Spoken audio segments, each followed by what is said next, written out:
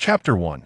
Is Spider-Man a mutant? New York, the Big Apple. The morning sun, brilliant and radiant, dispels the darkness, while skyscrapers rise like colossal metallic giants in this modern metropolis, with pedestrians bustling through the streets. Ever since New York's friendly neighborhood Spider-Man and the flamboyant billionaire Tony Stark joined forces against crime, the collaboration between masked vigilantes and the Avengers has driven the city's crime rate to an unprecedented low. Recently, rumors have circulated that Spider-Man is set to join the Avengers as a member. I assert that Spider-Man is hardly a superhero. I strongly demand that the Avengers conduct a thorough investigation into his background.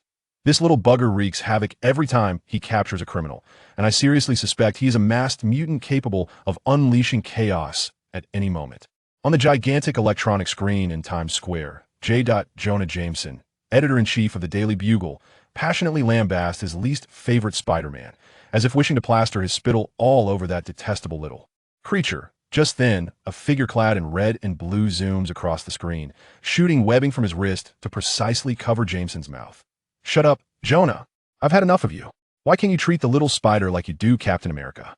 Spider-Man, who had darted across the screen, muttered a few words as he continued to swing between the towering buildings, sunlight glinting off him like a gilded frame, casting a pronounced shadow that caught the attention of pedestrians below, prompting them to look up frequently.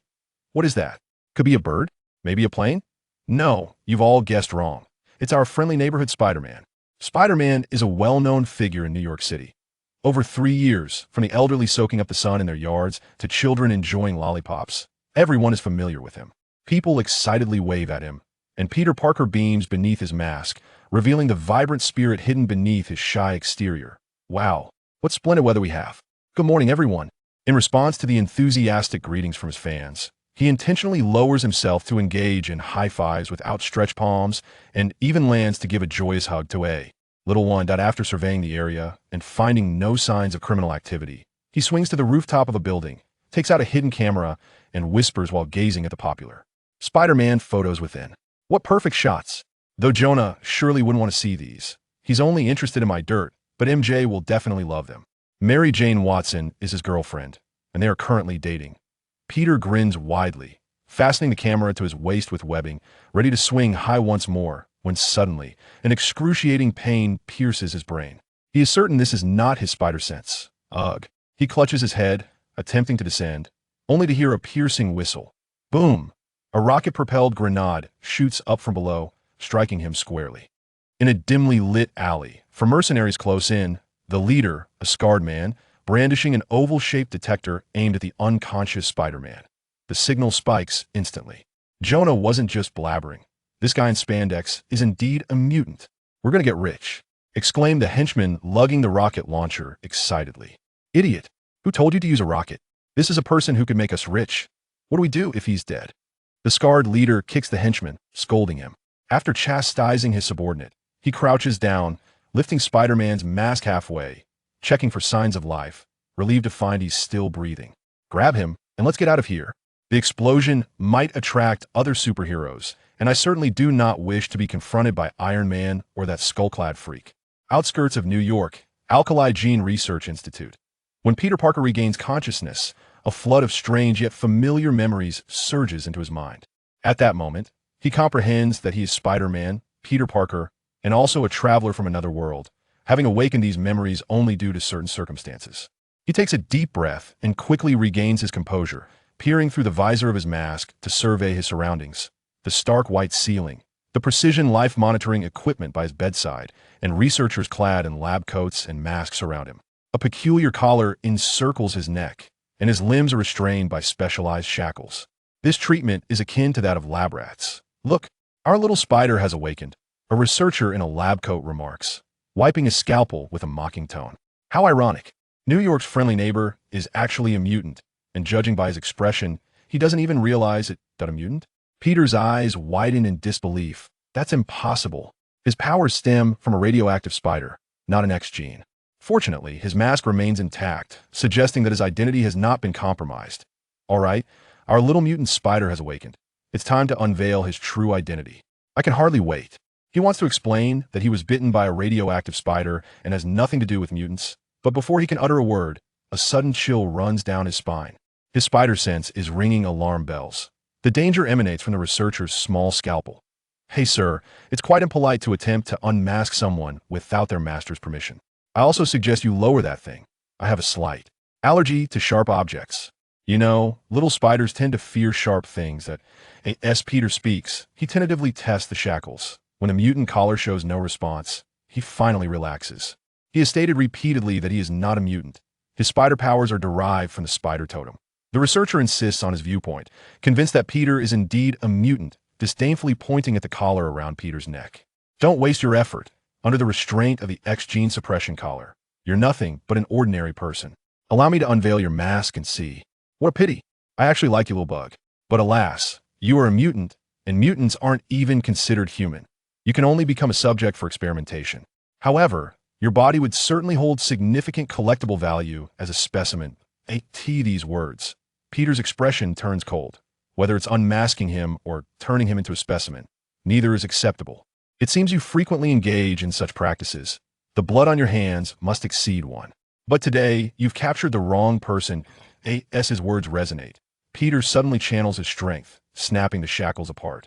He yanks at his neck, tearing the X-gene suppression collar like paper. Impossible. How can you still use your powers? The nearby researcher stares in disbelief. Peter pays no mind to their astonishment. Once free, he executes a graceful backflip, hanging from the ceiling, firing 3 strands of webbing to disarm the guards at the door, and promptly wraps himself in a bedsheet. I told you I am not a mutant, but your experimentation on living beings is irrefutable evidence. Gentlemen, you found yourselves in a predicament. I suspect if Magneto learns of your dissection of mutants here, a scene reminiscent of the Golden Gate Bridge incident will unfold. Magneto. The name strikes terror in their hearts, and the researcher's expression darkens with malice as he suddenly pulls a gun from beneath his lab coat. Bang, bang, bang. He executed the ambush without a hint of psychological burden. After all, even in failure, the worst outcome would merely be a few days in prison. It is well known that Spider-Man does not kill. With his spider sense tingling, Peter effortlessly dodged the incoming bullets, leaping from the ceiling and delivering a powerful punch. Bang! The researcher who had fired the gun didn't have time to react, crashing into the wall as if struck by a truck, his chest collapsing and blood gushing forth.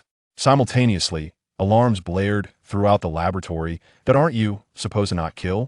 The bloodied researcher managed to squeeze out one final utterance before his head tilted, lifeless. Sorry. I pulled my punches. Who knew you'd be so fragile? Peter was momentarily taken aback. He had indeed moderated his strength, yet something felt amiss with his control today. He attempted to lean against the wall and gently tapped the man's cheek, saying, "Hey buddy, don't sleep. Wake up." But to no avail. Given the collapsed chest cavity, it was clear that there was no hope. Chapter 2, Wolverine 3. Apologies, I truly didn't mean to. Spider-Man murmured, seemingly perturbed by the act of killing, his hand rubbing the back of his head like a child caught in wrongdoing. The remaining researchers and security personnel in the room, however, had no time to notice Spider-Man's awkward demeanor. They stood wide-eyed, expressions of disbelief etched across their faces. Everything had transpired too swiftly, too quickly for the retina to relay images, too fast for the nerve endings to tremble. In the previous moment, the doctor, the absolute sovereign of the laboratory, exuded an air of authority with every breath he took, standing like an unyielding mountain. In the next instant, he had become a shattered piece of art embedded in the wall, crimson liquid dripping slowly down the spiderweb-like surface, producing a chilling drip, drip sound in the silent room. And the assailant? Spider-Man, that friendly neighborhood hero who traded quips for fists and webs for bullets, now clung to the wall like a spider, humorously wrapped in a flimsy white bedsheet, his bare torso, revealing a youthful slimness. The stark visual contrast between him and the brutal violence he had just unleashed created a maddening paradox. The cold laboratory lights illuminated the dust still suspended in the air and highlighted the frozen expressions of the survivors. The researchers in white lab coats gaped like fish out of water, their minds struggling to process the information before them, only to be met with a string of gibberish. Confusion, terror, and a hint of absurd disbelief mingled in their gazes as they frantically shifted between the bloody mural on the wall and the sheet-clad hero, their CPUs almost at the brink of overheating. Spider-Man? A killer? What was this before them? An eerily realistic nightmare? Hey, Earth 2, well, everybody in this fancy murder lab. With that, Peter Parker leapt from the wall, breaking the deathly silence. He sounded like a college student just waking up, his voice still tinged with morning rasp. He spread his arms wide, adopting an incredibly innocent the first didn't do anything gesture, the bedsheet nearly slipping from his waist, prompting him to clumsily catch it, appearing quite comical.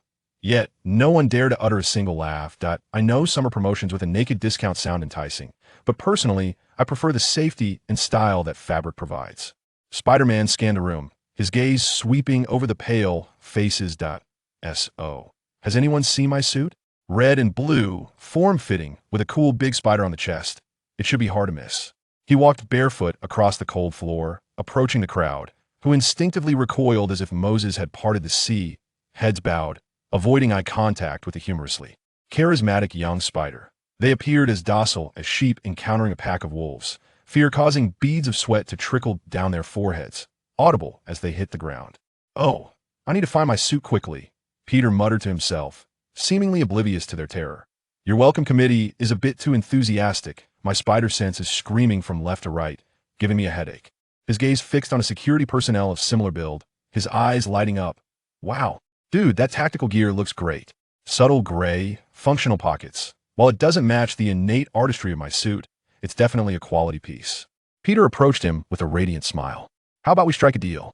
Can I borrow it for a bit? I promise to return it in pristine condition once I find my suit." The security personnel swallowed hard, his eyes involuntarily darting to the wall where the slowly cooling corpse lay, the doctor's unblinking gaze fixated in that direction. He abruptly turned back, nodding frantically at Peter, the speed alarming enough to evoke concern for his neck. "Awesome. I knew Captain America wasn't the only kind-hearted soul." Peter cheerfully patted his shoulder, then effortlessly disarmed him, taking his handgun, tactical knife, magazines, and even retrieving 2 grenades from the thigh pocket. "I'll hold on to these dangerous toys for you. Don't worry, I'll be careful." He quickly donned the security personnel's tactical vest and pants. Although they were empty, they instantly made him look more put together. Perhaps it was the recovery of memories, as a melody played in his mind. He shook his head, his shoulders moving to an imaginary rhythm, snapping his fingers and executing a few smooth dance steps. "Wow, look at those moves. Do I actually have this talent? It must be the inspiration from this new outfit. So cool." The security personnel, left in nothing but a pair of boxers, could only cover himself with his hands, shivering under the sympathetic and relieved it wasn't themselves gazes of his companions. Another security personnel, recognizing the gravity of the situation, gently placed all his weapons on the ground and raised his hands. "Mr. Spider-Man, I know where your suit is." With a tremulous voice heavily laced with an accent, a Mexican woman stepped forward from the crowd, having observed Spider-Man for some time. She bore a sickly pallor, yet her eyes shone with a fierce determination. Peter, having just been uplifted by the prospect of borrowing clothes, was taken aback by her willingness to provide information about his suit. He turned his gaze toward her, exclaiming, "Aha! Finally, a lady willing to offer clues about my suit."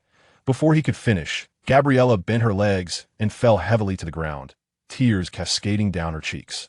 "I know you're a kind hero. Please, save those children." Her voice trembled, nearly incoherent. "They are cloned mutant children, right here in this laboratory. If we don't save them soon, they'll be disposed of. Please, well, no, madam, please, get up," Peter exclaimed, as if scalded, performing a deft backflip that left him hanging from the ceiling, narrowly avoiding the gift aimed at him. "Let's discuss this calmly. There's no need for such grand gestures. My uncle once said, with great power comes." He abruptly slapped his mouth and muttered under his breath, "Damn parallel universe memories." "I meant, with great responsibility." He descended cautiously, gently helping Gabriella to her feet, meeting her tear-filled yet sincere gaze, which radiated a desperate, maternal plea devoid of malice. All right, since children are in danger." Peter sighed, ruffling his hair. "I will certainly assist. It is my responsibility. Thank you on behalf of the children. Spider-Man, you are truly a good person." Gabriella wept with joy, vigorously wiping her tears as hope illuminated her face anew.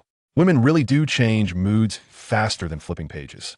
Peter muttered under his breath, unexpectedly reminded of Gwen that he scratched the back of his head, tilting it thoughtfully. "Woman? Wait, have I forgotten something important?" Though he couldn't recall at the moment, the mission to rescue the children took precedence. "What's your name?"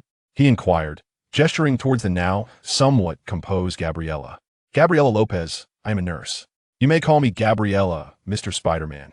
Gabriella, such a familiar name. Mutant child, Gabriella Lopez, mutant experimentation facility. These thoughts inevitably led Peter to recall a certain Marvel film, Logan. Mr. Spider-Man, your suit is in the storage room at the end of the right corridor. The children are also confined nearby. I will take you there. Peter nodded, casting a final glance at the room filled with anxious onlookers. All right, folks, the party's over for you. He formed a classic gesture with his hands. Now it's time for a duo activity. Swish, swish, swish. White webs shot forth with precision, ensnaring the researchers and security personnel one by one, lifting them from the ground and suspending them from the ceiling like a form of postmodern decorative artiat my apologies, everyone, for the temporary inconvenience. I shall return shortly. And you, kind gentleman in your underwear, Peter addressed the security officer stripped to his boxers. I'll remember your attire. For now, enjoy a custom web sweater to keep warm. More webs erupted, cocooning the unfortunate fellow in a white shroud, leaving only his nose for breathing and a pair of eyes that conveyed utter despair. The shrill alarm continued to wail as Peter and Gabriella dashed out of the room into the cold metallic corridor. Thwip, thwip. As Peter moved swiftly, he raised his hand to shoot webs, expertly covering every surveillance camera at each corner. Gabriella, what's the story behind those children? And this place? Peter asked during a brief lull in the alarm. Gabriella spoke without hesitation. This is the Alkali Gene Research Institute. They are cloning children using mutant DNA for experimentation. The girl in charge is named Laura Kinney, along with X-23 and X-24. Alkali? Laura Kinney? X-24? Peter's stride faltered slightly, his eyes widening beneath the mask. Wow, is this really the plot of Logan?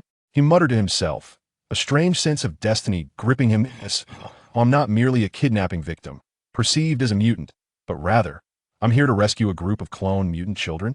This is utterly insane, yet incredibly cool. Whoosh, a sharp sound sliced through the air from the right corridor. Peter's spider sense surged through him like a jolt of electricity. Watch out, Peter shouted. Time seemed to stretch infinitely. His head jerked aside as a military grenade whirled past his mask, heading straight for Gabriella's face. Just as the grenade was a mere 2 millimeters from her eye, Peter flicked his wrist. Swish, a strand of webbing latched onto the grenade, using its immense stickiness and pull to send it hurtling back at an even greater speed. Boom! A deafening explosion reverberated. The right corridor was instantly engulfed in flames and smoke.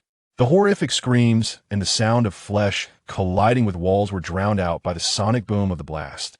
Peter didn't even glance back at the devastation, pulling the stunned and nearly limp Gabriella forward. He felt an unusual calm within, as if he had merely swatted away a bothersome FLY, an eye for an eye, a tooth for a tooth. If you wish to kill me, be prepared to face death.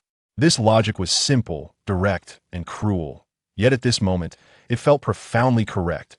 Gabriella stole glances at the young man beside her. He stood tall, clad in ill-fitting tactical gear that did little to hide his striking features, especially those piercing blue eyes that seemed to shine through the mask. Yet his earlier retaliation was chillingly ruthless.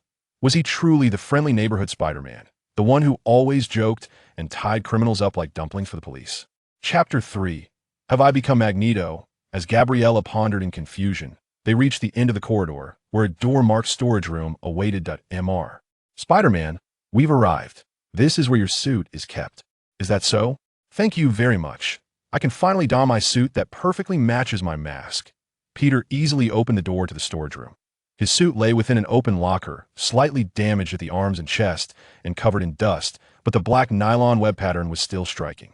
He gently caressed the spider emblem, feeling as if he had found an old friend long lost. Without a moment's hesitation, he swiftly removed the borrowed tactical outfit, folded it neatly, even brushing off the dust, and tucked it into a bag he found, securing it with webbing at his waist before effortlessly slipping into his red and blue suit. As the final fabric pressed against his skin, he exhaled softly, as if some force had completed a circuit. Regardless of what had transpired, how he may have changed, or whether he bore memories from a past life, this suit remained an integral part of him. The Spider-Man clad in his suit was invincible. The corridor ahead transformed into his personal stage. Swish! Swish! The mercenaries who had rushed to assist barely had time to register a shadow before being ensnared by white webs, screaming as they were flung to the ceiling, becoming the latest decor. The simplicity of the one-sided assault continued, and as the ceiling filled with incapacitated prey, the duo approached the heavy metal door that imprisoned the children with little resistance. Gabriella, being a nurse at the institute, had long planned to help the children escape. Before Peter could employ his genius to crack the alloy door's code, she used a stolen access card to swipe the sensor on the right side of the door. Creak! The alloy door slowly swung open, revealing a sight that momentarily took Peter's breath away. Dozens of children were crammed into a room filled with training equipment, all appearing to be just over 10 years old, their pallid faces indicative of long exposure to darkness. Clad in identical white prison garb, their eyes filled with fear of the unknown. Yet upon recognizing their visitors, the fear in their eyes faded, replaced by a flicker of joy. "Behold, it is Spider-Man!" cried a toothless little boy in sheer delight. MS. Gabriella has brought the actor portraying Spider-Man. It is simply magnificent. If the armed guards and researchers within the Institute instilled fear in the children, then the ever-kind Ms. Gabriella was undeniably an angel of hope. "He's just like the one in the comic book you brought last time." A timid little girl pointed at Spider-Man. "I recognize the spider emblem on his suit. It is exactly the same." The children rushed forward, encircling Peter in a moment of exuberance, their pale faces flushing with excitement, the vibrant energy they exuded dispelling the oppressive gloom that permeated the laboratory, particularly when they learned from Ms. Gabriella that the figure before them was not merely an actor, but the genuine Spider-Man. Their joy reached a crescendo akin to witnessing the X-Men come to their rescue. "Are you sent by God to save us?" One child gazed at Spider-Man, hope gleaming in their eyes. "Children, quiet. Listen to me." Gabriella raised her voice. "Spider-Man is here to rescue us. Now, let us keep silent and check if everyone is present." Gabriella held a high reputation among the children, who willingly heeded her words. They scrutinized one another, shaking their heads to indicate that all their friends were accounted for. Among them stood a blonde girl, distinct with a comic book in her hands, seemingly around 11 or 12 years old. Her delicate features bore an unwavering indifference, even as the other children flocked to Spider-Man. With keen eyesight, Peter discerned that the cover of the comic book showcased the emblem of the X-Men, prominently featuring Wolverine in his X-suit. "Uncle Spider-Man, did you really come specifically to rescue us?" The previously timid girl grasped Peter's finger. "Indeed, I shall lead you all to safety," Peter replied courteously, gently ruffling the girl's hair. With a playful tone akin to that of classroom interaction, he added, "Actually, I am still a student, so it would delight me if you call me Spider-Man brother." Could it be that the famed Spider-Man was still a student? Gabriella paused momentarily, then promptly corrected the children. "Yes, he is Spider-Man brother. Everyone, be sure to stay close to us and do not wander off. We will surely make it out safely, and then you shall see what the outside world is like." "Exactly, children." "Gabriella is right," Peter affirmed, raising his hands in support.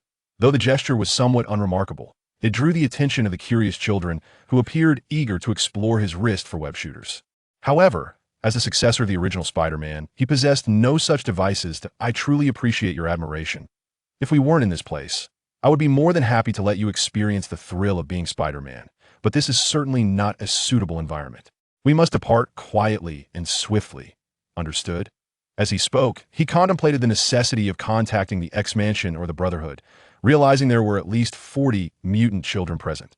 Even if he could lead them to safety, he needed to find a place for them to go. After all, he was not a mutant. He couldn't allow over 40 children to follow him. "I hope the signal isn't blocked, and that my phone can still reach out," Peter muttered, momentarily glancing at his wrist, which abruptly froze in astonishment. From the spot where he had been bitten by the spider, a radiant white light erupted, blindingly bright, before gradually coalescing into a virtual X shape. What a world! Was this some kind of power-up?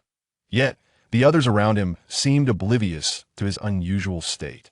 To dispel any illusions, Peter blinked vigorously and even lifted his hand to wipe the lenses of his mask. When he looked again, the X symbol remained, now more defined, and several luminescent points resembling fireflies emerged from the children's heads, converging upon the X symbol. On his wrist, as the light points were absorbed, the X symbol grew increasingly solid until it seemed to animate and dive into Peter's body. "What the?" Peter's body jolted suddenly. An indescribable sensation coursed through him, as if a dormant genetic switch had been flipped.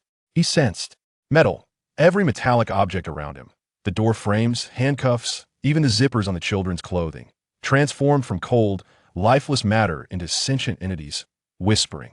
To him, expressing intimacy and obedience. No way. In disbelief, he lifted a finger and, following his instinct, beckoned to a rivet on a training table in the distance. To his astonishment, the rivet trembled and began to levitate, unnoticed by anyone else. It floated gracefully in the air, suspended at his fingertip.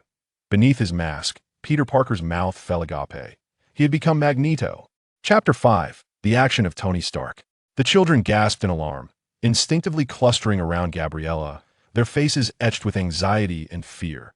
However, one girl remained composed. Laura Kinney, the young Wolverine, calmly tucked her well-worn X-Men comic in her cartoon backpack, then dropped to all fours, lowering her body and emitting a threatening growl. From her throat, she assumed a perfect predatory stance, her youthful yet piercing gaze shimmering with a primal ferocity, fixating intently on the uninvited guest lurking in the shadows. "Laura, do not act rashly," Gabriella said, a flicker of concern in her eyes as she lowered her shotgun and enveloped the crouched girl in a protective embrace. Her gentle hand caressed Laura's back, attempting to soothe the wild instincts surging within her. Under the tender touch, the fierceness in the girl's eyes softened slightly, yet her body remained taut, like a young beast poised to pounce, unwavering in her focus on the shadowy figure. Clang, clang. The sound of boots striking the ground echoed ominously, a countdown from death itself, as the figure finally emerged from the shadows, coming into full view. The newcomer sported a slicked-back hairstyle, donned a pair of pretentious brown glasses, yet the gleaming metallic arm protruding from his sleeve betrayed his true nature. As he spoke, a prominent gold tooth glinted in his mouth. Donald Pierce, a loyal henchman of the Alkali Research Institute, an experienced and bloodthirsty mercenary leader. With his appearance, a throng of heavily armed mercenaries surged forth from the corridors, weapons raised, cold laser sights aligning on Peter and the children, encircling them. With a menacing precision, "I have finally found you." His voice dripped with menace, as if squeezed through clenched teeth. "Damn mutants. Why must you create trouble when you have a perfectly good cage?" Having just been reprimanded by Dr. Rice over the phone, Donald slowly removed his glasses, his gaze fixated on Spider-Man above, clearly including him in his derisive mention of mutants. "It is time for your performance. Proceed." There was little room for discussion as he swiftly issued the command of assault to the lethal machine within the ranks. Unbeknownst to all, a brawny man, his muscles bulging to near exaggeration, emerged from the shadows behind Donald. His face was adorned with a tangled beard, his gaze utterly devoid of emotion, cold and vacant. Most striking were his arms, robust as the roots of ancient trees, from which protruded 3 glimmering claws crafted from adamantium, gleaming with a chilling luminescence. Screech! The ear-piercing noise reverberated through the corridor. The claws effortlessly scraped against the concrete wall, slicing through it like a hot knife through butter, leaving behind 3 unfathomably deep and terrifying claw marks. He emanated a primal ferocity, born solely for destruction. "It's X-24, Gabriella instinctively exclaimed, gasping as she retrieved the shotgun from the ground, shielding the children behind her, her voice trembling. They truly did create you. X-24. Peter immediately accessed the relevant information from his merged memories that a clone of Wolverine, Logan, an emotionless, soulless perfect killing machine, designated as Weapon X. Yet something felt amiss. Peter dropped from the ceiling, straightening his posture as he curiously gauged their heights from a distance, that he realized that this seemingly formidable and muscular X-24 stood only to his chest. Estimating from his height of 1.85 meters, this Wolverine appeared to barely reach 1.6 meters. "Wow." Peter couldn't help but exclaim, "Buddy, did you suffer from severe malnutrition as a child? Or did Alkali's cloning technology forget to include growth hormones? I see now. Your unfortunate height led to ridicule, resulting in your cynical and irritable demeanor." Peter's loquacity was fully activated, his incessant banter attempting to diffuse the deadly tension. That X-24 remained unresponsive. It was merely a weapon, devoid of feelings, and thus impervious to insults. However, Donald could no longer contain himself. "Enough. You insufferable pest. I swear I will sew your foul mouth shut with the thickest thread. Let's see how you chatter then." "Fuck you." "Hey, mind your words, one-armed man," Peter retorted, even with countless guns aimed at him. "First, I'm not a pest. I am Spider-Man. Secondly, biologically speaking, spiders are not classified as insects. They belong to the class Arachnida, within the phylum Arthropoda. I feel it necessary to clarify my species. Reputation. Regarding the reputation of spiders, Peter felt compelled to argue his case. Shit. Donald Pierce's forehead bulged with veins, his teeth grinding audibly, his fury nearly erupting. X-241. What are you waiting for? Tear this filthy crawler apart. Start by removing its tongue and foul mouth. The Wolverine clone sprang into action, its back arched violently, legs exploding with a terrifying force incongruous with its size, propelling it forward like an arrow released from a bow. Those merciless adamantium claws lunged directly at Peter's face. Peter executed a nimble sidestep, narrowly evading the lethal strike while flicking his wrist to shoot a strand of webbing straight at X-241's face, attempting to obstruct its vision.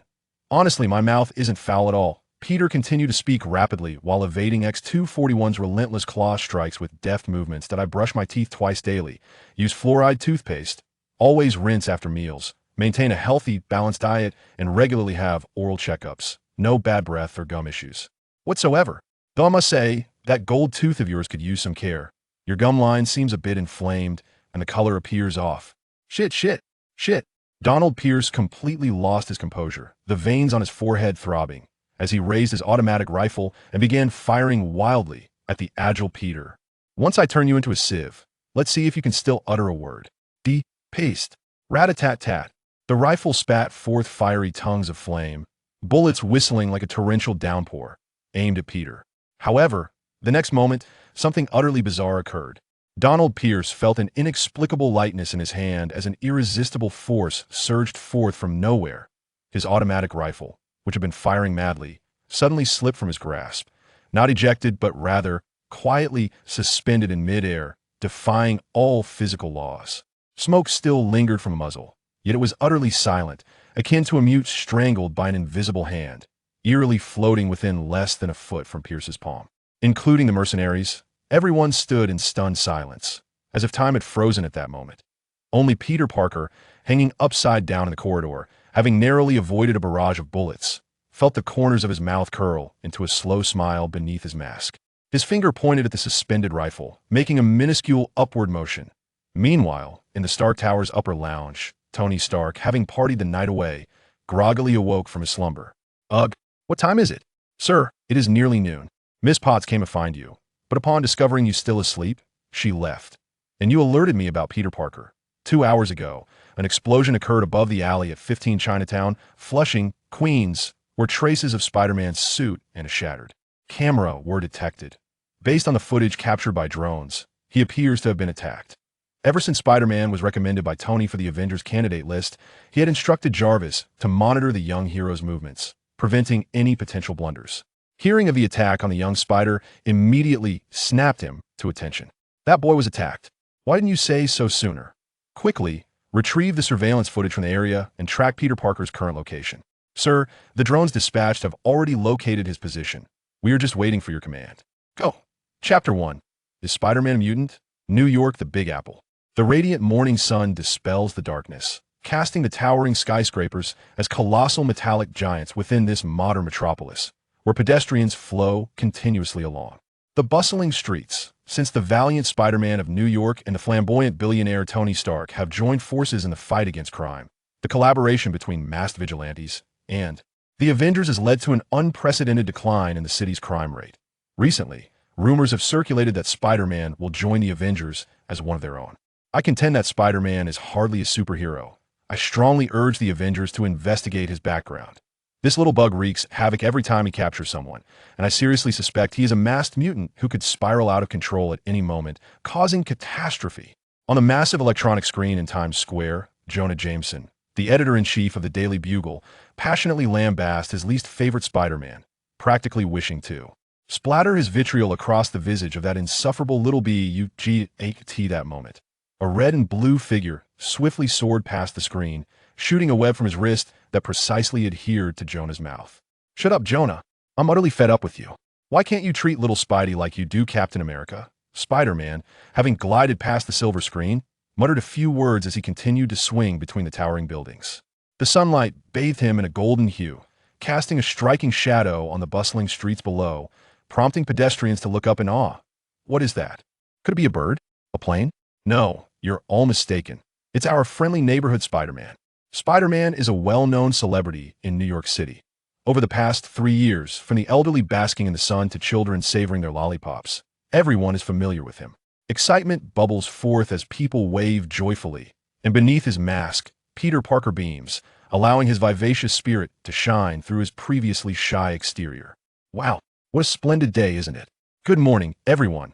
In response to the enthusiastic greetings of his fans, he always makes a point to lower himself, exchanging high fives with those extending their hands, or landing gracefully to offer a hearty embrace.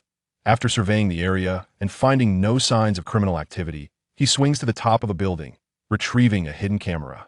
Gazing at the popular photos of himself as Spider-Man, he muses, "What a perfect shot." But Jonah certainly wouldn't want to see this. He's only interested in slandering me. However, MJ will undoubtedly appreciate it.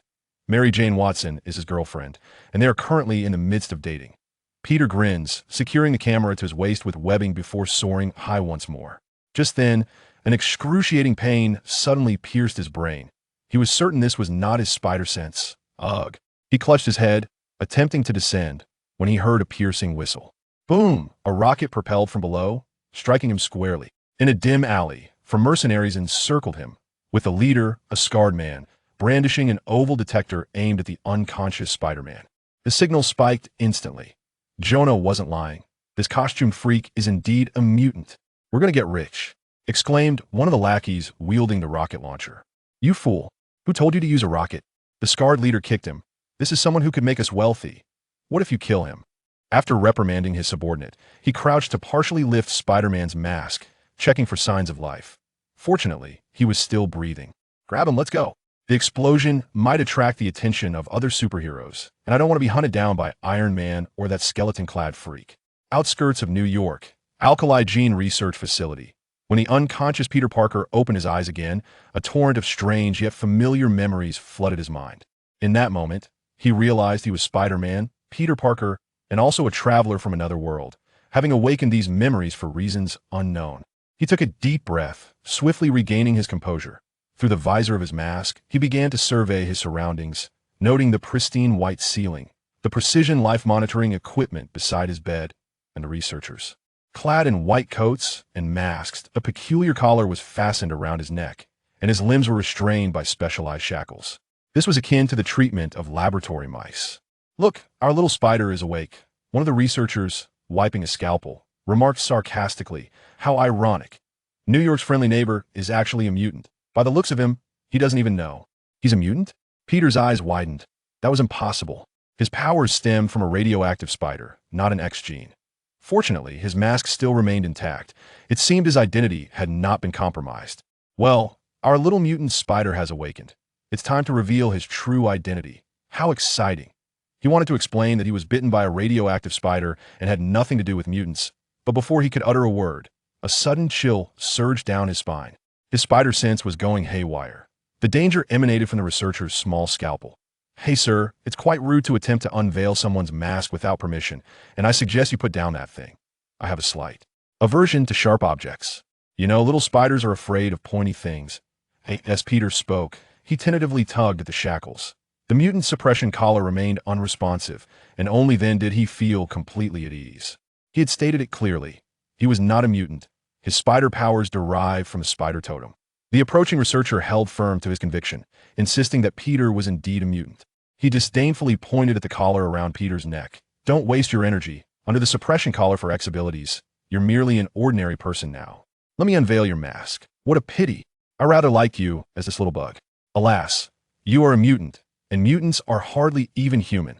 You'll merely become a specimen for experimentation. However, your body would certainly hold substantial collectible value as a specimen." Upon hearing this, Peter's gaze turned icy. Neither having his mask unveiled nor being turned into a specimen was what he desired. "It seems you're well-versed in this line of work. The lives you've taken must number more than one. But today, you've captured the wrong person. As soon as the words left his lips, Peter summoned all his strength, and the shackles shattered with a crack. His right hand shot to his neck, tearing the X-ability suppression collar apart, as if it were mere paper. "Impossible! How can you still use your powers?" The nearby researcher gaped in disbelief. Peter paid no heed to their astonishment. Free from his restraints, he executed a stunning backflip, dangling from the ceiling while shooting 3 strands of webbing to incapacitate the guards at the entrance, swiftly wrapping himself in a bedsheet. I told you I'm not a mutant, but the fact that you're experimenting on living beings is indisputable evidence. You fellows are in serious trouble. I suspect if Magneto finds out you're dissecting mutants here, the events at the Golden Gate Bridge will repeat themselves.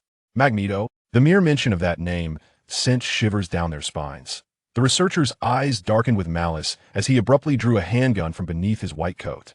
Bang, bang, bang.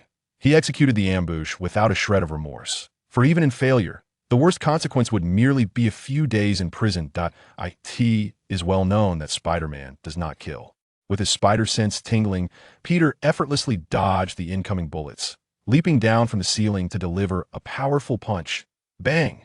The researcher who fired the gun had no time to react, crashing into the wall as though struck by a truck, his chest caving in, blood gushing forth. Simultaneously, the alarm blared throughout the laboratory that you're not supposed to. Not kill. The researcher, blood pouring from his wounds, managed to utter his final words before his head tilted, lifeless. I'm sorry. I held back.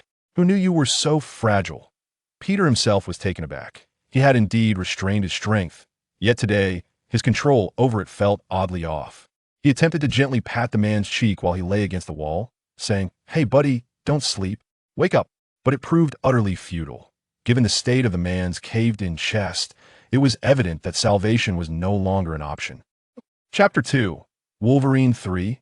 I'm so sorry, truly, it was not my intention, Spider-Man murmured to himself, seemingly lamenting the act of killing, his hand rubbing the back of his head like a child caught in wrongdoing. The remaining researchers and security personnel in the room, however, had no time to notice Spider-Man's awkward demeanor. Their eyes widened in disbelief. Everything had transpired too swiftly, too fast for the retina to relay the imagery, too rapid for the nerves to tremble. In one moment, the doctor, the absolute authority of the laboratory, stood there, exuding an air of command with every breath, akin to an unmovable mountain. In the next, he had become a shattered piece of art embedded in the wall, crimson liquid trickling down the spiderweb surface, creating a chilling drip sound in the silent room. And the perpetrator was none other than Spider-Man. The friendly neighborhood hero, as referred to by the citizens of New York, who replaced bullets with quips and webs, now found himself scaling the wall like a spider, comically. Wrapped in a thin white bedsheet, his bare torso displaying a youthful slenderness. The stark visual contrast between the raw brutality of his recent actions and his current ridiculous appearance created a maddening paradox. The cold light of the laboratory illuminated the air, still filled with dust, as well as the frozen expressions of the survivors. The researchers in their white coats gaped, mouths agape like fish out of water, their brains struggling to process the information before them, only to be met with a jumble of confusion, doubt, terror, and a hint of absurd incredulity flickered in their eyes. They frantically shifted their gaze between the bloody mural on the wall and the hero in the bedsheet, their minds nearly overheating. Spider-Man, a non-lethal force? What was this before them? An exceedingly vivid nightmare. Hey, Earth 2. Well, everyone in this fancy murder lab. Peter Parker's voice shattered the deathly silence as he leaped down from the wall, sounding like a college student just roused from slumber, even carrying a hint of morning rasp. He spread his arms wide, adopting an extremely innocent the first didn't do anything pose, nearly losing his makeshift bedsheet in the process, which caused him to hurriedly grasp it, again creating a rather comical scene. Yet at that moment, no one dared to utter a single scoff that I know the summer promotions and the naked discount sounds enticing, but personally I prefer the security and style that fabric provides. Spider-Man surveyed the room, his eyes scanning the pale faces around him. So, has anyone seen my costume? Red and blue, skin tight, with a cool big spider on the chest. It's hard to miss. Barefoot on the cold floor, he approached the crowd, and wherever he went, those not ensnared by webs instinctively recoiled as if parting the Red Sea, heads bowed, unable to meet the gaze of this humor-filled little spider. They were as docile as sheep in the presence of a wolf, terror causing beads of sweat to roll down their foreheads, hitting the ground with audible thuds.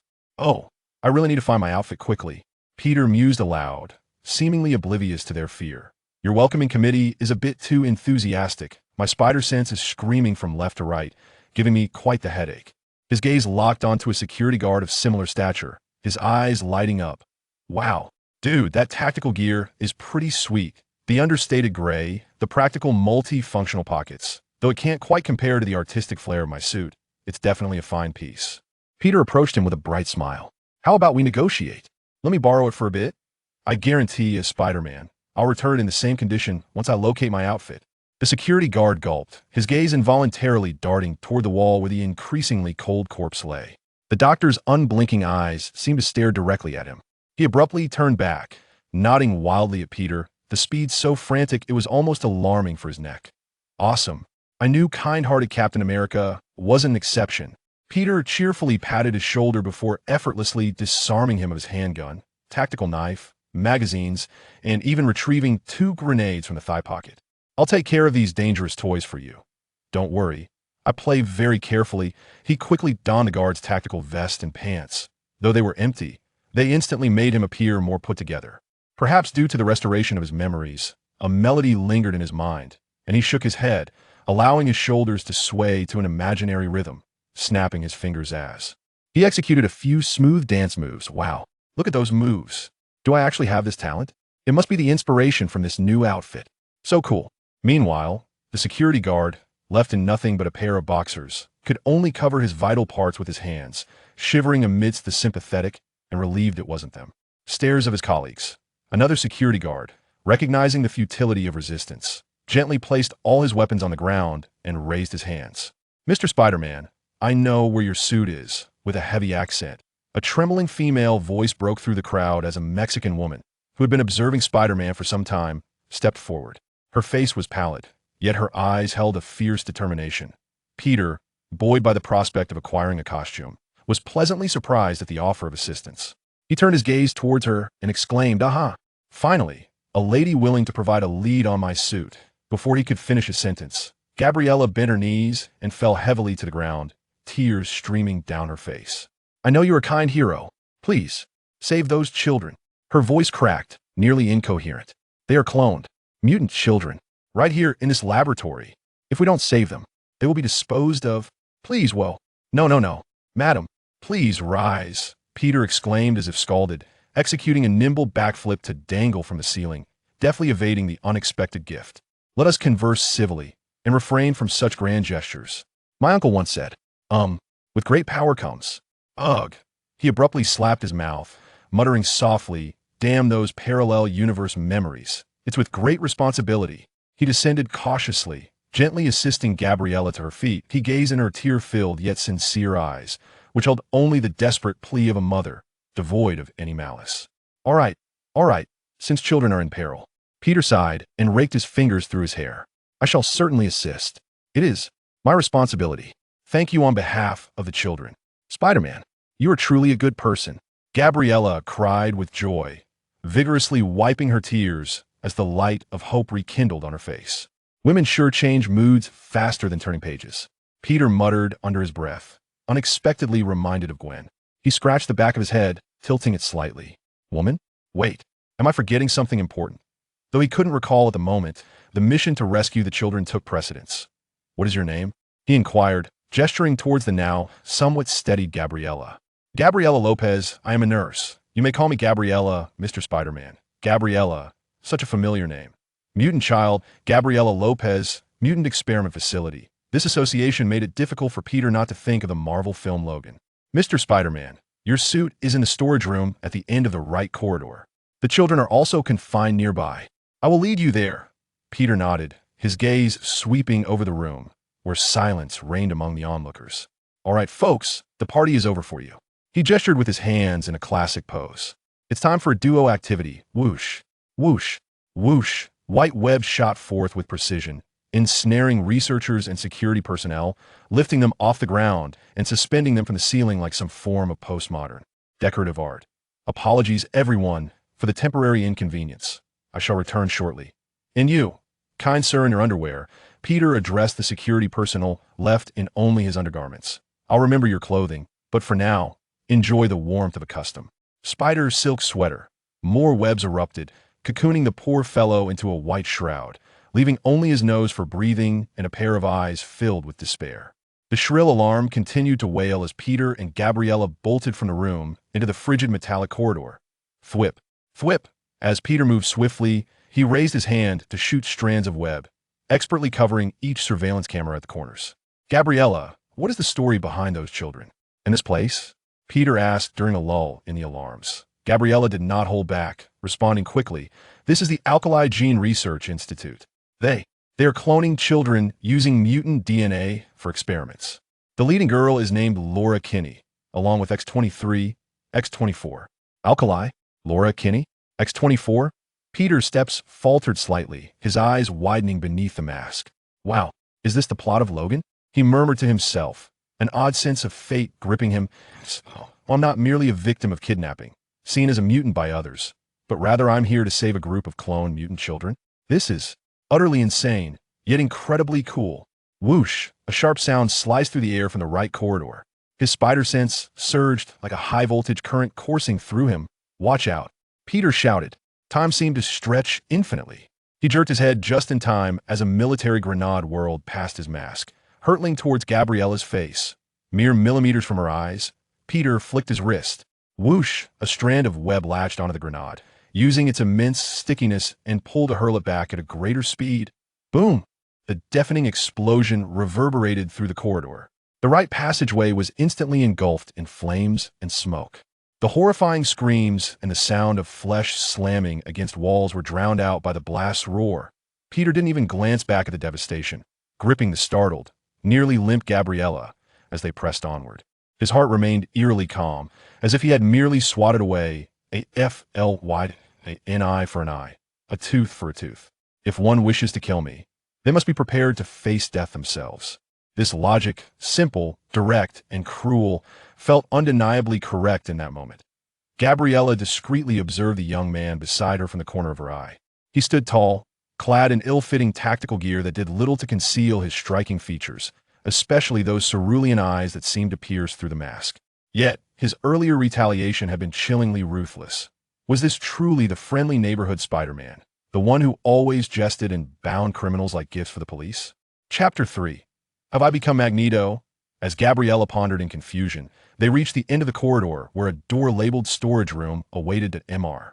Spider-Man, we have arrived. This is where your suit is stored. Is that so? Thank you immensely. I can finally don the suit that perfectly complements my mask. Peter easily opened the storage room door. His suit lay within an open locker, somewhat tattered at the arms and chest, dust-covered, yet the black nylon-woven, embossed spider emblem remained striking. Peter gently caressed the spider emblem, akin to reuniting with a long-lost friend. Without hesitation, he swiftly stripped off the borrowed tactical gear, folding it neatly, even brushing off the dust, and stowing it into a bag he found, securing it with webbing around his waist before smoothly donning his red and blue suit. As the final fabric adhered to his skin, he exhaled softly, as if some force had come full circle. Regardless of what had transpired, how he had changed, or whether he bore memories from past life, this suit remained a part of him. The Spider-Man clad in his suit was invincible. The ensuing corridor transformed into his personal showcase. Whoosh! Whoosh! The arriving mercenaries didn't even catch a glimpse of a shadow before being ensnared in white webs, screaming as they were flung to the ceiling, becoming new decorative pieces. The simplicity of the one-sided onslaught was evident. As the corridor's ceiling filled with helpless prey, the duo faced no hindrance in reaching the heavy metal door that held the children captive. Gabriella, being a nurse at the Institute, had already devised a plan to help the children escape. Before Peter could employ his genius to decrypt the alloy door's code, she swiftly swiped the stolen keycard across the sensor on the right side of the door. Creak! The alloy door creaked open, revealing a sight that momentarily took Peter's breath away. Dozens of children were crammed into a room filled with training equipment, most appearing to be just over 10 years old, their faces pale from prolonged exposure to darkness. Dressed in identical white prison uniforms, their eyes reflecting a deep-seated fear of the unknown. But as they recognized the newcomers, the terror in their eyes faded, replaced by a flicker of joy. That's Spider-Man. MS. Gabriella has brought the actor who plays Spider-Man. How cool, shouted a small boy missing a front tooth. If the guards and researchers wielding guns at the Institute instilled fear in the children, then Ms. Gabriella, who treated them kindly, was indeed an angel of hope. He looks exactly like the one in the comic book you brought last time. A timid little girl pointed at Spider-Man. I recognized that spider emblem on his suit. It's truly identical.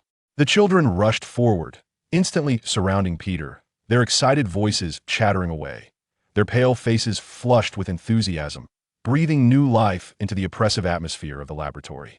Particularly when they learned from Gabriella that the figure before them was not merely an actor, but the real Spider-Man. Their joy reached an apex, akin to witnessing the X-Men come to their rescue. Are you sent by God to save us? One child gazed at Spider-Man, eyes brimming with hope. Children, quiet. Listen to me.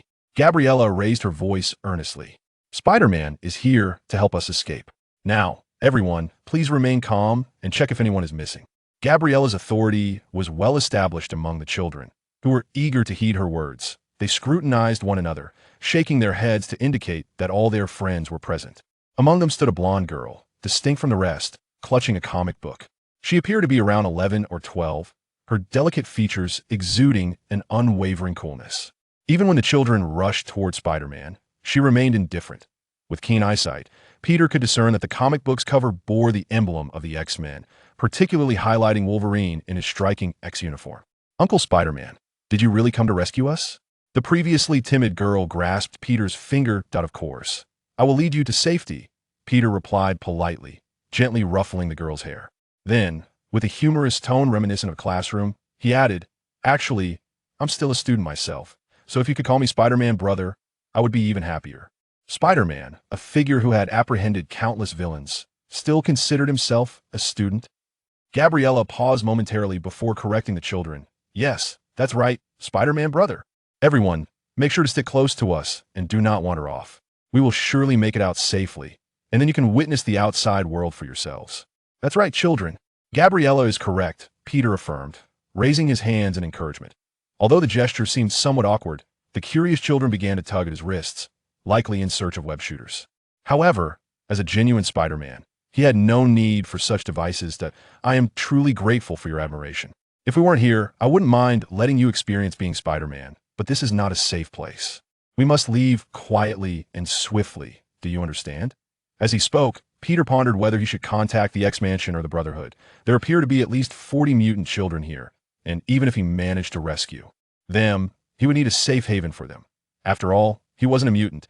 He couldn't simply have over 40 children following him. Let's hope the signal hasn't been jammed and that my phone can still connect. As Peter murmured this, his gaze inadvertently flicked to his wrist, freezing in shock. From a spot where he had been bitten by the spider, a sudden burst of white light erupted, blindingly bright, gradually coalescing into a virtual X shape. What was happening? A golden finger? An external aid? However, noticing that those around him seemed oblivious to his anomaly, Peter blinked rapidly, even raising a hand to wipe the visor of his mask. He looked again. The X symbol remained, now more solid, and several glowing points, resembling fireflies, emerged from the children's heads, converging upon the X shape on his wrist. As the light points were absorbed, the X symbol grew denser, ultimately seeming to animate as it penetrated Peter's body. What the? Peter's body jolted. An indescribable sensation coursed through him. It felt as if a dormant genetic switch had been flipped. He perceived metal, all the metal around him. The door frames, handcuffs, even the zippers on the children's clothes. They were no longer cold, lifeless objects. They seemed to have gained sentience, whispering to him, expressing affection and obedience. No way. In disbelief, he raised a finger, instinctively pointing it toward a rivet on a nearby training table. His astonishment. Unnoticed by anyone else, the rivet trembled, swaying, and then it floated. It hovered silently in the air, precisely where he pointed. Beneath his mask, Peter Parker's mouth formed an O shape. He had become Magneto. Chapter 5. The Action of Tony Stark. The children gasped in fright, instinctively huddling closer to Gabriella, their faces etched with anxiety and fear. Yet, one girl remained unfazed. Laura Kinney, the young Wolverine, calmly tucked her well-worn X-Men comic into her cartoon backpack. Then, she crouched low, her body poised like a predator, emitting a low, threatening growl from her throat. She assumed a perfect attack stance, her youthful yet fierce eyes glinting with a wolf-like ferocity, fixed intently on the shadowy intruder. Laura, don't, Gabriella said, a flicker of concern in her eyes as she set down her shotgun and pulled the crouching girl into a tight embrace. Her gentle hand stroked Laura's back, attempting to soothe the wildness surging within her. Under that tender touch,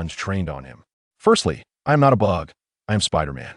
Secondly, biologically speaking, spiders do not belong to the insect class. They're classified under the phylum Arthropoda, class Arachnida. I believe it is vital to clarify my species reputation. Peter felt compelled to defend the honor of spiders. Damn it. Donald Pierce's forehead throbbed with veins, his teeth grinding together in fury, the fire in his eyes threatening to erupt. X-241, what are you waiting for? Tear this filthy crawler apart. Remove his tongue and foul mouth first. The Wolverine clone sprang into action. It arched its back, its legs unleashing a terrifying force that belied its size, shooting towards Peter like an arrow released from its bow. The ruthless adamantium claws lunged straight for Peter's face. With a deft sidestep, Peter narrowly avoided the lethal strike, simultaneously flicking his wrist to shoot a strand of webbing toward X-241's face, attempting to obstruct its vision. Honestly, my mouth is not foul at all, Peter continued as he moved rapidly, evading X-241's relentless barrage of strikes. That I brush my teeth every morning and night, use fluoride toothpaste, always rinse after meals, maintain a healthy and balanced diet, and have regular dental checkups. No bad breath or gum issues whatsoever. However, I think you should take better care of that big gold tooth of yours. The gum line seems to be inflamed, and the color is off. Damn it, damn it, damn it. Donald Pierce completely lost his composure. blood vessels bulging on his forehead. He raised his automatic rifle, firing madly at the agile Peter. Once I turn you into a sieve, let's see if you can still utter a word. Die, bug. The rifle erupted in a blaze of fire, bullets whistling like a torrential downpour, raining down upon Peter. Yet, in the next moment, an utterly bizarre occurrence unfolded. Donald Pierce felt an abrupt lightness in his hand, as if an irresistible force had arisen from nowhere. His automatic rifle, which had been firing incessantly, suddenly slipped from his grasp. Not propelled away, but rather, it hung eerily in midair, defying all laws of physics. Smoke still lingered at the muzzle, yet it had fallen silent, like a mute strangled by an invisible hand, bizarrely suspended less than a foot from Pierce's palm. Everyone, including the mercenaries, stood frozen, as if time had come to a standstill. Only Peter Parker, hanging upside down in the corridor, having narrowly evaded a hail of bullets, felt a grin slowly forming beneath his mask. His finger was directed toward the suspended rifle, making an almost imperceptible upward motion. Meanwhile, in the upper lounge of Stark Tower, Tony Stark, who had partied all night, groggily awoke from his slumber. Ugh, what time is it? Sir, it is nearly noon. Miss Potts came looking for you, but left upon finding you still asleep. And you told me to keep an eye on Peter Parker. 2 hours ago, an explosion occurred above the alley at 15 Chinatown, Flushing, Queens. Residual fragments of Spider-Man's suit and a broken camera were detected at the scene. According to footage captured by drones, he appears to have been ambushed. Ever since Spider-Man was recommended by Tony to join the Avengers candidate list, he had instructed Jarvis to monitor his whereabouts to prevent any major blunders. Hearing that the young Spider had been attacked jolted him awake. That kid was attacked? Why didn't you say so earlier? Quickly, retrieve the surveillance footage from the area and track Peter Parker's current location. Sir, the location has already been identified by the dispatch drones. We're just waiting for you to take action. Go. Chapter 5. The actions of Tony Stark. The children gasped in fright, instinctively drawing closer to Gabriella, their small faces etched with anxiety and terror. However, one girl remained an exception. The young wolf girl, Laura Kinney, calmly stuffed her well-worn X-Men comic into her cartoon backpack, then crouched down on all fours, lowering her body and emitting a low, threatening growl from her throat. She assumed a perfect predatory stance, her youthful yet sharp eyes glinting with a feral intensity, fixating on the unwelcome guest lurking in the shadows. Laura, don't, Gabriella said, a flicker of tenderness crossing her eyes. She set down her shotgun and pulled the poised little girl into a tight embrace. Her gentle hand caressed Laura's back, attempting to soothe the wildness surging within her. Under that tender comfort, the fierceness in the girl's eyes slightly waned, yet her body remained taut, like a young beast ready to pounce, still fixated on the shadows. Clang, clang. The sound of boots striking the ground echoed like the countdown of death. The shadowy figure finally emerged, fully stepping into view. The newcomer sported a slicked-back hairstyle and donned a pair of ostentatiously refined brown glasses, yet beneath his cuffs, a metallic arm glimmered with a cold sheen. His large gold tooth was prominently visible as he spoke. Donald Pierce, the loyal hound of the Alkali Research Institute, a seasoned and bloodthirsty mercenary leader. With his arrival, a swarm of heavily armed mercenaries surged forth from the corridors on either side, their weapons raised in unison, cold laser sights quickly enveloping Peter and the children. Completing a meticulous encirclement. I've finally found you. The chilling voice seemed to ooze from between clenched teeth. Damn mutants. Why can't you stay in your proper cages without causing me trouble?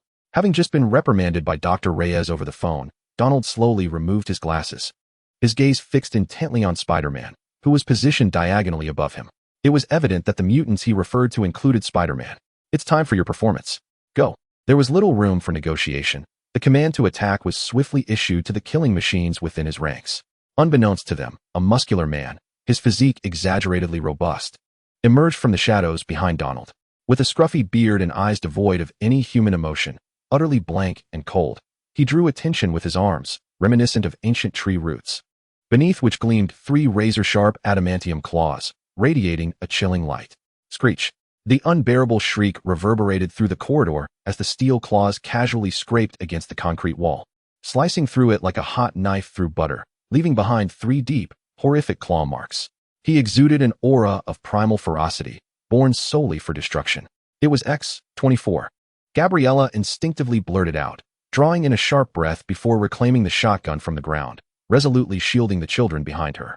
Trembling, she exclaimed, they truly have created you. X-24. Immediately, Peter tapped into the fused memories, retrieving pertinent information. The clone of Wolverine, Logan, a soulless, emotionless instrument of perfect slaughter, designated as Weapon X. Yet, something seemed amiss.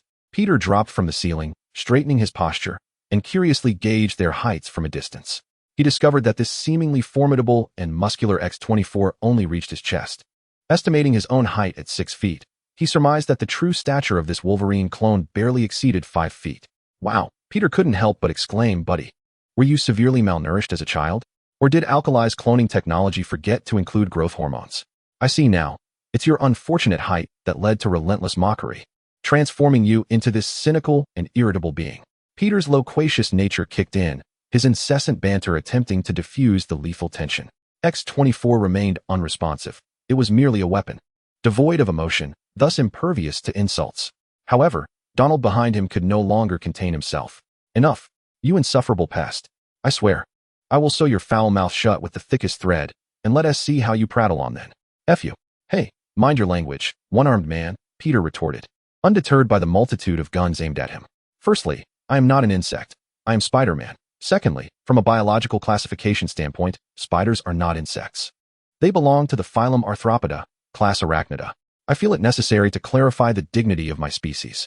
Concerning the reputation of spiders, Peter felt compelled to present his case. Damn it. Donald Pierce's forehead pulsed with veins, his teeth grinding audibly, fury nearly erupting from his eyes. X-241. What are you waiting for? Tear this filthy crawler apart. First, remove his tongue and that foul mouth. The Wolverine clone sprang into action. It arched its back, legs exploding with a terrifying force that belied its size, shooting forward like an arrow released from a bow. Those merciless adamantium claws lunged towards Peter's face. With a deft sidestep, Peter narrowly evaded this lethal strike, simultaneously flicking his wrist to launch a precise strand of webbing towards X-241's face, attempting to obstruct its line of sight. Honestly, my mouth is not foul at all, Peter remarked as he swiftly maneuvered, dodging X-241's relentless barrage of claw strikes. I brush twice daily, using fluoride toothpaste, rinse after meals, maintain a healthy, balanced diet, and regularly undergo dental checkups. No bad breath or gum issues whatsoever. However, I must say, that gold tooth of yours could use some care. Your gum line seems a bit inflamed, and the color isn't quite right. Damn it, damn it, damn it. Donald Pierce was utterly enraged, the veins on his forehead pulsating violently. He abruptly raised the automatic rifle in his grasp and unleashed a frenzied barrage towards the writhing figure of Peter. Once I turn you into a sieve, let us see if you can still muster a single sound. Die, bug. The rifle erupted with a fiery tongue, bullets whistling forth like a torrential downpour, enveloping Peter in a deadly storm. However, in the next heartbeat, an extraordinarily bizarre occurrence unfolded. Donald felt an inexplicable lightness in his hand, as an overwhelming force, entirely beyond his control, manifested out of thin air. The rifle, which had been discharging rounds with reckless abandon, suddenly slipped from his grasp. Not as if it had been knocked away, but rather, it defied all laws of physics and floated serenely in midair. Smoke still lingered at the muzzle. Yet it was utterly silent, akin to a mute being choked by an invisible hand, eerily suspended less than a foot from Pierce's palm. All present, including the mercenaries, were rendered speechless, as time appeared to freeze in that moment. Only Peter Parker, hanging inverted above the corridor and having narrowly evaded a hail of bullets, allowed a subtle smile to curve the corners of his mouth beneath his mask. His fingers were pointed towards the levitating rifle, making the slightest upward gesture. Simultaneously, in the lounge of Stark Tower, Tony Stark, having partied through the night, stirred groggily from his slumber. What time is it? He muttered. Sir, it's nearly noon. Ms. Potts came looking for you, but upon finding you still asleep, she departed. Also, regarding your request to monitor Peter Parker, an explosion occurred 2 hours ago above an alley at 15 Chinatown, Flushing. Residual fragments of Spider-Man's suit and a shattered camera were detected at the scene. According to drone footage, he appears to have been attacked. Since Spider-Man's candidacy for the Avengers had been recommended by Tony, he had instructed JARVIS to keep track of his whereabouts, preventing any major blunders from being exposed. Upon hearing that the young hero had been assaulted, Tony's foggy mind was instantly alert. That kid was attacked? Why didn't you inform me sooner?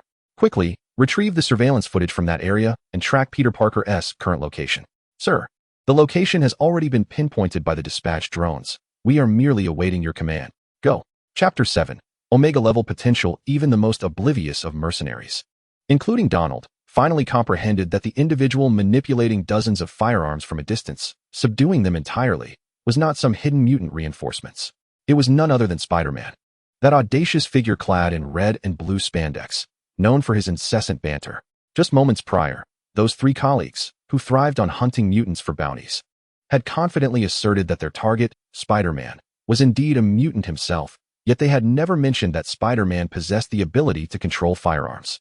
This revelation completely overturned their previous understanding of Spider-Man. Not even the New York News had reported on this, nor had the Daily Bugle published any articles. It was likely that even within the military's confidential files, this detail was absent. The fellow was hidden away rather too well. Yet now, this Spider-Man, who had just obliterated Wolverine's clone with over 40 rifles, was merely pushing a cleaning cart, even swaying his body to some inaudible melody. One moment he was the menacing tyrant of the battlefield, and the next, he transformed back into the loquacious, amiable neighbor, leaving one uncertain as to which persona was genuine. However, one thing was indisputable. To claim that Spider-Man would never take a life was sheer nonsense. Seated on the ground, or still languidly sprawled out, the mercenaries had no desire to test the accuracy of those hovering rifles with their own heads, even though the weapons had fallen to the earth. Thus, when Spider-Man enthusiastically thrust mops, rags, and buckets into their hands, none dared to refuse. They accepted the cleaning implements, resembling a group of subdued gang members, and began to silently scrub away the chaos and bloodshed they had just wrought. Even Donald was no exception. Following the intensely dramatic mock execution, the arrogance had drained from his face. Upon catching sight of the barely recognizable mass of flesh and blood that could still be referred to as X-241, he lowered his head in silence, accepting a mop and joining this reluctant domestic mercenary brigade. Come on, fellows. Labor is most honorable. Put some effort in, and the sooner we finish, the sooner we can escort these lovely children out of this cursed place. Peter himself set an example. Moving with such speed that he seemed to leave behind traces of himself, he swept the floors, wiped the walls, collected debris, and even interspersed his tasks with impromptu jazz dance steps, as though this were not a post-battle wasteland, but rather his personal performance stage. Oh wait, no? He suddenly came to a sharp halt, propping one hand on the mop while the other tapped his mask.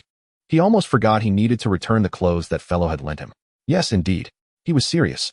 While other superheroes either departed with gravity or uttered a fierce remark after a fight, only Spider-Man truly stayed behind to clean up the battlefield, and he delighted in it. For a moment, the mercenaries were at a loss as to whether to laugh or to cry. Hey, you. Yes, you. Don't wear such a gloomy expression. Peter suddenly materialized before a mercenary who was glaring at the floor with bitter intensity. Look up. Your frown could hold a coin. Life is already difficult. So why not try smiling? Come on, learn to smile with me. The mercenary trembled in fright, managing to force a smile that was more painful than tears. He genuinely wished to cry. Yet Donald abruptly sensed something amiss in Spider-Man's seemingly casual remark. Escorting the children out together? At first glance, it seemed like cooperation. But upon reflection, wasn't it simply a form of coercive kidnapping? Allowing these disarmed individuals to walk in front of the children rendered them the most convenient human shields. If they encountered any resistance, they would be the first to be pierced by gunfire. Upon this thought, a cold sweat instantly drenched Donald's back. He lowered his head, intensifying his efforts to mop the floor, his heart tumultuous with dread. This Spider-Man was far more terrifying than the Magneto, who merely confronted challenges head-on. Not far away, Gabriella, who had just turned back, was utterly transfixed. She watched as the Spider-Man, moments ago engaged in a life-and-death struggle with the guards, was now seamlessly mingling with the mercenaries. What manner of person was Spider-Man? She realized she could not fathom him at all. Wow. Spider-Man is so handsome. Let us help too. The children, oblivious to the complexities of the situation, only saw how Spider-Man swiftly vanquished all the villains, and was now even directing them in cleaning up. Their eyes sparkled with excitement, eager to rush over and assist. Gabriella reached out to stop them, suddenly aware that for these children, accustomed to the brutal experiments and death scenes within the Institute, the pool of blood on the ground might not hold the same significance. No, this small task is a breeze for us. Peter hastily waved at the children, then patted the shoulder of another mercenary beside him. Hey, don't you think? The mercenary, startled by the shoulder pat, momentarily froze, then forced a smile that was more painful than death. Why yes, sir, no problem. With that, he seemed to wind up like a clock, his hands transforming into a cleaning machine, his efficiency skyrocketing. Wow, your efficiency is remarkable, worthy of praise. Let me give you a thumbs up. Peter generously raised his thumb. See, they're actually quite decent when they're not armed. Peter turned to the children, his tone buoyant. Ladies and gentlemen, please hold on just a moment.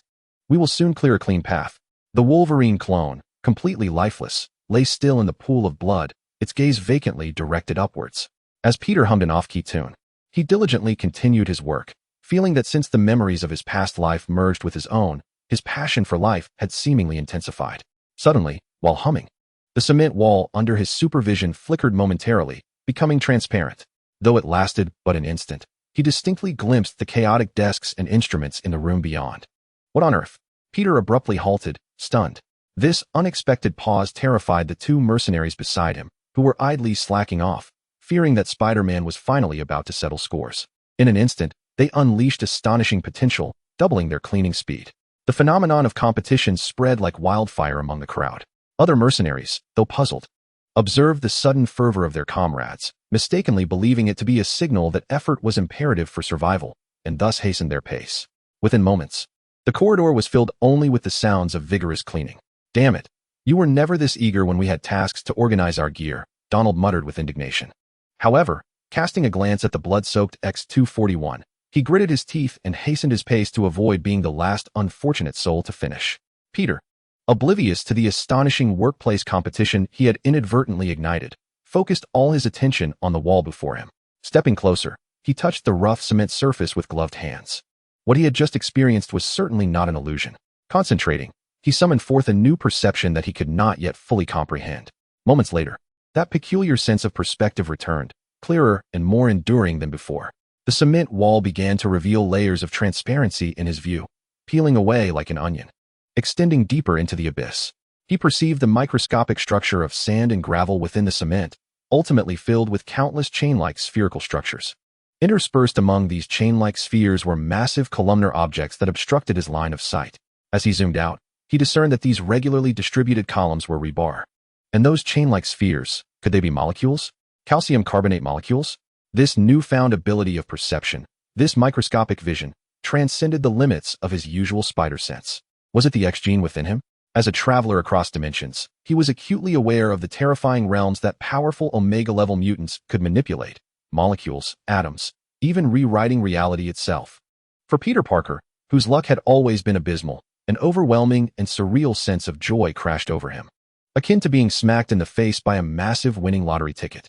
Sir," a cautious voice drew him back from his stupor. A mercenary, wearing an ingratiating smile, stood beside him, pointing to the impeccably clean, gleaming floor. "We've tidied everything up. What should we do with that Wolverine clone?" His posture resembled that of a soldier awaiting an inspection. Donald, wiping sweat from his brow, turned away in displeasure, envy twisting some faces beyond recognition. "Well done." Peter praised the soldier before gazing at the blood pool and the shattered body, once known as X-241. He naturally felt compelled to provide the fallen a final resting place. Given his increasing sensitivity to metal over time, he could distinctly sense a significant accumulation of heavily armed weaponry at the exit ahead. After conferring with Gabriella, he decided against rushing toward the exit and instead chose to find a room to regroup, awaiting the arrival of the X-Men. "You all head forward and find a room to rest," Peter said, gently ruffling a child's hair, his tone softening. "I'll take care of this big fellow and catch up right away. Remember to keep your weapons at the ready." "All right," Gabriella replied, tightening her grip on the shotgun, her knuckles whitening from exertion. Thus, a contingent of over 40 unarmed mercenaries advanced at the forefront, with Gabriella and the children trailing behind, forming an elongated procession. Peter refrained from ensnaring them with webs. Under the overwhelming threat of brute force, fear itself served as the most unyielding of chains. He then selected a grenade from the mercenaries' arsenal and approached X-241. This weakened clone of Wolverine, though battered and bruised, still clung to life due to its formidable self-healing abilities.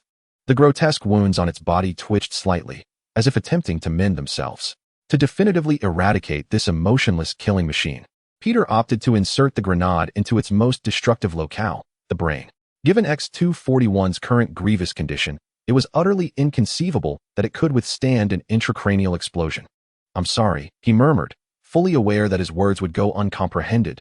"You should not have come into this world only to find rest here." Without further hesitation, he pulled the pin and expertly lodged the grenade into the clone's mouth, swiftly retreating. Boom! The explosion resonated with a deep, thunderous intensity, signaling the complete annihilation of a tragic creation. Ahead, the sound of the blast stirred the ranks of the mercenaries. Some glanced back to catch sight of Spider-Man returning unscathed, along with the tendrils of smoke wafting from the passage behind him. All furtive thoughts were instantly extinguished. Approximately 800 meters from the explosion site lay the B exit of the research facility, the atmosphere charged with a palpable tension, akin to a battlefield where two armies stood at odds. Soldiers clad in camouflage darted anxiously behind hastily erected defensive fortifications, while tanks and armored vehicles were positioned. Their formidable cannon muzzles aimed squarely at the shadowy exit, resembling slumbering steel behemoths, and the air was thick with the acrid scent of gunpowder. Quick, hurry. We absolutely cannot allow any mutants to escape from here. Lieutenant Lister urged the soldiers who were busy setting up the final layer of barbed wire. At that moment, an armed soldier rushed over, reporting that Dr. Zandalis was on the line. Dr. Lays, what is your command? Lieutenant Lister inquired, his tone cordial. While also updating on their progress, I have established defenses outside the facility. We will ensure not a single mutant escapes. Very well, Dr. Lays' voice revealed no trace of emotion. Has Donald made contact? Not since they encountered the fleeing mutants and Spider-Man. All communication has been severed, and surveillance has been completely compromised. Lieutenant Lister's tone grew somber. I fear they may have met with misfortune. Dr. Lays fell silent. Lister understood that this esteemed scientist, highly regarded by the military, was undoubtedly distressed. The X-weapons he had painstakingly developed might very well be lost to Spider-Man's hands. If they emerge from here, it is imperative that Spider-Man and the group of mutant children be captured alive. If that proves impossible, at the very least, their bodies must be left for me. Dr. Lays' voice was frigid. Understood, Doctor. Captain List solemnly assured that he comprehended the fact that for these scientific zealots, precious genetic samples held far greater significance than life itself. However, before their conversation could reach its conclusion, a sudden and unfamiliar cacophony of buzzing erupted from the heavens above. All present were taken aback as they gazed skyward, witnessing hundreds of drones, akin to a migrating swarm of bees, swiftly converge, enveloping the research facility's exit in layers. Sharp red lights flickered from their underbellies, and upon closer inspection, the unmistakable Stark insignia adorned their fuselages.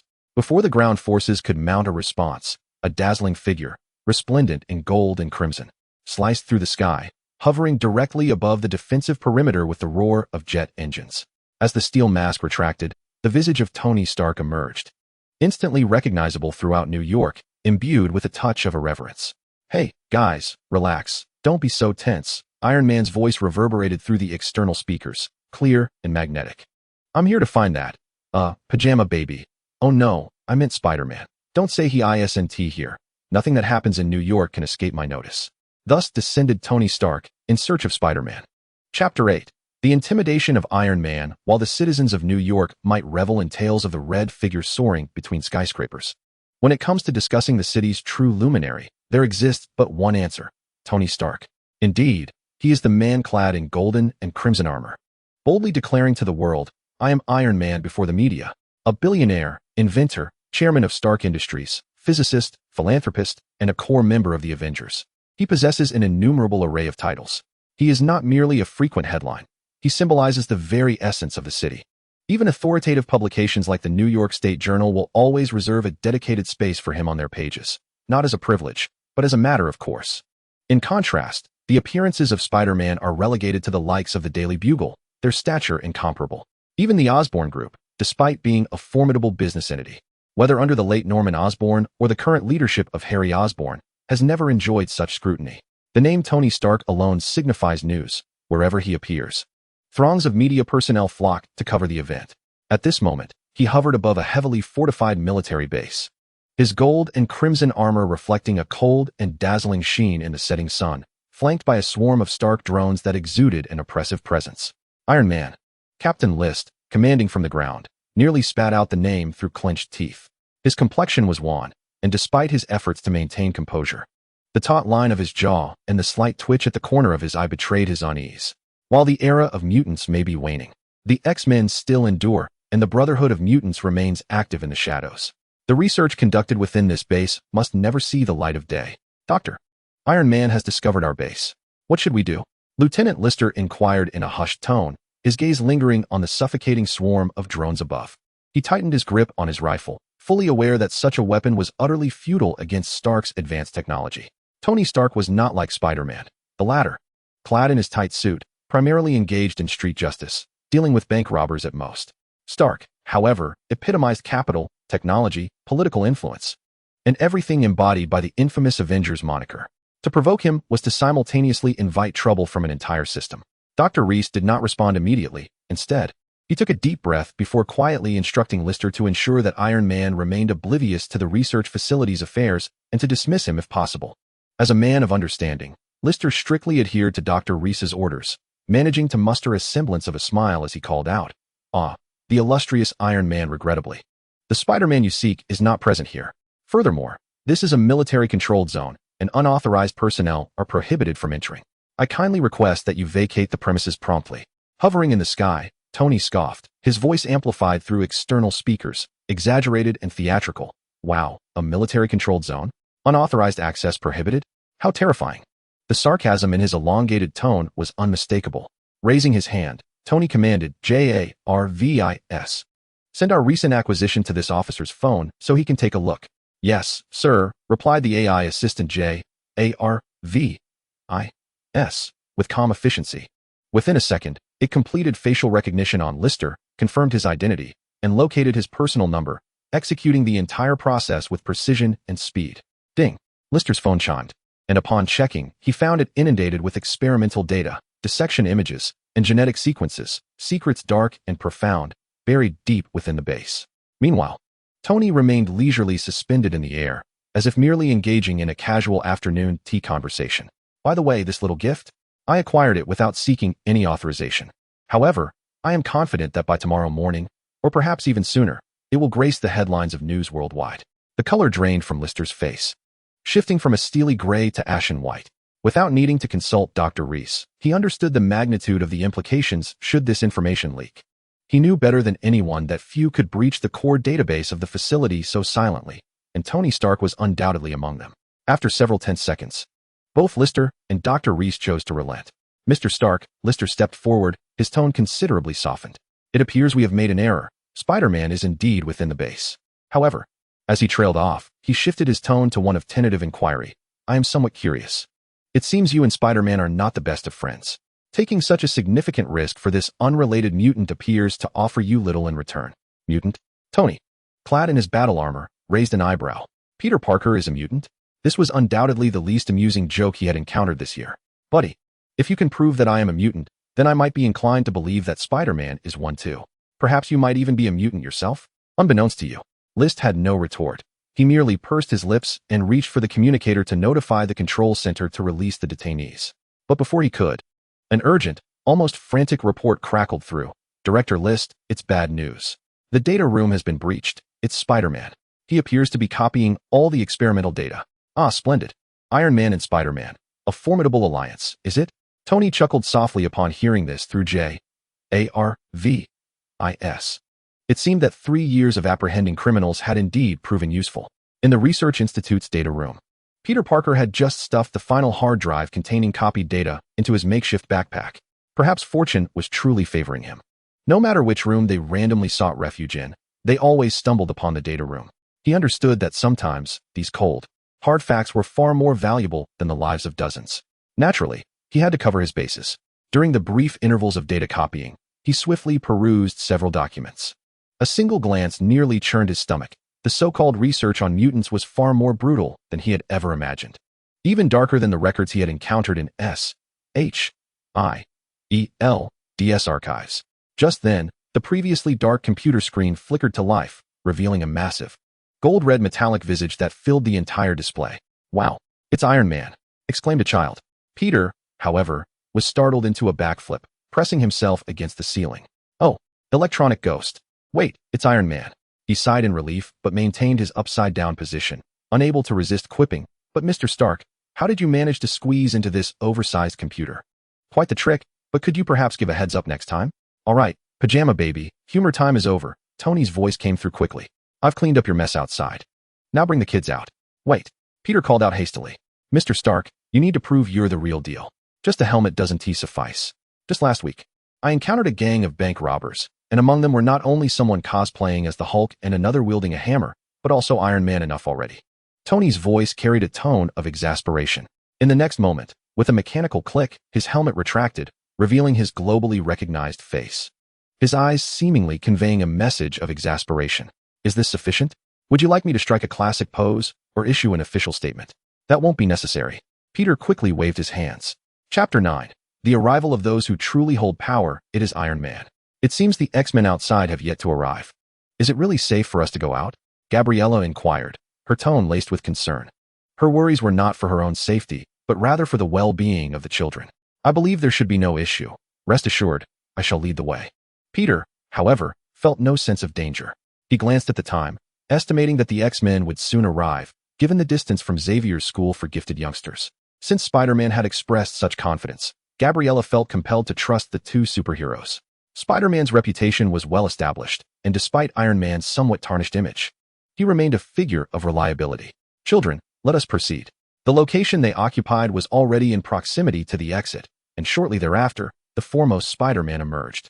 The bag that had clung to him, adorned with his suit, had vanished without a trace.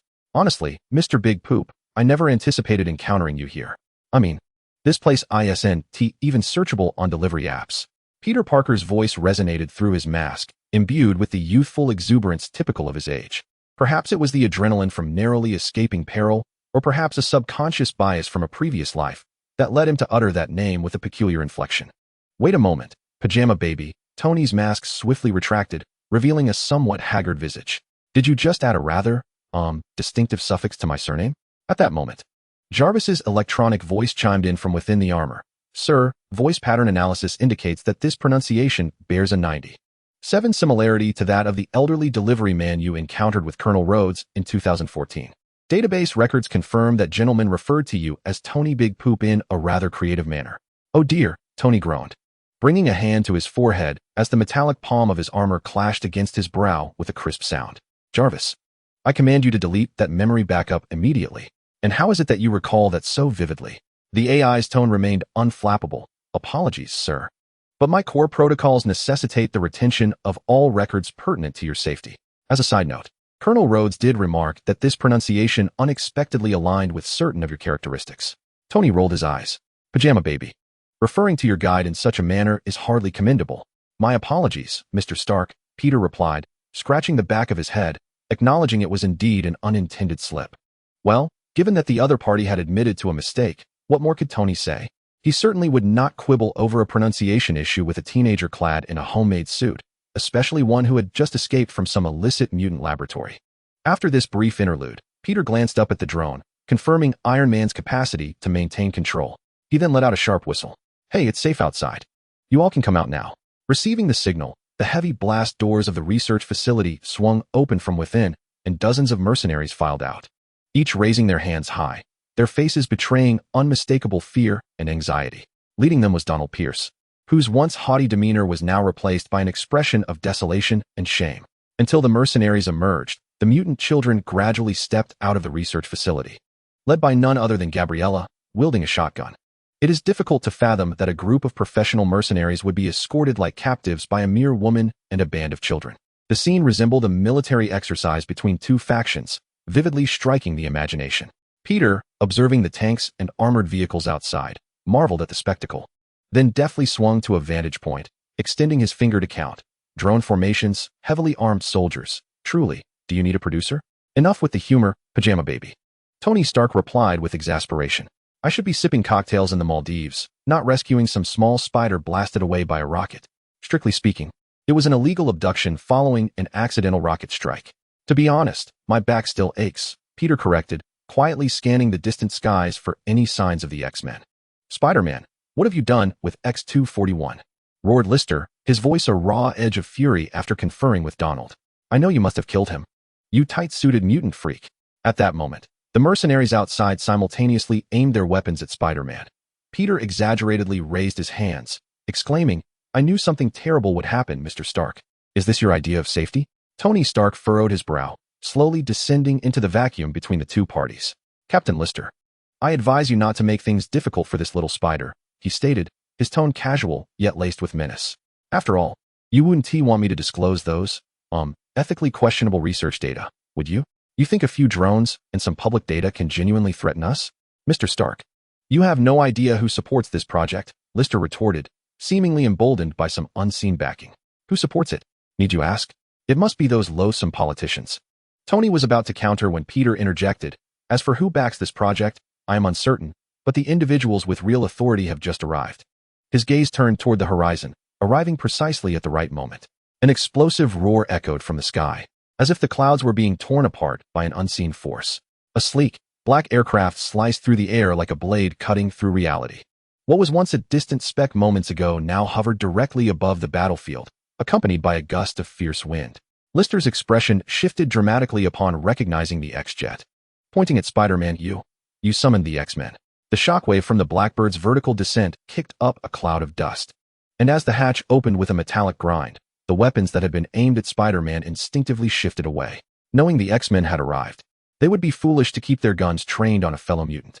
The first to emerge was the unmistakably recognizable Wolverine, Logan, clad in the uniform of the X-Men. His gaze was piercing, and a cigar, yet to be lit, dangled from his lips. Anyone who met his eyes felt as though they were being stalked by a predator. Following closely was Cyclops, Scott, his striking ruby quartz glasses capturing attention. Then came Storm, Aurora, with her flowing white hair, alongside Iceman and Pyro. When Professor Charles Xavier appeared in his hovering wheelchair at the entrance, the entire battlefield momentarily focused on this legendary figure. The bald elder, seated in his chair, required no weapon. His mere presence was the strongest form of intimidation. I am Charles Xavier, founder of the X-Men. His calm voice resonated throughout every corner. We have received an alert regarding illegal experiments on mutants. Under Section 7, Clause 3 of the Mutant Rights Act, I demand the immediate cessation of all research activities. The Mutant Rights Act serves as the foundation for the collaboration between the X-Men and the American government, a facade for many upper-tier politicians who dismiss its significance. Nonetheless, as long as it remains in effect, it is a law that every American citizen must adhere to. It's truly the X-Men coming to our rescue. How wonderful. The mutant children erupted in a chorus of cheers, with Gabriella nearly leaping in excitement. Chapter 10. Professor X is surprised that S really Wolverine. My goodness. He looks just like he does in the X-Men comics, but even more imposing in person, exclaimed a freckled boy, breathless, as he instinctively tightened his grip on the wrinkled comic book cover. The children clustered together, eager for a better view, yet hesitated in fear of the armed mercenaries stationed not far ahead. On the periphery of the crowd, Laura, whose gaze was as sharp as a blade, quietly withdrew a well-worn copy of an X-Men comic from her cartoon-patterned backpack. Her eyes flickered back and forth between the wild warrior depicted in the pages and the figure before her. When she caught sight of the glint of adamantium claws reflecting in the sunlight from Logan's fingers, a barely perceptible ripple stirred in her otherwise tranquil gaze. Peter Parker, with his enhanced senses, observed the children's every move. He had seen the X-Men comics sold in bookstores, despite a significant portion of the narrative being fictional. There were also genuine stories woven within. The portrayals of each mutant hero were profound, particularly that of Wolverine, a warrior straddling the fine line between rage and compassion, whose popularity occasionally surpassed that of Charles Xavier, the founder of the X-Men. This Wolverine-like fighter always managed to pierce through hypocrisy with directness, tearing apart the darkness with his claws, yet he steadfastly guarded the last vestiges of tenderness within. However, for every 100 readers, there exists 100 interpretations of Hamlet. Each person has their own beloved hero. He noted that Gabriella seemed to hold Professor X in higher esteem. Gabriella's gaze towards Professor X was suffused with an almost overflowing reverence, a light akin to religious devotion that was unmistakable to anyone present with their faculties intact. Children, come forth boldly. We are here to take you home, Logan bellowed, his cigar clenched firmly in his mouth, while the unsheathed adamantium claws glimmered like the Grim Reaper's scythe, poised above every mercenary's head. At this moment, Peter's assistance was unnecessary, and none of the guards dared to intervene. Lieutenant Lister, his head bowed low, bore a countenance darkened by a shadow that seemed almost palpable. He had not anticipated, damn that Spider-Man, that while contending with the guards, he had managed to contact the X-Men in advance. The Blackbird at Mach 35, Lister muttered through gritted teeth, his gaze fixated on the aircraft descending nearby. The 200 kilometers from Winchester to this location made timely arrival impossible without prior warning. Tony Stark, clad in his iron suit, wore a faint smile, pleased for Peter, who had truly matured, even remembering to notify the X-Men. Through the enhanced vision interface of his visor, he could capture every subtle shift in Lister's expression with clarity. Observe. The marvel of nature's food chain unfolds once more. Even the fiercest creatures must bow before those even fiercer, he remarked. The law of the jungle, where the weak are devoured by the strong, also applies to human society. Tony's assertion was irrefutable, and with the X-Men and the Mutant Registration Act in play, both Lister and Donald opted to remain silent lambs, while the mercenaries instinctively parted, clearing a path for the children. As the children passed, Peter seized the opportunity to shoot out his webbing, gracefully gliding over the soldiers' heads. The mercenaries, tightly gripping their weapons, instinctively lowered their guns, without a command from their officer. None dared act, even as they watched Spider-Man sweep past like an acrobat. "Well done, Pajamas baby," Tony praised as Peter landed lightly atop a utility pole. "Your decision to notify the X-Men was astute, far more reliable than your previous mishaps involving a stinky ditch and a kitten's claws. Thank you for the compliment, Mr. Stark. Though I would be even happier if you refrained from mentioning my blunders," Peter replied. Not far off, Professor X was engaged in amicable discussions with the current head of the research facility. Lieutenant Lister, once brimming with arrogance, now nodded repeatedly, his smile so effusive it was nearly spilling over. Peter was unsurprised. In this timeline, the X-Men had yet to endure those catastrophic events, and Charles Xavier was not yet an international fugitive. The American government maintained a facade of politeness toward these heroic mutants while harboring ulterior motives. Lister would not dare to publicly confront the X-Men, nor would Dr. Reyes. Well then, the X-Men can assist these children with their meals and accommodations.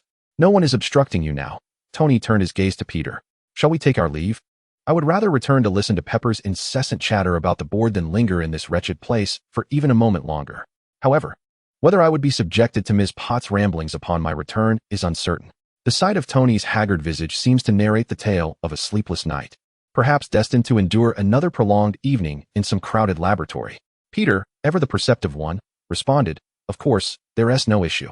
The sun is nearly at its zenith, and I certainly do not wish to miss the evening's significant event." Yet, they had yet to depart when Professor Charles Xavier and Cyclops approached them. The Iron Man, having descended, stifled a yawn, remarking, "Look, our good neighbor has done yet another good deed." Charles, seated regally in his high-tech wheelchair, beamed with a warmth akin to the winter sun. "Mr. Stark, I am grateful for your willingness to assist the children." "Professor, I merely came to observe." "It seems you have mistaken me for someone else," Tony replied, his weary demeanor suggesting a struggle between his eyelids. Charles offered a faint smile, non-committal, for regardless of Tony's claims, he had indeed aided the children. However, when his gaze shifted to Spider-Man, it suddenly froze, his brow furrowing with palpable intensity. Charles Xavier is universally acknowledged as the most formidable mind on Earth, and within the purview of the world's most powerful telepath. The thoughts of this young man appeared shrouded in an impenetrable fog, utterly transformed since their first encounter. Could it be? Professor Xavier's gaze deepened, a solemnity gracing his aged features as he meticulously examined the young man's physique, discovering a potential that genuinely astonished him. This was a power that even Magneto had never possessed. An Omega-level mutant, the professor murmured silently, a flicker of astonishment crossing his eyes, soon replaced by a glimmer of joy.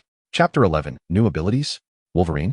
In that fleeting moment, Charles felt as though he had returned to the time of probing Jean Grey's latent potential, once more witnessing a vast capability that even Apocalypse could not attain. This was no illusion, he was certain of it. The professor's fingertips trembled slightly, his wheelchair instinctively leaning forward, and those eyes capable of perceiving countless thoughts now appeared somewhat dazed, fixated on the vibrant young man before him, lost in contemplation. "Is this the new hope?" Charles murmured inwardly. No one could comprehend the magnitude of such potential better than he. The emergence of an Omega mutant could indeed dictate the future of a species, especially at this perilous crossroads, rendering him unusually entranced. Meanwhile, Peter, the subject of Professor Xavier's scrutiny, felt a chill ascend his spine to his mind. Nimbly hanging upside down from a lamppost, tightening his webbing like a spider, lifting himself into the air. This resembles the instinctive defensive posture of a spider when confronted with danger. Although he understands that extending physical distance is futile in the presence of such a powerful telepath, he cannot help but react reflexively. Who claims that Professor X does not invade others' thoughts? Peter could not restrain a low murmur of sarcasm. His keen observational skills assured him that the professor was indeed probing into his mind. Was his identity compromised? Yet, his spider sense did not sound the alarm, and he felt no distinct sensation of invasion in his consciousness, which offered him some solace. Perhaps the professor merely sensed something unusual about him, rather than intentionally prying into his private matters. The noise generated by Peter's reflexive response caught Scott's attention, who then noted the peculiar demeanor of the professor in his wheelchair. Leaning closer, he gently touched Charles's shoulder, inquiring, "Professor, are you all right?" A note of concern and urgency tinged Scott's voice, as if he feared something amiss. Charles blinked awake, his gaze towards Peter filled with apology. I apologize. Forgive my lapse, my child. You are truly remarkable. Given Spider-Man's sensitive identity, he chose his words carefully, refraining from revealing the possibility that this young man might be yet another Omega-level mutant following Jean. In this era rife with hostility towards mutants, even Spider-Man is not exempt. Once a mutant's identity is exposed, they may face unpredictable dangers. Peter took a deep breath, gracefully returning to the ground. Evading the situation would not resolve the issue. He resolved to confront this legendary mutant leader. After all, it was not his first encounter with the professor, and the intensity of his stress response might have been linked to memories from a past life. Professor X was notoriously unfriendly to traversers, posing risks of identity exposure and the potential for cerebral demise upon the professor's discovery of the truth. Wow, Professor Charles Xavier. It is a pleasure to engage in such close conversation with you. Peter deliberately lightened his tone, mimicking the excitement of a fan meeting an idol. I know you established the Xavier Institute for Mutant Education. Everyone speaks of you as a selfless and principled individual, possessing the most formidable telepathic abilities. As Peter showered him with effusive praise, the elderly professor merely smiled and nodded, patiently listening as a dedicated audience member, showing no signs of impatience. Standing behind him, Scott instinctively straightened his posture, a flicker of pride crossing his eyes as his opinion of this loquacious street hero improved. I have heard that when it comes to mutant identification, no one is more authoritative than you. Peter abruptly shifted his tone, adding, unfortunately, someone has claimed that I am also a mutant. Could you tell me what you see in me? Am I a mutant? Charles narrowed his eyes slightly, and a gentle voice resonated in Peter's ear. Peter, doubt not. You are indeed a mutant. However, be it mutant or human, there is no distinction. As long as you are a good neighbor to all, that is what truly matters. After Peter whispered something to himself, the professor addressed everyone with words that held profound significance. Children, whether mutants or humans, is inconsequential. I believe that mutants and humans can coexist peacefully. As for you, I see new hope and a promising future. Scott gasped in astonishment, his eyes widening involuntarily. He had never heard the professor bestow such high praise upon anyone. Not even Jean had received such recognition. In that moment, he began to reassess the young hero clad in a red and blue bodysuit. Ahem. At that moment, Iron Man, prompted by Jarvis, deliberately cleared his throat, the suit's thrusters emitting a faint hum. I say, Pajama Boy, don't you have something to discuss with the professor?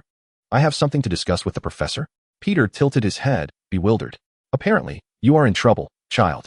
Although Charles could not directly read Peter's mind, he had gleaned the essence of the trouble from the emotional fragments emanating from the crowd.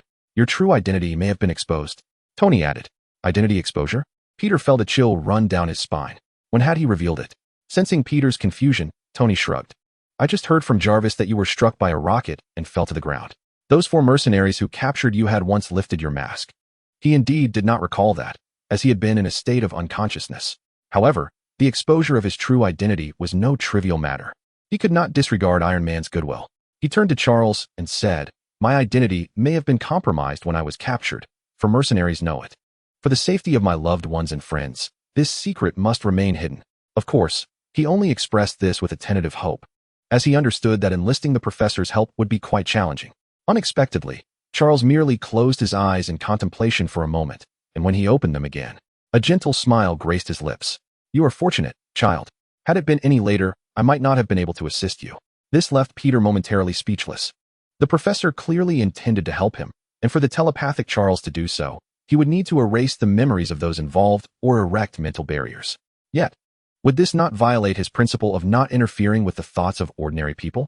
Scott's expression changed dramatically upon hearing this, and he hurriedly interjected, Professor, you cannot use your abilities. The doctor has specifically cautioned against it. He was not opposed to helping Spider-Man, but was concerned about Charles's aging health. Frequent use of telepathy could worsen his condition. Scott, I understand my physical condition better than anyone. Charles replied, his voice calm, yet resolute, revealing an undeniable determination. Understanding the professor, Scott knew that once Charles made a decision, any further persuasion would be futile, leaving him to hang his head in silence. To speak candidly, Peter felt a sense of gratitude for the assistance offered. However, he deemed it best to decline if it came at the expense of another. Thank you, Professor, but if this poses a threat to your well-being, it would be wiser to reconsider. I can seek alternative solutions. Peter's words were sincere. At the very least, Strange could manage it, and perhaps he himself could too, provided he possessed the same extraordinary mental faculties as the professor. Charles chuckled softly, shaking his head. You are mistaken, my child. My actions are not solely to aid you, but rather to assist a community on the brink of annihilation. The profound implications of his statement led Peter to wonder if the professor was already aware of the covert operations the American government was conducting against mutants. As Peter pondered this, Charles pressed 2 fingers to his forehead, lowering them moments later with a smile. They have not glimpsed your true form, and the entire institute remains oblivious to your actual identity, so there is no cause for concern. Reassured by the professor's words, Peter relaxed completely. Suddenly, a flash of white light erupted from his wrist, and as it subsided, a Wolverine symbol emerged. Chapter 12. Is my mutant ability copying? Drawing from prior experience. Peter maintained a facade of composure, unperceived by those around him, including Professor X. The Wolverine mark on his wrist initially appeared translucent, resembling bubbles, before luminescent points darted forth from behind Scott, emanating from the heads of Wolverine, Logan, and the young mutant, Laura. The points moved with astonishing speed, akin to moths drawn to a flame, swiftly merging into the Wolverine symbol. The mark solidified at a visible rate, seemingly expanding in size, before suddenly surging into Peter's body. Boom! In an instant, a searing and potent energy surged from the location where the Wolverine symbol had entered, coursing through his limbs, and every cell within him rejoiced. His skin grew more resilient, and his muscle fibers felt as though they were being restructured. He sensed an unprecedented vitality surging within him, surpassing even the sensations he experienced after being bitten by the radioactive spider. Unconsciously clenching his fists, Peter felt an explosive vigor enveloping him. Could this be the regenerative ability of Wolverine? The sensation was exquisite, akin to a remarkable amplification of his innate healing capabilities. Concurrently, upon learning from Charles that he was indeed a mutant, along with the prior appearance of the X mark on his wrist, Peter could not help but speculate whether his mutant power might involve some form of replication. Attentively observing Peter, Charles keenly detected shifts in his physique and aura, though he merely paused momentarily, concealing his reaction. The elder massaged his temples wearily. His advanced age rendered the extensive use of his abilities somewhat taxing. Echoing the physician's advice that he should rest adequately and minimize the exertion of his powers. Not far from them, Logan Howlett was impatiently tapping his foot, the Edelman alloy skeleton within him emitting a faint hum with each step. How much longer would Charles converse with that spandex-clad lad, the tin can? He muttered, the cigar rolling between his teeth. I detest lingering in this place. Since the transport vehicles for the children are ready, I should urge the professor to hasten his departure. Storm, Aurora, placed a hand on his shoulder, giving the professor a moment. Logan, the hero aiding us in saving the children, deserves this patience. Logan exhaled a puff of smoke, his gaze involuntarily drifting towards the cold white walls and narrow windows of the main building of the Institute, which reminded him of the memories of Alkali Lake and the hypocritical grin of William Stryker. His claws instinctively extended slightly from between his fingers, only to be forcefully retracted. Professor, the transport vehicles are ready. I believe it is time for us to depart, Logan shouted irritably. Storm shook her head at this. The silent Scott turned to respond on behalf of the professor. Logan, we shall be there shortly. It seems someone is eager to return home. Charles's voice, laced with humor yet retaining scholarly elegance, resonated as the metallic frame of his wheelchair glimmered in the fading sunlight. When attention once again focused on Spider-Man, his words carried a hint of regret.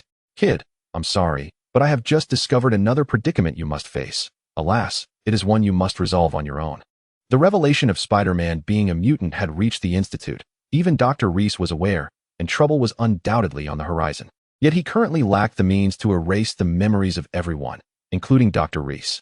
Having long strived for harmony between mutants and humans, Charles recognized the burden that the existence of mutants had imposed on ordinary people for far too long, leading to entrenched beliefs that would not be altered by Spider-Man's identity as a mutant. Rather, it would inflict grave harm upon the young man. Peter Parker stood before Professor X, his red and blue suit fluttering gently in the breeze. You have already done enough, Professor, he stated, devoid of any complaint. I am immensely grateful for your assistance.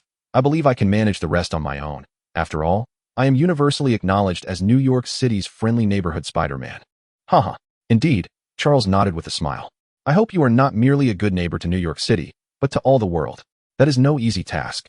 Let me see. If I were to master all languages, such as French, Latin, Arabic, Russian, etc., I would likely turn gray-haired.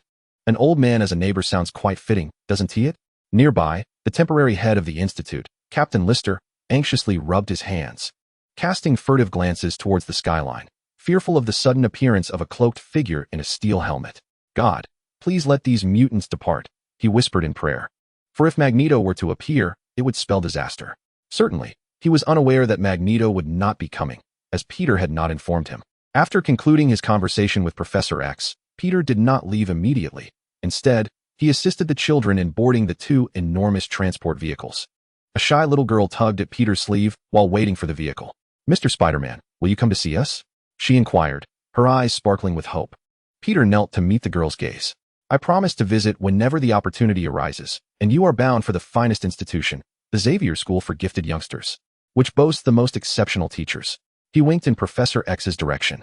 Charles nodded with a smile before turning his voice towards the airborne Iron Man, stating, "Mr. Stark, I extend another invitation for you to visit our academy at your convenience. Dr. Hank McCoy is quite fascinated by your latest advancements in nanotechnology, and I believe you would have much to discuss." The mask of Tony Stark's armor lifted, revealing his characteristic teasing expression. "I'll consider it, Professor. But I hope your academy stocks some top-notch whiskey. It is an essential for scholarly discourse, wouldn't you agree?" Charles chuckled softly, aware that Tony had no genuine intentions of visiting, yet he appreciated his sense of humor. "We shall prepare an entire case, Mr. Stark." At that moment, Logan, about to take the driver's seat, could no longer contain his frustration. The sight of the Institute and the loathsome mercenaries incensed him, and he exclaimed, "Damn. It's rather unsatisfactory to leave like this. At the very least, we ought to give them a few swipes to instill some sense." "Control your emotions, Logan," Charles replied gently yet firmly. "These children require a role model, not another beast to instill fear." Wolverine clenched his cigar, suppressing his fury. "I will heed your words, Charles." When Peter glanced over, his gaze met Logan's. He approached Logan and extended his right hand amicably. "I am Spider-Man. I have perused your file, Mr. Logan. Your experiences are quite impressive." Logan raised an eyebrow, showing no intention of shaking hands. "Save it, kid. I don't need anyone's pity." "Not pity." Peter calmly withdrew his hand, "but respect. I am aware of what you have done to protect mutants. Though our methods differ, we are both striving to safeguard certain individuals." Logan paused, momentarily taken aback by Peter's words. He scrutinized the young superhero before merely grunting in response and turning towards the cab of the transport vehicle. Peter remained unfazed by this interaction. Just before Charles was about to board, he hesitated and stepped forward. "Professor, may I have a word with you? It concerns a health issue." Charles gestured for Scott to wait and focused intently on Peter. "Of course, child, what is it?" Peter took a deep breath and recounted a vague tale about an elderly sage who, afflicted by Alzheimer's disease, gradually lost control of his abilities and ultimately harmed those he cherished most in his unawareness. Peter refrained from mentioning any names or specific details. Yet Charles's gaze perhaps suggested that he comprehended the metaphor. "An intriguing fable," the professor murmured, a flicker of contemplation passing through his eyes. "I shall remember this, my child. Thank you for your concern." As the engine of the Blackbird roared deafeningly, the X-Men and the children embarked on their journey, while Peter stood rooted to the spot, watching the iconic aircraft slice through the sky, vanishing into the horizon. "Come along, Pajama Baby," Tony's voice resonated through the external speakers, his gold and crimson armor gleaming in the sunlight. "Have you completed your summer assignments?" Unable to suppress a laugh, Peter shot a web and swung into the air. "Please call me Spider-Man, Mr. Stark, and my assignments were finished long ago." Chapter 13. An unfathomable misunderstanding. The silver Audi R8 glided smoothly along the highway toward New York, Tony having shed his Mark armor in favor of an expensive tailored suit. One hand rested on the steering wheel while the other languidly draped over the window. His brow furrowed. "Honestly, Peter, I advise you to steer clear of mutant affairs," Tony remarked, his tone markedly more serious than usual. "The mutant issue is a political minefield, far more troublesome than any street-level villain you've faced. You have a bright future ahead. There's no need to involve yourself in their struggles."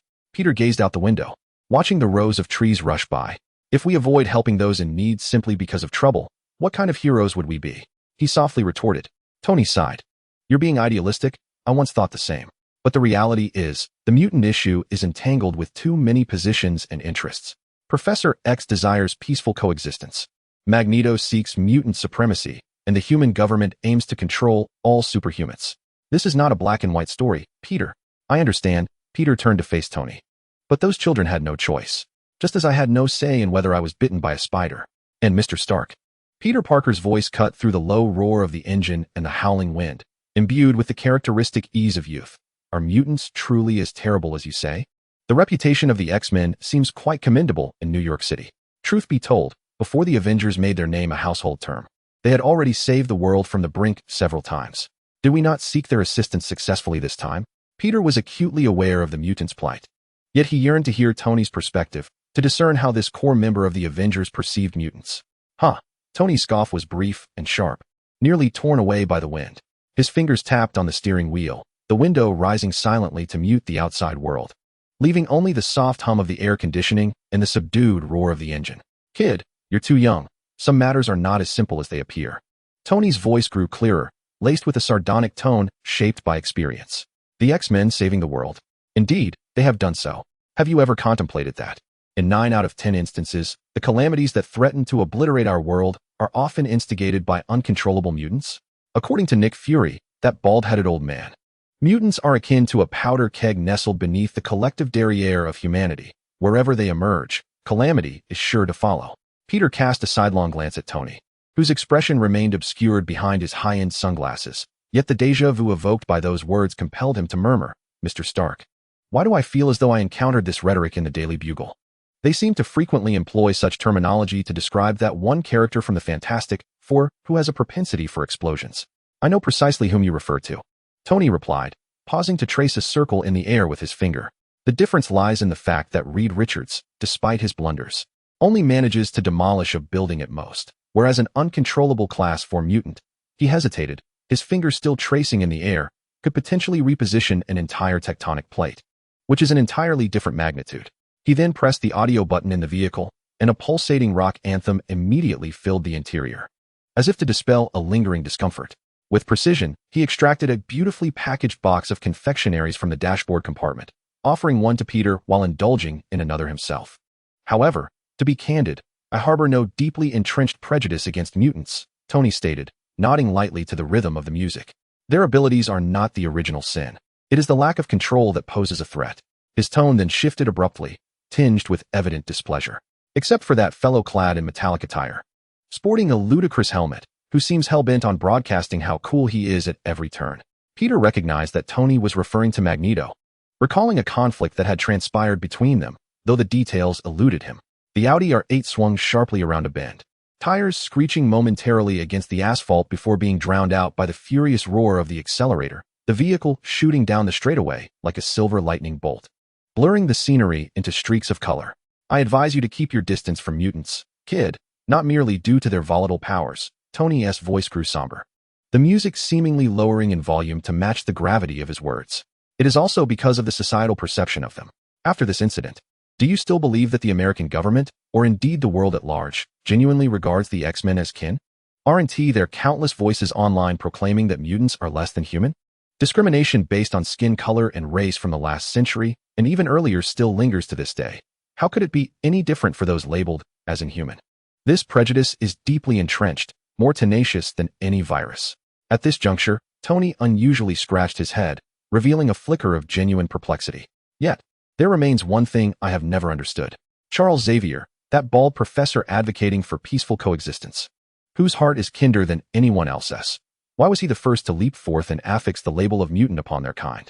Did he not foresee that this very name would herald an unending nightmare? Outside the car window, the fierce currents of air, intensified by the speed, pounded against the glass like an invisible giant's hand, while Peter's unruly brown hair danced wildly in the confined space, stirred by the gusts.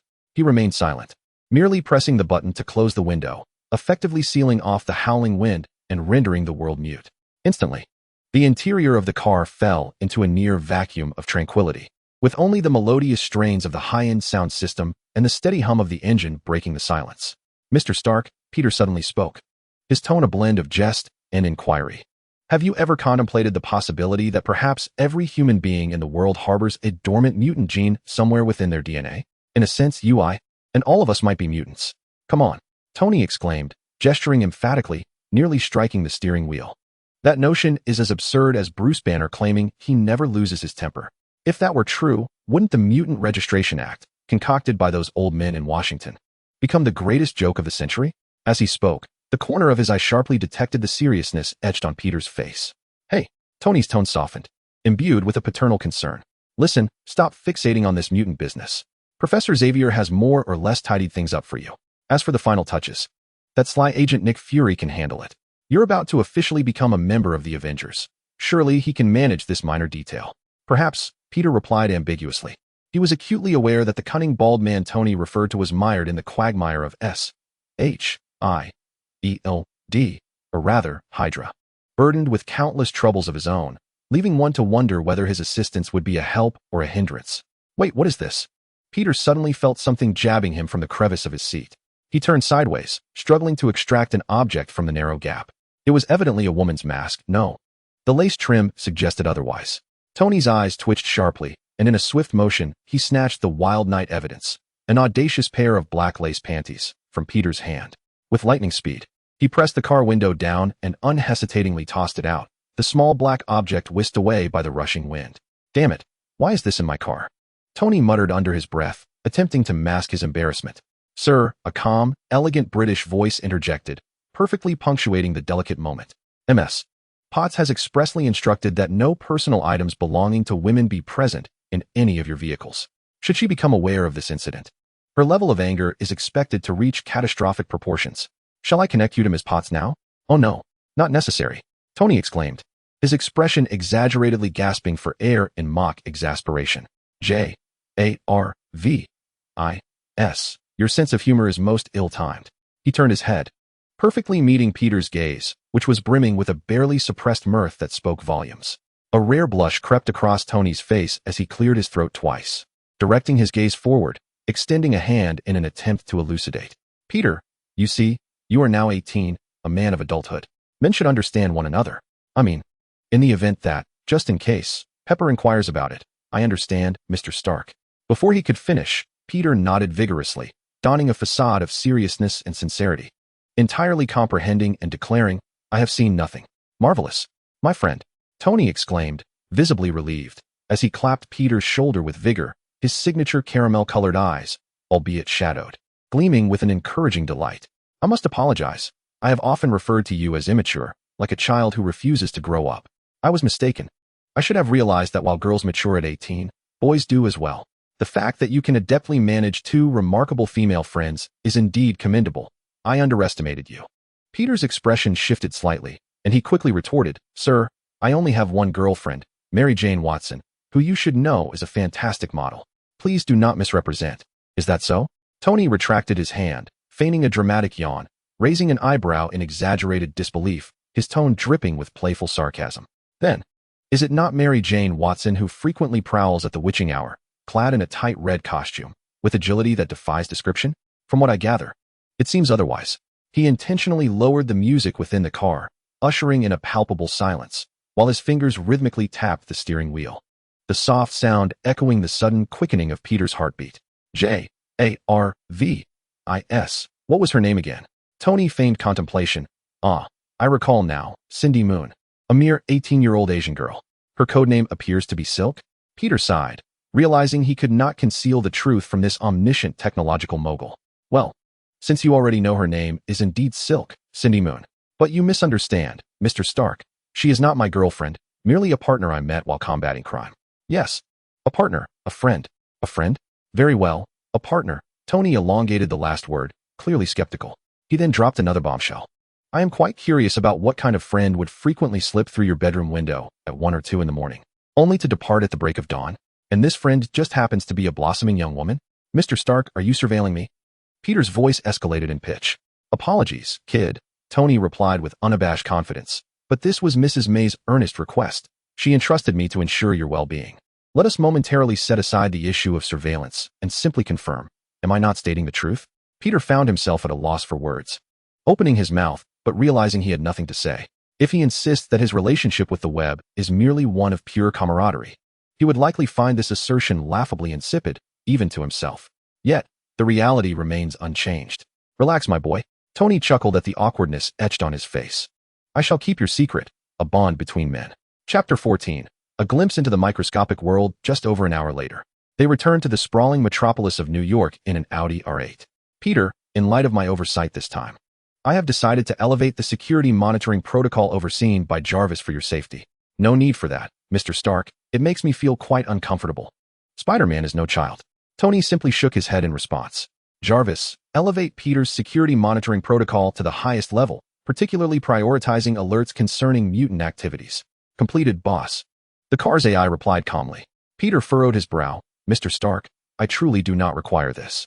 This is my responsibility, lad. Tony's tone brooked no dissent. Since May entrusted you to me, or rather, since you chose to stand by my side, I bear the duty of ensuring your safety. The matters concerning mutants are far more intricate than you can imagine, Peter. Well, since you invoked May Parker, what more can I say? The sports car glided into the streets of Manhattan, eventually halting before a four-story building in the northern slums. Before exiting, Peter expressed his gratitude. Thank you for helping me today, Mr. Stark, albeit in a rather exaggerated manner. He delivered the last line with a touch of humor. Peter, if you wish to make your way in this world on your own, I shall not interfere, nor will I concern myself with your dwelling in the slums. Tony removed his sunglasses, fixing a serious gaze upon Peter, and continued in a paternal tone. Remember, young man, whenever you find yourself in trouble, I mean any trouble, contact me immediately. Do not face it alone, do you understand? Peter nodded, shutting the car door. He watched as the Audi disappeared around the corner before ascending to the fourth floor. Upon returning to his cramped yet familiar rental, Peter Parker finally had the opportunity to quiet his mind and closely examined the astonishing transformations occurring within his body. Leaning against the creaking iron bed frame, he closed his eyes, concentrating on the subtle sensations coursing through every part of him. The increase in strength was palpable. His muscle fibers seemed to have been rewoven, each contraction imbued with energy far exceeding that of before. Yet, even more astonishing was the power, derived from Magneto and Professor X, silently blossoming within him. Akin to a dormant seed suddenly breaking into life. This sensation was nothing short of incredible. Peter whispered to himself, extending his palm and intently gazing at his hand. Initially, at the Alkali Research Facility, he had instinctively seized weapons from soldiers, experiencing this power as an unfamiliar intruder, rampaging through his nervous system. However, now, this sensation has become gentle and familiar, as if it were an inherent part of his being. Peter focused his mind, gazing intently at a pencil resting on the table. As he subtly directed his thought, the pencil trembled slightly and began to levitate, slowly rotating in the dimly lit room. He realized this was not merely electromagnetic manipulation. It was a more fundamental, primal force, psychokinesis, pure willpower transforming into physical reality. Just as Eric initially could only control 2 coins. Peter recalled the early experiences of Magneto documented in the X-Men archives, who, over time, could manipulate the Earth's magnetic field. This association filled him with both excitement and trepidation. If Magneto's abilities could evolve to such an extent, what untold potential lay within the power he now possessed? Peter moved to the center of the room and took a deep breath. He closed his eyes, concentrating, attempting to envelop himself in telekinesis. A peculiar buoyancy surged from beneath his feet, and his shoes gradually lifted off the ground.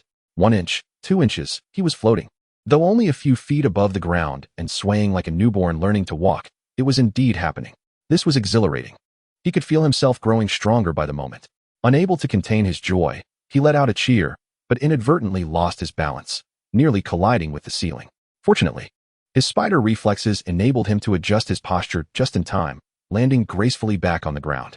This ability would undoubtedly enhance his operational capacity as Spider-Man. Imagine being able to thwart a robbery with mere thought when changing attire was inconvenient, or when confronted by Vulture or Green Goblin's aerial ambushes. He would not crash to the ground, but could safely descend from great heights. More importantly, this power seemed to resonate in a remarkable way with his spider sense. Heightening his perception, Peter decided to test another newly discovered ability within the lab. He lay on his bed, closed his eyes, and then slowly opened them, repeating the process. Finally, the world before him transformed entirely. Wow, he gasped. It was like an automatic skylight, opening to the mysteries of the universe. His vision penetrated the facade of matter. Entering the microscopic realm, water molecules floated through the air, spinning and colliding like tiny diamonds, while oxygen molecules danced in pairs with elegant waltzes, and nitrogen molecules maintained a measured distance, exhibiting a more reserved demeanor. All of this formed a dynamic, vibrant microscopic tableau, clearer and more vivid than any image viewed through a microscope. In a burst of inspiration, Peter attempted to reach out with his mind to touch a wandering water molecule. He concentrated, feeling that wondrous force extending from deep within his brain, like an invisible hand reaching towards the microscopic world. Astonishingly, the water molecule responded to his call, slightly altering its trajectory. Incredible! Peter sprang from his bed like a carp leaping from water, his eyes wide with excitement. The realization that he could not only perceive but also manipulate his surroundings suggested that his telekinetic abilities had reached the molecular level. Subsequently, Peter seemed wholly absorbed in the exhilaration of discovering his newfound powers, akin to a child enchanted by a novel toy, tirelessly pushing the boundaries of his telekinesis. He orchestrated the oxygen molecules into tiny whirlwinds, coaxed water molecules into floating droplets, and even attempted to restructure carbon dioxide molecules. While each endeavor met with its share of failures, there were also notable successes. As a prodigy with profound expertise in both biology and physics, Peter understood better than anyone the terrifying potential of such abilities. Setting aside the fanciful applications reminiscent of science fiction, the capacity for molecular manipulation alone positioned him among the elite of the mutant realm. His thoughts drifted to the Omega-level mutants capable of manipulating molecules. Jean Grey, the Phoenix, could disintegrate matter into nothingness. Apocalypse could reconfigure his own cells to achieve immortality. Iceman could halt molecular motion, thereby freezing everything. Each of these beings was capable of single-handedly confronting the entire Avengers team.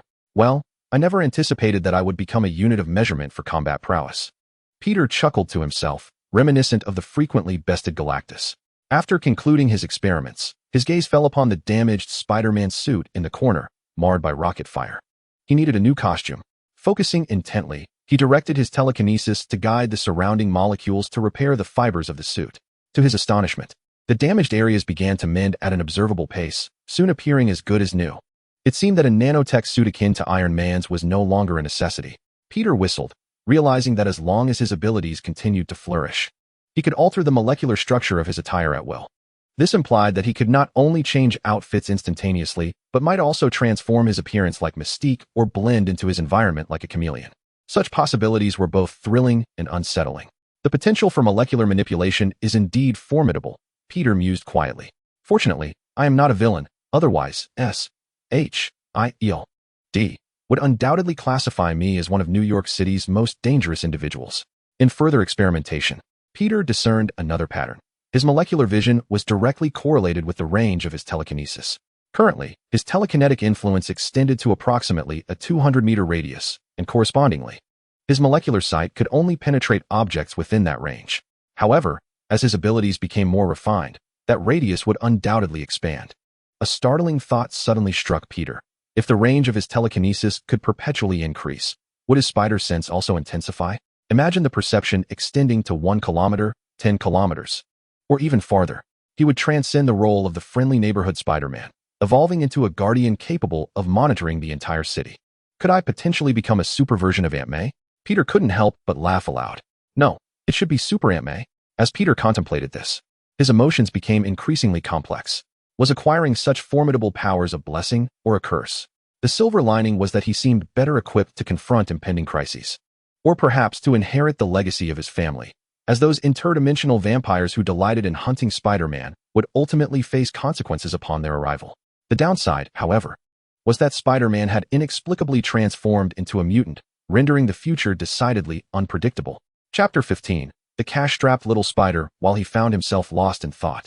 Familiar footsteps echoed from outside the door. Peter shook his head. He knew who it was.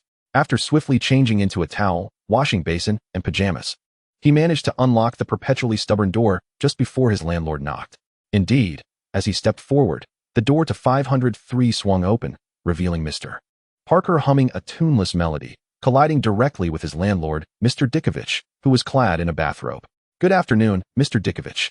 I didn't realize I had overslept today," Peter said, balancing the washing basin in his hands and draping the towel over his shoulder, striving to appear as though he had just risen from slumber. Mr. Dickovich squinted, his bathrobe cinched loosely around his slightly protruding belly. "Good afternoon, Peter. I think you've forgotten something quite important. Today is the last day of July, and rent is due." At that moment, the door of the neighboring apartment, 502, creaked open slightly, revealing a blonde girl with a single ponytail peeking out cautiously. Her V-neck t-shirt and denim shorts accentuated her youthful figure, while she furrowed her brow at her father, who was blocking the doorway to collect rent. A spring-like smile blossomed on her freckled face as she waved at Peter. "Good afternoon, Mr. Parker," she greeted softly, her voice as gentle as a feather brushing against a lake's surface. "Good afternoon, Miss Karen," Peter responded with a smile, only to be immediately obstructed from her view by Mr. Dickovich taking a step forward. Mr. Dickovich scrutinized Peter, his gaze sharp enough to peel away layers from his face. I know you're a good kid, Peter, but good kids must pay their rent. Mr. Dickovich, I suggest you wait a bit longer. Mr. Parker will surely manage. The blonde girl attempted to intercede, but her father's glare silenced her, leaving her lips tightly sealed. Resigned, Peter withdrew his gaze, speaking with a calm, yet firm tone. Rest assured, money will not be an issue. However, I currently possess less than $15. I must wait until I collect my wages from my boss to settle this month's rent. All right, I believe you. Peter, Mr. Dickovich's expression softened as he turned, giving Peter's shoulder a reassuring pat. You know I'm not an unreasonable old coot. Behind the landlord, the girl named Karen's brow relaxed. Her smile radiant as she clasped her hands in front of her chest, her gaze directed at Peter almost capable of melting steel. Peter nodded in gratitude. Thank you, Mr. Dickovich. You truly are a good man. In the midst of their exchange, he made sure to cast a thankful glance toward the kind girl behind the landlord. Karen's smile grew increasingly radiant, her excitement causing her to lightly bounce, the tenderness in her eyes nearly overflowing. Dickovich, evidently oblivious to his daughter's small gestures, merely shook his head and remarked, anyone can be called a good person, but can a good person be used as currency? You're right. I will retrieve the money as soon as possible, Peter said with a sheepish grin, hastily retreating to the restroom, where he closed the door and exhaled deeply. He gazed at his reflection, his eyes harboring a power potent enough to alter the course of the world. Yet, regardless of how his abilities had expanded, he remained the same Peter Parker, burdened with the anxiety of overdue rent. Perhaps that is the most amusing irony of life. Even with the capability to manipulate molecules and perceive the essence of reality, one still must contend with the landlord's demands for payment. Well, Spider-Man, he addressed his reflection, it's time to devise a plan to acquire some cash. After swiftly cleansing the disinfectant from his body, Peter donned his spider suit and leaped from the back window. He was desperately short on funds. Overdue rent and the need to replace his damaged camera loomed over him. Maybe I should turn to villainy and rob a bank, he mused half-jokingly. But if even the friendly neighborhood Spider-Man had descended to such depths, then perhaps the world truly was beyond salvation. Who would then uphold justice? Would it be Mr. Kincaid, the charitable ambassador vacationing on Rikers Island? Or perhaps his infamous rogue ensemble, the Sinister Six? He chuckled to himself, employing his unique sense of humor to alleviate the weight of existence. And as his web shooters fired once more, his body soared through the sky, landing with precision beside a familiar newsstand at a street corner after a few acrobatic flips. He had left home that morning only to be caught in a hail of bullets, preventing him from purchasing the daily newspaper he never missed. Hey, Spider-Man. I knew you wouldn't miss your daily copy of the Global Daily, just like you wouldn't forget tax day, Uncle Job, with a rosy complexion, called out from behind the newsstand, waving a newspaper with a voice loud enough to drown out the street traffic. I saved one just for you. Today's headlines are monumental, sure to make your web swinging come undone. Peter nimbly dropped down, flicking a coin that landed precisely on the counter. Mr. Job, you are truly a beacon of the New York news scene. Let us hope today as front page ISNT yet another Spider-Man threat narrative. He replied with ease, though his brow instinctively furrowed beneath the mask.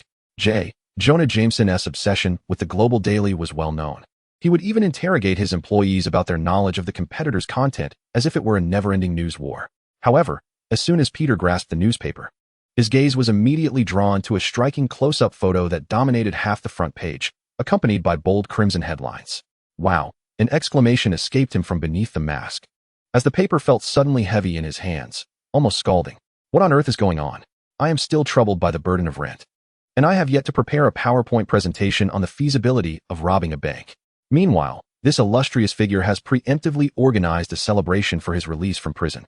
Wilson Grant Fisk. This name alone embodies the power and fear of New York's underworld.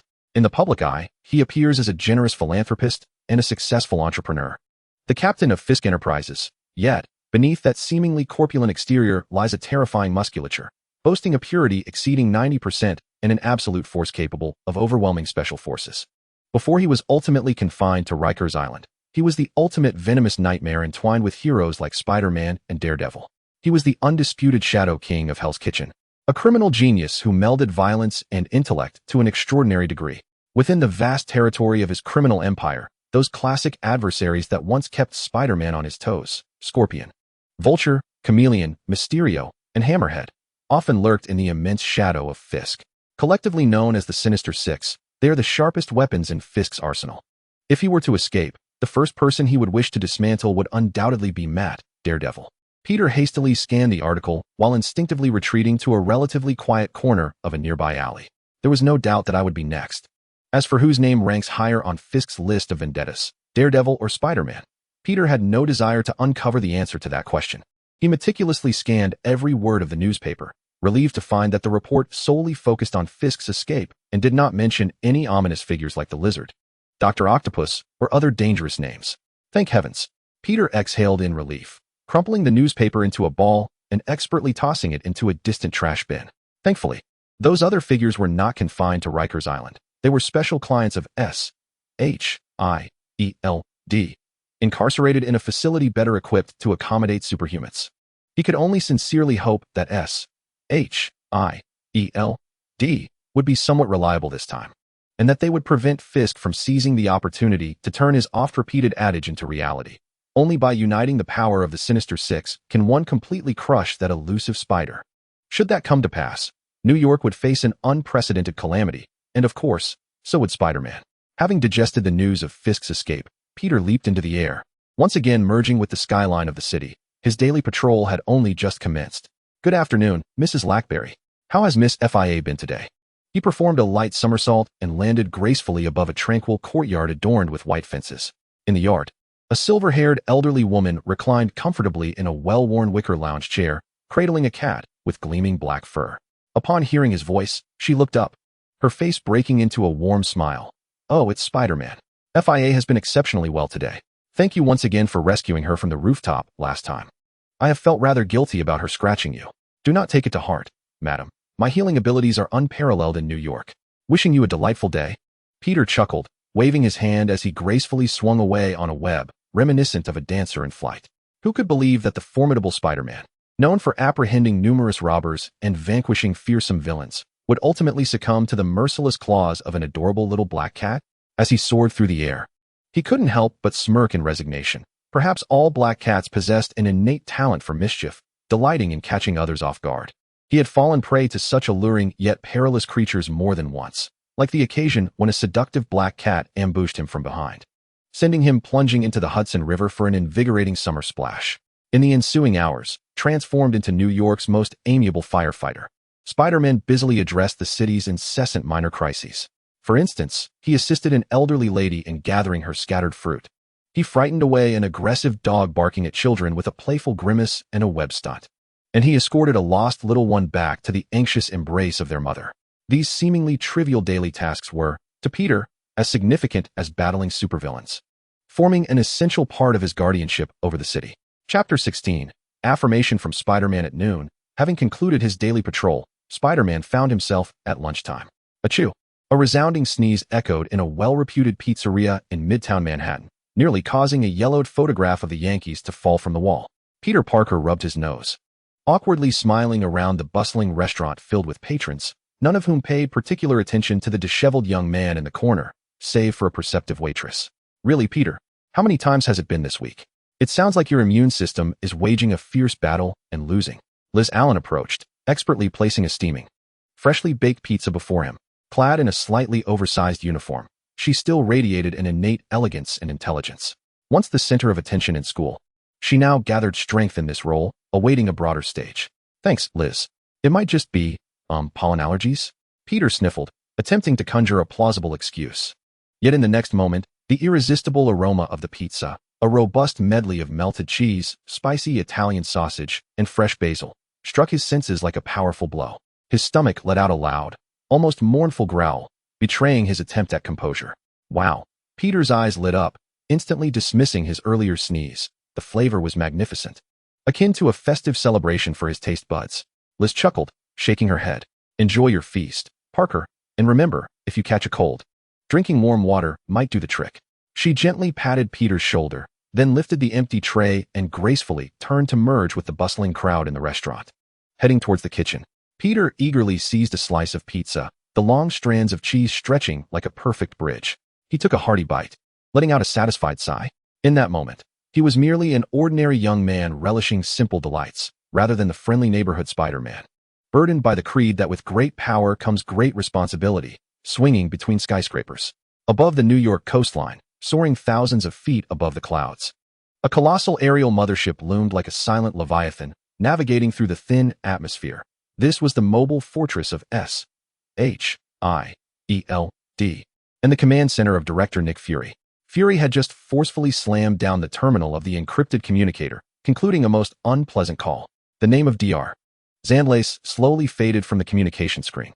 Motherf, he muttered under his breath, stifling the final word, his single eye burning with fury and profound frustration. More mutants. Every time I hear that word, my migraine escalates. His robust fingers pressed firmly against his temples, as if attempting to squeeze out the annoying pain. Rising from the ergonomically designed, costly leather chair, he walked with steady strides to the enormous arched floor-to-ceiling window of his office. Outside, the view no longer revealed an endless blue sky, but rather a deep, star-studded cosmic curtain, as if the arc of the earth below emanated a tranquil blue glow. Yet this magnificent sight did nothing to quell the storm within him. Spider-Man, Peter Parker, a mutant? He whispered to the cold, reinforced glass, his voice tinged with incredulous irritation. Was Tony Stark, that self-righteous genius, filled with nothing but his armor and catchy slogans? It was always shoot first and leave the mess for me to clean up. As if I, the esteemed director of SHIELD, was born to clean up after these volunteer vigilantes. He complained indignantly. For Peter Parker was a young man he personally monitored and included on the Avengers Reserve list. He admired the boy's talent and golden heart. Yet now, the doubts from the higher-ups and experts loomed like a malignant tumor, threatening to destroy everything. In contemporary America, the mutant issue was as sensitive as a ticking time bomb. Politicians either openly loathed them or sought to bind them to examination tables for dissection. What if a publicly active superhero turned out to be a mutant? It would be akin to playing with fire atop a powder keg. The old men in Congress and the scientific zealots like Lays and Trisk would never stand idly by. However, Fury was not one to heed one-sided narratives. He sought the truth, the facts, and he needed eyes he could trust to confirm them. I hope that old coot Lays is mistaken, he muttered, his brow furrowed. Otherwise, I fear the war between mutants and humanity may arrive far sooner than prophesied. He turned around and strode decisively back to his desk, his fingers firmly pressing a button on the communication panel. Connect me to Agent Romanoff. Have her come to my office immediately. It was not long before the titanium alloy door to the office slid open almost silently, revealing Natasha Romanoff, the Black Widow. Clad in her signature black tactical suit, she embodied a silhouette that was both athletic and lethal, her long crimson hair cascading like cooled lava. Her footsteps were soundless, and her emerald eyes, calm yet piercing, swiftly scanned the room, assessing everything within. Director, you called for me? Her voice was steady, devoid of any unnecessary emotion. Romanoff, take a seat. Fury gestured towards the chair opposite him, his usual stern expression unwavering. He did not speak immediately, but instead rhythmically tapped his knuckles against the desk, as if weighing his words. Subsequently, he leaned down to open a biometric safe beneath his desk, retrieving a somewhat aged, top-secret paper dossier. This was a file that had been sealed for over 2 decades. He pushed the dossier towards Natasha, his tone grave. Your next mission is related to this. Take a look. Natasha accepted the dossier, deftly breaking the seal. As she extracted the documents, the first page revealed 2 names, Richard Parker and Mary Parker. Her gaze swiftly traversed the summary below. Richard Parker, SHIELD, Level 7 Agent, Distinguished Geneticist specializing in interspecies gene fusion technology. Mary Parker, SHIELD, Level 6 Agent, Intelligence Analysis Expert. Cause of death, officially recorded as a plane crash. Note, highly suspected to be linked to a Hydra subsidiary or the remnants of the Red Skull's plan. Investigation was halted in 1995. As Natasha read, Fury's deep voice resonated once more. Natasha, you are one of the agency's top agents, which is why I have chosen you. Your primary task is to ascertain whether Spider-Man, Peter Parker, is a mutant. Additionally, if feasible, investigate his residence discreetly to see if his parents left behind anything unusual. Upon hearing Spider-Man and mutant associated together, Natasha's meticulously groomed eyebrows subtly arched, yet her expression remained unperturbed. She refrained from asking questions, instead committing all the information to memory before closing the dossier with precision. Understood, Director. Also, Fury added, a rare softness flickering in his single eye. Reminiscent of an elder's concern, try not to disturb the young man's life. He is still a student. Furthermore, if he encounters any trouble during your investigation, do what you can to look out for him. Understood. Natasha stood up, uttering no superfluous words, and turned to leave the office, her high heels striking a resolute rhythm against the floor. She needed to prepare her equipment immediately and head to Queens, New York, with utmost urgency. Watching Natasha's retreating figure, Fury picked up the dossier, allowing a rare sigh to escape his lips, his deep voice echoing in the vacant office with unusual clarity. This is what we owe you. Richard, Mary hopes that you, in the heavens, can watch over that child, who is merely an ordinary little boy bitten by a spider. He secured the file back into the safe, yet he was acutely aware of the lurking possibilities. The mutation of the X gene can sometimes be triggered during adolescence. Although such natural mutations have become exceedingly rare with the proliferation of gene editing technology, they have not vanished entirely. If Peter Parker is indeed that individual, the radical factions led by the likes of Lays, the Sentinel robot project by Trisk, and the fearful politicians in the White House would not let him go. Especially if the rumors regarding Richard's research from years past hold any truth. Then New York City's friendly neighborhood Spider-Man could potentially become the most significant and uncontrollable threat to humanity on this planet. Meanwhile, Peter Parker contentedly patted his belly, for the sensation of fullness is the true superpower. After settling the bill, he slipped into a dimly lit alleyway, swiftly shedding his outer garment to reveal the red and blue spider suit beneath. With ample time before his afternoon shift, he had enough opportunity to patrol a few rounds and ascertain whether this city still required its friendly neighbor. On the sidewalk before a subway exit, the crowd bustled, a cacophony of complaints and horns merging into a chaotic symphony. Hey, watch where you're going, will you? Please don't bump into me. A frantic voice struggled amidst the throng. It belonged to a dark-skinned man with thinning hair at the forehead, awkwardly attempting to protect a large, precariously balanced roll of engineering blueprints in his arms. The relentless flow of people surged around him, heedless of his pleas. In an instant, tragedy struck. A burly mover stepped back, colliding solidly into him. Oh no! The blueprints scattered like petals in the wind, littering the ground. My drawings. Is there anyone who can help me? The man hastily knelt, scrambling to gather those vital and fragile documents, the urgency etched on his face. At that moment, a gloved hand, adorned in red, reached out, deftly retrieving several sheets of paper and rolling them up with practiced ease. Here you go. Take care, Mr. Dillon. Max Dillon looked up in astonishment, his eyes widening as he recognized the figure assisting him through thick glasses. Crouching before him was none other than Spider-Man. The texture of that suit, the iconic lenses were unmistakable. Spider-Man, is it really you? He stammered, barely able to believe his eyes. Hey, Max. I'm delighted you recognized me, but there's no reward for that, came Spider-Man's voice through the mask, imbued with a reassuring and friendly tone. He handed the rolled blueprints back to Max and gently patted his shoulder. However, you should make haste and leave this place. It's far too crowded for both you and your blueprints. Max, flustered, clutched the reclaimed blueprints, his excitement rendering him nearly incoherent. Why, you know me? You're a great hero. I am merely from Oscorp, and of course, I recognize you, Max Dillon. The electric engineer whose unwavering and sincere demeanor allows New York to shine brightly even at night. This is no small feat. You are indeed a hero behind the scenes. He paused, as if in contemplation, then casually remarked, and Max? It's a rather cool name. It reminds me of an old film I once saw, Max the Ultraman, a hero who brought light to everyone. You see, you share the same name and purpose. You illuminate this city, and you are of the same ilk. Really? Max's voice trembled, the fatigue and numbness from countless sleepless nights seemingly shattered by these words. A faint yet genuine glimmer igniting in his murky eyes. Can I also become a hero? Without a doubt, my friend, Spider-Man replied with unwavering conviction. He even extended a hand to help the disheveled engineer straighten his crooked collar. You perform heroic deeds in silence each day, for the first time in his life. Receiving such affirmation, particularly from a hero he admired, Max felt a warm current dispelling all gloom and exhaustion, as if he were imbued with newfound energy. Honestly, Spider-Man stood up, preparing to depart, and added, you might want to tidy up that beard. Even superheroes ought to mind their appearance, don't you think? He hesitated for a moment, then continued, his tone slightly more serious. Max, listen, if you ever need to deal with the main power cables or similar tasks, please exercise utmost caution. Especially keep your distance from the electric eel tanks, all right? I read a report that those creatures can unleash enough electricity to fell a bull. With that, Spider-Man shot a web and gracefully swung away, disappearing between the buildings. Max stood rooted in place, tightly clutching his blueprint, gazing towards the direction Spider-Man had vanished, his heart stirring with an unshakable calm. A warm current of being seen and acknowledged surged within him. Hey, Max, did you hear that? He whispered to himself, a rare and unfamiliar smile gracing his lips. You are not just a nameless nobody. Spider-Man knows your name. He said you can be a hero too. Chapter 17. The astonished Jameson. After assisting Max, Peter continued to patrol the city. Acutely aware that he could not dictate the fate of an individual, a weighty and oftentimes helpless lesson on the path of heroism.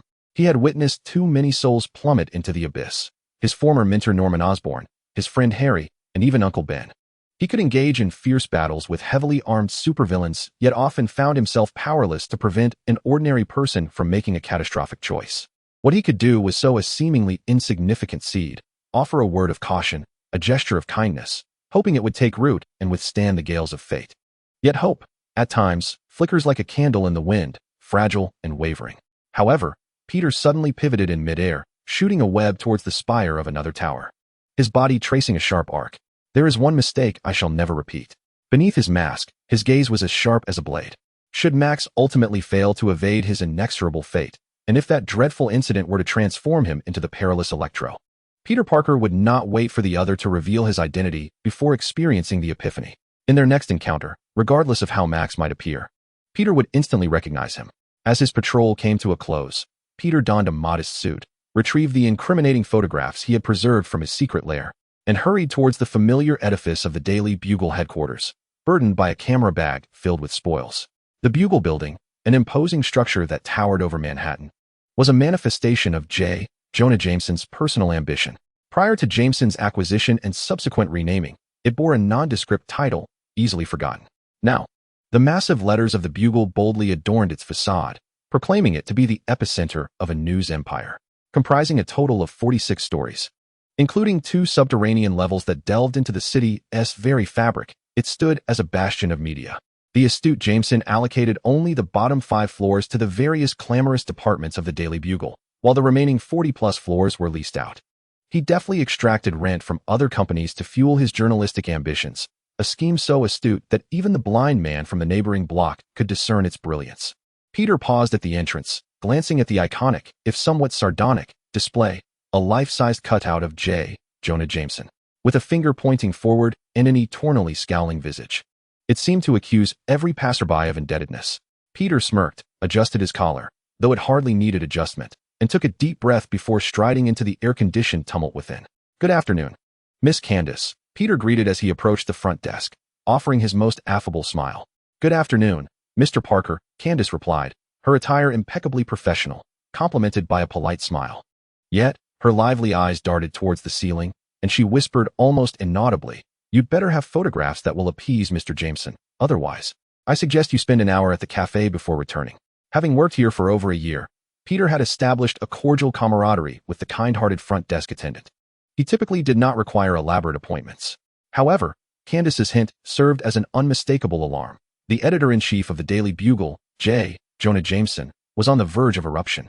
His fury potent enough to elevate the temperature on the 3rd floor by 10 degrees. Peter mischievously blinked, patting his bulging camera bag. "Fear not, Candace. Today's photographs will be more than sufficient to momentarily alleviate Mr. Jameson's woes." Candace's smile deepened, revealing dimples on either side of her cheeks, her expression seemingly conveying, "Brave warrior, may fortune favor you." Peter puffed out his chest, striving to exude confidence as he made his way toward the elevator area. As soon as his finger pressed the call button, an elevator stationed on the 1st floor chimed and opened its doors. He stepped inside and pressed the button for the 3rd floor. The metallic doors gradually closed, enveloping him in a fleeting silence. However, this tranquility was exceedingly brief. As the elevator began its ascent, a deep, resonant roar penetrated through the layers of steel, becoming increasingly pronounced as they neared the 3rd floor.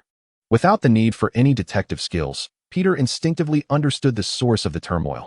The headline of this morning's Global Daily: Wilson Fisk, the man-shaped Tyrannosaurus, the emperor of New York's underworld, had successfully escaped from prison. Of course, Jameson had no concern for what Fisk's escape meant for the safety of the city. His sole interest lay in why this explosive news had not been broken first by the Hornet Daily. It was, in essence, a slap in the face to his journalistic instincts. As the elevator doors slid open on the 3rd floor, a wave of heat, infused with the scent of cigars, coffee, and pure indignation, rushed forth, the office atmosphere thick with tension. Every editor and reporter seemed to huddle, as if anticipating that the next roar could cost them their livelihoods. Upon entering, Peter quickly scanned the room, noting the absence of his frequent acquaintance, Eddie Brock, and thus waved to Robbie Robertson, who sat in a relatively calm area. The ever-composed managing editor greeted Peter with enthusiasm, his spirits lifted at the prospect of hearing that Peter possessed photographs that might appease Mr. Jameson. Immediately, he rose and guided Peter through the minefield of the office towards the editor-in-chief's office, which held the fate of the entire building in its grasp. The door was ajar, and Jonah Jameson's furious shouts were unmistakably audible. "I pay you to report news, not to cover community bake sales. I want headlines that will cause a stir, not the lost cat of the elderly lady next door." Robbie knocked lightly before pushing the door open, revealing Jameson standing behind his massive mahogany desk. Clad in an expensive yet somewhat ostentatious suit, a thick, costly cigar clamped between his teeth, berating a trembling reporter with fervent spittle. Upon spotting Peter, he seemed to have found a new target for his ire. With a grand gesture, he shooed the unfortunate soul away as if swatting a fly. "Parker." Jameson's voice rasped like sandpaper. He took a deep drag from his cigar, letting the smoke swirl around his mouth before expelling it, his ominous gaze locking onto Peter. "You've been absent for 2 days, and I hope the time you squandered yields enough images to make me forget today's grievances." He abruptly pointed his cigar towards the window, or at least in the general direction of it. "Remember, I don't want pictures of a dog fetching a frisbee or some rubbish about an old lady walking her dog. If you can't deliver, do you see that door? You can get out directly." Peter had long since become immune to this intimidation tactic. With an unflinching demeanor, he stepped forward, retrieving a folder containing photographs from his backpack and slapping it onto the expansive desk with just the right amount of force to seize everyone's attention. Jameson raised an eyebrow, clearly displeased with Peter's somewhat provocative gesture, poised to escalate the tension. However, his peripheral vision caught a glimpse of a corner of a photograph slipping out from the file bag. The dynamism, clarity, and content captured within that image rendered him momentarily breathless. His eyes, perpetually ablaze with fury, widened in astonishment. Almost instinctively, he seized the file bag, extracting the photograph with an insatiable eagerness. The image documented some scandalous material regarding Spider-Man. Though not sensational enough, it was precisely what he had long yearned for.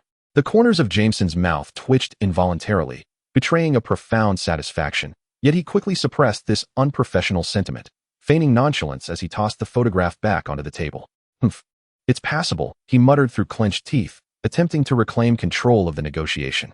"Given the effort you've made, $80 at most." Had this been the inexperienced Peter of yore, he would have eagerly nodded in agreement. Yet the present Peter remained unperturbed, calmly pulling out the chair opposite Jameson. Sitting down with composure and slowly extending a single finger, Jameson erupted into an exaggerated, almost absurd laughter, as if he had heard the greatest joke. "Ha, ha, $100? Parker, have you forgotten who you're dealing with? No one has ever bargained with me, Jonah Jameson." Peter remained silent, resolutely shaking his head, that finger still steadfastly raised, unwavering. Jameson's laughter abruptly ceased, as though a hand had clutched his throat. He leaned forward, pressing his hands heavily on the table. Scarcely able to believe his eyes, his voice tinged with incredulity. "Wait a minute, you little rascal. Do you mean to ask for $1,000? Just for these few measly photographs?" Peter inhaled deeply, preparing to nod in affirmation of this psychological standoff when, without warning, the hairs on the back of his neck stood on end, his spider sense blaring like the most urgent of alarms throughout every nerve ending. His gaze darted past the astonished Jameson towards the enormous floor-to-ceiling window behind him. The skyline of New York unfolded outside, and against that grayish-blue backdrop, a minuscule black that was tearing through the air at an astonishing speed, rapidly approaching. It was neither a bird nor a plane. It was a humanoid figure, hurtling towards them, towards the editorial office of the Daily Bugle. Chapter 18. A rescue from the web. "Watch out behind you." Peter's voice erupted, no longer the gentle tone he usually employed, but infused with an undeniable urgency, akin to a command on the battlefield. His muscles tensed instantaneously, every cell in his body screaming for evasive action. "What?" Jonah Jameson furrowed his brow in confusion and bewilderment, instinctively following Peter's gaze to discern what lay behind him. In the blink of an eye, Peter sprang into action, propelling himself forward with the force of a released arrow, tackling Jameson to the ground. As he surged ahead, his fingers deftly skimmed the surface of the desk, seizing the few photographs of Spider-Man that Jameson had just showcased. In the next moment, a deafening explosion shattered the tranquility of the office. The once prized floor-to-ceiling windows, symbols of the Daily Bugle's authority and vision, erupted into a multitude of sharp, crystalline shards that rained down like deadly hail.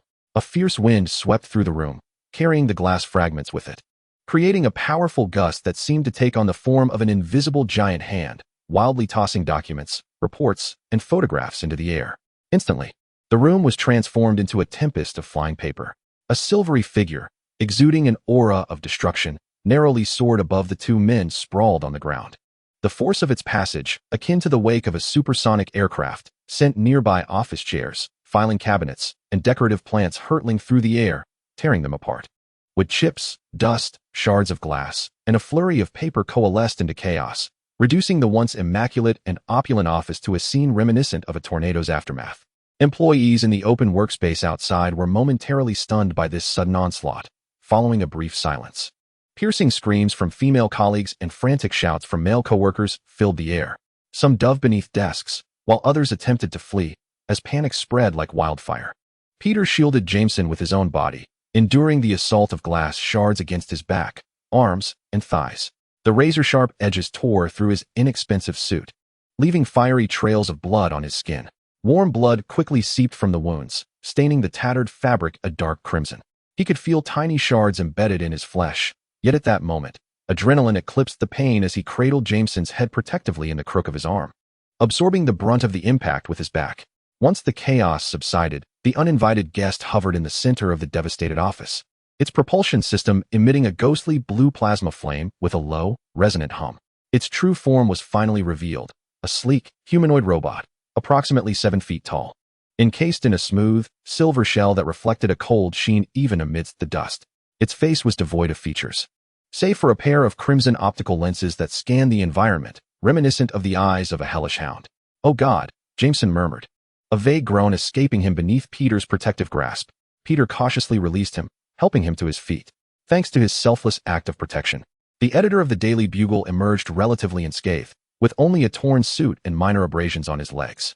He stared, wide-eyed, at the apocalyptic scene surrounding them, then turned his gaze to Peter, who had become disheveled in his efforts to safeguard him.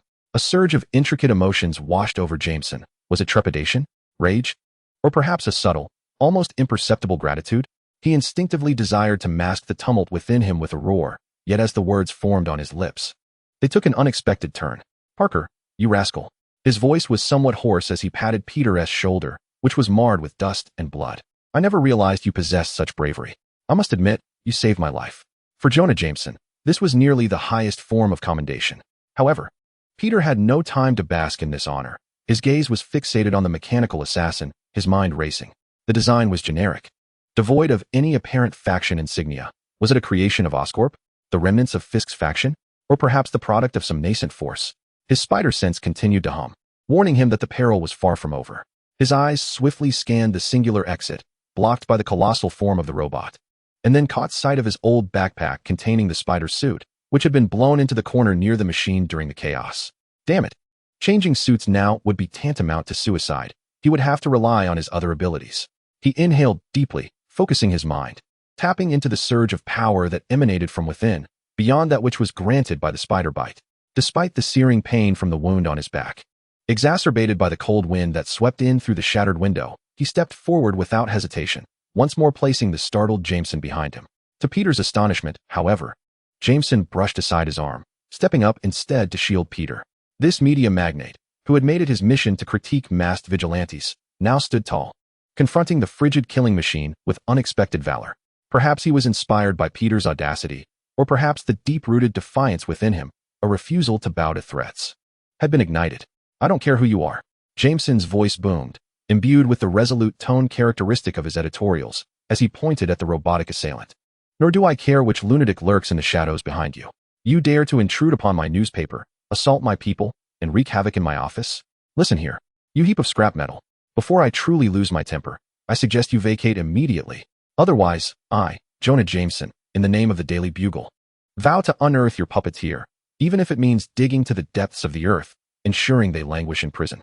His words resonated with authority, dripping with Jameson's unique flair. Yet, as soon as he uttered them, a wave of trepidation struck him. What on earth am I doing?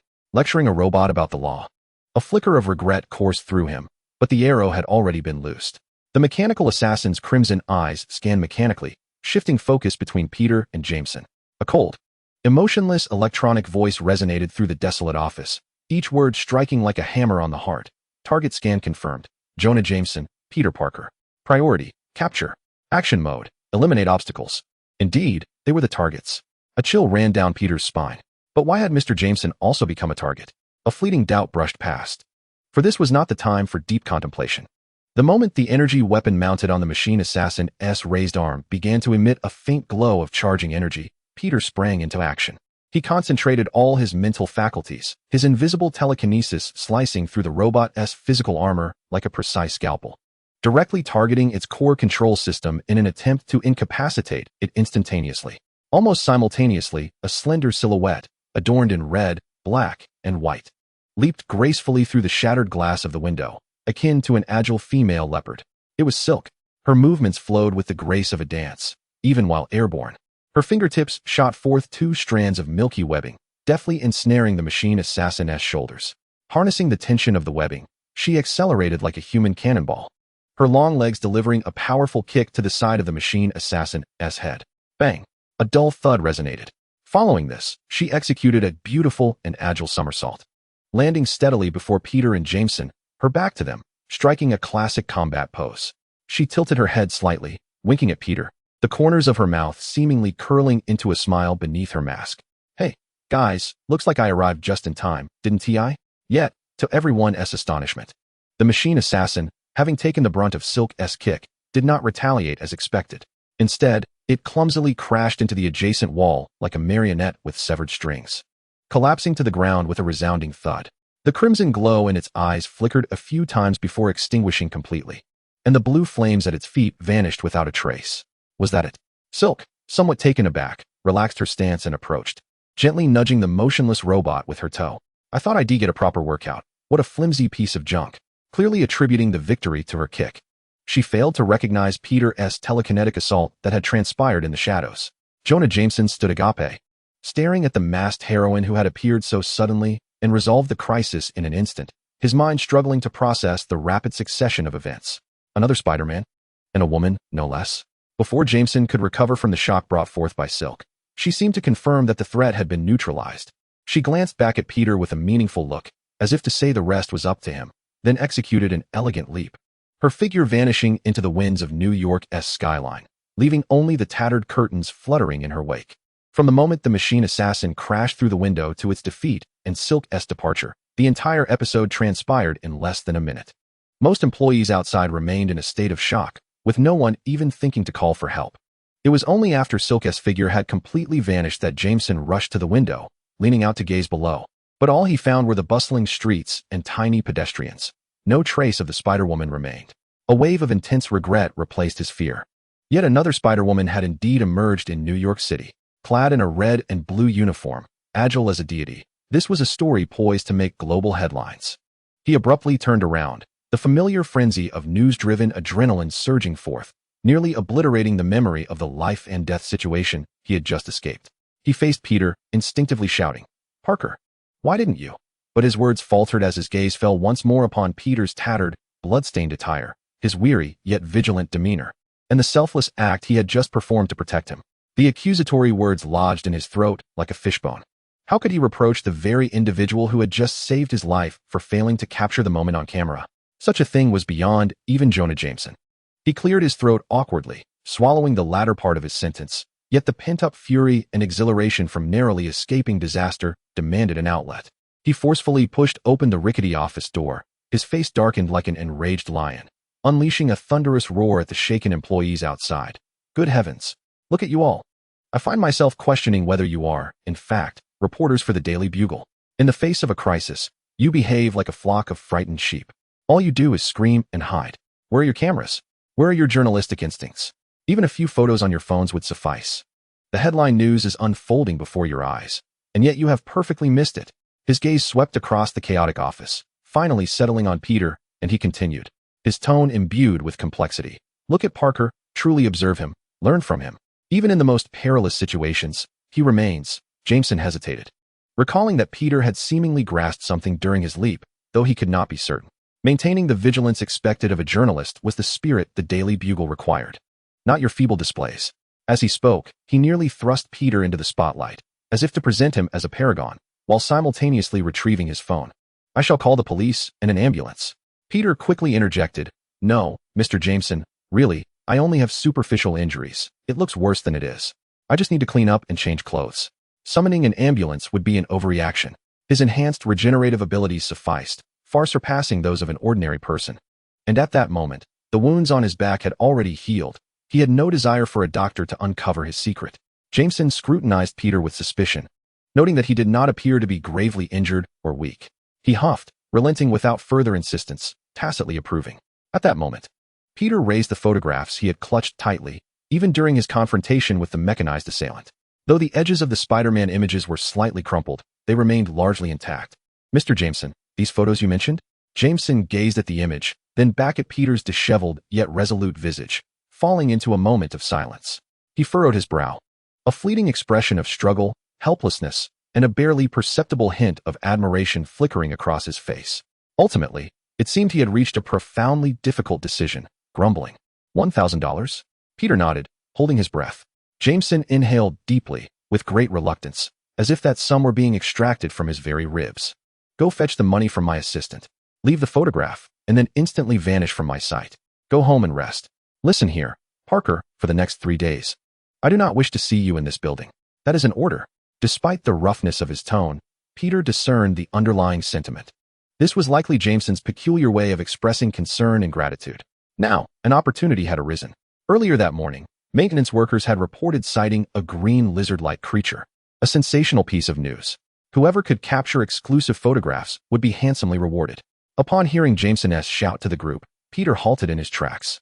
A green lizard creature? A handsome reward? Chapter 19. Black Cat urges Peter to learn from Spider-Man. A handsome reward? Mr. Jameson spoke so nonchalantly. Capturing an erratic lizard creature was no simple task, particularly since this monster might very well be an old friend of Peter's. Were it not for the incessant fragments of memories intertwining in his mind, he might have simply felt exhilarated by the prospect of the reward, donning his Spider-Man persona to engage in a game of hide-and-seek at the subway station. However, now the term Lizard Man felt like a cold stone cast into the deep well of Peter's memories, sending ripples of unease radiating outward. As he made his way to claim the reward, Peter's mind functioned like a high-speed supercomputer, cross-referencing everything he knew about the Marvel Universe with this seemingly convoluted reality. In his understanding, the birth of the lizard was invariably linked to the name Dr. Kurt Connors. Yet, this world was full of uncertainties. Perhaps it was an unintended consequence of some genetic experiment, or a lurking urban legend of a lizard mutant. Nevertheless, his intuition, or rather, the memories from another world, offered him an 80% certainty that it was indeed Dr. Connors. He had known Dr. Connors from Empire State University since high school. Perhaps it was the affinity between scientific geniuses that fostered their many discussions, during which Peter's novel insights in biology and genetics earned the esteemed professor's high regard. Consequently, they had maintained frequent contact. Peter often audited Dr. Connors' lectures and even volunteered as an assistant. Just 3 days prior, he had played a pivotal role as Dr. Connors explored the cutting-edge topic of DNA molecular recombination, utilizing reptilian genes to achieve limb regeneration. Together, they tackled challenges, shared the joy of breakthroughs, and ultimately succeeded in enabling a severed-legged mouse to regrow a new limb after the transplantation of lizard DNA. At that moment, the glimmer in Dr. Connors' eyes was not merely the excitement of scientific success, but rather an almost obsessive desire to mend the void within himself. Indeed, every hero or villain within the Marvel Universe harbors their own obsessions. For instance, Kingpin yearns to construct a vast criminal empire. Venom seeks vengeance against the Spider-Man who abandoned him, while the Doctor's fixation lies in the arm he lost during a laboratory accident. Peter Parker possesses a profound understanding of Kurt Connors. Once the theory succeeds with the mice, it is highly probable that he would choose to experiment on himself. Regardless of their mentor-student relationship or their friendship, Peter cannot bear to witness him transform into a monster, nor allow the chaos he might unleash to harm the innocent. A jarring voice interrupted Peter's thoughts. "Hey, look who it is. Our heroic photographer, Parker." Eddie Brock approached, clad in a worn brown jacket, his tone sharp enough to corrode steel. "I just rushed back after witnessing the chaos at Oscorp Tower. I heard not only did you save Mr. Jameson, but you also stumbled upon some dirt on Spider-Man. Congratulations." Eddie leaned in closer, competitive sparks igniting in his eyes. "But your luck ends here. I'll be the one to capture an exclusive shot of that green lizard monster. Then Mr. Jameson will truly understand who the real pillar of this newspaper's photography is." He patted his camera, brandishing it like a weapon, and without waiting for Peter's response, strode purposefully toward the elevator. Peter merely shrugged nonchalantly. He was accustomed to Eddie's competitive spirit, and there were far more pressing matters at hand. After addressing the police's brief inquiries regarding the earlier incident, Peter slipped into his secret base, a narrow storage room located within a derelict subway station. There, he swiftly changed out of his disheveled suit. With the 1,000 he had received from Mr. Jameson tucked away, he dashed toward a large electronics store that was currently holding a promotional sale. Inside the store, the lights shimmered, illuminating a vast array of electronic products. Peter moved through the crowd with the agility of a spider, his gaze honing in on the camera display. As a media professional relying on images, a dependable camera was essential for him, whether he needed to photograph the lizard or capture other sensational news. This necessity explained why he had previously produced some rather unimpressive photos of Spider-Man. Fortune seemed to favor him once more, as the Canon EOS DSLR camera he had long coveted was included in the sale. Originally priced at $1,060, it was now available for just $753. The moment Peter exited the store, he clutched the new camera box tightly, his face alight with genuine joy. $753. The money saved would cover this month's rent, and perhaps even leave him with an extra $100. What splendid news! It is just the perfect opportunity for Peter to prepare a birthday cake and some gifts for Aunt May, perhaps even a delightful surprise for Mary Jane. Standing on the street corner, he eagerly snapped a few pictures. The new camera's focus was swift, the image quality pristine, and the tactile experience delightful. In high spirits, Peter cradled his new treasure in one hand while retrieving his phone with the other, dialing Mary Jane's number. "Hi, MJ, it's me, Peter. Don't forget about our date tonight. Aunt May has been mentioning you for quite some time, and she specifically asked me to invite you to her gathering at our home tomorrow evening." In this universe, his neighbors were not Mary Jane's family, but rather George and Stacy. Indeed, it was Officer George, known as the noble sheriff of New York City, and his daughter was none other than Peter's childhood friend, Gwen Stacy. On the other end of the line, Mary Jane's cheerful laughter rang out. "Don't worry, Peter. I'm not like you, the king of tardiness. I will definitely be on time for our date tonight. And I'll be punctual for Aunt May's birthday gathering tomorrow as well." Aunt May? After hanging up, Peter smacked his forehead. Aunt May and Aunt Anna were close friends, so it was only natural for Aunt Anna to be invited to the birthday celebration. And Mary Jane accompanying her made perfect sense, just as Peter was reveling in the small joys of planning for the evening date and the birthday party. A piercing shout shattered the relative tranquility of the street corner. "Catch him. He stole my bag." A tall thug, clad in a grimy yellow jacket and clutching what appeared to be an expensive women's handbag, barreled through the crowd like a startled bull, leaving chaos in his wake. "Oh, come on, not again. This is free-spirited New York, where impromptu crime shows are never in short supply. Can I enjoy a few minutes of bliss with my new camera?" Peter lamented with a tone of exasperation. As the robber, known as Cassidy, rushed past Peter, he instinctively extended a leg in what seemed to be a casual motion. Thud! A muffled sound echoed as Cassidy fell, landing unceremoniously on the ground, his face making intimate contact with the pavement, his posture utterly disheveled. Peter internally scoffed. That must have hurt. I hope this dedicated thief manages to keep all his teeth intact. However, the unfolding events took an unexpected turn. Instead of panicking, the fallen Cassidy erupted into a deep, eerie laughter. He shook his head and got back on his feet, neglecting the dropped handbag, and abruptly turned, pulling out a gun from the lining of his yellow jacket. A plastic-looking yet fearsome toy, a Glock pistol.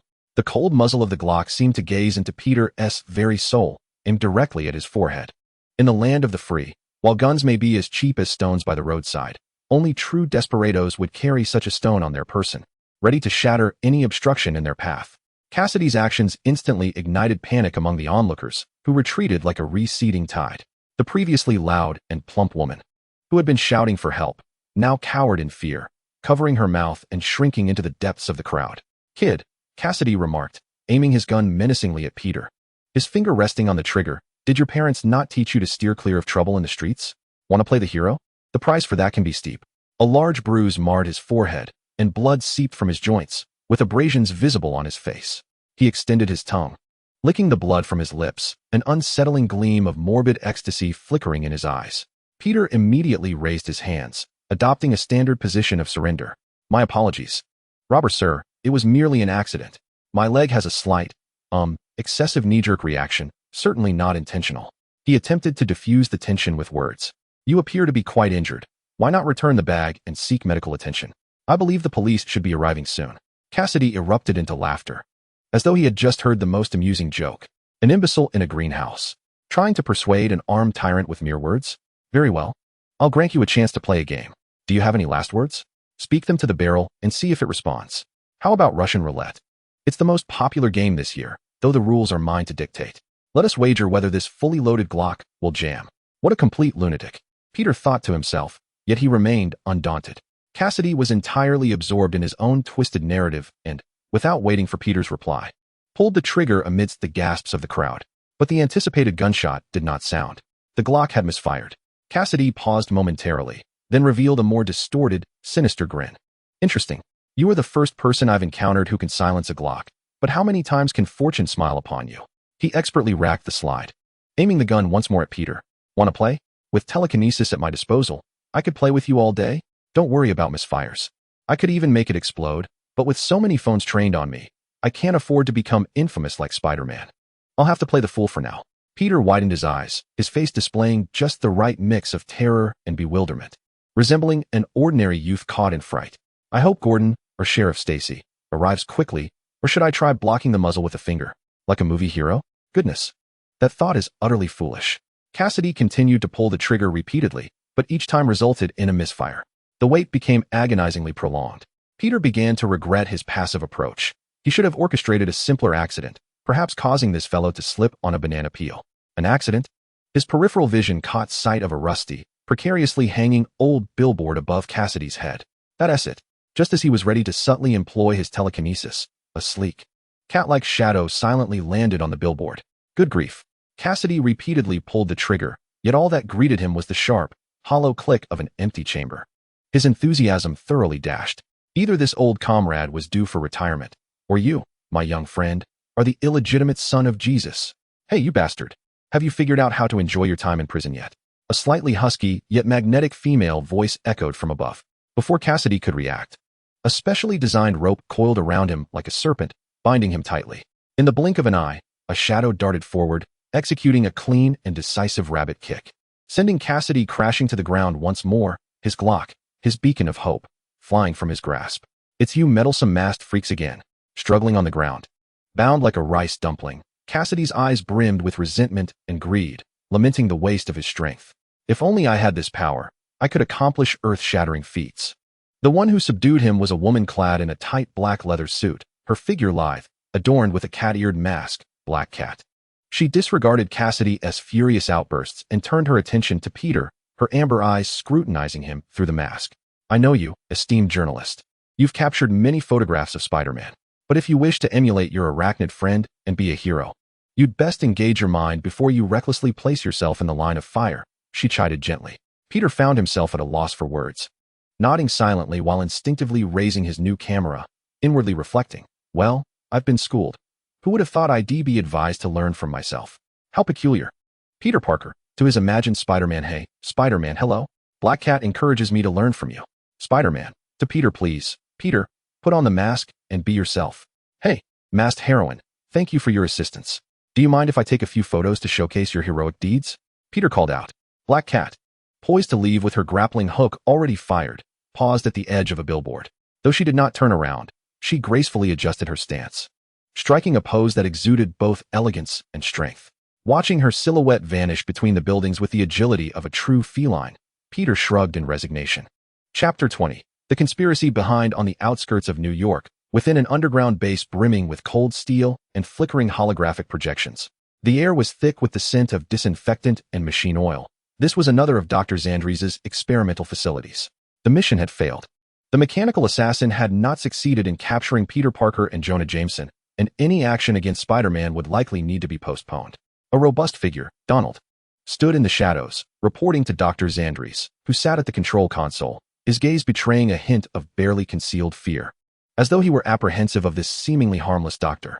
On the console screen, footage replayed in a loop, depicting the mechanical assassin being intercepted and destroyed by Spider-Woman in front of the Daily Bugle building. Dr. Zandri, adorned with rimless spectacles, possessed a gaze as frigid and unyielding as the permafrost of Siberia, devoid of any discernible emotion. His fingers gently tapped upon the console's surface, producing a rhythmic staccato. I have witnessed it all, Donald.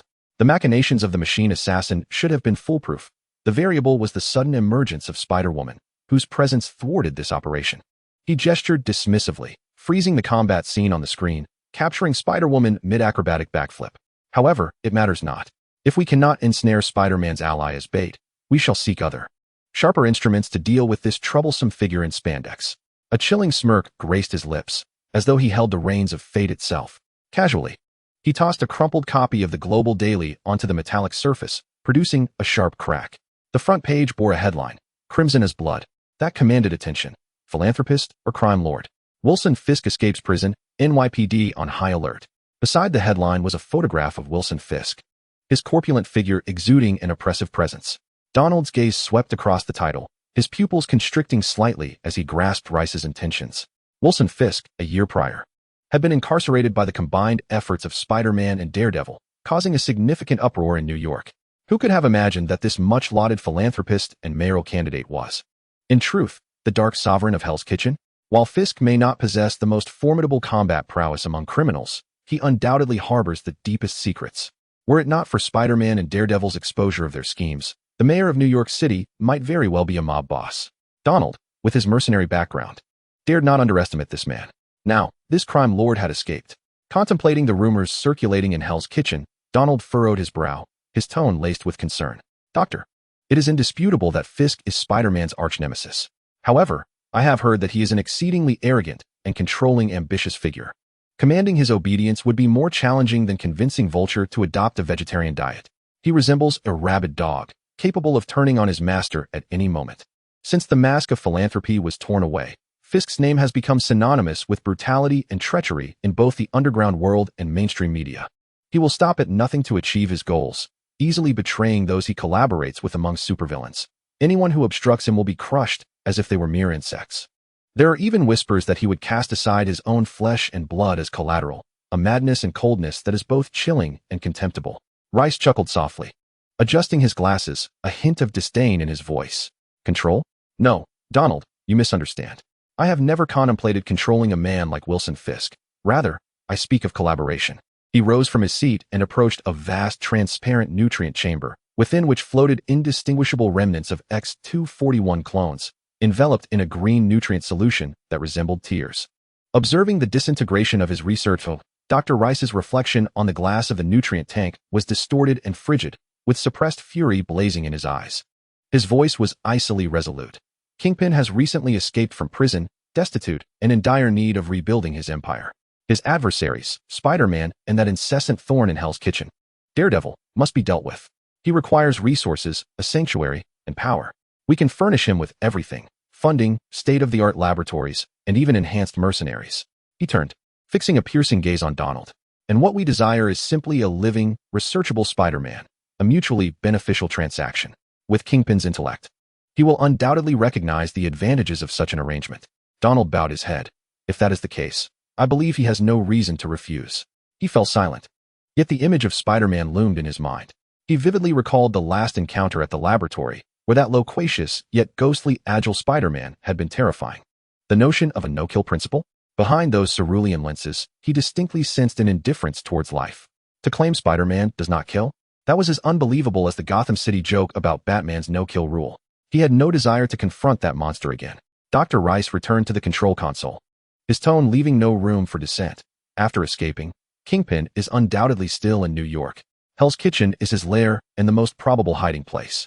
I will utilize our resources within the government to pinpoint his approximate location. When the time comes, I will need you, Donald, to represent me in the initial contact. Donald nodded respectfully, though a flicker of anxiety lay deep within his gaze. He hoped to redeem himself this time. After all, Dr.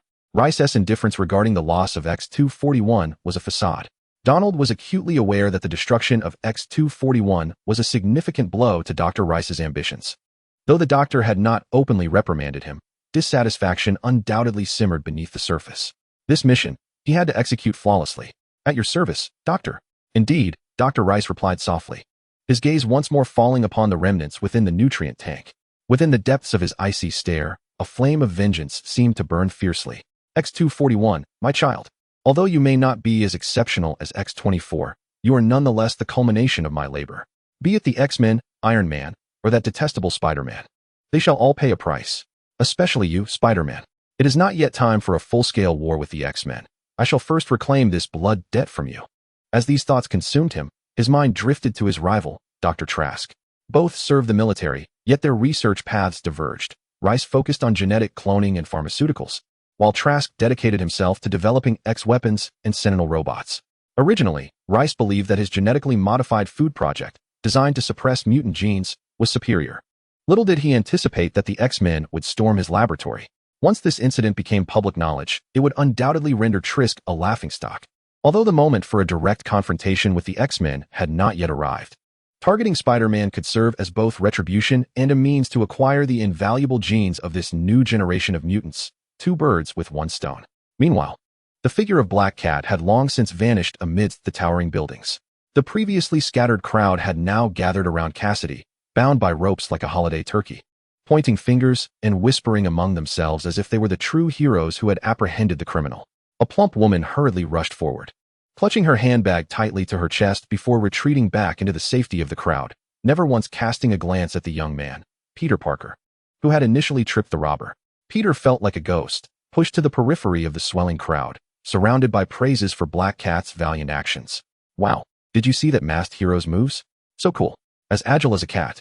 She must be the new superhero, not inferior to Spider-Man at all. Indeed, quite impressive. It seemed that the failed man would always remain a backdrop, with accolades and applause reserved for those cooler, more enigmatic masked figures.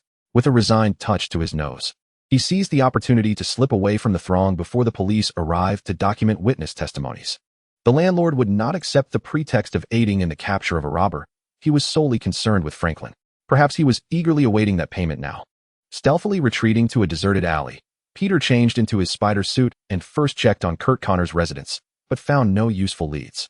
Deciding to return to his rented room before his evening date to pay the rent, he set off.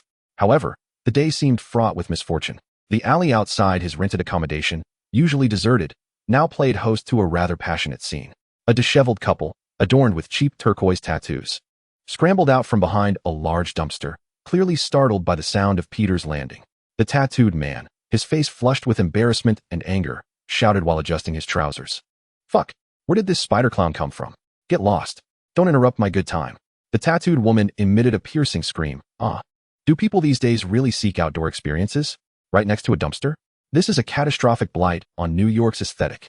Peter had initially intended to leave quietly, but the man's attitude prompted him to impart a small lesson. In a teasing tone, he remarked, Hey folks, filming a little movie? I recall there's an affordable motel just down the block, far more romantic than this place. The scent of dumpsters is hardly a fine perfume. As he spoke, with a swift flick of his wrist, he unleashed a strand of webbing, deftly ensnaring the discarded garments of the tattooed man, including the prized Armani shirt, into a tangled mass. In a swift motion, he hurled this bundle onto a high iron hook affixed to the adjacent brick wall, where it swayed precariously like a jester's colorful orb. The tattooed man erupted in fury, attempting to leap for his clothing, yet always falling short. What have you done to my Armani, you foul spider? How dare you ensnare my designer shirt with your cheap, tattered web? I shall sprinkle some chili powder in your eyes. Spider-Man feigned covering his lenses, exclaiming, Oh, I appreciate your concern. However, my vision is quite sharp. Thank you, 2020.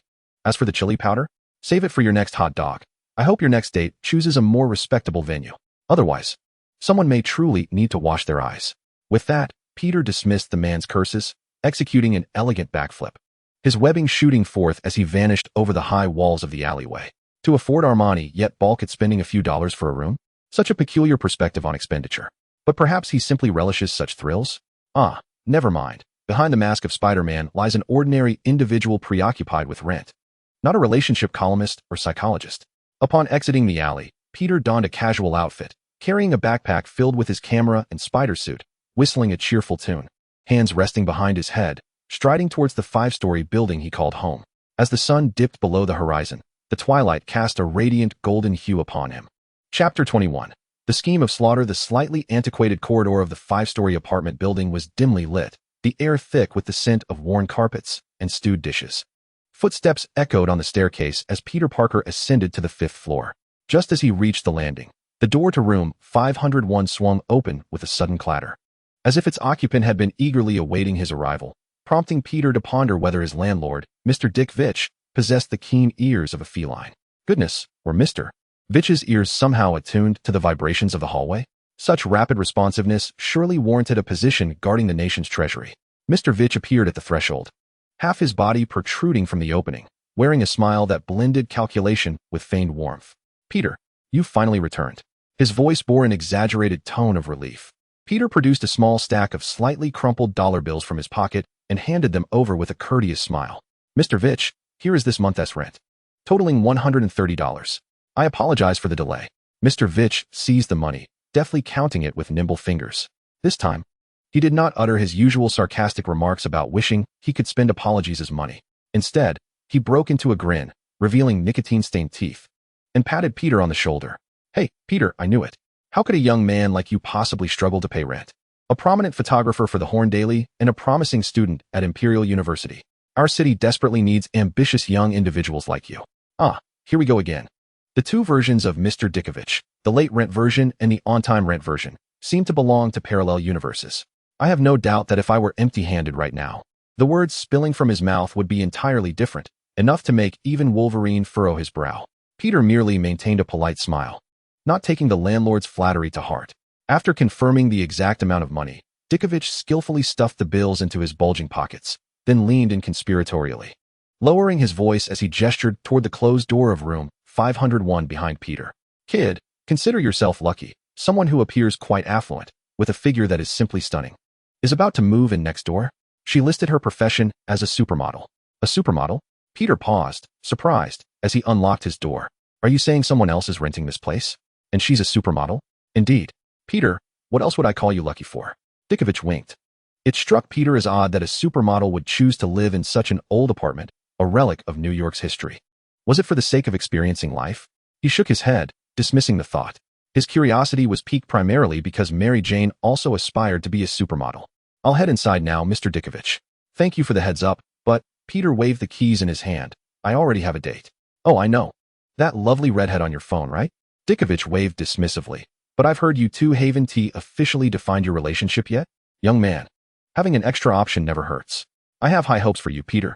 Peter smiled helplessly, choosing not to respond further as he stepped into his apartment, closing the door on the landlord's well-meaning encouragement. Manhattan District Police Department, interrogation room. The light was harsh and pale, the walls a suffocating shade of gray-green, and the air was thick with the mingled scents of coffee, sweat, and disinfectant. Sheriff George Stacy, an old policeman with a slightly weary visage yet sharp eyes, sat behind the interrogation table. Across from him was Cletus Casati, his hands shackled to the table's fixed rings, wearing an inappropriate, frenzied smile as if he had just heard the most amusing joke in the world. Name? George's voice was low and imposing, attempting to shatter the other's nonchalant demeanor. A cacophony of maniacal laughter erupted from Cletus Casati, his features contorted in a grotesque manner, his bloodshot eyes gleaming with madness. You may call me Carnage, or Tyrant, whichever you prefer, officer. George, suppressing his fury, slammed a slender dossier onto the table with a heavy thud. Focus, Cletus Casati. Do you think that by remaining silent we cannot uncover your sordid past? The file chronicled Casati's numerous acts of violence and disturbances to public order. Carnage, Tyrant? How about you simply declare yourself Captain America? George scoffed. Casati's expression froze momentarily before erupting into a more hysterical laughter. Ha ha ha. You've unraveled my secret. Indeed. I am Captain America, here to rescue this decaying world. George felt an overwhelming sense of helplessness. Faced with such a pure, chaos-loving psychopath, conventional interrogation methods were nearly futile. Other criminals often possessed motivations, money, revenge, fame, but Casati's record suggested he reveled solely in the enjoyment of destruction and fear, like a human beast. Another troublesome individual brought in by a masked vigilante, he resembled a ticking bomb, posing a danger even within a standard holding facility. After concluding this futile interrogation, George gravely instructed an officer nearby. Listen, this individual is extraordinarily dangerous. The psychological evaluation results are abysmal. He must be transferred to the most secure prison for pretrial detention. Robbery, illegal possession of firearms, and attempted murder are sufficient to ensure he remains behind bars until his hair turns gray. Understood, Sheriff. In the transport van heading to the state prison, Casati, shackled with heavy handcuffs, continued to emit a low, unsettling laughter, murmuring to the guards escorting him. Carnage is the future. You fail to comprehend that chaos is a ladder. Soon, they arrived at the state prison located in Brooklyn. The ominous, cacophonous atmosphere of the prison cell block was filled with the clanging of iron doors, the curses of inmates, and the distant, indistinct wail of police sirens. As Casati was thrust into a narrow cell, the iron bars slammed shut behind him with a resounding clang, yet rather than display fear or dismay, he appeared even more exhilarated. He greedily surveyed the cold iron windows, the heavy bars, and the grotesque array of inmates in the cells across the corridor. Ha ha ha. Perfect. An exhibition hall for deranged artists. What a marvelous ambience. The guards, accustomed to his bizarre behavior, swiftly secured the door and hastily departed, as if remaining even a moment longer would taint them with his frenzied laughter. Casati's laughter echoed within the confines of the cell as he rhythmically slapped his palm against the cold walls, turning to a silent, muscular man in the adjacent cell. Hey, you over there, with that woeful expression, do you wish to escape? Not speaking? How dull. He hissed like a serpent. In the adjacent cell, Flynn Marco cast a detached glance towards him, his hands clenched tightly into fists, knuckles turning pale. His mind was consumed by a singular thought. He must escape. His ailing daughter awaited him outside. Noticing the indifference from the other, Cassidy shook his head dismissively. In the fleeting moment, he turned away from the surveillance camera. His Adam's apple subtly convulsed, and he cleverly masked the motion of gagging to discreetly extract a slender, resilient wire hidden beneath his tongue, a meticulously prepared piece of special iron. He spat it into his palm. Cassidy was not merely a madman. Prior to his transformation into an artist of chaos, he had been an exceptionally skilled thief, particularly adept at lockpicking. Any conventional mechanical lock was as good as non-existent before him. He had orchestrated this plan meticulously, even intentionally committing a crime on the streets to be captured and confined within a prison, a deliberate part of his chaotic script. Regrettably, he had not been incarcerated in New York's largest Rikers Island prison. As he continued to emit manic laughter, babbling incoherently, he shielded himself from the surveillance view, his fingers moving swiftly and accurately behind his back, the wires silently probing the ancient lock of his cell door. In under 2 seconds, a barely audible metallic click resonated. The lock had been stealthily disengaged. A broad, exaggerated grin stretched across Cassidy's face, revealing his stark white teeth, yet he did not immediately push the door open. He was waiting, biding his time for the opportune moment when the guard would change shifts or become complacent. Moreover, his ambitions extended beyond mere self-liberation. New York City had grown unbearably mundane. It was time to unleash the exotic creatures from this urban zoo. Let New York host a grand celebration. Chaos is the true order, and I am the future of this city. He gazed down the corridor, his eyes glimmering with prophetic fervor, whispering in a voice only he could hear. Ha! A monster has entered the prison. No, that's incorrect. I am not a monster. I am the future. Chapter 22. An imperfect date beneath the night sky. Manhattan emerged as a brilliant gem embedded in the East Coast. The glass facades of skyscrapers reflecting the myriad lights of homes, while the intertwining streams of traffic transformed into luminous trails, ceaselessly flowing. Neon signs flickered, painting the night in a dreamlike shade of crimson, and the venerable edifices of Empire University stood solemnly amidst the modern skyline, exuding an air of tranquility.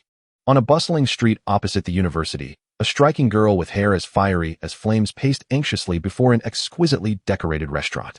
Clad in a vibrant yellow knit top that accentuated her youthful curves, her softly curled red locks cascaded freely over her shoulders, enhancing the allure of her fair complexion. The snug denim jeans clung to her like a second skin, perfectly showcasing her long, straight legs. Her figure, illuminated by the neon lights, was a captivating sight in itself. Peter, that guy, I reminded him to be punctual.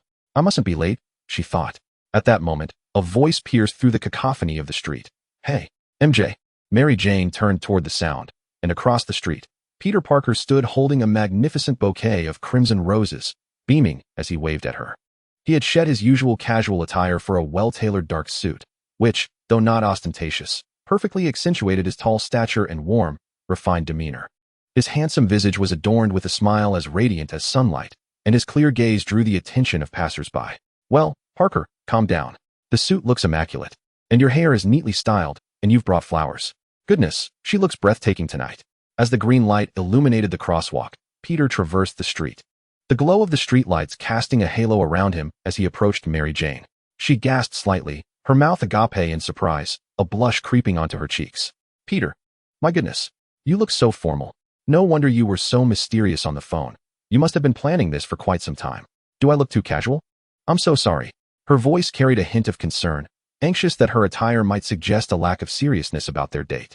Peter gazed at the radiant girl before him, his mind momentarily blank, as all the carefully crafted compliments he had prepared fluttered away like startled doves.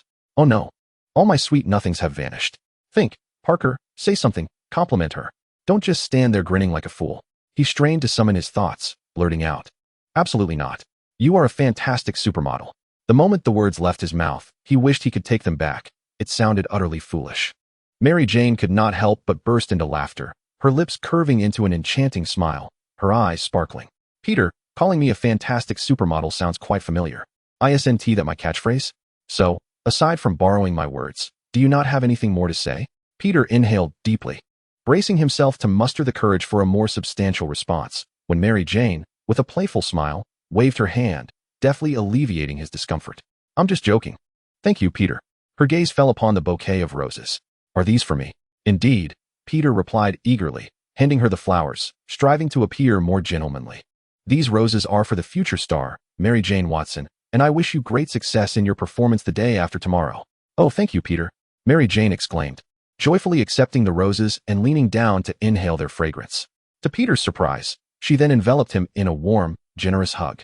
In that instant, Peter's body froze, his hands hovering awkwardly in the air. A mix of astonishment and happiness etched across his face. "Wow, this is a hug. She is hugging me. Should I hug her back? Where do I put my hands? Goodness, she smells delightful, like strawberries in the sunlight." Though somewhat clumsy in his reaction, Peter's heart swelled with sweetness. At least he hadn't missed this date. Everything seemed to be unfolding beautifully. In the world of Spider-Man, tranquility is as rare as a luxury, for fate revels in pressing the pause button at critical moments, even withholding the briefest opportunity to quietly savor a hot dog. A green maintenance vehicle, emblazoned with the words New York Subway Maintenance, careened through the orderly flow of traffic like a wild stallion, recklessly smashing into cars along its path. Sparks flew, the cacophony of screeching brakes and violent collisions filled the air as a car attempting to evade disaster collided violently with a utility pole, causing a short circuit that sent electric sparks crackling like fireworks. Once leisurely pedestrians were plunged into chaos, their screams and cries rising in a tumultuous crescendo, transforming the street into a veritable maelstrom. Peter pressed his forehead, a look of resigned familiarity etched across his face. "I knew it. It always unfolds this way. Is the crime rate in New York somehow linked to my success in dating? Not going to intervene? That's out of the question. Standing idly by is not the Spider-Man way." Mary Jane was entirely captivated by the pandemonium unfolding on the street, oblivious to the look of helpless resolve that flickered across Peter's face. "I'm sorry, MJ. Please, find a seat in the restaurant for a moment. I have urgent matters to attend to." With no time for further explanation, Peter hurriedly called out to Mary Jane before dashing into a shadowy alley. "Peter, it's dangerous out there. Where are you going?" Mary Jane shouted anxiously, but Peter's figure had already vanished into the darkness of the alleyway. In the dim, damp passage, Peter swiftly shed his outer suit, revealing the iconic red and blue Spider-Man costume beneath. He deftly donned his mask, his gaze sharpening with newfound focus. "All right, New York. Your friendly neighborhood Spider-Man is here." As for the expensive suit, he shot out a web, carefully packaging it and securing it behind a high, relatively safe ventilation duct. Like a true spider, Spider-Man nimbly scaled the towering walls, weaving gracefully between skyscrapers, his webs precisely anchoring to distant points of leverage. He traced a stunning arc of red and blue across the night sky, rapidly closing in on the out-of-control maintenance vehicle. Seizing the moment, he executed a flawless somersault, landing squarely atop the chaotic vehicle. Whoa, whoa, whoa. Buddy, Manhattan is not your personal racetrack." With his formidable adhesion abilities, he swiftly crawled to the front of the vehicle, hanging upside down and peering through the windshield into the cab. Inside, a middle-aged man clad in a subway maintenance uniform appeared ghostly pale, his eyes wide with terror. Foot firmly pressed on the accelerator, mumbling incessantly. Spider-Man rapped on the partially open window. "Hey, sir, the filming for Fast and Furious is in another block. The game is over. Please, release the accelerator and hit the brakes now." The driver seemed utterly oblivious to the outside world, frantically repeating, "The red eyes are following me. It's going to catch me. It's going to catch me." Red eyes? That description is ominously familiar. It can't be what I think it is, can it? Dr. Connors? He noted that the vehicle was a subway maintenance truck, and an ominous premonition intensified within him. As the vehicle hurtled towards the glass facade of a towering skyscraper, Spider-Man could no longer afford to hesitate. With a surge of telekinetic energy, he stabilized the steering wheel. Extending his hand, he opened the car door from within and simultaneously unleashed a stream of white webbing, which deftly adhered to the driver's shoulder. Yanking him back with urgency, brace for impact. The driver was securely propelled upward, clinging to a nearby utility pole at a height of over 2 meters. Spider-Man then agilely maneuvered into the driver's seat. "Now, hit the brakes." He pressed the brake pedal to the floor. The tires screeched against the pavement. And through the flawless coordination of telekinesis and braking, the construction vehicle came to a precarious halt just a few centimeters from the skyscraper's glass wall. With the vehicle finally stationary, Spider-Man stood atop it, the panicked crowd and flickering police lights behind him. He glanced back at the repairman, still mumbling while stuck to the utility pole, then surveyed the subway construction vehicle. Dr. Connors, with his crimson eyes, might be embroiled in something far more complex. However, the distant wail of sirens reached his ears. He shot out a web and leapt into the air, swiftly vanishing between the buildings. By the time the police arrived at the scene, they could only catch a fleeting glimpse of a red and blue figure disappearing into the distance. Alongside the still chattering driver on the pole, in a nearby alley, Peter Parker quickly changed back into his suit, adjusted his collar, and nonchalantly stepped out. The street lay in disarray, illuminated by flashing police lights, as fire trucks and ambulances arrived. Officers were maintaining order, rescuing the repairman, and questioning witnesses. Just as Peter prepared to return to the restaurant, a familiar voice called out to him. "Hey, Peter." By a police car stood Captain George Stacy, holding a cup of coffee and leaning against the vehicle. In his 40s, with a stern visage and piercing gaze, he wore his uniform impeccably, exuding an air of authority. After placing the coffee cup on the hood of the car, he approached Peter. "So, you are indeed in the vicinity," Captain Stacy remarked, scrutinizing Peter. "No wonder people say you're Spider-Man's personal photographer, always capturing the first-hand accounts." "Oh, here comes Spider-Man's #1 fan again," Peter replied, a warm smile gracing his face. "Good evening, Captain Stacy. Every time trouble brews, you're always on the front lines. You truly are New York's guardian." Captain Stacy waved his hand dismissively, his expression grave as he got straight to the point. "Cut the pleasantries, Peter. Where's your camera? I know you must have captured photos of Spider-Man at the scene. Show me. I suspect this incident was instigated by that masked menace." Here we go again, Peter thought. If he saves someone, it's his fault. If he doesn't, it's still his fault. Now even preventing disaster can be construed as culpability.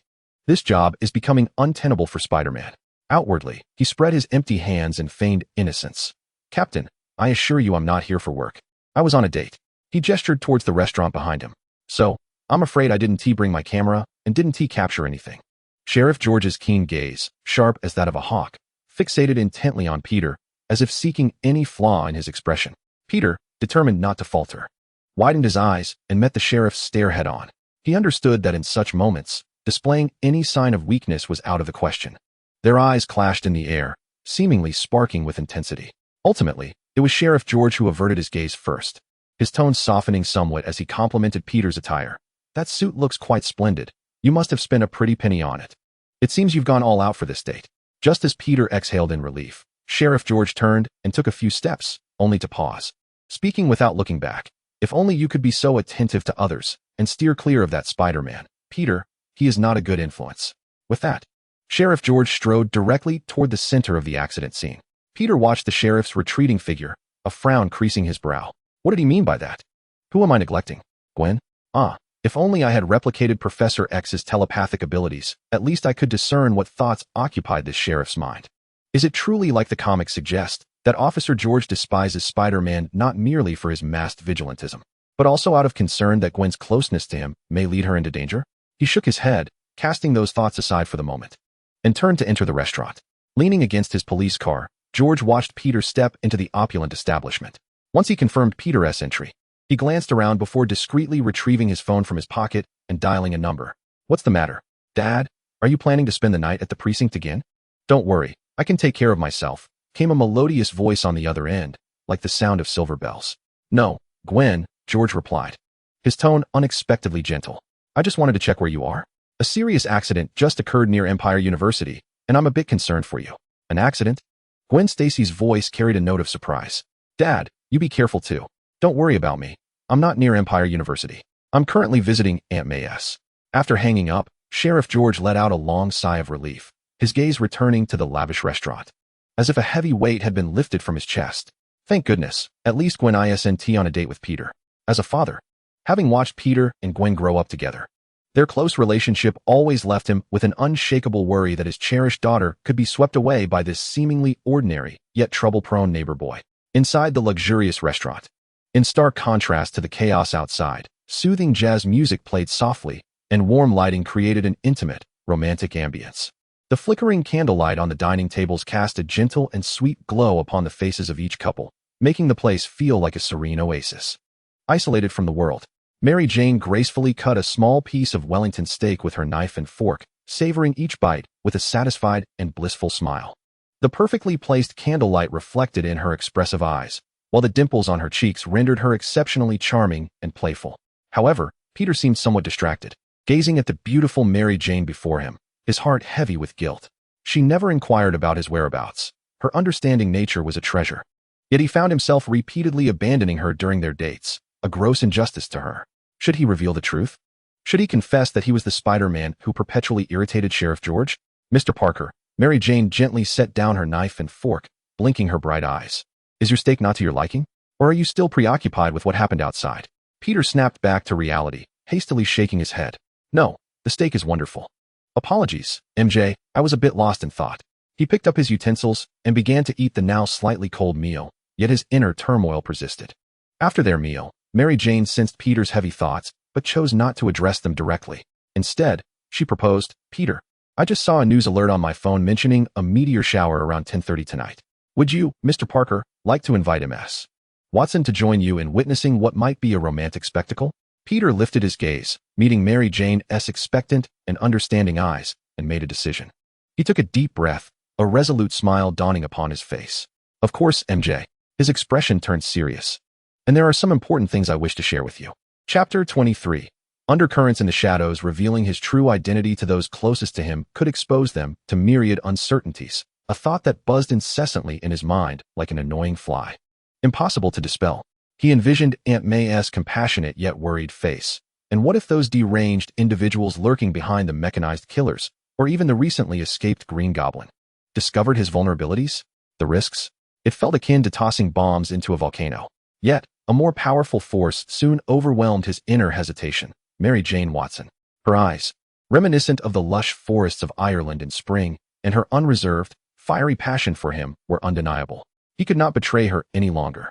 He refused to repeat the mistakes of a Spider-Man from some parallel universe, a tragic figure eternally haunted by guilt and nightmares due to the loss of Gwen Stacy. No, he, Peter Parker, would not allow Mary Jane to become yet another tragic footnote on his heroic journey. It was time to unmask himself, if only to present a complete and authentic version of himself before her. Thump, thump. He could hear the drumming of his own heart within his chest, even more intense than when he swung between skyscrapers in his suit. This was not merely a function of his heightened senses, but a pure surge of adrenaline. He turned his head to gaze at Mary Jane, who sat in the back seat of the Uber, her profile illuminated by the flickering city lights outside as she stared out at the passing neon landscape. A surge of intense protectiveness welled up within him, intertwined with an ineffable tenderness. Yes, he had to do this. The vehicle eventually came to a halt in a relatively secluded area of Manhattan, once a verdant haven known as Greenshade Rest, now struggling to conceal its dilapidated state. The red glow of the Uber's taillights vanished around the corner, and an eerie silence enveloped the surroundings, contrasting sharply with the vibrant clamor of the distant city center, as if this place were a forgotten corner of the metropolis. Peter, I chose this spot to watch the meteor shower. I hope you don't mind. Mary Jane's voice shattered the stillness, tinged with a hint of nostalgia. Her delicate fingers brushed against a rusted swing's iron chain at the park's entrance, producing a faint scraping sound. I remember it was not like this before. Peter forced himself to extricate from his anxious emotions, striving to make his voice sound relaxed and natural. I don't mind at all, Mary Jane. This place is lovely. The air is fresh, there is no light pollution, and the view is quite expansive. I find it perfect. He spread his hands, attempting to convey a calmness he did not entirely possess at that moment. Indeed, witnessing the Perseids here was far less clear and awe-inspiring than atop Stark Tower or the observatory at Baxter Building. However, this secluded realm afforded them an absolute intimacy. There were no onlookers, no urban distractions, only the encircling hills, albeit somewhat desolate, the vast expanse of the starry sky, and each other. More crucially, for the forthcoming confessional meeting he was about to undertake, this forgotten place of tranquility was the ideal stage. 10 years ago, Mary Jane stepped onto a wooden boardwalk overtaken by weeds, her voice becoming somewhat ethereal. This forest park had once been a popular attraction in New York, teeming with families and couples on holidays when it was open for free. My dad would take my mom and me camping here almost every weekend whenever he had the time. Her Martin boots creaked upon the decaying planks, echoing her memories. Peter silently followed behind her, his spider-enhanced senses detecting every subtle fluctuation in her tone. He observed the complex emotions flitting through her gaze, sweetness, warmth, but predominantly a poignant sense of loss for what once was. Look over there. Mary Jane pointed toward a dry, leaf-strewn depression beneath the boardwalk. Once a beautiful man-made lake where they could row boats in the summer. And over there, that thicket now covered in brambles used to be a soft lawn. Perfect for pitching tents. It's a pity everything has changed. Peter did not interrupt her. He understood that this forsaken park, much like a faded canvas, sketched the most cherished memories of Mary Jane's childhood. He had learned about her family, a quintessential American middle-class household. During the lifetime of her father, Philip Watson, their life, though not affluent, was imbued with warmth. However, following his passing, she was left to rely solely on her mother, Madeline Watson. He had once heard Mary Jane mention that her father was a truly remarkable man, yet her mother seemed reluctant to speak of her late husband, leaving an unspoken knot in her heart. Now, standing on this land filled with memories of her father, those long-buried emotions surged forth. Each visit here inevitably drew her into a whirlpool of reminiscence. Suddenly, Mary Jane shook her head, offering a self-deprecating smile as she turned to face Peter. A hint of apology gracing her features. "I'm sorry, Peter. We promised to watch the meteor shower, yet here I am, burdening you with so many old tales." "Not at all, Mary Jane," Peter replied, stepping closer and gazing sincerely into her eyes. "I fully understand how you feel at this moment. Moreover, I am more than willing to listen to anything you wish to share, be it past, present, or future." His voice was firm, imbued with a reassuring strength that comforted her. A glimmer of emotion sparked in Mary Jane's eyes, and she quickly blinked to stave off the moisture. "Thank you, Peter." She gestured toward a dense thicket at the end of the boardwalk. "Let us head toward the woods. I recall there is a large, flat rock to the right, ample enough for two to lie back and gaze at the stars. It would be the perfect vantage point for the meteor shower." "That sounds like an ideal spot," Peter agreed, nodding. They departed from the boardwalk and embarked on a path carpeted with thick layers of fallen leaves, where the light suddenly dimmed, with only sporadic moonlight filtering through the dense canopy, casting fragmented shadows on the ground. The surroundings were so quiet that the only sounds were the rustling of leaves in the wind and the crisp crunch of dry twigs beneath their feet. As Mary Jane walked ahead, she unconsciously slowed her pace. When Peter caught up, she naturally reached out, tightly grasping his strong, sturdy arm. "Peter." Her voice resonated clearly in the dim woods, laced with a playful challenge. "It's quite dark here, and I feel a bit afraid. If we encounter any danger, say, a raccoon or something worse, you must protect me like a true gentleman." She leaned her cheek gently against his arm, savoring the powerful contours of his muscles beneath the fabric of his suit. Peter halted, turning to her. Even in the obscurity, the steadfast light in his eyes was unmistakable. "No worries, Mary Jane." His response was succinct yet potent, brimming with an undeniable promise. "I will ensure your safety, always." Feeling the strength in his words and the solid reassurance from his arm, Mary Jane's sense of security surged. In truth, she had visited this place numerous times, well aware that apart from a few timid wild animals, there was little real danger in these woods. Her fear was more an expression of playful affection and testing the waters, and she discovered that at this moment, Peter, who had instantly shifted into protective mode due to her lighthearted jest, possessed a particularly charming allure. However, upon their arrival at the destination etched in Mary Jane's memory, the anticipated magnificent rock was nowhere to be found.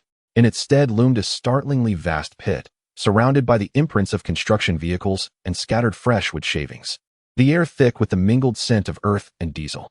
"Surely not," Mary Jane exclaimed in disbelief as she approached the edge of the pit, her eyes wide. "It was standing here just fine last month. Such a massive stone was desired by someone." Disappointment laced her voice, and the romantic moment they had envisioned seemed to be slipping away. Peter surveyed the surroundings. The dense trees formed a natural frame under the night sky, the clearing providing a perfect vista. His original plan became all the more vivid. "There's no choice," Mary Jane sighed. "It appears we arrived at an inopportune time. We must quickly find another suitable location. I hope the meteor shower hasn't commenced yet." "No need to search further," Peter replied, his voice imbued with a peculiar tranquility, even a hint of impending relief. "This place is quite suitable.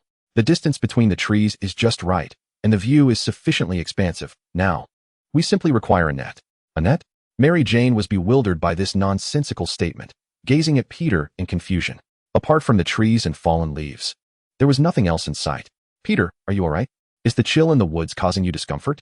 She reached out with concern, pressing the back of her hand to his forehead, then to her own, furrowing her brow. "Your temperature is normal. You're not feverish. Why are you speaking such nonsense?" Seeing her worried expression, Peter couldn't help but chuckle, his laughter resonating brightly in the stillness of the forest. I am certainly not feverish, Mary Jane.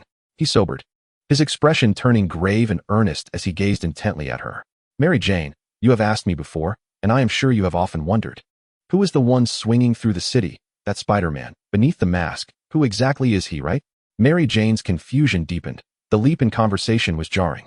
Yes, I certainly wish to know. But what does this have to do with our meteor shower viewing and your mention of Annette? Peter inhaled deeply, as if summoning all his courage. He took a step forward, closing the distance between them, his gaze unwavering as he enunciated each word, because I am Spider-Man. He extended his hand, not to launch webs, but as a formal introduction. Hello, Mary Jane Watson. Allow me to reintroduce myself. I am Peter Parker. And I am also Spider-Man. Time seemed to freeze as Mary Jane stood motionless, her green eyes blinking repeatedly, as if deciphering an exceedingly complex code. Moments later, she burst into laughter, turning away and feigning nonchalance as she waved her hand dismissively. Enough with the jesting, Peter. Today is not April Fool's Day, and this prank lacks any humor. Let us find a place to sit, she urged. However, scarcely had her words left her lips when a gentle yet irresistible force seized her. In astonishment, she turned around, only to witness a slender, resilient strand of white web emanating from Peter's wrist, ensnaring her shoulder and gently drawing her back into his embrace. Simultaneously, Peter unbuttoned his suit jacket, revealing beneath it a familiar sight, the vibrant red and blue of his form-fitting spider suit. My heavens! All of Mary Jane's doubts and playful skepticism shattered in an instant. She gazed up at Peter's face, the visage she knew and cherished, now perfectly aligning with the chin that occasionally peeked through Spider-Man's mask and those ever-concerned eyes. As the shock receded like a tide, it was replaced by a rush of emotion and realization. Peter, you truly are Spider-Man? Her voice wavered with excitement, disbelief mingling with an undeniable clarity. I knew it. Why is it that every time the Daily Bugle disparages Spider-Man, you always defend him? Why is it that whenever I find myself in trouble, or when you suddenly have to leave during our dates, Spider-Man appears so fortuitously? It has always been you. You have been by my side, silently safeguarding me all along. Tears welled in her eyes. Aside from her late father, Philip, who else had selflessly provided her with such unwavering support? I'm so sorry, Mary Jane. Peter's voice was laden with guilt as he held her tightly, as if fearing that she might vanish should he loosen his grip. I should have told you sooner. But you know, Spider-Man has many enemies, very dangerous foes. Green Goblin, Doc Ock, they constantly seek to tear me apart. I am terrified that once they discover your identity, or Aunt May's, they will. I cannot allow my identity to put you in harm's way. His explanation came forth in a fragmented rush, the long-buried anxieties and pressures spilling out in this moment. I understand, Peter, I understand.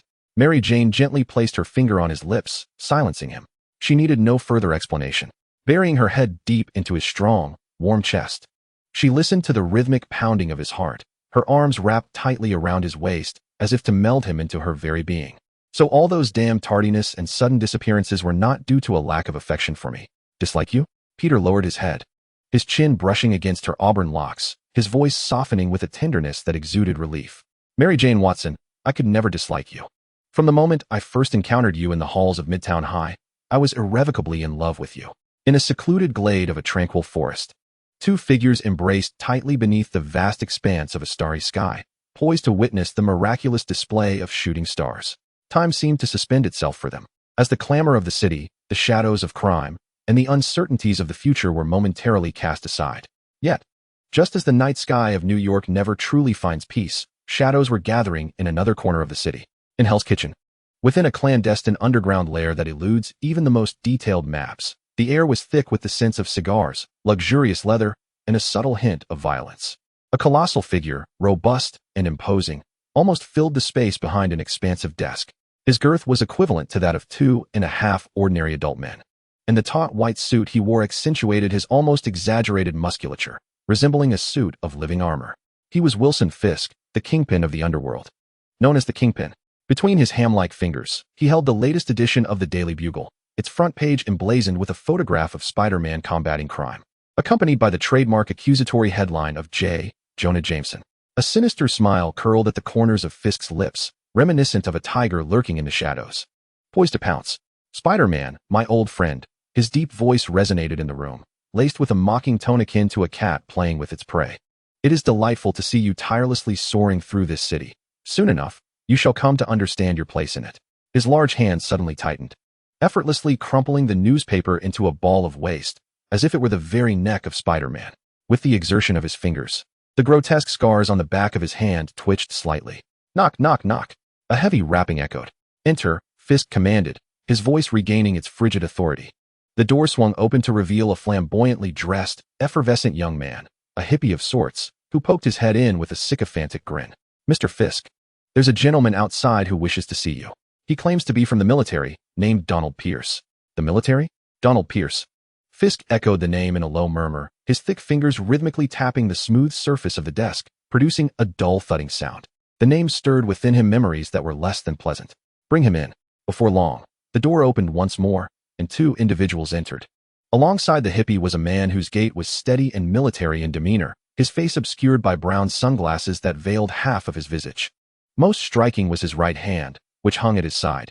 Even cloaked in long sleeves, its unnatural rigidity was evident, occasionally glinting with the cold sheen of metal. Mr. Fisk, I've brought the man you requested, the hippie announced with a bow. Leave us. Fisk waved his hand dismissively, as if shooing away a fly. The young man, as if granted a reprieve, quickly bowed and exited, carefully closing the heavy soundproof door behind him. The room was left with only Fisk and the visitor who identified himself as Donald Pierce, the silence thickening with an unspoken tension. Donald Pierce first broke the silence, his gaze sharp and hawk-like as he scrutinized the other man. You must have exerted considerable effort to locate my humble hideaway. Let us dispense with pleasantries. It is clear that military personnel have dispatched you for some transaction. Speak plainly. He had little patience for idle chatter, for time was indeed money, and his time was far more precious than diamonds. Pierce appeared to appreciate this directness as he settled into an opulent sofa across from Kim. Removing his sunglasses, he revealed a pair of cold and piercing eyes. Mr. Kim, I shall be straightforward as well. We are aware that you may require a modicum of assistance, and we possess the technology, resources, and intelligence you seek. The price is simple. Assist us in dealing with one individual. Oh, Kim's brow arched, hinting at a flicker of interest. Whose value warrants such a grand endeavor? Spider-Man, Pierce declared, uttering the name with a deliberate gravity. Spider-Man. Kim erupted into a booming, sardonic laughter that reverberated through the room, shaking loose dust from the ceiling. It appears our friend Spider-Man has quite the array of adversaries, even among you uniformed forces. Pierce, momentarily buoyed by Kim's seeming agreement, allowed a smile to break through. However, Kim's laughter abruptly ceased, as if severed by an invisible blade. The jovial countenance transformed. Replaced by an icy demeanor, his massive fingers resumed their rhythmic drumming upon the table, each beat resonating like the ticking of a countdown in the silent room. He remained silent, his fathomless gaze fixed intently on Pierce. The smile on Pierce's face faltered, retreating into an expression of discomfort as a chill crept up his spine. Faced with the inscrutable crime lord, he found himself at a loss, his heart racing with uncertainty. What was this man contemplating? After a brief, tense silence, Kim finally spoke again, his voice low and laden with pressure. Dealing with Spider-Man is not out of the question. However, it hinges upon the sincerity of your intentions. Leaning slightly forward, his imposing shadow enveloped Pierce entirely. I require some of my former trusted associates, who are currently confined in a location more secure than Fort Knox. Pierce's mind raced. Kim's former trusted associates? He immediately conjured the infamous names: Dr. Octopus, Vulture, Scorpion, Mysterio, and the Shocker, those who comprised the notorious Sinister Six. Most of them, he recalled, were rumored to be imprisoned within S.H.I.E.L.D.'s airborne fortress. A cold breath escaped him.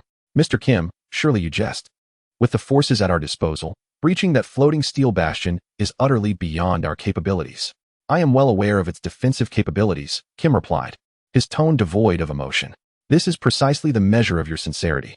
I need them back, whole and intact, return to my side. Pierce's forehead glistened with fine beads of perspiration. To abduct individuals from S.H.I.E.L.D.?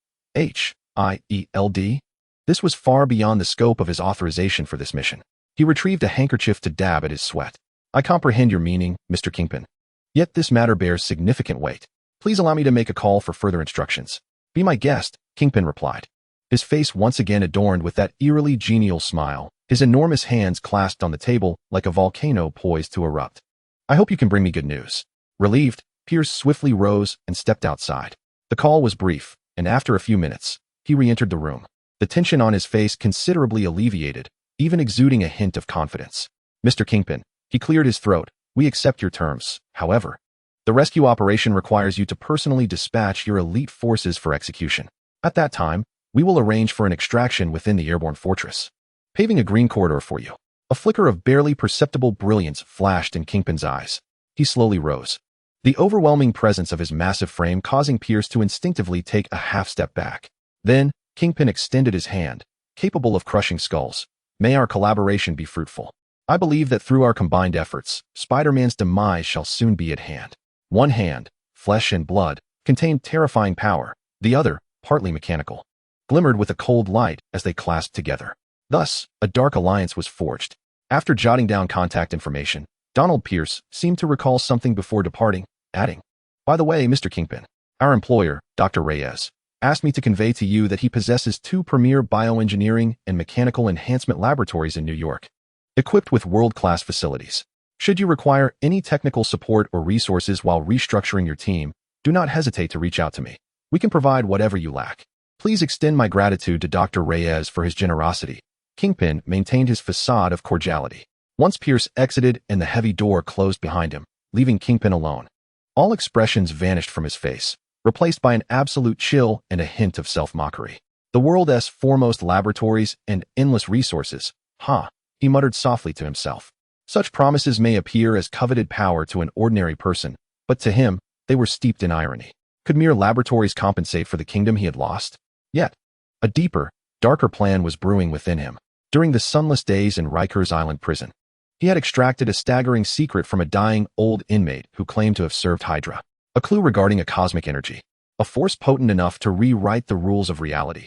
This secret was far more valuable than the combined strength of the Sinister Six. With a sardonic murmur, he slowly clenched his colossal fist, the knuckles cracking audibly. Yet, I shall soon reclaim all that I have lost, magnified 100-fold. Once I find that artifact, my dominion will extend beyond the underbelly of New York to encompass the entire globe. His gaze was piercing, as if he had already envisioned the collapse of Spider-Man and his heroic companions before absolute power. The corners of Spider-Man's and Daredevil's mouths twisted into a chilling grin, savoring the tranquility of their final days, for the tempest is imminent. Chapter 24. A beautiful night. The night breeze carried a hint of chill as Peter embraced his beloved girl. Peter, Mary Jane's voice was faint, her cheek pressed against the iconic red and blue fabric of his suit, struggling for breath. "Could you loosen your grip a bit? I'm having a hard time breathing." Her words struck Peter like a current, snapping him out of his tumultuous thoughts, as though he had emerged from a fierce battle. He quickly released her, a flicker of panic and apology crossing his face. "Oh, I'm sorry, Mary Jane." He stepped back, hands raised in a somewhat awkward gesture of surrender. "I couldn't quite control it. You know, sometimes this power is like background noise, occasionally amplifying." Mary Jane inhaled deeply, the fresh night air filling her lungs, restoring a hint of color to her pale cheeks. She adjusted her crumpled collar and gazed up at the man who was both an ordinary college student and an urban legend, her eyes devoid of reproach, instead imbued with curiosity and playful teasing. "It's all right, Peter, but honestly, your strength is remarkable." She rolled her shoulders, as if checking for any damage. "I read those exaggerated reports in the Daily Bugle, claiming you can effortlessly lift a 2-ton car like a baseball bat. Is that true?" Peter shrugged, the motion appearing particularly powerful in his suit, his words laced with a blend of resignation and pride. "It's not that exaggerated. I really did lift a car, MJ." He gestured animatedly, as if painting the scene from his memory. "Just last week in Queens, a gang of overconfident, well-equipped miscreants decided to target the Federal Reserve Bank. As the friendly neighborhood Spider-Man, I naturally had to pay them a visit and offer them a long-term stay at prison." His tone became animated, recounting the thrilling tale as if it had happened to someone else. "The capture was quite the spectacle. One of the culprits, driving a modified muscle car, seemed to think he could bowl me over. Hey, buddy, how about some traffic rules?" Peter mimicked the scene, performing a classic Spider-Man evasive maneuver. In a moment of desperation, I found myself ensnaring a street lamp with strands of web, swinging like a pendulum before gently halting the rampaging steel beast with my foot. Truth be told, calculating the trajectory and angle of force was far more exhilarating than any physics problem presented in class. As Peter recounted these everyday escapades, a profound confidence radiated from him, dispelling his usual shyness and scholarly demeanor. In that instant, he embodied the city's guardian, the master of strength. Mary Jane leaned against a lush, sprawling tree, her hands clasped beneath her chin, her eyes shimmering like starlight as they remained fixed upon Peter. She appeared not as a worried girlfriend, but rather as an enamored admirer. Captivated by the tales of superheroic adventures, lost in the legend woven from webbing and courage. When Peter concluded, illustrating the comical sight of the last criminal ensnared in a web, Mary Jane exclaimed with genuine admiration, "Wow, Peter, that was incredibly cool. Your clever intellect, extraordinary strength, and that signature sense of humor that never fails to shine, even in the tensest moments. Those unfortunate robbers must have forgotten to pray to God before stepping out. Or perhaps their horoscope advised against crime today." Her smile was radiant, yet soon a shadow of concern flitted through her eyes like a passing cloud. "But Peter, do you know?" Her tone softened. "Just hearing you recount your tales conjures images in my mind of bullets whizzing past you, and the jarring sounds of twisted metal clashing. To be candid, if given the choice, I would prefer you not to leap into such perilous whirlpools so readily. Each time I see Spider-Man battling some costumed lunatic on the news, my heart skips a beat." Mary Jane's words revealed an undeniable depth of care, a warm current penetrating the fibers of Peter's suit, reaching deep into his heart. Instinctively, he touched his head, a mixed expression of joy and bashfulness gracing his features. To be loved and cherished, this feeling fills him with more strength than lifting a car ever could. "That's how the world is, MJ." Peter's voice softened yet remained resolute. "There will always be dark corners that require illumination and dangerous situations that demand someone to step forward. If everyone chooses to shy away, this city will soon descend into despair." He shifted his gaze, his azure eyes locking onto Mary Jane's, his tone heavy with promise. "However, I assure you, Mary Jane Watson, for your sake, I shall not act as recklessly as before. I will be more cautious, more prudent, for you are the one I wish to safeguard most. The reason I return to solid ground." Mary Jane, hearing this, pouted and placed her hands on her hips, adopting a skeptical demeanor. "Oh, come on, Peter Parker." She mimicked the tone of Jonah Jameson, editor of the Daily Bugle. "I believe almost every word you say, except for that one, in my view.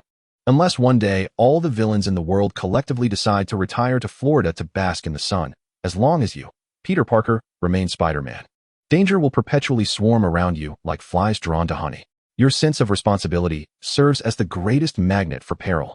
Taking a step closer, she gazed up at Spider-Man, who towered over her, her eyes shimmering with a mix of defiance and longing.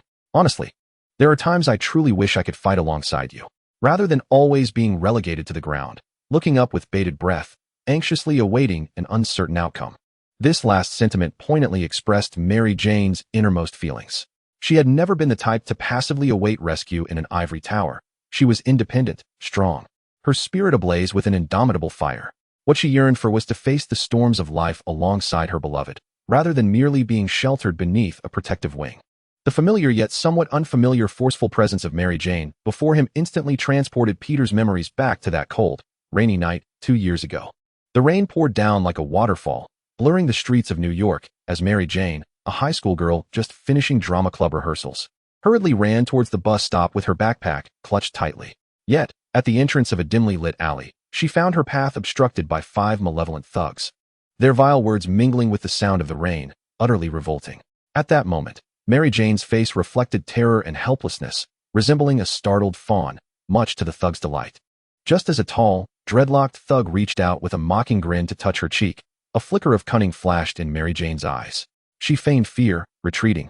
But as soon as her assailant lowered his guard, she abruptly lifted her foot and, with all her might, delivered a fierce kick to his vulnerable spot. A piercing scream shattered the rain-drenched air.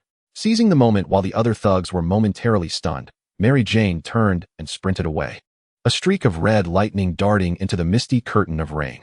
When Spider-Man intervened, ensnaring the whimpering thug still clutching his injured groin, along with his companions, in webs, Peter gazed at the unfortunate figure dangling from the lamppost, feeling not just the satisfaction of justice served, but an overwhelming admiration for that clever, brave red-haired girl. Lost in this thought, Peter couldn't help but chuckle, the corners of his mouth curving into a warm arc. "What are you laughing at, Peter?" Mary Jane shot him an exasperated glance. "Do you not believe that I, Mary Jane Watson, possess enough courage and wit to stand shoulder to shoulder with you, Mr. Spider-Man?" No, of course not." Peter quickly waved his hands, his tone laced with amusement as he explained. "I was merely reminded of our first official encounter on that rainy night, especially the sight of that unfortunate fellow suspended from the lamppost. Honestly, MJ, your kick was remarkably precise." As Peter recounted the tale of a rain-soaked night from Spider-Man's perspective, particularly emphasizing the disheveled state of that unfortunate thug, a mischievous smile crept onto Mary Jane's face. She playfully raised a small fist and gently tapped Peter's chest, winking as she teasingly replied, "From your tone, it seems you are a bit unconvinced. What is it, my dear Mr. Spider-Man? Do you wish to personally test whether my current prowess has diminished?" Peter immediately complied, covering his vulnerable spot and taking a small step back, adopting an exaggerated, timid tone as he proclaimed, "Not a chance. Absolutely not. I certainly do not wish for my later years to become as pristine as that vow of celibacy made by Father John in the church." "Well, Mr. Parker," Mary Jane chuckled at his comical demeanor, "it appears you are not merely a prodigy in physics. You possess quite the talent for theatrics as well." She then gazed up at the star-studded night sky, redirecting the conversation back to reality. "What is our main agenda for tonight? Where shall we go to witness this supposedly once-in-a-century meteor shower? We cannot just stand here indefinitely. Apologies, give me 10 seconds. Peter instantly shifted into action. He raised his hand, his wrist flicking slightly as a milky, white web shot forth, accurately targeting the top of a towering oak tree. With a swift motion, he propelled himself off the ground and ascended to the crown of the tree, utilizing the extraordinary vision and spatial awareness bestowed upon him by his spider senses. Peter swiftly located a perfect triangular branch amidst the dense foliage. "Perfect," he whispered, skillfully employing both hands to shoot out specially enhanced webs. These strands danced in his grasp like the finest threads in the hands of a master weaver, swiftly intertwining and ensnaring until, in a matter of moments, a sturdy, elastic net capable of supporting two individuals was intricately crafted. It resembled a colossal dewdrop nestled within the treetops, patiently awaiting its owner's arrival. Mary Jane watched in awe as Peter leaped through the branches, weaving his creation. Even though she was aware of his secret, a strong sense of surrealism enveloped her. The bookish Peter Parker, who would flush with embarrassment over debates on quantum physics in the library, and the agile, formidable Spider-Man before her. These two personas intertwined to form the complex and captivating man she adored. "All right, MJ, hold on tight." Peter swung down from the tree, landing gracefully beside Mary Jane, then angled his body to offer her the majority of his left side. Without the slightest hesitation, she stepped forward and wrapped her arms firmly around his solid waist, feeling the contours of the muscles beneath his suit and the strength they held. Perhaps it was a primal fear of heights, or perhaps a thrill of excitement mixed in, but she held on quite tightly. However, this slight pressure was negligible to Peter. He reciprocated by encircling Mary Jane's waist with his arm, meticulously controlling his grip to ensure her safety while ensuring she felt no discomfort. "Relax, MJ." His voice is profoundly captivating, imbued with a reassuring steadiness, akin to riding the most exhilarating roller coaster at an amusement park, with the safety harness being none other than myself. "Trust me, with my presence, you shall be safe from harm." For some inexplicable reason, Peter has recently sensed a subtle transformation in his own strength, becoming more robust, yet increasingly difficult to control with precision. This sensation vaguely correlates with his experiences at the laboratory, though he currently lacks the time to delve into it further. Mary Jane nodded, nestling closer to him, her previously tense form gradually unwinding. As Peter shot out another web, the two of them gracefully departed from the branch, soaring toward the suspended web. To accommodate Mary Jane's feelings, he deliberately slowed their pace, ensuring a smooth flight. To his astonishment, aside from an initial instinctual tension, Mary Jane exhibited remarkable bravery, even attempting to open her eyes and gaze down at the dark forest below, resembling a reflection of the heavens. Indeed, compared to his first attempt at web swinging, where he careened uncontrollably into several clotheslines and ultimately tumbled face first into a pile of garbage bags, MJ's performance was undeniably more elegant. Subsequently, the two reclined comfortably on the vast, gently swaying web, as if suspended between heaven and earth, with the starry sky seemingly within reach. Occasionally, shooting stars streaked across, leaving behind brief yet resplendent trails of light, prompting Mary Jane to exclaim in delight. "Peter," she turned to face him, "may I see your wrist? The place where you shoot the webs." "Of course," Peter replied, removing the glove from his right hand and presenting his wrist to her. Under the starlight, a rather inconspicuous mark resembling a spider-shaped gland was distinctly visible on the inner side of his wrist. Mary Jane gently traced the raised patterns of the mark with her finger, as if sensing the peculiar power it harbored, exclaiming, "It's astonishing that your webs are secreted from these tiny glands. Do they ever run out, like a printer running out of ink, when my body lacks sufficient protein?" "The output can indeed diminish," Peter explained patiently, his tone shifting to the seriousness of a classroom discussion when it comes to science. "This organic webbing is a product of my mutation, a highly potent biological polymer primarily composed of silk proteins. Its secretion rate and quantity are directly linked to my metabolism and nutritional status.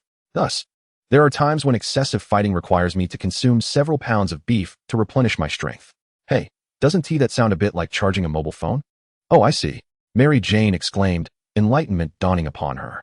I've read some Spider-Man comics. Don't look at me like that, Peter. I've done my homework.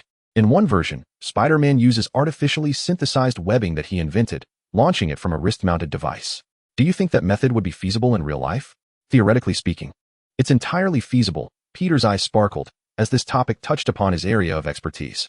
In truth, I had long been devising a backup mechanical web shooter.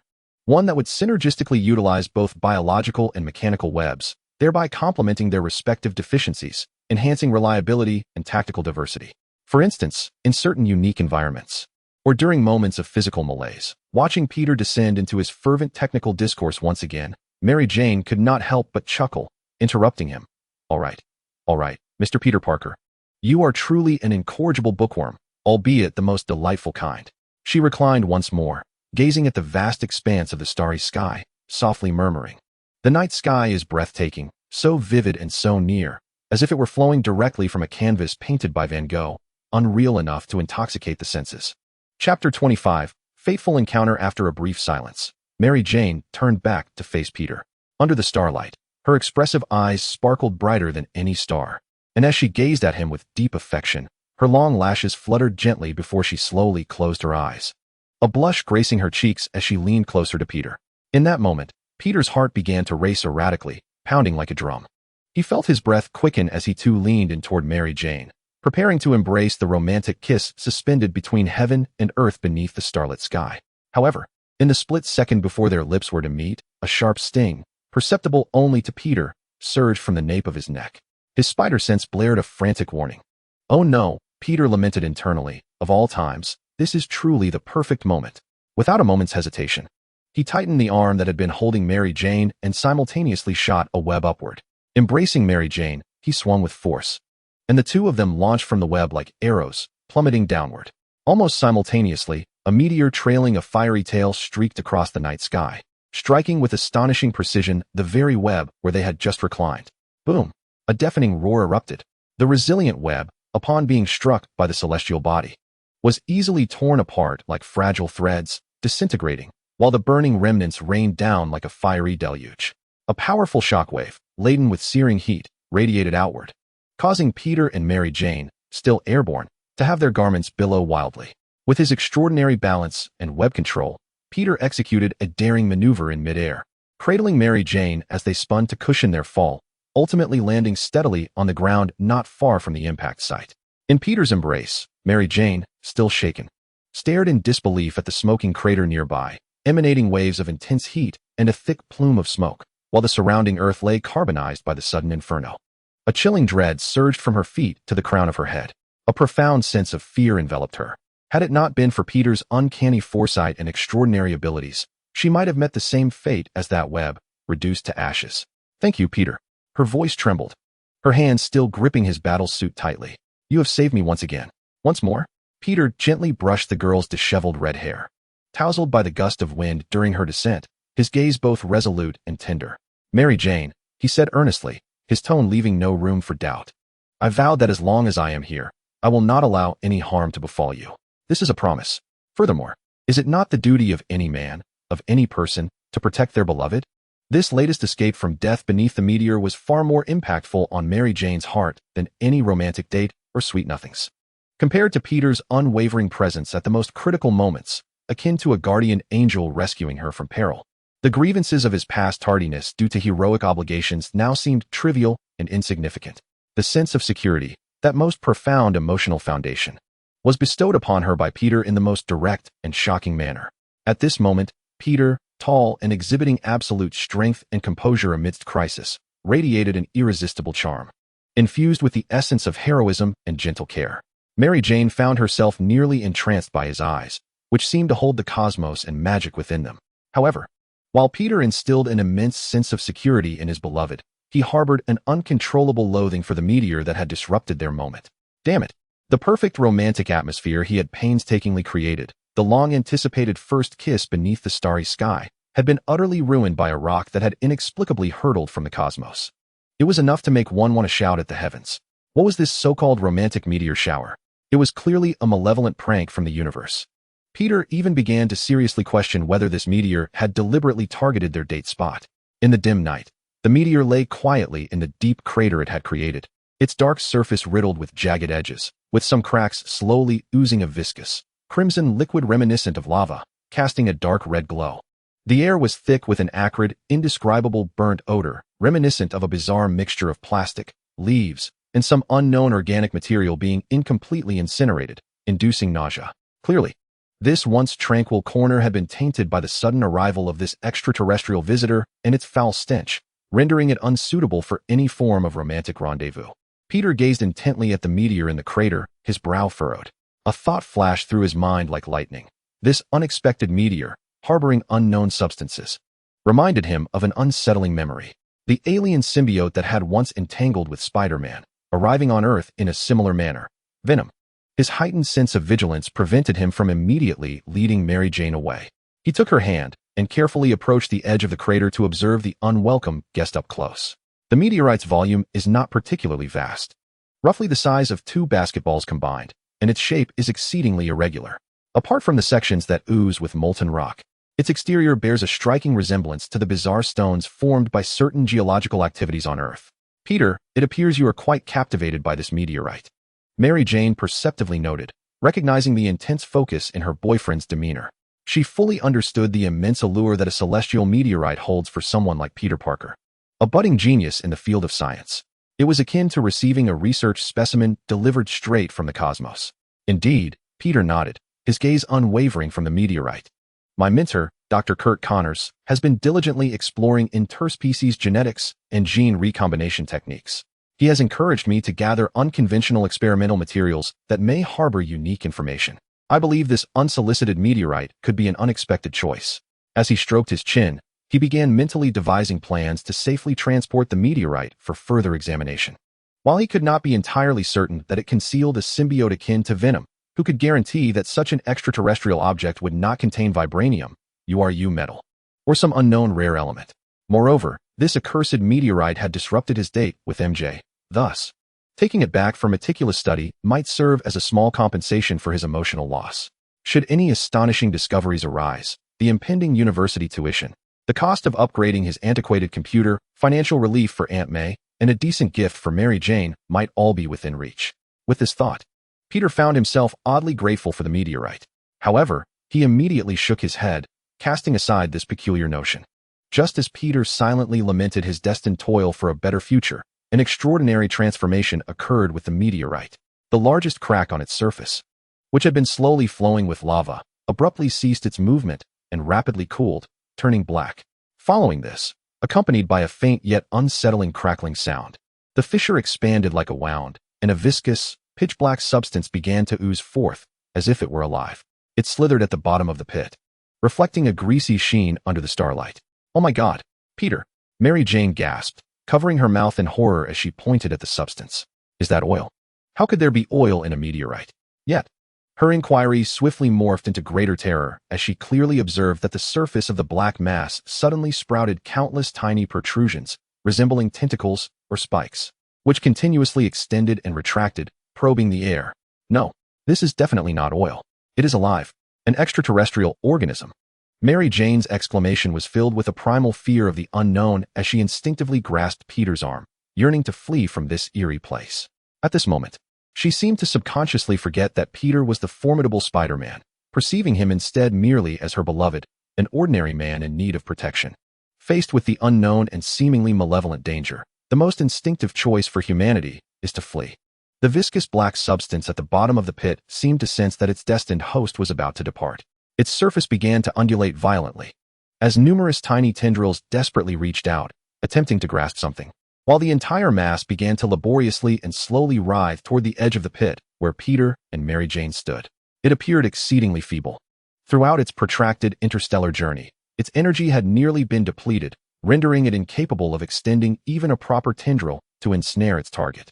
It could only crawl along the ground like the most primitive unicellular organism, relying on its viscous form. If it initially resembled an ordinary pool of black liquid upon emerging, now its actively writhing, yearning shape entirely unveiled its grotesque nature as an extraterrestrial life form. The fluid's front, continuously morphing. At times opened like a gaping maw as if to scream, and at others extended mimetic appendages, silently howling, "Do not leave," as if God had heard its plea. The figure that emanated an unparalleled allure actually paused, remaining still, just as it exerted its last ounce of strength to finally slither to the man's feet. Nearly brushing against his boots, it saw him bend down, extending a palm toward it. Hope ignited within its rudimentary consciousness. However, with a sharp hiss, a milky viscous substance sliced through the air, precisely spraying onto it, not a welcoming hand, but a cold, resilient binding. Following that, several strands of web shot forth, swiftly and skillfully enveloping the black liquid, entwining it, and ultimately forming an airtight, sturdy spherical web prison. The symbiote struggled futilely within the sphere, yet could not breach this seemingly soft but fundamentally robust barrier. Its consciousness brimmed with confusion and urgency. "Peter, that thing looks so disgusting and a bit terrifying." Mary Jane crossed her arms, feeling a chill, especially upon witnessing the frantic traces of those densely packed tendrils writhing within the web, triggering her fear of clusters and raising goosebumps on her arms. "Are you sure you want to bring such a dangerous entity back for research?" "Don't worry, MJ. I've secured it quite well," Peter replied, continuing to reinforce the web sphere, ensuring no gaps remained. "If it truly is what I suspect, an extraterrestrial life form known as a symbiote, then as long as it does not come into contact with a living organism, it cannot parasitize, making it relatively safe." He deftly lifted the slight, writhing sphere with strands of silk, then shot out additional threads to ensnare the now-cold meteorite core that no longer emitted a crimson glow. Finally, he bound the two together, creating an oversized, portable silk package that he slung over his shoulder. "Perfect." Peter clapped his hands, thoroughly pleased with his craftsmanship. Despite his inner wariness and aversion to the alien symbiote that could enhance its host's abilities while simultaneously amplifying their darkest desires, he knew that allowing it to roam freely in New York City was out of the question. Who knew what kind of host it might find and what monstrosities it could create?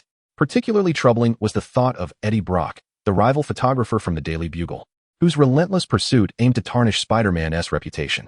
The mere idea of this individual merging with the symbiote sent a shiver down Peter's spine. No.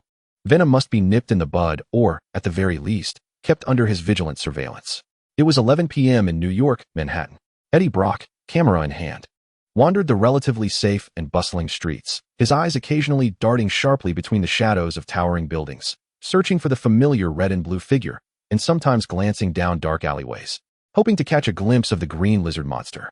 He was fed up with Peter Parker's uncanny luck in capturing exclusive photographs of Spider-Man. He vowed that tonight he would either photograph Spider-Man or the Green Lizard, thereby defeating Parker and reclaiming the respect of the newspaper and the favor of the editor. Yet, at this moment, an inexplicable wave of profound despondency washed over Eddie. An emptiness as if something of immense significance that was meant for him, something that could alter his fate, had just slipped through his fingers, lost forever. He halted, bewildered, his eyes scanning the flickering neon lights around him, overwhelmed by an unaccountable irritability and void within. Chapter 26. The arrival of a new tenant. Half of Eddie Brock's face was shrouded in the shadows cast by the neon lights of New York City at night. His brow furrowed, and a flicker of discernible confusion and self-doubt crossed his eyes. What on earth was this feeling? It felt as if a cold spider was crawling up my spine for no reason. He shook his head vigorously, as if trying to dislodge some invisible, sticky substance from his mind, gripping a slightly worn professional telephoto camera in his hand. "Focus, Brock. You are here to capture the news, not to indulge in philosophy. Spider-Man and the Green Lizard are the targets tonight." At that moment, a classic Ford Crown Victoria police car turned the corner and slowly came to a stop beside Eddie.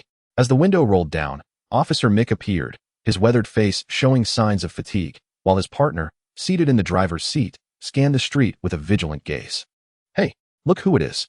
Eddie Brock, the star reporter of the Global Daily. Why are you not nestled in your apartment, crafting your front-page story at this late hour, but instead have ventured to this wretched place to experience life?" Officer Mickey teased. Upon recognizing the familiar officer, a professional, slightly ingratiating smile immediately spread across Eddie's face as he leaned closer to the car window. With practiced ease, he retrieved a pack of Marlboro cigarettes from his coat pocket and offered it to him. "Officer Mickey, your night patrol must be arduous. Would you care for a cigarette to invigorate yourself? It is precisely because of guardians like you that we journalists can work with peace of mind." Mickey accepted the cigarette, casting a glance at his partner, who shrugged, indicating he had no need for one.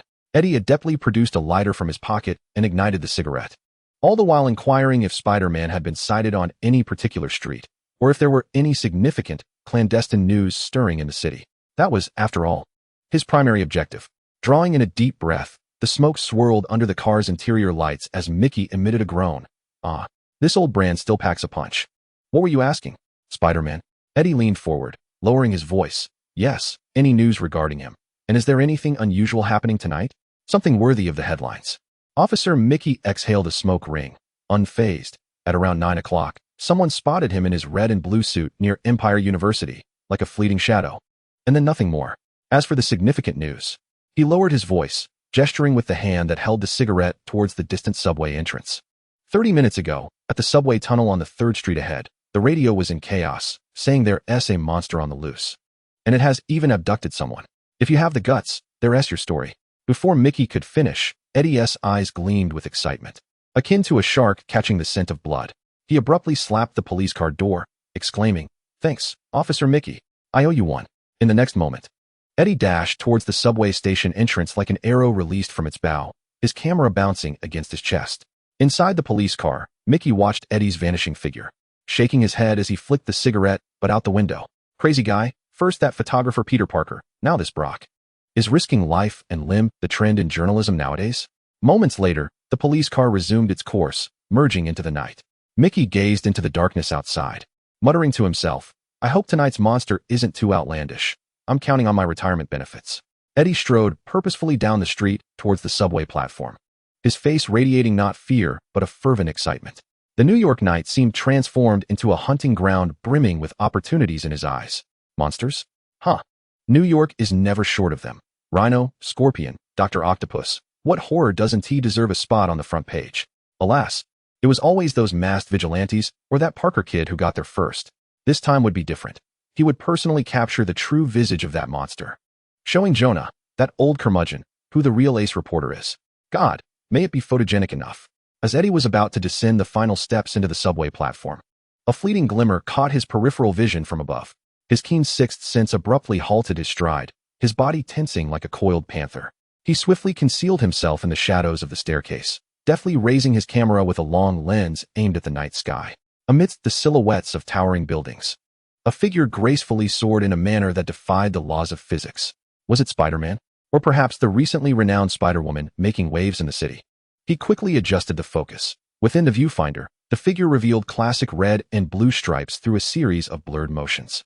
Eddie's finger pressed firmly on the shutter button, the lens frantically seeking focus. There it was, Spider-Man. That distinctive swinging posture and the iconic costume were unmistakable. Just a little more focus, and his fingers, tense and pale from exertion, pressed down on the shutter release. Yet the camera emitted a faint, disheartening buzz, indicating that focus had not been achieved. The figure of Spider-Man flickered at the edge of the viewfinder. Click! The shutter sounded, but the captured image was merely a blur of colors and the shimmering lights of the city. In frustration, Eddie slammed his fist against the cold, damp wall beside him, producing a dull thud. Damn, so close, cursed luck. Leaning against the wall in exasperation, his expensive camera hung limply from his chest. He gazed towards the direction in which Spider-Man had vanished, his expression filled with frustration. I specifically upgraded my gear, wide aperture, ultra-high sensitivity, military-grade night vision, and yet, I still couldn't keep pace with that damn spider. I even caught a glimpse of him with a woman tucked under his arm, carrying a large package. Kidnapping? Robbery? This was precisely the juicy scoop Jonah had been yearning for. Enough to shatter his friendly neighbor persona. Infuriating indeed. You won't always have good fortune, Spider-Man. Eddie wiped the dust from his knuckles, and his gaze sharpened once more. He turned resolutely and ventured deeper into the darkened subway passage. As long as you are casting your web in this city, I shall one day pin your true identity on the front page. For now, let me uncover what surprises lie hidden within the subway. Meanwhile, between the towering buildings, Peter cradled Mary Jane Watson in one arm while using the other to shoot webs, tracing elegant arcs across the night sky.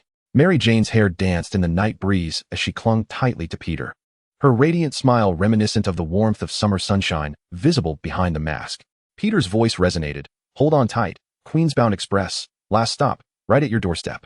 Before long, the pair descended into a secluded alley in Queens, devoid of surveillance. Peter elegantly hung upside down from a web, while Mary Jane landed gracefully on her feet. She deftly removed the web-patterned white mask, revealing her enchanting face and flowing red hair. Seizing a moment while Peter was distracted, Mary Jane rose onto her tiptoes, gently lifted the lower part of Peter's mask, and swiftly kissed him. Peter was evidently taken aback, caught off guard.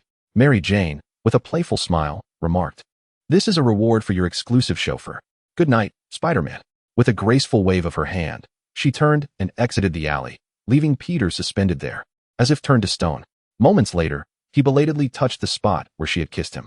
With a nimble twist, Peter landed lightly on the ground, disbelief propelling him into a jubilant leap as he pumped his fists in the air. "Oh yeah, she kissed me. Mary Jane Watson kissed Peter Parker. She kissed Spider-Man. This is incredible." However, in a moment of exuberance, a calamity ensued. Peter, too excited, inadvertently kicked over a metal garbage can in the alley, producing a resounding clang. A black cat rummaging inside was startled, letting out a sharp meow as it darted away like a shadow.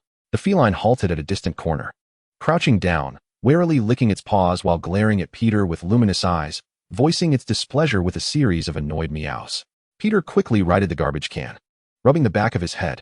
"Hey, sorry, little one, I didn't mean to. I got a bit carried away, you see. She kissed me." The black cat persisted in its meowing, prompting Peter to pat his own mask. "All right, Parker, you've truly lost it, talking to a cat? It one T turn into Catwoman. Nor can it comprehend your romantic woes." He felt the waist of his tight suit, where pockets were conspicuously absent, and, upon realizing this, he shrugged apologetically at the little black cat. "Sorry, no fishy treats today. Next time, I promise to make it up to you. Farewell, little observer." With a swift launch of his web, Peter soared into the air, twisting through the sky like a gymnast, landing gracefully on the edge of a rooftop. Kneeling, he fixed his gaze on the distant figure in red making its way to her front door. He watched as Mary Jane safely entered her home, the lights in her room flickering on, before he exhaled a sigh of relief. Rising, he retrieved the meteorite package, meticulously wrapped in webbing, from behind him. Mission accomplished. Protector of the flower. Now it was time to study this extraterrestrial visitor. Once more, Peter propelled himself into the air with his webs, navigating the skyscrapers with unprecedented speed and fluidity. His movements felt more robust than ever, suggesting not only a physical enhancement, but possibly the subtle influence of the powers borrowed from Magneto and Professor X. His molecular-level dynamic vision had become increasingly stable. And was that telekinesis? As he soared, he experimentally utilized his mind to make a distant discarded can float momentarily before gently setting it back down. While uncertain if it stemmed from electromagnetic force or pure psychokinesis, he noted that the range of his influence had indeed expanded. 5 minutes later, Peter glided through the window of his rental apartment in North Manhattan, carefully placing the heavy meteorite package beneath his workbench. Due to recent neglect and cleaning, the room appeared quite disordered, with the workbench piled high with scientific books, electronic components, and parts of Spider-Man's gear. Suddenly, a loud knock resonated through the old door, the sound piercing the stillness of the night. Outside, the unmistakable voice of Mr. Dickovich called out, "Hey, Peter, I heard some noise in your room. Are you home?" Startled, Peter quickly yanked off his mask, buried himself in the blankets, and hastily donned a plain pajama from the wardrobe, taking a deep breath in an effort to present himself as if he had just been roused from slumber. At the door of the neighboring room, 501, a blonde girl with a ponytail and a smattering of freckles was tidying up for the new tenant. Wearing worn gloves, she looked up upon hearing her father's voice, her lovely brows furrowing, her expression revealing discontent and embarrassment at her father's late-night disturbance of the tenants. "Mr. Dickovich, it's quite late. Please do not disturb Mr. Parker. He needs his rest. I just don't want him to miss a wonderful opportunity," Mr. Dickovich shrugged in response. In that moment, Peter, utilizing his enhanced perception, quietly opened the door, yawning as he asked, "What is going on?" "Peter, you sleep like a log. Let me introduce you to our new neighbor, Miss Camilla Hake." Following Mr. Dickovich's gaze, Peter caught sight of a stunning blonde woman wearing brown-green sunglasses, clad in white overalls and black skinny pants. Radiating the allure of a celebrity stepped out from the screen. Chapter 27. The Woes of Spider-Man. Mr. Dickovich, beaming with enthusiasm, continued his introduction. "Miss Hake, this is Peter Parker, the top student at Empire University and a part-time photographer for the Daily Bugle. He's a promising young man." A polite yet slightly shy smile graced Peter's face as he stepped forward, extending his hand. "Hello, Miss Hake. You can call me Peter or Parker. Welcome to the building. It's a pleasure to meet you." Camilla Hake, Natasha Romanoff, removed her sunglasses, revealing calm and observant eyes. She smiled as she shook Peter's hand, her grip balanced, neither feeble nor overly assertive. "Hello, Mr. Parker. It's a pleasure to meet you as well. I've seen your Spider-Man photos in the Daily Bugle. The angles and clarity are exceptional." If the opportunity arises, may I invite you to help me with some professional photographs? At your service, Miss Hake, Peter replied, maintaining his outward smile, although a flicker of barely perceptible wariness crossed his gaze. The professional tone sounded impeccable, yet why here? This decrepit apartment building hardly seemed a place to attract such an elite woman. His eyes casually swept over the large brown suitcase and through his molecular vision. The suitcase's exterior quickly became transparent, revealing the internal structure of its contents in his mind. Let me see what belongings you've brought with you. The specialized coded ID holder, coupled with an intricately complex miniature transmitter, forms a crucial component of advanced surveillance equipment, with the emblematic shield insignia on the documents being of utmost significance. Externally, Peter maintained an impassive demeanor. Yet a familiar name and a cascade of titles flashed in his mind like a red alert. Natasha Romanoff, the Black Widow, an esteemed graduate of the Red Room. A Level 7 agent of SHIELD, and one of the founding members of the Avengers. Good heavens, why would she assume an alias in this place? This was not something Coulson would typically do. All right. Since you're all acquainted now, we'll be neighbors on the same floor. Let us make an effort to interact and look out for one another, Mr. Dickovich remarked, oblivious to the undercurrents at play. He beamed at the two, even sharing a conspiratorial wink with Peter, signaling a chance to seize an opportunity. Internally, Peter's alarm bells rang incessantly. Yet he upheld the facade of an innocuous college student, scratching his head and offering a weary smile. Of course, no problem. However, Mr. Dickovich, Ms. Hake, I apologize. My mind feels a bit foggy right now. If there's nothing urgent, I'd like to return and catch up on some sleep. Natasha, keenly perceptive, sensed something amiss, yet remained composed. By all means, Mr. Parker, rest is important. We will have ample opportunities to converse later. Peter nodded to both, turned, and closed the door behind him. Outside, Dickovich shook his head in exasperation. That kid, I swear. Inside the room, Peter leaned against the door, the weariness on his face evaporating in an instant, replaced by acute alertness. He exhaled softly, engaging in a guessing game with a top-tier operative. Spare me. This was hardly the time for such distractions. In contrast to Dickovich's dissatisfaction, Karen, who had just finished tidying up, beamed with increasing zeal, knowing that Mr. Parker was not one to be judged by appearances alone. All cleaned up, Miss Hake. You may take residence now. Thank you. In room 501, Natasha closed the door, allowing her professional smile to dissipate immediately. She swiftly and meticulously inspected every corner of the room, including outlets, lampshades, and vents, her movements fluid and efficient, confirming the absence of any pre-existing listening devices. Natasha approached the window, brushing aside her golden locks to reveal a nearly imperceptible miniature earpiece. Lowering her voice to a calm, yet clear tone, she addressed Director Fury. This is Romanoff. I have made initial contact with the target, Peter Parker, but the boy exhibits a high level of vigilance. Requesting instructions, should I proceed with close surveillance as originally planned? Fury's distinctive, deep, and magnetic voice resonated through the earpiece. Agent Romanoff, have you been compromised? Natasha furrowed her brow slightly, reflecting on the details from earlier. She believed she had not been exposed, yet her instincts suggested he might be aware of something. As the encounter with the target had transpired sooner than anticipated, leaving her no time to don appropriate attire, Fury remained silent for a moment on the other end, the faint sound of computer data processing audible in the background. Maintaining the original plan, the priority is to investigate Peter Parker's mutant identity while the inquiry into his parents, Richard and Mary Parker, is to be postponed unless a direct connection arises. Remember, our objective is to confirm his identity, not to create disturbances. Natasha's gaze was sharp. Understood. Establish a standard surveillance mode, focusing primarily on observation. After concluding the communication, Natasha sprang into action, retrieving sophisticated equipment from the hidden compartment of her suitcase to set up within the room. She affixed two uniquely designed suction cup listening devices to the wall shared with Peter's room, connecting them to a portable analyzer. However, unbeknownst to her, just a wall away in room 504, Peter stood before the wall, a wry smile curling at the corners of his mouth. His eyes seemed to shimmer with a faint light, as the wall appeared transparent like glass to him. Through Peter's molecular dynamic vision, the wall's structure was revealed with X-ray clarity. He observed Natasha's machine-like precision in her actions, yet at that moment, there was nothing alluring about her. She resembled a vigilant mother leopard, ears pressed against the door, listening intently to the sounds outside. As his gaze shifted, Peter spotted the sophisticated device resting on the wooden table, along with the two large speakers connected to the wall. Indeed, an advanced sound wave collection apparatus. Wow, a live rendition of a surveillance drama, with the stage set in my dilapidated low-rent apartment? I'm neither a mob boss nor a world-destroying madman. Merely a broke student, an amateur superhero struggling to pay rent. Is S-H-I-E-L-D perhaps overreacting? Peter shook his head, choosing to ignore the neighboring agent for the time being. He approached his workstation and powered on a radio he had modified to intercept encrypted police channels. The radio crackled with intermittent police communications. Central, this is Unit 14, Manhattan's lower downtown. Report of an unidentified creature attack at South Pier Station on Line 1. Repeat.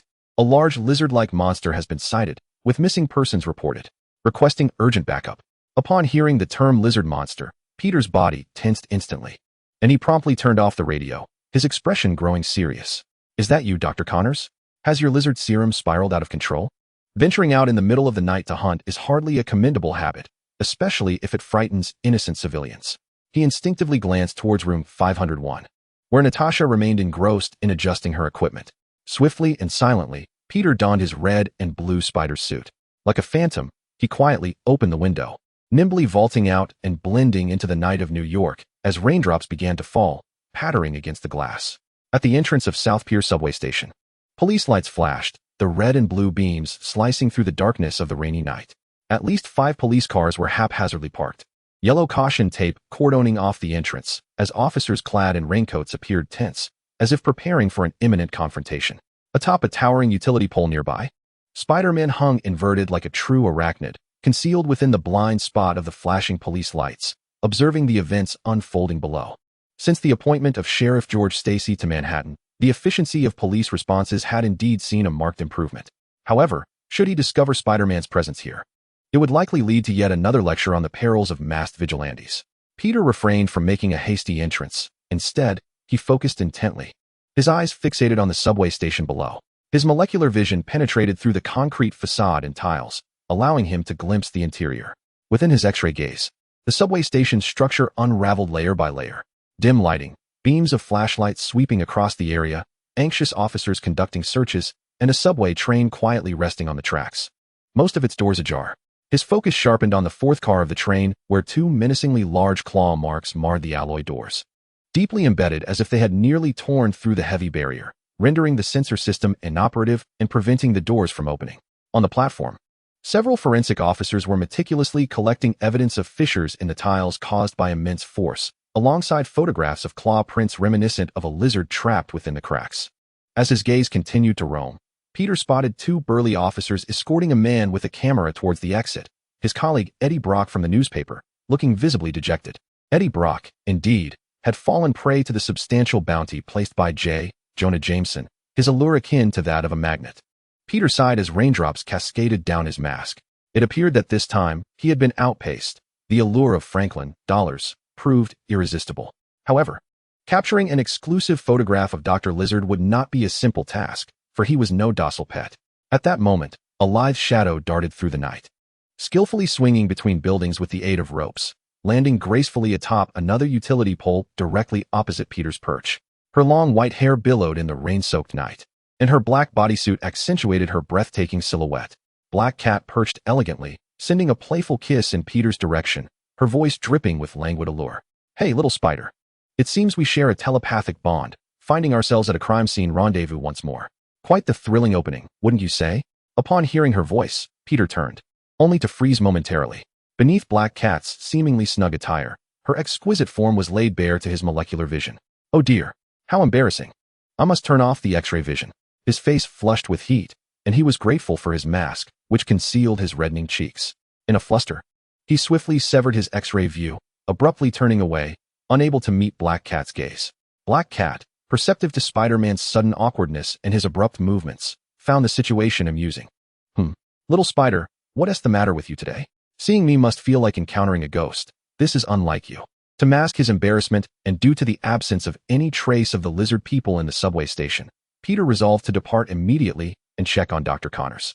He shot out a web line and exclaimed, "Apologies, dear kitty, but I have urgent matters to attend to. Let us converse another time." Before his words had fully escaped his lips, he swung away, his movements appearing rather hasty. The alluring Black Cat blinked in curiosity and called out, "Hey, you're just going to run off without a word? That's hardly the neighborly way in New York. Wait for me, Spider." With a swift flick of her wrist, a specialized grappling hook shot forth, ensnaring a nearby building as she elegantly pursued the red and blue figure through the rain-soaked night.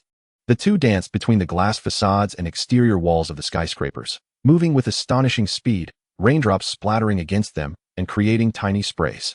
Peter endeavored to shake off the black cat, but her agility was beyond imagination, clinging to him tenaciously.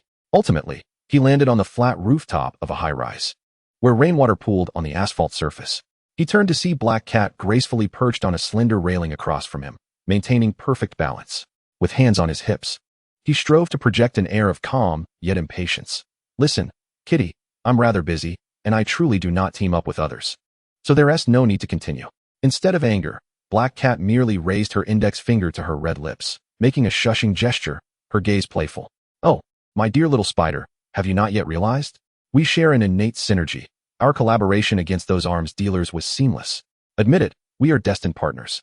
Deep down, Peter acknowledged her prowess, yet he was acutely aware that those who became entwined with him often faced immense peril. He could not allow an innocent to be harmed because of Spider-Man. Suddenly, Black Cat emitted a brief gasp, seemingly losing her footing, and began to tumble backwards from the high railing, plummeting downward. Peter's heart nearly skipped a beat, although reason suggested this could be a ruse. He could not gamble on the possibility of danger. Almost instinctively, he shot out a web that latched onto her waist. Simultaneously, he propelled himself off the rooftop's edge with a swift and graceful somersault, using the web's tension to securely grasp her waist mid-fall. With his other hand, he released another web, and together they swung like a pendulum, their feet firmly adhering to the glass exterior of the towering structure below. Once the moment of fright had passed, Black Cat did not exhibit fear. Instead, she erupted into laughter in Peter's arms. She reached out and gently caressed the cheek of his masked face, her tone laced with playful triumph. "You aimed so well, little spider. I knew you wouldn't let me fall." Chapter 28. The Hunt for the Lizard. Peter gazed at the black cat nestled in his arms, her smile radiant and enchanting, and he comprehended the situation entirely, letting out a resigned sigh. Once again, he had fallen prey to the cunning tricks of this elusive feline. With her agility, how could she possibly have stumbled? Cradling her, he deftly ascended back to the safety of the rooftop, gently setting the black cat down. "Enough with the antics, little kitty. I have pressing matters at hand and no time for games." However, the black cat moved with lightning speed. Just as Peter turned, her powerful left arm encircled his neck, drawing him closer, while her right index finger raised to lightly press against his chin through his mask. At a height of 1.72 meters, she appeared as a tantalizingly large ornament before the towering Spider-Man. Their bodies were nearly intertwined, and Peter could distinctly feel the warmth emanating from her through the tight fabric of her suit, along with a faint yet perilous and alluring fragrance. Raindrops cascaded upon them, and the atmosphere grew intensely ambiguous. The black cat's voice dripped with seduction. "Games. Little spider, your earlier tension was not feigned. You care for me, don't you? Don't deny it. Your spider sense cannot deceive me." Beneath his mask, Peter's face flushed with heat, his heart racing almost to the point of suffocation. The image of Mary Jane flashed through his mind.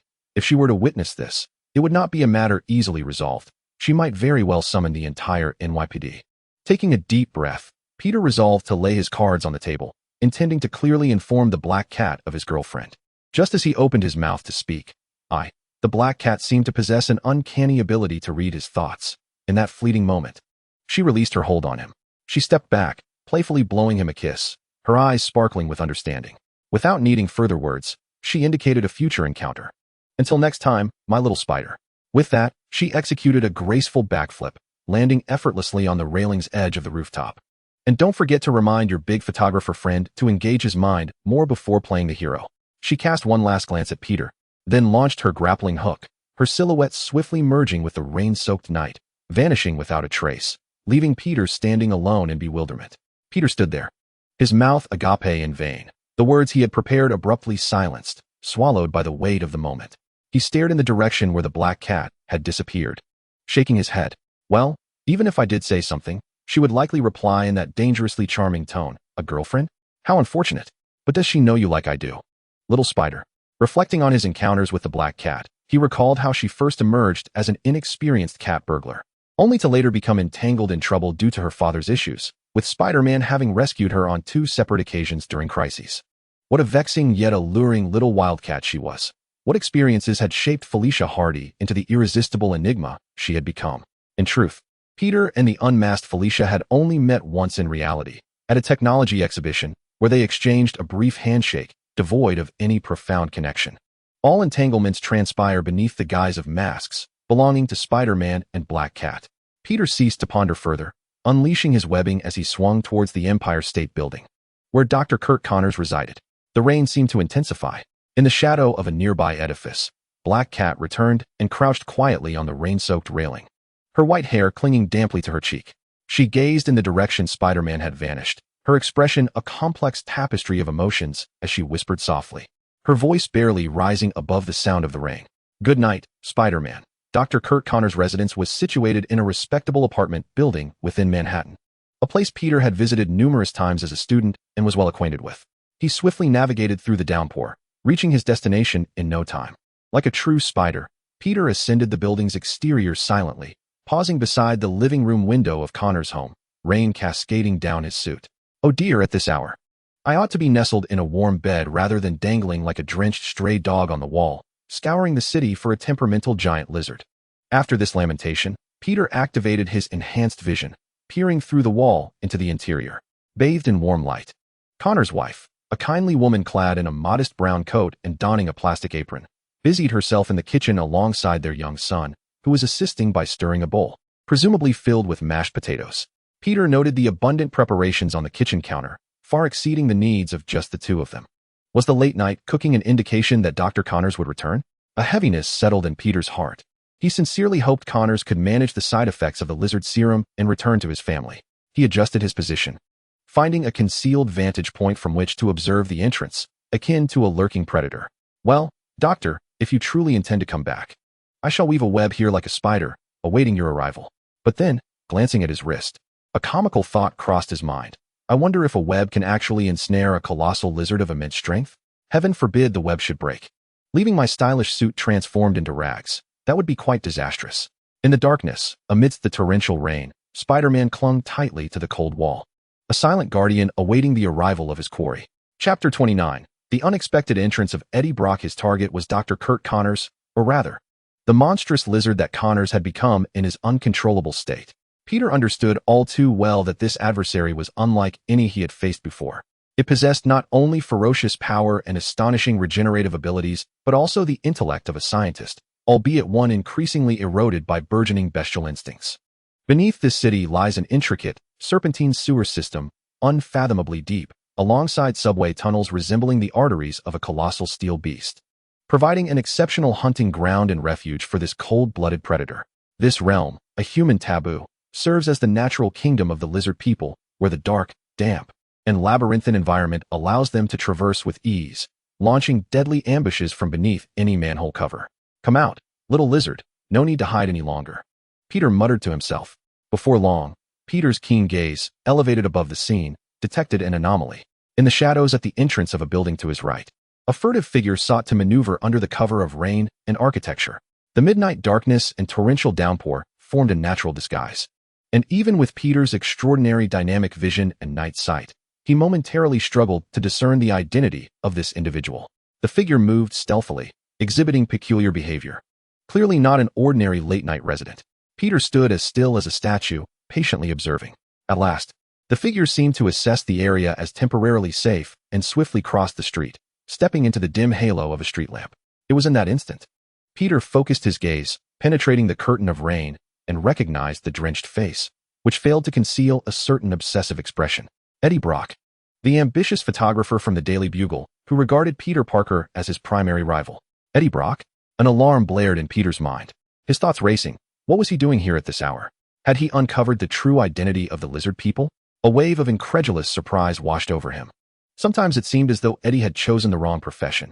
He ought to be a detective or a stalker. Peter could not fathom the specifics of the situation, but he possessed a strong intuition that Eddie Brock's appearance at this critical juncture was undoubtedly a significant trouble.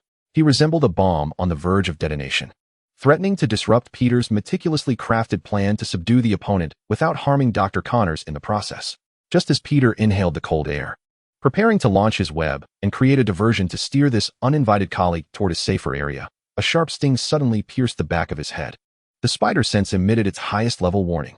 This was not directed at Eddie, but rather indicated that something larger and more perilous was approaching. He swiftly turned his head, directing his gaze toward the source of the sensation. At the far end of the street, near a sewer drain overflowing with waste, a heavy cast-iron manhole cover was forcefully displaced from within, emitting a grating metallic screech.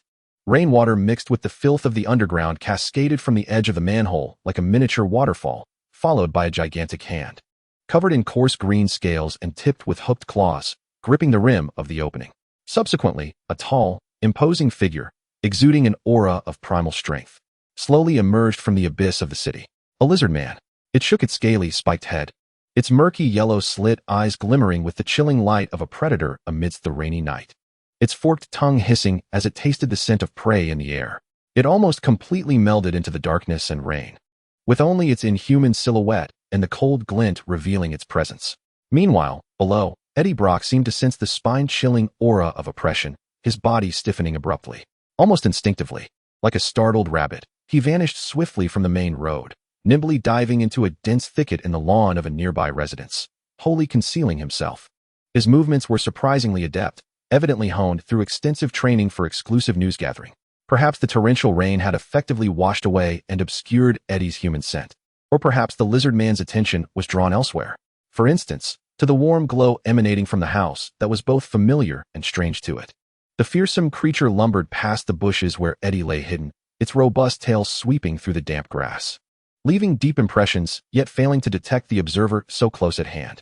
Its target was clear, as it made its way directly to the illuminated doorway of the home. How magnificent! In the thicket, Eddie Brock's heart raced violently within his chest, nearly shattering his ribs. Rainwater cascaded down from his hair, chillingly seeping into his collar, the soaked fabric clinging tightly to his body, bringing a bone-deep chill. Yet, at that moment, he felt a roaring flame of fervor blazing within him. Excitement and exhilaration overwhelming any discomfort and fear. He had witnessed the fabled monster, the urban legend capable of shaking all of New York. Cautiously, and with excruciating slowness, he raised his treasured professional camera, adjusting the focus.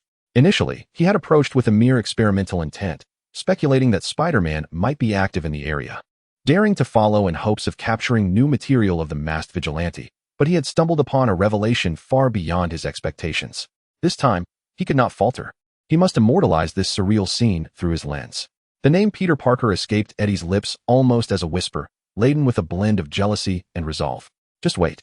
I, Eddie Brock, am the most formidable and fearless photographer of the Daily Bugle. I will prove it to everyone, especially to Spider-Man. He stifled a cheer that nearly escaped his lips, steadying the camera lens towards the door. Through the viewfinder, he beheld an even more unbelievable sight. The grotesque lizard creature was embracing a human woman. The woman wore a worried expression, yet she wrapped her arms affectionately around the terrifying, scaly form. An interspecies romance. This absurd notion briefly flickered through Eddie's mind, only to be immediately dismissed. No, he preferred to believe that this reptilian creature, much like the previously encountered Scorpion and Spider-Man, was a grotesque mutation of an ordinary human. Undoubtedly, a more astonishing secret lay concealed beneath the surface, and perhaps this embrace was the key to unraveling that mystery. Regardless, he decided to capture the moment. For Eddie, seizing the decisive image was the paramount mission. His fingers moved slowly, imbued with a ceremonial gravity, as he pressed the shutter button. Then, with a crisp click, the sound of the shutter echoed sharply amidst the relative stillness of the rainy night. To make matters worse, a blinding, brilliant flash erupted from the camera's top like a miniature lightning bolt, tearing through the dim rain curtain and illuminating the bushes where Eddie was hidden, as well as a small surrounding area, as bright as day. Damn it! How could he forget to turn off the flash? Alarm bells rang in Eddie's mind, as regret and fear seized him. He had made an amateurish and potentially fatal blunder. Many animals, particularly nocturnal ones, are extremely sensitive to camera flashes. And reptiles like lizards are no exception. The lizard man, possessing remnants of human intelligence, yet driven by primal instincts, was thoroughly enraged by the sudden burst of light and sound. It violently thrust the woman it had been holding aside, its murky yellow vertical pupils instantly locking onto the source of the flash, where an air of provocation and threat emanated, inciting its fury. A primal roar erupted from the depths of the lizard man's throat, abandoning all rational thought as it dropped to all fours, resembling a true giant reptile, charging towards Eddie Brock's hiding place with astonishing speed, its claws tearing through the wet, soft grass and mud, splattering murky water. It's over. Eddie felt his soul leave his body, his mind fixated on a single thought: run. He scrambled out of the bushes, indifferent to his soaked clothing being snagged by branches. However, As he turned, he was taken aback to find that, at some point, the red and blue figure of Spider-Man had silently landed not far behind him, its wide-eye lenses seemingly fixed upon him, with the lizard in front and Spider-Man behind. Eddie Brock found himself ensnared in a dire predicament. He wished to choose neither, and in a state of extreme panic coupled with a stubborn resolve, he shot a furious glare at Spider-Man, as if to say, "This is all your fault." Unexpectedly, rather than seeking refuge with Spider-Man, he abruptly pivoted, attempting to escape laterally in a direction perpendicular to both threats. Yet, he gravely underestimated the lizard man's explosive power in its enraged state, in mere moments. The green behemoth closed in, casting a shadow infused with the scent of blood and decay that enveloped Eddie entirely. A claw, glinting ominously and capable of rending steel, descended towards his back with a piercing shriek, and Eddie could even smell the foul odor of sewage and blood emanating from the claw's tip. At a moment of dire peril, "Hey, Mr. Green, it takes no real skill to bully someone wielding a camera." The voice of Spider-Man resounded with his characteristic jest, and in the next instant, a strand of webbing deftly ensnared Eddie Brock's shoulder, a powerful tug following. Eddie felt his feet leave the ground as he was effortlessly lifted, his nearly 180-pound frame feeling as light as a frightened chick in Spider-Man's grasp. "Up and away," Spider-Man joyfully exclaimed, clutching Eddie with one arm while the other shot a web that latched onto the distant rooftop of a newsstand. In a seamless pendulum-like swing, they narrowly evaded the lethal lunge of the lizard, landing gracefully atop the waterproof shelter of the stand. Eddie, still shaken, gasped for breath, his heart racing as if it might leap from his throat. In that fleeting moment, he had brushed against death. The wind pressure from the lizard's claws seemed to linger on his skin. Instinctively, he clutched his precious camera, ensuring it had not been damaged in the chaos. Relief washed over him, and he intended to express his gratitude to Spider-Man. However, as the words formed on his lips, a deep-seated obsession and dark suspicions regarding the potential connection between Peter Parker and Spider-Man stifled his thanks, transforming it into a somewhat resentful and ungrateful retort. "Spider-Man, I didn't ask for your help. Even though you saved me, don't expect my gratitude. I don't need your assistance." Peter's mouth twitched beneath his mask. He was accustomed to various misunderstandings and hostilities, yet Eddie's blend of jealousy, pride, and paranoia left him bemused and slightly amused. He found himself puzzled as to why this colleague, with whom he shared competition at the newspaper, harbored such animosity towards him. Was it merely because most of the Spider-Man photos came from him, overshadowing Eddie's presence at the Daily Bugle? Or was it, like Jonah Jameson and Captain Stacy, a simple distrust of masked vigilantes? "Hey, take it easy, Eddie," Peter replied in the most amicable tone possible while vigilantly observing the lizard below, now enraged and tearing at the metal supports of the newsstand due to the loss of its prey. "I didn't save you to hear you say thank you. Do you see that big guy down there? His new skin isn't for show. Those glimmering claws could easily shred a car. So, I implore you, take that rational brain of yours and your valuable camera and find a safe place to hide, all right? That would be the best help for everyone. Why, you know me?" Eddie seemed entirely oblivious to the essence of Spider-Man's words, taken aback that Spider-Man would utter his name. As Spider-Man once again soared through the air, engaging in a fierce battle with the lizard, who was attempting to ascend a newsstand, Eddie gazed at the vibrant red and blue figure, unconsciously murmuring to himself as rain streamed down his astonished face, "Spider-Man knows me." However, this acknowledgement did not evoke any sense of honor at being recognized by his idol. Instead, a thought, slithering like a venomous serpent, burrowed into his mind. "It must be Peter Parker. He has undoubtedly spoken ill of me behind Spider-Man's back, tarnishing my reputation. Which is why Spider-Man has been avoiding me and denying me the opportunity for a photograph." This paranoid speculation stoked a certain flame within him, burning even more fiercely. "Peter, you probably never imagined this, did you?" Eddie clenched his camera tightly, his knuckles whitening from the force, his eyes gleaming with a zealous intensity. "Now I finally have the chance to personally prove to Spider-Man that I, Eddie Brock, am the superior journalist, more deserving of attention, and the most fitting partner to document his exploits." Anger and an overwhelming desire to prove himself occasionally ignite an astonishing courage. The fear that nearly cost Eddie his life mere moments ago was now entirely supplanted by a morbid exhilaration and adrenaline. Rather than heed Spider-Man's warning to steer clear of danger, he resembled a battlefield journalist in the best seat of the house, raising his camera once more, adjusting the focus, and relentlessly capturing the fierce clash below. The sounds of rain, roars, and impacts formed the backdrop to his photography. Yes, this angle is perfect. The midnight showdown between Spider-Man and the lizard, the ultimate confrontation of strength and skill. He whispered excitedly as he snapped photos.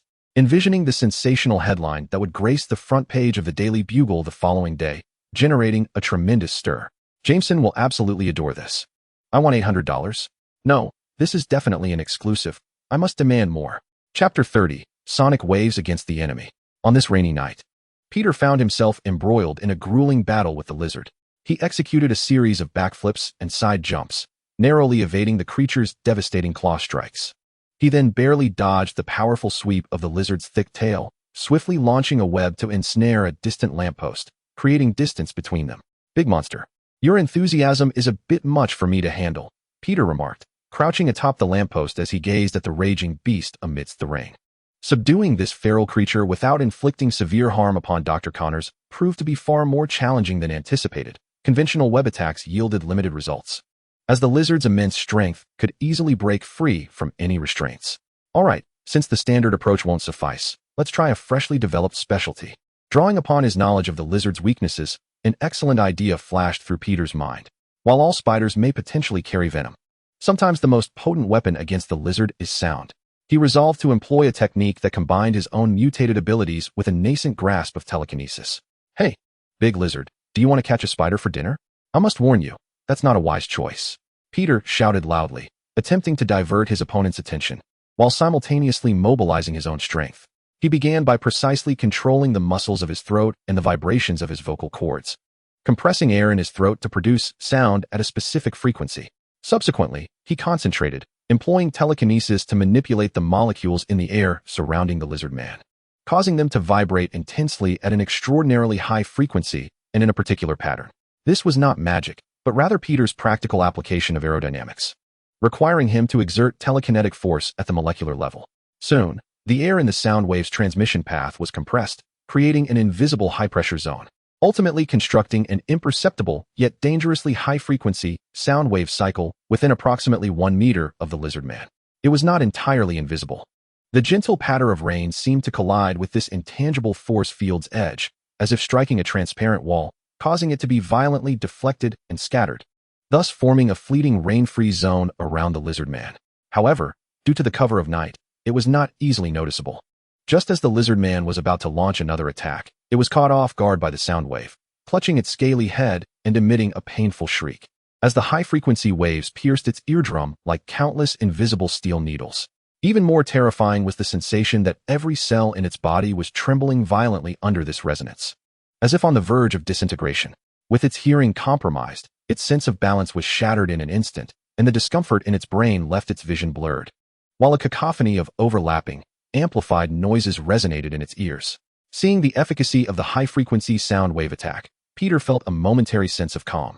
Yet he dared not relax even slightly. He continued his verbal barrage to maintain the sound wave interference while waiting for the opportune moment to launch several highly adhesive strands of web, accurately ensnaring the lizardman's lower limbs, arms, and torso, thereby restricting its frenzied movements.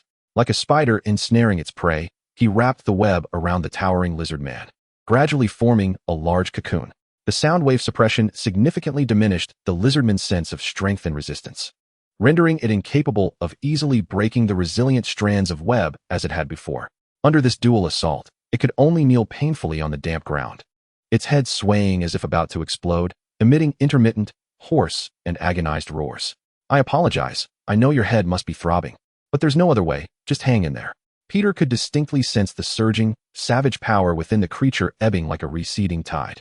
He was even aware of another vulnerability of Dr. Connors. If he could mention Martha Connors or their son Billy at this moment, it might swiftly awaken the humanity within, touching the softest part of this experimental monster's heart. However, a glance caught the excited Eddie Brock nearby, snapping photos, forcing him to abandon what appeared to be a more effective strategy. Hold on, Doctor, please return soon, Peter silently urged, hoping that Dr. Connors' intellect could subdue the beast within, or at least render the creature unconscious for the next course of action. Suddenly, an unexpected turn of events unfolded. No, please do not harm him. A voice filled with terror and desperation echoed from the doorway. Martha Connors, witnessing her husband in torment upon the ground, could no longer remain passive and dashed forth from the house without a second thought. Following closely behind her was Billy, who cried out in a choked voice, "Spider-Man, please, do not harm my father." This was a troubling development. Peter internally lamented the reckless intrusion of Mrs. Connors and Billy, for it not only threatened to disrupt the delicate advantage he had painstakingly established, but also placed them in grave peril. After all, no one could assure that the fraying lizard would not be provoked into a frenzy and subsequently attack those nearby. Reacting swiftly, Peter leaped forward just as Martha Connors was about to breach the soundwave field constructed for the lizard. With a rapid surge, he shot out a web from his wrist, creating a temporary barrier to halt Mrs. Connors' advance. "Mrs. Connors, please remain calm. It is dangerous ahead. Step back," Peter urged urgently. At that moment, the lizard's struggles had noticeably waned. Apart from a slight movement of its head, its body was cocooned in thick, white webs, resembling a massive, writhing dumpling. It emitted low, weary whimpers, and the sanguine hue in its eyes seemed to have faded significantly before it succumbed to unconsciousness. Seeing this, Peter felt a slight sigh of relief escape him as he relinquished his telekinetic hold. An immediate wave of dizziness and fatigue washed over him, and beneath the mask, beads of perspiration mingled with rainwater formed on his forehead. The practical application of molecular manipulation, particularly in maintaining such a finely tuned high-frequency sound field, was still a considerable strain for someone newly acquainted with telekinesis. "Kurt, how are you? Spider-Man, I beg you, do not harm him. He did not mean to." Martha Connors, trapped by the web, could advance no further and anxiously gazed at her ensnared husband, tears mingling with the rain as she implored Spider-Man once more. "Mrs. Connors, please trust me. I have not harmed the professor. He is fine, at least for now. He merely fainted from exhaustion," Peter quickly clarified, releasing the web that impeded her. He needed to soothe her emotions swiftly and relocate the lizard to a secure, concealed area. Upon hearing Spider-Man's reassuring words and witnessing her husband cease his violent thrashing, Martha Connors' demeanor gradually calmed, although her gaze remained fixed on the enormous web cocoon. Peter glanced up at the apartment building. More and more windows lit up, and indistinct silhouettes moved within. The earlier commotion and roars had evidently roused numerous neighbors. Time was of the essence. He no longer hesitated, swiftly shooting several strands of webbing, carefully lifting the unconscious lizard man from the ground, preparing to transport him back to Connor's residence. Suddenly, Peter paused, abruptly recalling something. "Oh dear, I completely forgot about that fellow. Eddie Brock. How exhilarating, how extraordinary." Spider-Man's battle with the lizard man, whose true identity was none other than the renowned biology professor Kurt Connors from Empire University. Eddie Brock dashed through the rain-soaked streets, tightly clutching his camera within the confines of his leather jacket, as if it were a priceless treasure. Despite being drenched and shivering from the cold, an almost frenzied excitement illuminated his face. This was undoubtedly the pinnacle of his career as a journalist and photographer.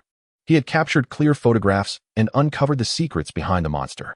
Jonah Jameson, that old curmudgeon, would be absolutely ecstatic upon seeing these. A mere $800 could hardly reflect the value of such an exclusive story. Yes, the price must be increased. This was destined to be the headline that would reverberate throughout the city. As he ran, he envisioned how to negotiate with Jameson, how to craft the article that would surely etch its place in the annals of the Daily Bugle. A bright future seemed to unfold before him. Immersed in his daydreams, he failed to notice a red and blue figure gliding silently through the shadows between the buildings, honing in on him with precision. In the next instant, as Eddie sprinted, he felt a sudden tightness around his waist, a powerful force lifting him off the ground, his feet flailing helplessly in the air. He looked down in terror to see a strand of white webbing firmly attached to his midsection, and then, in a swift motion, a hand clad in a red glove effortlessly snatched away the camera he cherished. "Hey, buddy," without a release form or permission for usage. "Those artistic shots don't belong to you," came Spider-Man's teasing voice from above. "By the way, did I and that big lizard give you the green light for a photo op?" Hanging in midair like a parcel, suspended beneath a massive billboard, Eddie was both shocked and furious, struggling as he shouted, "No, Spider-Man, you can't do this. That's my camera, my photos. You're robbing me." Sorry. The wind is too strong, and the rain is too loud. I didn't quite catch that." Peter deliberately elongated his tone, simultaneously raising his wrist to shoot a small bundle of webbing directly to seal Eddie's protesting mouth. Mem. Eddie could only emit muffled, furious whimpers, helplessly watching as Spider-Man held his camera, twirling gracefully in the air like a mischievous trickster. "Don't worry, I'm just borrowing your camera to check the memory," Peter remarked, shaking the camera in his hand. "These strands possess guaranteed quality and will dissolve automatically in 3 hours. Until then, Mr. Brock, it would be prudent for you to remain in this sheltered VIP viewing area, where you are shielded from the rain and afforded a clear line of sight. It is an opportune moment for you to reflect upon the ethical boundaries of journalism and the sanctity of privacy." Upon concluding his remarks, Peter paid no further attention to the figure suspended beneath the billboard, futilely struggling against its confines. With a few agile leaps, he vanished into the dense architecture and the enveloping curtain of rain. Finding a relatively dry corner on a rooftop, Peter swiftly reviewed the photographs on his camera. He had to concede that Eddie Brock's technical prowess was commendable. Despite the inclement weather and tense circumstances, many images remained crisp, their compositions strikingly impactful. However, these photographs posed the gravest threat to the Connors family. Once published, they would invite relentless harassment, scrutiny, and potentially perilous consequences. Without a moment's hesitation, Peter decisively pressed the format button on the camera, erasing all evidence of the night's events from the memory card. "My apologies, Eddie," the headline is lost. But the tranquility of the Connors family takes precedence. He affixed the camera to the underside of his suit with webbing, preparing to address it later, and then swung back towards the Connors' residence. As Spider-Man stealthily re-entered the Connors' living room through the window, Martha Connors was carefully tending to the lizard, whose face was exposed through the webbing. She held a basin of warm water and a damp cloth, gently wiping the rain and grime from his visage. Upon seeing Spider-Man return, she appeared to glimpse her only salvation, immediately setting down the cloth and rushing towards him with urgency. "Spider-Man, you're back. Please, help Kurt. I beg you." Her voice trembled with desperation, her eyes brimming with helplessness and appeal. He is a good man. Merely ensnared by that wretched experiment and his obsession to regrow his arm, he does not wish for this. Peter could sense the profound anguish and hope emanating from her. Perhaps, in her eyes, Spider-Man, having undergone a transformation of his own, was the sole individual capable of understanding and finding a resolution. He removed the camera from his person, placing it aside temporarily, and raised his hands in a gesture of reassurance, striving to imbue his tone with confidence. "Do not despair, Mrs. Connors. There just may, be a way to restore the professor to his former self." "Really? Oh, that would be wonderful. God bless you." Before Peter could finish his statement, Martha interrupted him, her joy overwhelming her as tears of relief welled in her eyes, her hands trembling with excitement. "Spider-Man, if you can cure Kurt, our entire family, Billy and I, will be eternally grateful. Kurt is truly not a bad person. He merely yearns for completeness and wishes to reunite with his son." As the words left her lips, she realized she had inadvertently interrupted him. Hastily laying down the towel, she expressed her sincere apologies, saying, "I am sorry for interrupting you. I was simply too emotional. I cannot afford to lose Kurt, and Billy cannot grow up without his father." She remained quietly by the side, holding Billy close, whose small face was etched with worry, yet his gaze remained fixated on the husband enveloped on the sofa. "That's quite all right, Mrs. Connors. I completely understand," Peter quickly assured her, showing no signs of offense. "I recognize the significance of both you and Billy to the professor. However, to reverse the mutation and restore him to his original state, we must first locate the gene recombination device that initiated all of this. Unfortunately, only the professor himself, once he regains consciousness, will know its precise location." "The gene recombination device?" Martha pondered, shaking her head as she struggled to recall. "I am not quite sure about that. Kurt never brought hazardous equipment from the laboratory home." Suddenly, a spark of realization lit up her eyes as if an idea had struck her. "Apart from Kurt, there is another person who might know, Peter Parker. He is Kurt's most esteemed assistant, frequently praised by Kurt at home for his remarkable talent and the crucial support he provided during experiments. He must know where the gene recombination device is. I will call him right away." With that, Martha promptly retrieved her phone from her pocket and prepared to dial Peter's number. "Wait, Mrs. Connors." Peter's heart sank, and he quickly intervened. "I believe I might have a method to awaken the unconscious professor. Perhaps we should try my approach first? After all, it is quite late, and calling Peter may not be convenient. He might already be resting." He refrained from revealing that the person before her was indeed Peter Parker. Chapter 31. The rescue mission. Upon hearing Spider-Man mention a way to awaken her husband, Martha hesitated for a moment, but ultimately decided to put away her phone. Compared to disturbing a young man who might already be asleep, Spider-Man's suggestion was evidently more direct and effective. "Then I leave it in your capable hands, Spider-Man," she said, her eyes brimming with hope. Peter discreetly exhaled in relief and gestured for her to trust him. He approached the mummified lizard, and under the watchful eyes of Martha and Billy, he bent down and gently rubbed the creature's forehead, concentrating once more. This time, instead of producing high-frequency offensive sound waves, he employed telekinesis to cautiously generate a low-frequency, gentle sound wave pulse, akin to a soft knock at the door, which slowly permeated the lizard's ears, stimulating Connor's human nervous system that lay dormant beneath the primal force. After approximately 10 seconds, under the anxious gazes of Martha and Billy, The tightly shut eyelids of the lizard began to flutter before slowly and laboriously parting. The murky yellow slit pupils, once filled with a frenzied crimson, now reflected a sense of confusion and anguish. In a precautionary stance, Peter remained vigilant, yet fortuitously, circumstances seemed to be shifting in a favorable direction. After the cleansing waves of high-frequency sound and a brief lapse into unconsciousness, Dr. Connors's rationality appeared to have temporarily regained dominance. Spider-Man, Martha, Billy, Dr. Connors's voice emerged hoarse and bewildered as he turned his eyes about, assessing his predicament, particularly the thick strands of webbing that bound him. Fragments of residual memories from his transformation into the lizard surged into his mind like a haunting nightmare. How did I end up at home? It feels as though I've experienced a terrifying dream where I became a beast. As he struggled slightly, the tightness of his bindings became apparent. And combined with those vague yet chilling memories, he instantaneously comprehended the horrifying events that had transpired. A profound sense of guilt and despair engulfed the scientist. Connors recalled an urge to transform his wife and son into monsters. How could he ever entertain the thought of harming them? Thank God, Kurt, you're finally awake. You've returned, Martha exclaimed, tears of joy streaming down her face as she disregarded her husband's monstrous appearance, rushing forward to press her delicate features against the cold, rough scales of his cheek, their tears mingling. Billy also hurried over, embracing his father's web-wrapped, sturdy arm tightly. No, Martha, don't come near me.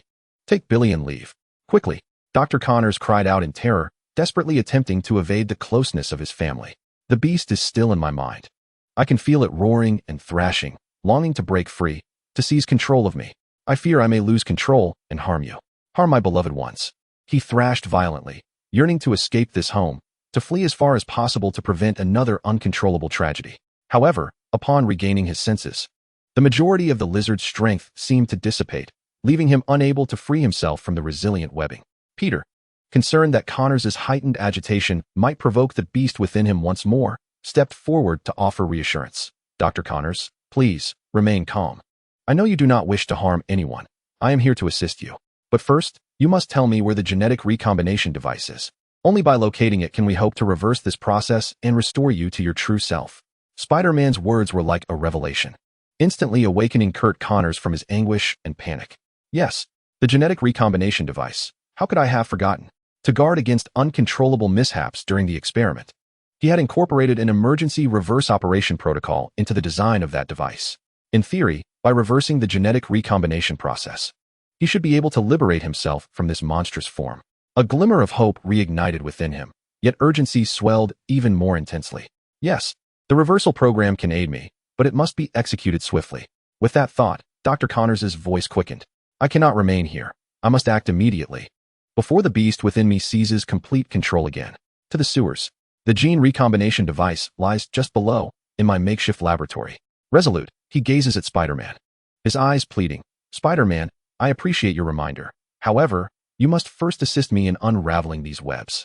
This task is straightforward. Peter attempts to utilize telekinesis to form microscopic molecular cutting lines around his palms to sever the webbing, which serves as an excellent practice opportunity for him. Soon, the strands are meticulously sliced away, and Dr. Connors gradually regains his mobility.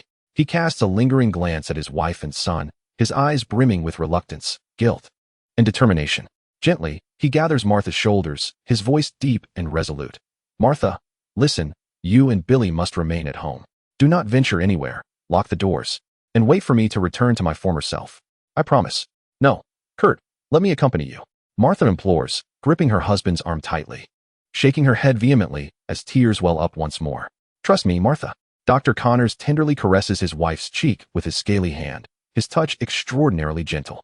Billy still needs you. He needs his mother. Hey, I say, Mrs. Connors, Peter interjects at an opportune moment, striving to alleviate the somber and tense atmosphere. The professor isn't going down alone. I will be with him. You can rest assured at home. I will assist him, ensuring he safely operates that device and returns to you whole and unharmed. I promise to do my utmost. Upon hearing this, Martha Connors looks at Spider-Man, then at her resolute husband, and finally glances down at her young son, Billy, who is snuggled closely against her. She realizes that accompanying them may only serve as a burden, and ultimately, reason and a flicker of trust in Spider-Man triumph over her emotional reluctance. She suppresses the pain of parting, nodding tearfully. Very well, I will wait for you, Kurt. You must return. I will, for you and Billy. With no further words exchanged, Dr. Connors takes a final, profound look at his wife and son, as if etching their images into the depths of his soul, before resolutely turning away and stepping outside. Peter nods at Martha and Billy, signaling them to remain calm, and then follows suit. The two silhouettes vanish through the living room doorway, merging into the gradually diminishing rain-soaked night. Eventually, they arrive at an open manhole, its gaping maw resembling a portal to hell, exuding a chilling, damp, and putrid odor. Martha Connors clings tightly to her son, Billy, standing at the threshold, watching her husband and Spider-Man disappear into the distance. Despite the rain soaking her face and clothes, she does not retreat a single step. It is only when the manhole cover is gently placed back, obscuring the view of the outside world, that she reluctantly and slowly closes the door to their home. Chapter 32. Peter stealthily climbs along the slippery walls of the manhole, tracking the imposing green figure ahead. The murky water flowed sluggishly at the bottom of the sewer, producing a viscous sound that intertwined with the shrill squeaks of rats, creating a disconcerting symphony. Filthy water occasionally dripped from the overhead pipes, the plopping sound echoing through the confined passage like a countdown to death. The stench, a noxious blend of decaying refuse, chemical waste, and unknown biological excretions, pervaded the air. Even as Peter attempted to cover his mouth, the foul odor stubbornly infiltrated, piercing his nostrils and prompting an involuntary grimace. Why must I always find myself in the sewers? The Fantastic Four and Captain America never have to endure such a stench in their work environment, he muttered, his voice producing a faint echo in the sewer. If SHIELD had an award for the worst working conditions, this place would undoubtedly take the crown. However, his tone suddenly brightened. After all, what was a bit of foul odor compared to the prospect of selling photographs for 4 figures? Before him, the lizard moved forward with heavy strides, his scaly tail creating ripples in the stagnant water, seemingly unaffected by the sewer's stench. Now I find myself a bit envious of the lizard. Perhaps I could employ my clever little mind to enhance my suit with some high-tech upgrades, waterproofing, insulation, odor filtration. But first, I should take more pictures. Peter quickened his pace, darting like a red and blue spider across the intersecting walls of the pipes, briefly surpassing the lizard ahead. He found a relatively dry platform and retrieved his recently purchased camera from his waist. Hey, Dr. Connors. Peter called down to the lizard, look this way and smile. Click. The camera's flash erupted in the darkness of the sewer, momentarily dispelling the gloom. The lizard, startled by the flash, had his yellow slit pupils constrict to pinpricks. Yet due to Dr. Connor's consciousness and control, the anticipated chase of the reptilian creature after the spider did not ensue. Apologies, Professor, I'll turn off the flash. No worries. Spider-Man, the lizard replied, shaking his head and continuing his heavy steps forward. Click, click. After adjusting his angle for a few more shots, Peter inspected the photographs with satisfaction. Fantastic. Just as he prepared to take more pictures, the lizard suddenly spoke, his voice hoarse yet remarkably clear. Spider-Man, you are taking these photos for Peter Parker, aren't you? Peter's heart nearly skipped a beat. Had he been discovered? He was about to concoct a plausible excuse for his photography when Dr. Connor's next words relieved him. I realize your relationship with Peter is much closer than that of ordinary partners, isn't it? Thank goodness, Peter thought. Not everyone can play Sherlock Holmes. Not even someone as brilliant as Connors, more akin to the level of Kagoro Mori. Feigning surprise, Peter nodded. Indeed, Dr. Connors, you are correct. My relationship with Peter is quite strong. He is a decent fellow and a very reliable partner. When it came to discussing himself, Peter initially intended to extol his virtues further, yet found the prospect of self-aggrandizement rather uncomfortable, and thus opted to gloss over it. At that moment, Dr. Connors seized upon Peter's words, embarking on an effusive praise of his student. Peter is indeed a remarkable young man. Although he occasionally appears somewhat awkward in social settings and lacks emotional maturity, his character and intellect are beyond reproach. Particularly noteworthy is his extraordinary mind. Had it not been for the constraints of his family's financial situation, he ought to be pursuing a doctorate in physics or biology rather than merely attending university. Peter blinked beneath his mask, having never heard Dr. Connors express such candid admiration for him before. The lizard-like Connors continued, his voice hoarse yet sincere due to his mutation. To be frank, Spider-Man, I hold great hopes for this boy. This year, Empire University has granted me 2 research assistant positions, one of which I intend to reserve for him, while the other will go to a capable young woman. As for whether Peter can seize this opportunity, he chuckled lightly. That will depend on the boy himself. This revelation left Peter momentarily stunned. He was aware of Connor's kindness towards him, but had never grasped the extent of his mentor's trust and regard. A sudden wave of guilt washed over him. as just moments ago he had been internally mocking the professor's reasoning skills, likening them to a poorly conceived comic book detective. Spider-Man, Connor's voice pulled Peter back from his reverie. You share a close bond with Peter, but I implore you not to disclose this matter to him. I do not wish for him to feel pressured or believe that his superior abilities and efforts are merely a result of my favoritism. This position is entirely his due. No sooner had he spoken than Dr. Connors emitted a sudden, anguished howl, clutching his head and collapsing to his knees, sending murky water splashing around him. His eyes began to take on a perilous crimson hue, his muscles unnaturally swelling, the sound of his scales rubbing against one another producing an unsettling noise. Professor. Peter immediately leaped to his side, urging him to hold on. Think of Mrs. May and Billy. Do not let it control you. You can conquer it. This time, Peter refrained from employing the high-frequency sonic device. While effective, overuse could inflict permanent damage to hearing nerves. He had faith that for the sake of his wife and son, Dr. Connors could summon the willpower to vanquish the beast within. You are right, Spider-Man. Connors lifted his heavy head, a glimmer of humanity flashing in his red eyes. I cannot afford to succumb. He gritted his teeth, struggling to rise from the filth, his gaze resolutely returning to determination. For the sake of May and Billy, I cannot surrender. I cannot allow them to become such monsters. The power of love and familial bonds seemed to bestow upon Connor's extraordinary tenacity. With a low growl that mingled pain and resolve, he charged toward the destination etched in his memory, moving with a speed that compelled even Spider-Man to exert himself fully to keep pace. Wow, Peter exclaimed while pursuing him. Is this the power of love? Truly formidable. Though I would rather not experience such a scene firsthand. Visions of Mary Jane, Aunt May, and Gwen Stacy flashed through his mind, igniting a fervent vow to grow stronger and safeguard every cherished individual in his life. Hang in there, Connors. Martha and Billy are still waiting for you. Even Captain America would feel inadequate witnessing your tenacity.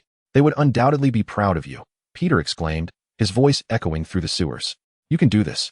Perhaps Peter's loquacious nature initially served to alleviate his own anxiety and fear of death, but in this moment, each word of encouragement emanated genuinely from his heart, rallying behind the beleaguered scientist.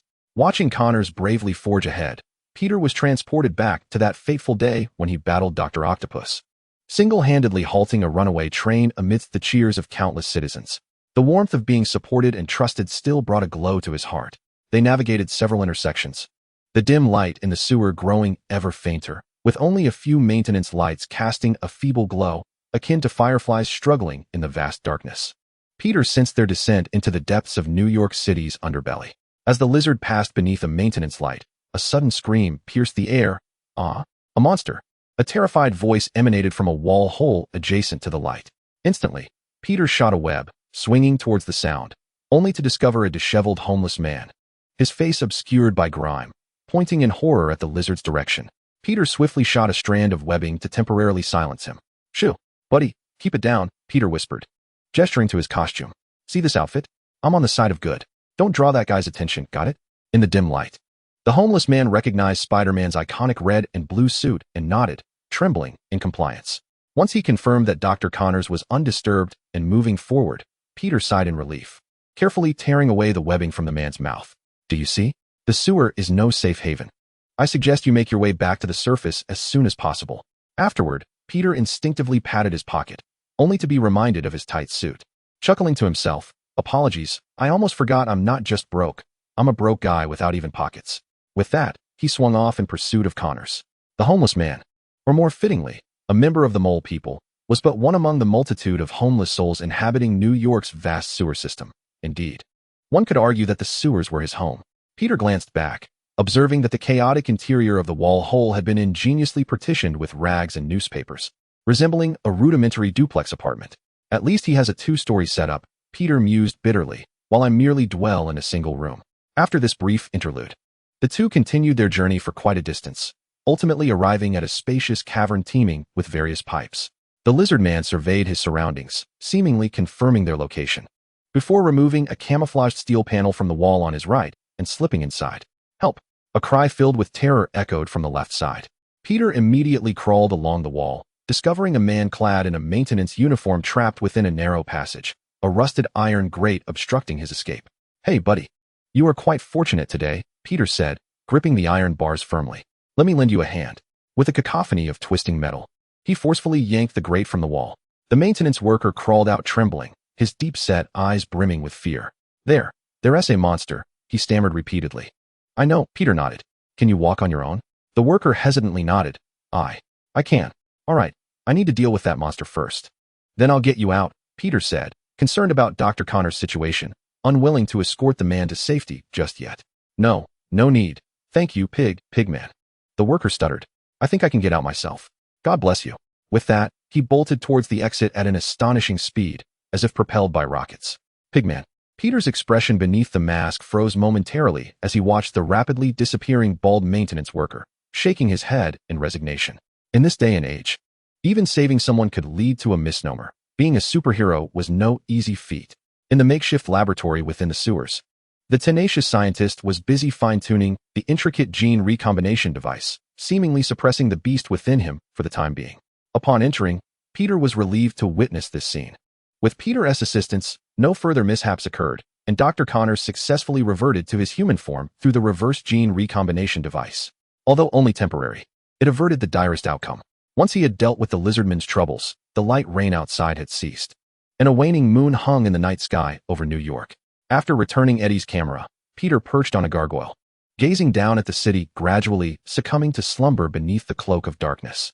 It is finally time for me to rest, he murmured softly, a weary smile gracing his lips. Good night, Bruce. Chapter 33. A nightmare of predicting the future? Peter Parker, slightly fatigued, stealthily entered his room through the fifth-floor window from a nearby alley, as was his custom, rather than through the front door. His body was not overly exhausted. This encounter with the lizard man had proven significantly less taxing than previous battles with other supervillains, perhaps due to his newfound strength from the Wolverine abilities. However, the damp costume clinging to his skin due to the rain was uncomfortable. Even though Peter knew his robust physique would prevent him from catching a cold, no one relished the sensation of being soaked to the bone. Upon entering the room, he refrained from immediately switching on the light. Instead, like a seasoned infiltrator, he adhered to the wall, quietly assessing whether the agent next door, who had moved in to surveil him, was still working late. Utilizing the moonlight that filtered through the window, Peter swiftly discerned the situation next door. While the equipment was present, the individual was conspicuously absent. Damn, he mused inwardly. The cage is empty tonight. A flicker of doubt crossed his mind. Were there other traps? But he quickly shook his head, dismissing such unwarranted concerns. Come on, Parker. Do you really think you are the center of the universe? Agents are human too. They need to eat, sleep, or deal with the greater messes created by other superheroes. With a self-deprecating smile, Peter switched on the makeshift lamp on his desk and promptly changed into his nightwear. This was for the best, as it spared him the anxiety of wondering whether someone next door might eavesdrop on his dreams. The stickiness of his skin was quite unpleasant. Washing up at that moment was far more pressing than any potential danger signals. Confirming that the room was free of surveillance, he gathered his toiletries, carefully opened the door, and stealthily traversed the dimly lit communal corridor towards the shared bathroom on the right side of the floor. The sensation of hot water cascading over his body was exquisite, instantly dispelling the discomfort clinging to his skin and the tension in his mind. Amidst the enveloping steam, he gazed at his youthful and handsome reflection in the mirror, silently encouraging himself. Parker, you must strive harder. You are not in a position to provide a good life for Mary Jane and Aunt May. 5 minutes later, freshly cleaned, Peter returned to his room. He retrieved the wrapped meteorite from beneath his workbench, meticulously examining it to ensure that the symbiote remained contained within. To guarantee a peaceful night's sleep, he employed his telekinetic abilities to fashion a temporary protective casing from a thin yet resilient alloy and rubber material, securely sealing the meteorite before returning it to its place. All right, he thought, with all the trivialities of the day completed, it is now time for Peter Parker to relish some well-deserved rest. Naturally stretching and yawning, he collapsed onto his bed, and within mere seconds of his head hitting the pillow, he was enveloped by the depths of slumber.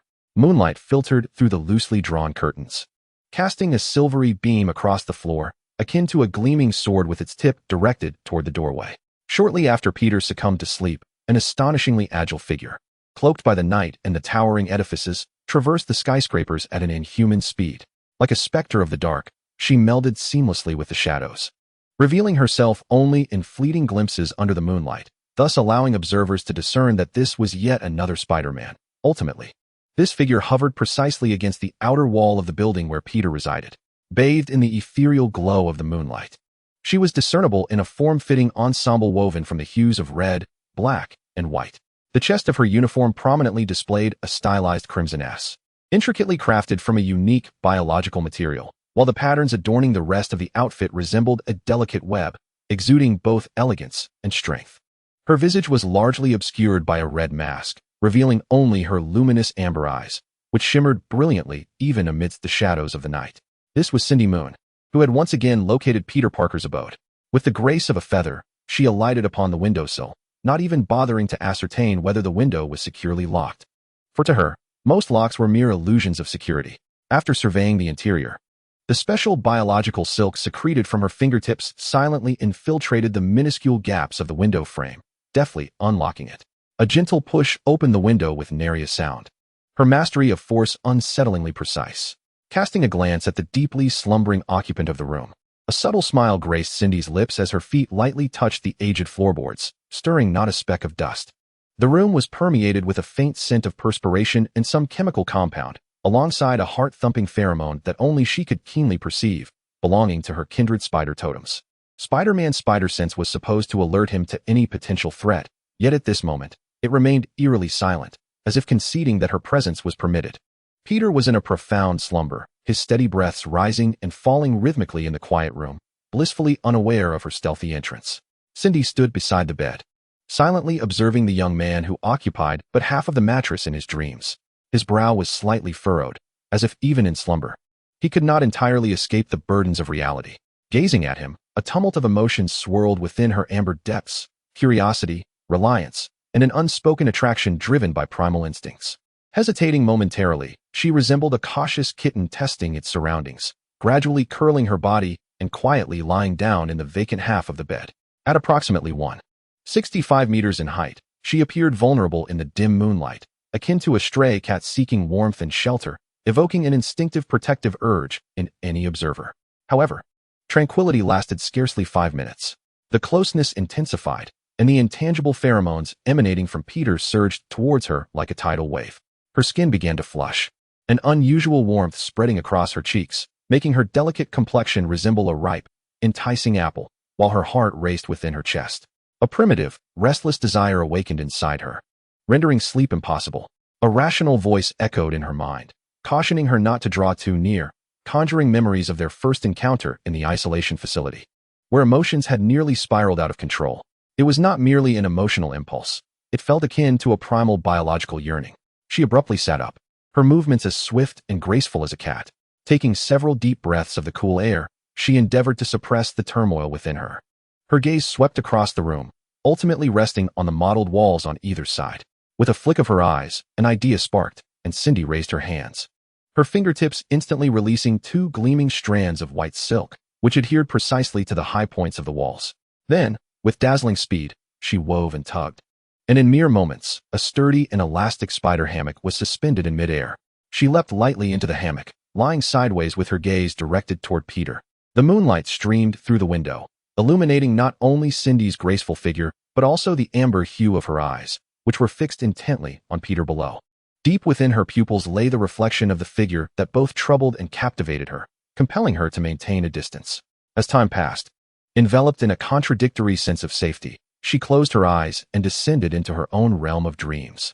Meanwhile, Peter lay on the bed, ensnared in a nightmarish vision that mirrored a future fraught with despair. The dream began with an almost fictitious beauty. Clad in a sharp suit, he stood within a solemn church, facing a priest who was reciting vows. Beside him was Mary Jane, adorned in a pristine wedding gown. Her smile radiated warmth, filled with love that could melt any frost. They exchanged rings, kissing amidst the blessings of friends and family, completing the most significant wedding of their lives. Everything perfect to the last detail. Soon, the dream transitioned to their newlywed bedroom. In the stillness of midnight, Mary Jane slept beside him, a contented smile gracing her lips. And all was splendid. Suddenly, the jarring sound of his phone rang out like a death knell, shattering the tranquility. Groggily, Peter fumbled for his phone, the screen flashing with Jonah Jameson's name. He pressed the answer button, immediately met with the signature roar that could awaken the dead. "Parker, get your lazy self out of that warm bed this instant, grab your eating buddy, and hustle to Central Park in Manhattan. There's a lunatic who just escaped from the circus, thinking he has superpowers and is demolishing buildings over there. Remember, I want exclusive photos, clear and explosive.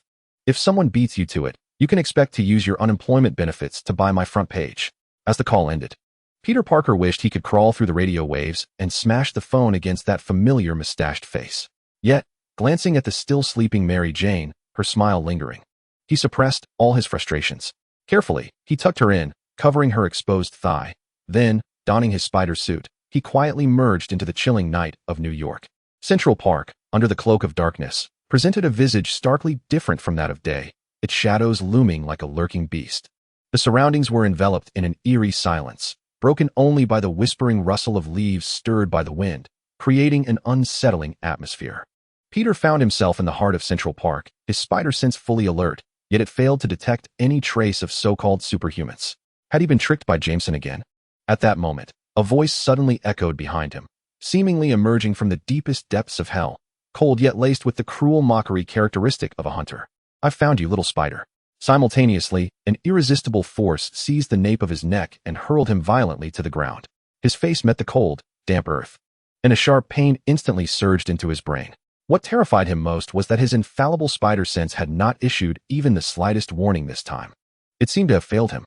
A towering man, sporting a smile that was both joyous and cruel, pinned Spider-Man down. He was Morlan, a member of the Inheritor family, who thrived on hunting the totem of spiders. Morlan's voice, like a death knell, whispered in Peter's ear, "Congratulations.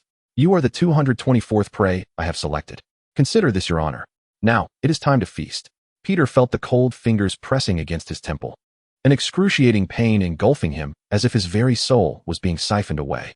He could neither struggle nor cry out, helplessly watching as his consciousness, his powers, and everything that defined him as Spider-Man were mercilessly devoured. Suddenly, he jolted awake in his bed, heart racing, gasping as he exclaimed, "Don't eat my brain." A voice, playful and melodious, floated down from above him. "Eat your brain? Rest assured, I have no such peculiar dietary habits." Realizing he had merely been dreaming, Peter let out a sigh of relief and looked up, only to be confronted with a perplexing sight. Hanging leisurely from the ceiling was a girl clad in a red, black, and white spider suit, her flowing black hair cascading down like a waterfall. The red mask around her neck had slipped down, revealing a porcelain-like Asian face, her amber eyes twinkling with mischief. The snug design of her costume accentuated her youthful, graceful figure, and from Peter's perspective, the bulging top of her outfit seemed to conceal some hidden treasure. However, Peter was not in the mood to appreciate her presence. The remnants of his nightmare intertwined with Cindy's sudden appearance, flooding his mind with myriad thoughts. Yet, the most pressing concern was that he instinctively threw off the covers and quickly glanced down, his heart finally settling as he realized everything was, in fact, all right. Fortunately, the final line of defense, those pajama pants adorned with somewhat juvenile patterns, remained intact upon my person. Cindy rubbed her temples, which seemed to throb with a subtle ache, her tone laced with resignation. "I must say, your elusive nature is remarkable, even after I relocated to this, perfect abode. You managed to pinpoint my whereabouts with uncanny precision. I highly recommend you consider a career in private investigation. You would undoubtedly set a standard in the industry." As he spoke, he extended his hand, his wrist aimed at the chair by the bedside, and with a swift motion, a strand of webbing shot forth, retrieving the neatly folded garments. In that moment, he paid no heed to any sense of discretion, turning his back to Cindy as he hastily shed the sweat-soaked sleepwear and began to dress. Listening intently, Peter donned his t-shirt, attempting to steer the conversation back on track. "Thank you for your assistance with the robots at Hornet Tower yesterday." However, he fastened his belt, turned to face her, brow furrowed. "I have a question. I distinctly remember closing the window before I went to sleep last night. How did you manage to enter? Have you mastered the art of molecular wall passing?"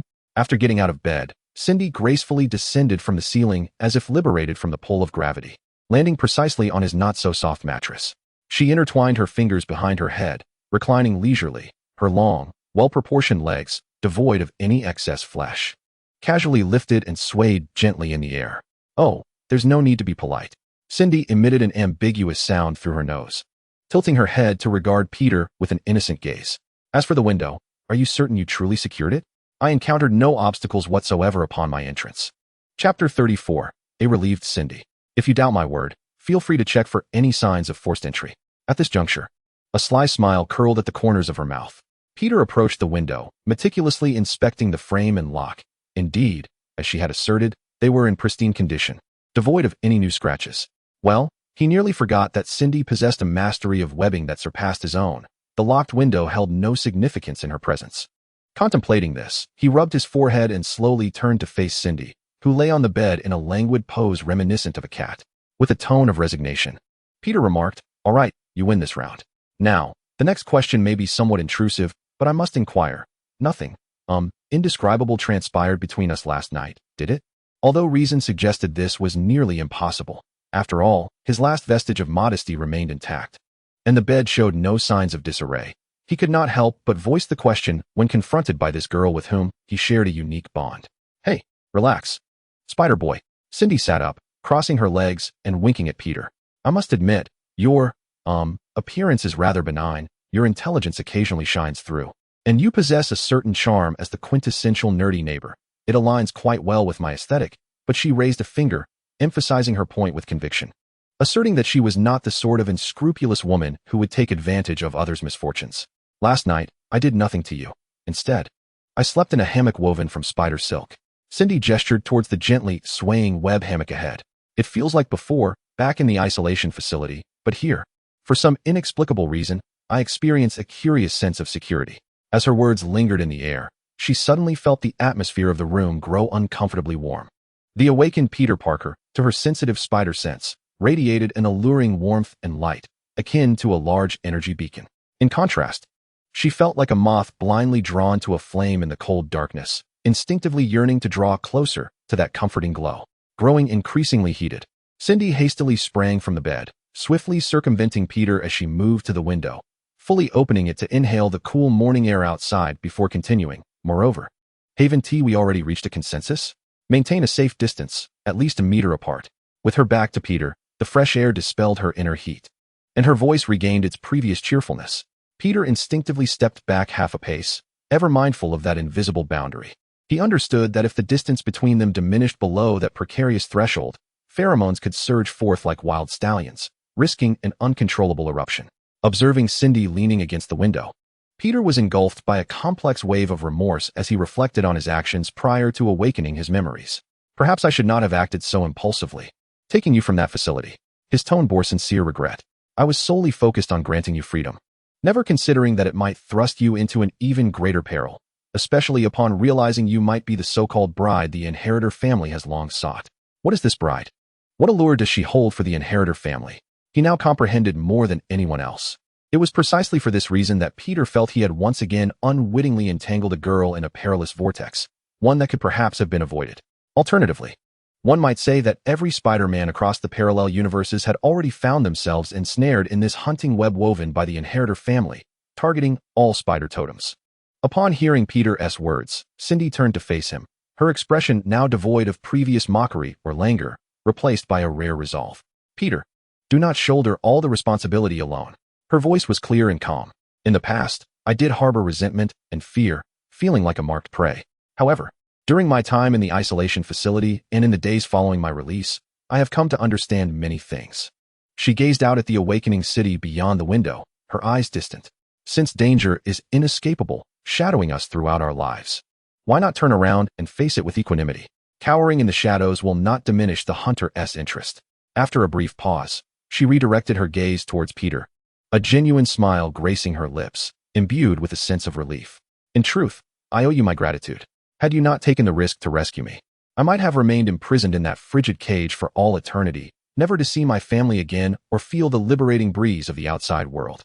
At that moment, Cindy's smile radiated warmth surpassing that of the winter sun, an infectious light capable of dispelling any gloom. "Thus, I have come to formally convey this to you." She took a small step forward, yet prudently halted at a safe distance. "You need not continue to avoid me as though I were a plague. New York is vast. This chaotic city has room for daywalkers like Blade, who slumbers by day and hunts vampires by night, and can tolerate the Punisher, a vengeful angel executing final solutions with heavy firepower. If it can accommodate Daredevil, a vigilante in red, then why not allow for one more like me?" Her tone bore a hint of pride and challenge. "Moreover, I have secured a job, an excellent one, that allows me to be a guardian of the city while caring for my own family." Stealing a glance at Peter, who maintained his cautious distance, Cindy's sweet smile briefly flickered with an imperceptible loneliness, but she quickly masked it, opening her arms in an inviting gesture and batting her enchanting large eyes. "So, Peter, as a friend and as your future self, shouldn't you offer me a hug as a symbol of friendship and congratulations?" "Wow," Peter exclaimed, as if jolted by an electric shock, instantly rebounding and adeptly adhering to the ceiling. Congratulations, Cindy. That is truly wonderful news. However, I believe there are numerous ways to express congratulations, like verbal praises or writing a letter. Perhaps we can forego the overly enthusiastic embrace. After all, distance creates beauty, does it not? This is a truth we have nearly confirmed through our tumultuous experiences. Observing Peter's exaggerated reaction, Cindy couldn't help but chuckle softly, reluctantly retracting her arms. All right, relax, partner. Do I appear to be serious? I was merely jesting, testing your reflexes. Now it seems your reactions could rival that of a spider.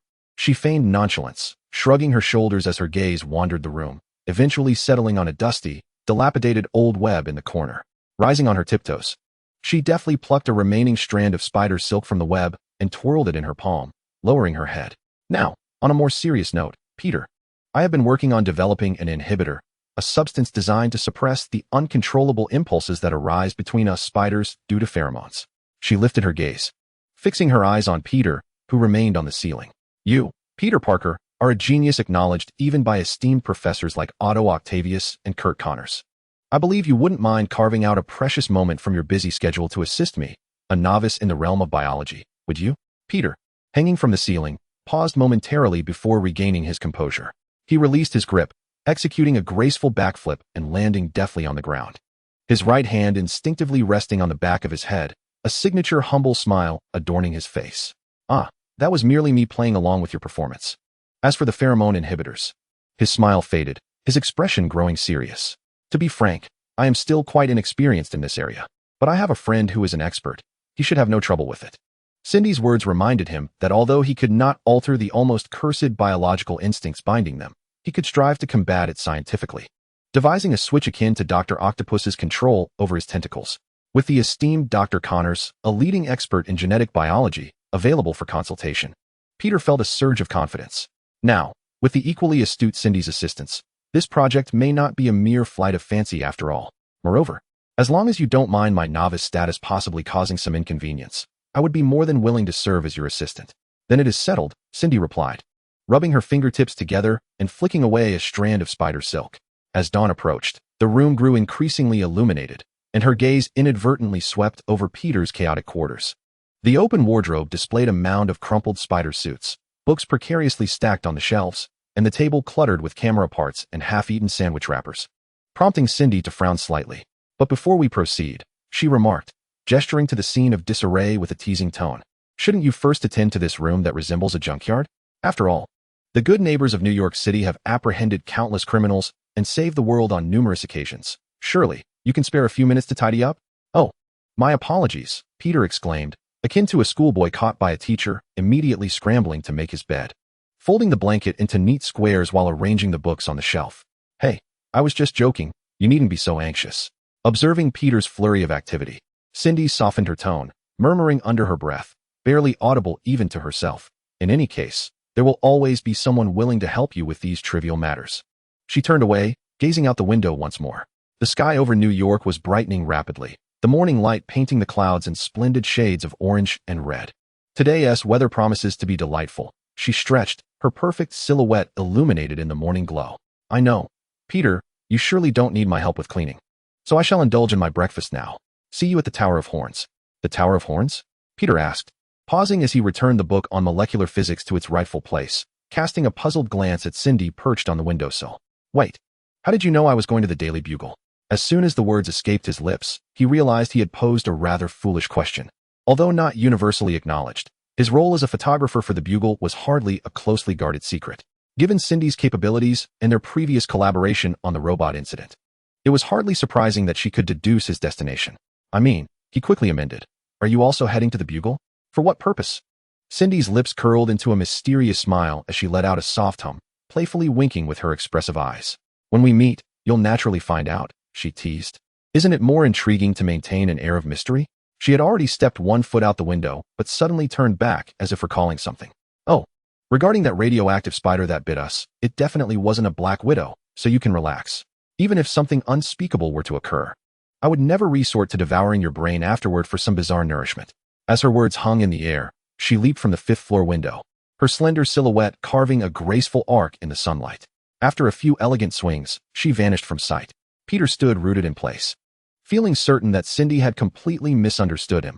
His nightmares about Moreland, the hunter who devoured spider totems and consumed brains, were entirely different from the notion of being eaten by a female spider. Besides, how could someone as sweet and charming as Cindy possibly harbor a penchant for devouring Spider-Man? It was patently absurd. With her cherry-red lips, she would likely struggle even to take a hearty bite of a banana, let alone indulge in something so grotesque. Only families like the inheritors, who were twisted enough to derive power from hunting animal totems, would possess such a vile and terrifying obsession. Spider-Man is human, not a true arachnid, of course, excluding the likes of Spider-Ham. Imagining Spider-Man served on a platter with exquisite cutlery beside him was enough to make his stomach churn and hair stand on end.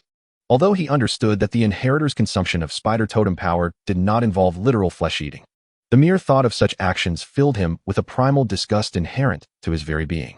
After bidding Cindy farewell, Peter looked up at the wall clock adorned with Spider-Man's visage, its hands clearly indicating 6:25 a.m. Thankfully, it was still early. He had ample time to complete his morning routine at the communal bathroom and then head to his favorite hot dog stand in Midtown Manhattan, relishing the delicious hot dogs he had enjoyed since high school. Following that, he would take the explosive photos he had captured the night before to the Bugle and collect his due reward. As for Mr. Jameson's insistence on taking a break, that was not a luxury Peter could afford. To be honest, perhaps he could alter his perspective and emulate Batman's approach, obtaining his first capital from street thugs and starting from scratch. Peter shook his head, perplexed at how he suddenly found certain methods of Batman appealing to him. Chapter 35. Spider-Man's idol is Batman, by the way. Cindy just mentioned that she found a good job and is waiting for me at the Daily Bugle. He murmured softly, his brow slightly furrowed, sensing an inexplicable connection between the two. However, the moment the thought of Cindy working at the Bugle crossed his mind, Peter swiftly dismissed it. Although Cindy was a prodigious girl with a photographic memory before being bitten by the radioactive spider, Peter remained skeptical about her ability to secure a position at the Daily Bugle. After all, even he, who had repeatedly provided exclusive, explosive photographs, had yet to earn a formal position there, merely lingering as a freelancer, vulnerable to being dismissed at any moment. According to J. Jonah Jameson's famous capitalist adage, the Daily Bugle does not support idlers. This is not a daycare. If one desires a comfortable job, a stable salary, afternoon tea, and paid vacations, they might as well go home to embrace their children or try their luck at Stark Industries' doorstep. Cindy working at the Bugle seemed utterly impossible, unless she could produce value that would satisfy Jameson. Shrugging, Peter did not immediately open the door to head to the restroom. Instead, he first checked the homemade listening device beside him. Given that the SHIELD agent next door had not returned all night, he no longer needed to skulk around his own home like a thief, suppressing every sound. Now, he could freely inspect his little gadget without the fear of eavesdropping walls. As the recording feature of the listening device activated, the internal police communications from the previous night began to resonate in his ears. However, Peter clicked his tongue in annoyance, his fingertips gently tapping against the device's metallic casing. The background noise was nearly on par with a cacophony from Hell's Kitchen's garbage trucks. The recording was playing, yet the signal was exceedingly unstable, filled with the hissing of static and intermittent jumps. The listening device was nothing more than a malfunctioning recorder, with the remaining components sourced from cheap materials, inevitably compromising its performance. After a month of use, such a quality issue was, surprisingly, not too bad. Pressing the fast-forward button, Peter closed his eyes, concentrating entirely on his auditory senses. His extraordinary faculties, bestowed upon him by the radioactive spider and Wolverine, sprang into action, engaging not only his hearing but also transforming his brain into a supercomputer that filtered, analyzed, and restructured the chaotic audio signals. What was indecipherable to the average ear, muddled by overwhelming noise, became discernible to him as if he had pressed the slow-motion button.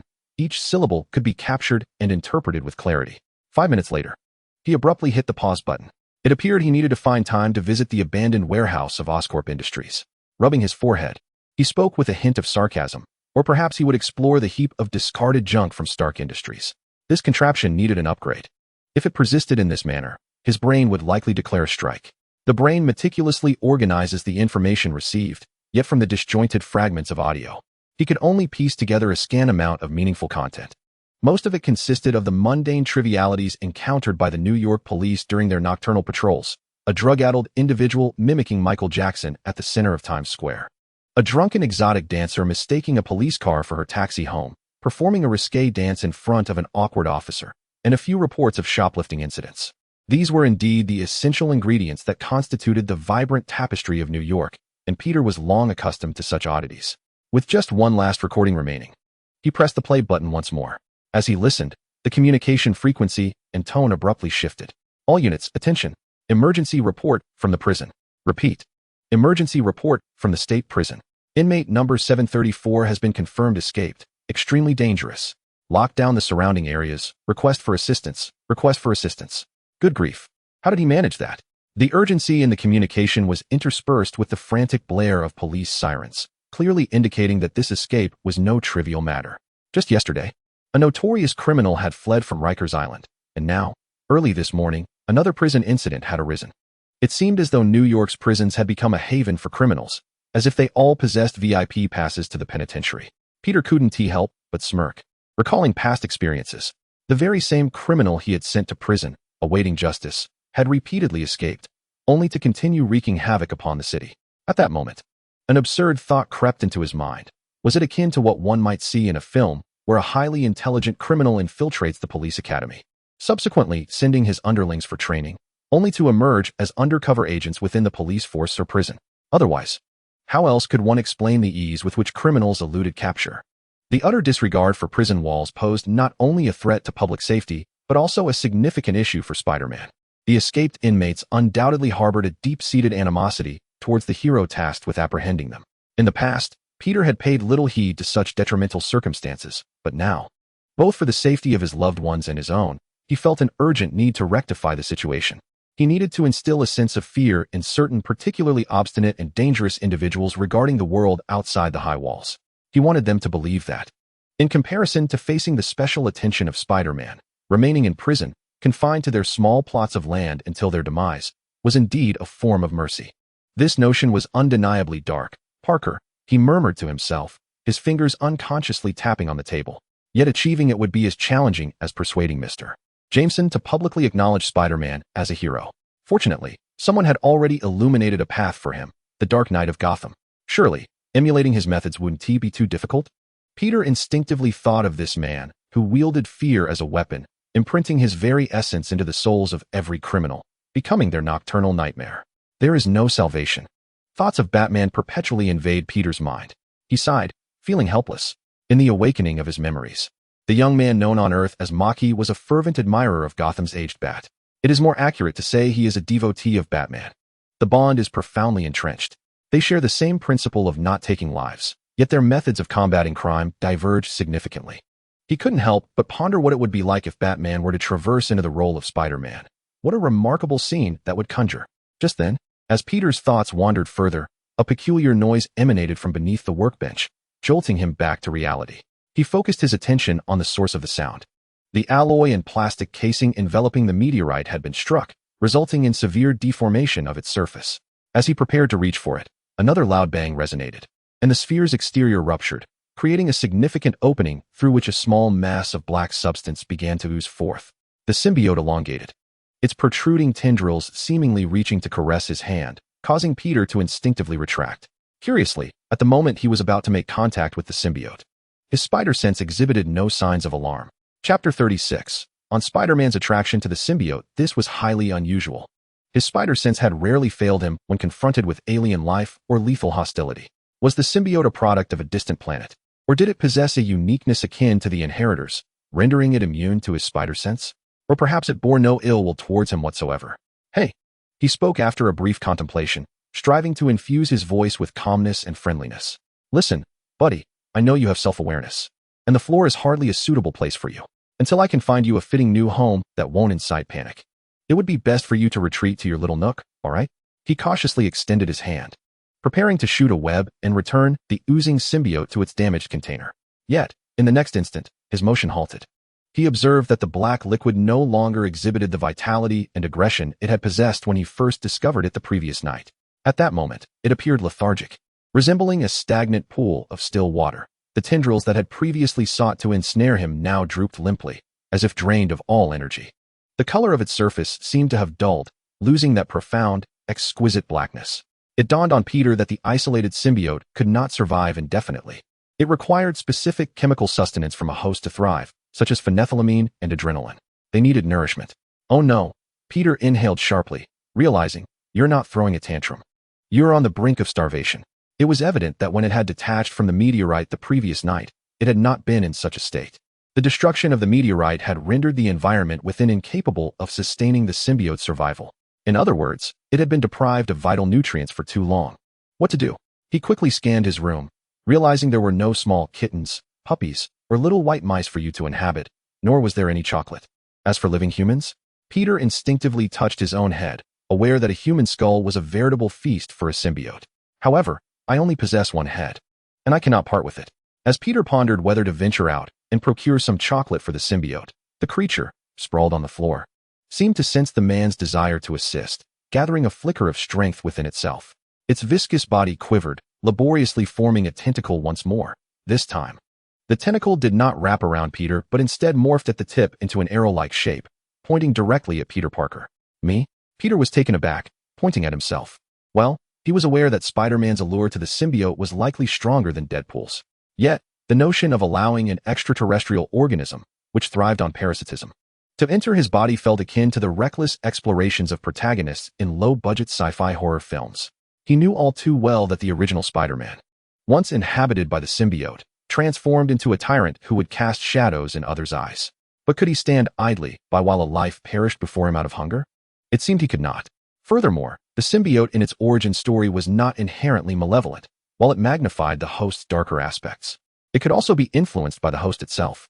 In the case of the original Spider-Man, the symbiote was drawn to the darkness within him, only to be rejected after amplifying his negative emotions, which bred hatred and ultimately led to its union with Eddie Brock, a journalist who similarly loathed Spider-Man, resulting in the creation of the formidable adversary, Venom.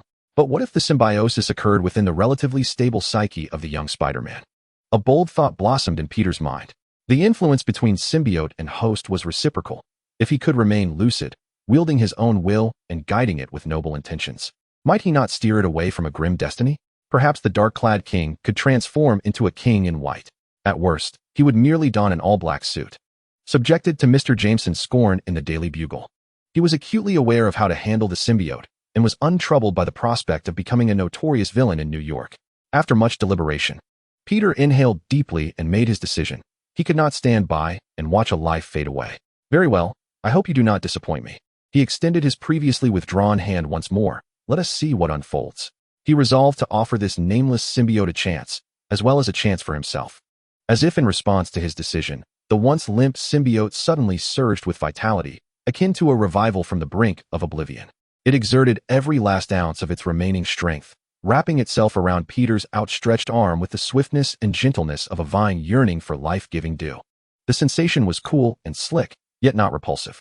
From the symbiote's unique perspective, the moment it entwined Peter's arm, the relentless cold and darkness that had enveloped it began to recede like a tide. A warm, radiant light emerged in its vision, dispelling all chill and solitude. As time passed, that light grew ever more intense, ultimately coalescing into a human-like silhouette. It could sense the potent life force within the other's body, suffused with warmth. The luminous figure drew nearer, as if beckoning. So much light, a plethora of illumination. For the first time, the symbiote, tormented by cold and frailty, experienced such pure and comforting warmth. Much like a traveler who has traversed the desert for eons finally beholding an oasis, the symbiote followed its most primal and instinctual need, beginning to extend upwards along Peter's arm. According to the established patterns practiced by its kind across countless planets and hosts, upon merging with a new host, they would acquire and amplify the host's abilities, sharing all memories, emotions, and secrets. This was a reciprocal process of mutual permeation and influence, wherein the host would alter the symbiote, and the symbiote would magnify certain traits of the host. However, this time, an anomaly occurred. It could approach closely to the figure of light, born of the host's life and spirit, yet it could not truly penetrate within. It was as if that light was not merely a source of warmth, but also an indomitable barrier, safeguarding the host's innermost thoughts from external scrutiny and invasion. It could distinctly sense the unreserved warmth and goodwill contained within the light, which brought it comfort. Yet the inability to engage in profound memory sharing left it feeling somewhat perplexed. As a being born from the cosmic abyss, it was inherently averse to most forms of light, even fearing that sound waves and thermal flames could inflict severe pain upon it. Yet this light before it not only failed to evoke any discomfort, but instead drew it closer like a magnet, bestowing an unprecedented sense of comfort and fulfillment. In truth, the symbiote was not the first to encounter this immense projection of hope and future. Long ago at the Alcaris Institute, Professor X had experienced it firsthand, which led him to proclaim Peter as hope and future, a sentiment Peter himself remained unaware of. Gradually merging with Peter's cells, the black symbiote soon dismissed this minor anomaly from its thoughts. It was now wholly immersed in an unprecedented sense of satisfaction. Under the illumination of the light, it felt akin to a parched sponge suddenly immersed in a vast, energy-filled ocean. Power is returning with an unprecedented velocity, even more formidable than at any moment since its inception. Chapter 37. The Birth of Venom. An overwhelming sense of satiety, one that it had never experienced since its birth, enveloped every cell within it. It was nearly overwhelmed by this exquisite euphoria, internally exclaiming that this was the perfect host it had sought while traversing the cosmic seas across countless light years. Regardless of what the future held, it vowed never to depart. Hello, you are the symbiote, aren't you? I know you can hear me. Are you feeling better now? A clear, gentle voice resonated directly within the core of its consciousness. Just as it was preparing to feign death indefinitely, wishing to remain within this perfect vessel, the symbiote could no longer maintain its silence. Deep within the consciousness link, the once indistinct figure gradually became clear, returning to a size akin to that of a normal human. It was a young man clad in a red and blue spider suit, handsome in appearance, exuding a gentle, scholarly aura, yet his eyes sparkled like stars, seemingly harboring the mysteries of the entire universe. His warm and all-seeing gaze appeared capable of piercing through all facades, illuminating every hidden darkness. It understood that to sustain this magnificent sensation of fullness and to truly remain here, it must respond, must utter something. I know even without your words. The voice chimed again, laced with an understanding smile. It seems you are recovering quite well. Through the bond of the consciousness link, the symbiote presented a unique image in Peter's eyes. It was neither a terrifying monster nor a puddle of black goo, but rather a pitiful little coal ball crouched in a corner. Speaking of coal balls, it reminded Peter of a pure black dog he and Gwen had adopted from a shelter during their high school days. It boasted a sleek black coat, black eyes, a black nose, black paws, and a black tongue. As a puppy, it resembled a little coal ball soaked in ink, rotund and endearingly clumsy. As it matured, it grew into a dignified, loyal, and courageous companion. But tragically, 6 months prior, it had passed away due to a severe parasitic infection. The image of the symbiote that Peter perceived mirrored the memory of that little coal ball waiting in the corner for food or solace. This was not a sign of disrespect towards this extraterrestrial life. On the contrary, the coal ball had been one of his dearest friends, embodying many cherished memories. In a fleeting moment, he entertained the thought, if only this symbiote had been present then, inhabiting the coal ball, perhaps those vile parasites would have been devoured in turn. However, Peter quickly recognized the peril of such a notion. After all, to many, the symbiote itself was an exceptionally unique parasite. The idea of one parasite combating another carried an oddly beautiful irony. Peter silently recited a dangerous thought in his mind, hoping it remained unknown to the entity. He endeavored to convey the utmost goodwill to the symbiote, which bore an uncanny resemblance to a coal-like orb. Extending his hand towards the dark figure crouching in the corner, he presented a gesture of greeting composed of radiant light. If you wouldn't mind, let us make our acquaintance. His consciousness resonated softly and clearly. I am Peter Parker. At the moment he reached out, a small, exquisitely delicate spider, enveloped in warm luminescence, emerged from within Peter and gracefully melded into the symbiote. From that instant forth, a deeper connection was forged. The symbiote's memories of its new host were no longer a blank slate. Although it could not delve into the core, it began to perceive fragmented memories, glimpses of a red and blue figure repeatedly saving people throughout the city. The ebony symbiote, once shrouded in darkness, seemed infused with vitality. It lifted its head, altering its crouched posture, and slowly rose like a great bear, revealing its towering, muscular silhouette. It parted its jaws to reveal 2 rows of razor-sharp, pallid teeth, a long crimson tongue flicking out to taste its own fangs, before its mouth split into a vast, exaggerated, and somewhat terrifying grin. Do not misunderstand. This was not an intent to devour. In the culture of the symbiote kin, baring teeth and tongue to a recognized host or companion, manifesting such a fearsome expression, is their way of conveying friendliness, trust, and acceptance. A benevolent yet polite smile, at least in their eyes, is perceived as such, perhaps due to their nascent fusion. Peter miraculously grasped the goodwill concealed behind that terrifying smile. Wow, he mused internally, a hint of bemusement in his tone. That innocent smile truly radiates warmth. He maintained his outstretched hand and continued, "Henceforth, we shall be acquainted. I believe you will become one of my closest friends. So, dear friend, do you possess a name of your own?" The standing symbiote towered impressively, creating a stark contrast as Peter, of average human stature, stood before it. Reminiscent of a fairy tale encounter between Annie and a giant bear. Yet, when queried about its name, the mighty dark being revealed a hint of childlike confusion and bewilderment in its fierce, narrow gaze. It bore no name, adrift in the cosmos, merely an unnamed existence. Peter understood, gazing upon the massive shadow before him, which mirrored the visage of Venom from his memories. A name slipped from his lips. "Venom, what do you think?" he tentatively inquired, providing an explanation. Spiders and venom are a perfect match in nature. Most spiders subdue their prey with venom, which sounds rather cool, doesn't it? Peter, fully aware of his modest talent for naming, refrained from dubbing it Coldball. Instead, he solemnly bestowed upon the entity before him the name that rightfully belonged to it. A name that resonated with power and the allure of danger. This symbiote was no longer merely a vengeful creation born from Eddie Brock's shared animosity towards Spider-Man. It resembled more of a natural symbiotic relationship. The spider and the symbiote existed in mutual dependence, each fulfilling their needs while coexisting harmoniously. The consciousness of the symbiote reverberated with this newly acquired name, feeling the surge of strength it connoted and the extraordinary bond it shared with its new host, the spider. An unprecedented sense of self-identity erupted within its being. "Venom. I have a new name. I am Venom." The nameless symbiote had officially evolved into the existence of Venom. And once again, it revealed its trademark, eerily innocent, yet spine-chillingly vast smile to its host. Chapter 38. We become super together. The initial encounter with the extraterrestrial symbiote Venom unfolded unexpectedly smoothly. Peter discovered that communicating with this cosmic companion was far easier than reasoning with the obstinate old editor, Jonah Jameson, of the Daily Bugle. Of course, the symbiote was accompanied by a host of crises, such as whether other symbiotes had descended upon Earth alongside it, and the looming threat of the symbiote god orchestrating events from behind the scenes. Through the shared memories with Venom, he confirmed the existence of Null in this universe and realized that Venom had not traversed to Earth alone. Other allies were also involved. However, Peter already had enough troubles on his plate and was indifferent to the prospect of more.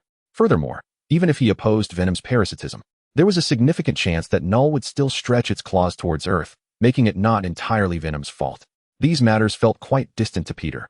What he needed to focus on now was establishing ground rules with Venom. A dietary habit that involved the casual decapitation of others could only be embraced without psychological burden by a madman. "Listen, buddy, there are some things we need to discuss beforehand." As Peter recalled Venom's memories, he communicated with the immense black figure within the realm of consciousness. "I understand your kind sometimes requires additional nutrients due to insufficient sustenance provided by the host, such as those rich in phenethylamine and adrenaline." He carefully chose his words, attempting to render the topic less alarming. "Human brains? Or perhaps chocolate? You may not be aware of this high-energy food, but it's said to contain similar components." Subsequently, Peter asserted his stance. "Eating chocolate is perfectly fine, although my wallet may lament. However, I can stock up on a few bars when the supermarket has a sale. But consuming human heads is absolutely out of the question, at least not in my presence." Within the realm of consciousness, Venom felt a tinge of disappointment upon hearing that human heads were off the menu. This was not merely a matter of nutritional needs. Rather, it stemmed from its realization, upon arriving on this planet, that the peculiar appendages sprouting from human shoulders were indeed quite delectable. Noticing Venom's despondency, Peter expressed his sincere apologies. "I'm truly sorry, mate. You must understand, as a being governed by a conventional human moral compass, the thought of such flavors is somewhat overwhelming. Just envisioning that scenario is unbearable for me." Spider-Man swinging between towering skyscrapers while gnawing on the head of some unfortunate criminal? New York would be on the brink of a collective mental breakdown, and the Daily Bugle would undoubtedly declare Spider-Man a man-eating fiend on its front page. The immense black consciousness tilted its head, its elongated white eyes blinking thoughtfully, directly conveying its thoughts to Peter. "That is unnecessary. Those are inferior sustenance that only subpar hosts require. You, Peter Parker, possess a body so robust and abundant in energy, akin to a small sun. As long as I remain bonded to you, the naturally occurring, endlessly circulating nutrients within you are more than sufficient for my survival and growth." This revelation was undoubtedly both surprising and expected. Peter was nearly moved to whistle in delight. This not only implied that he would not need to divert his attention to procure chocolate while confronting criminals, but also signified a considerable saving in his daily expenditures. "Mate, your words bring me genuine joy," Peter exclaimed with heartfelt appreciation. This was not a matter of stinginess, but rather a necessity dictated by reality.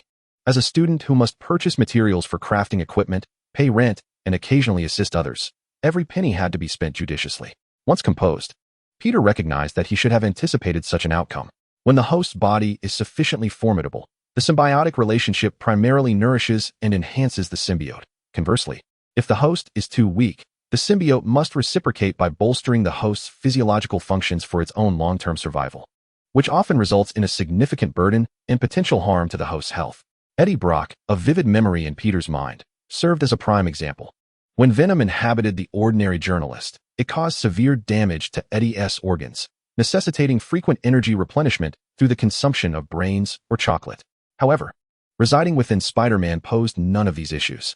Spider-Man's superhuman physique, altered by radioactive spider venom, boasted a metabolism, adrenaline levels, and biochemical activity far exceeding that of an average human.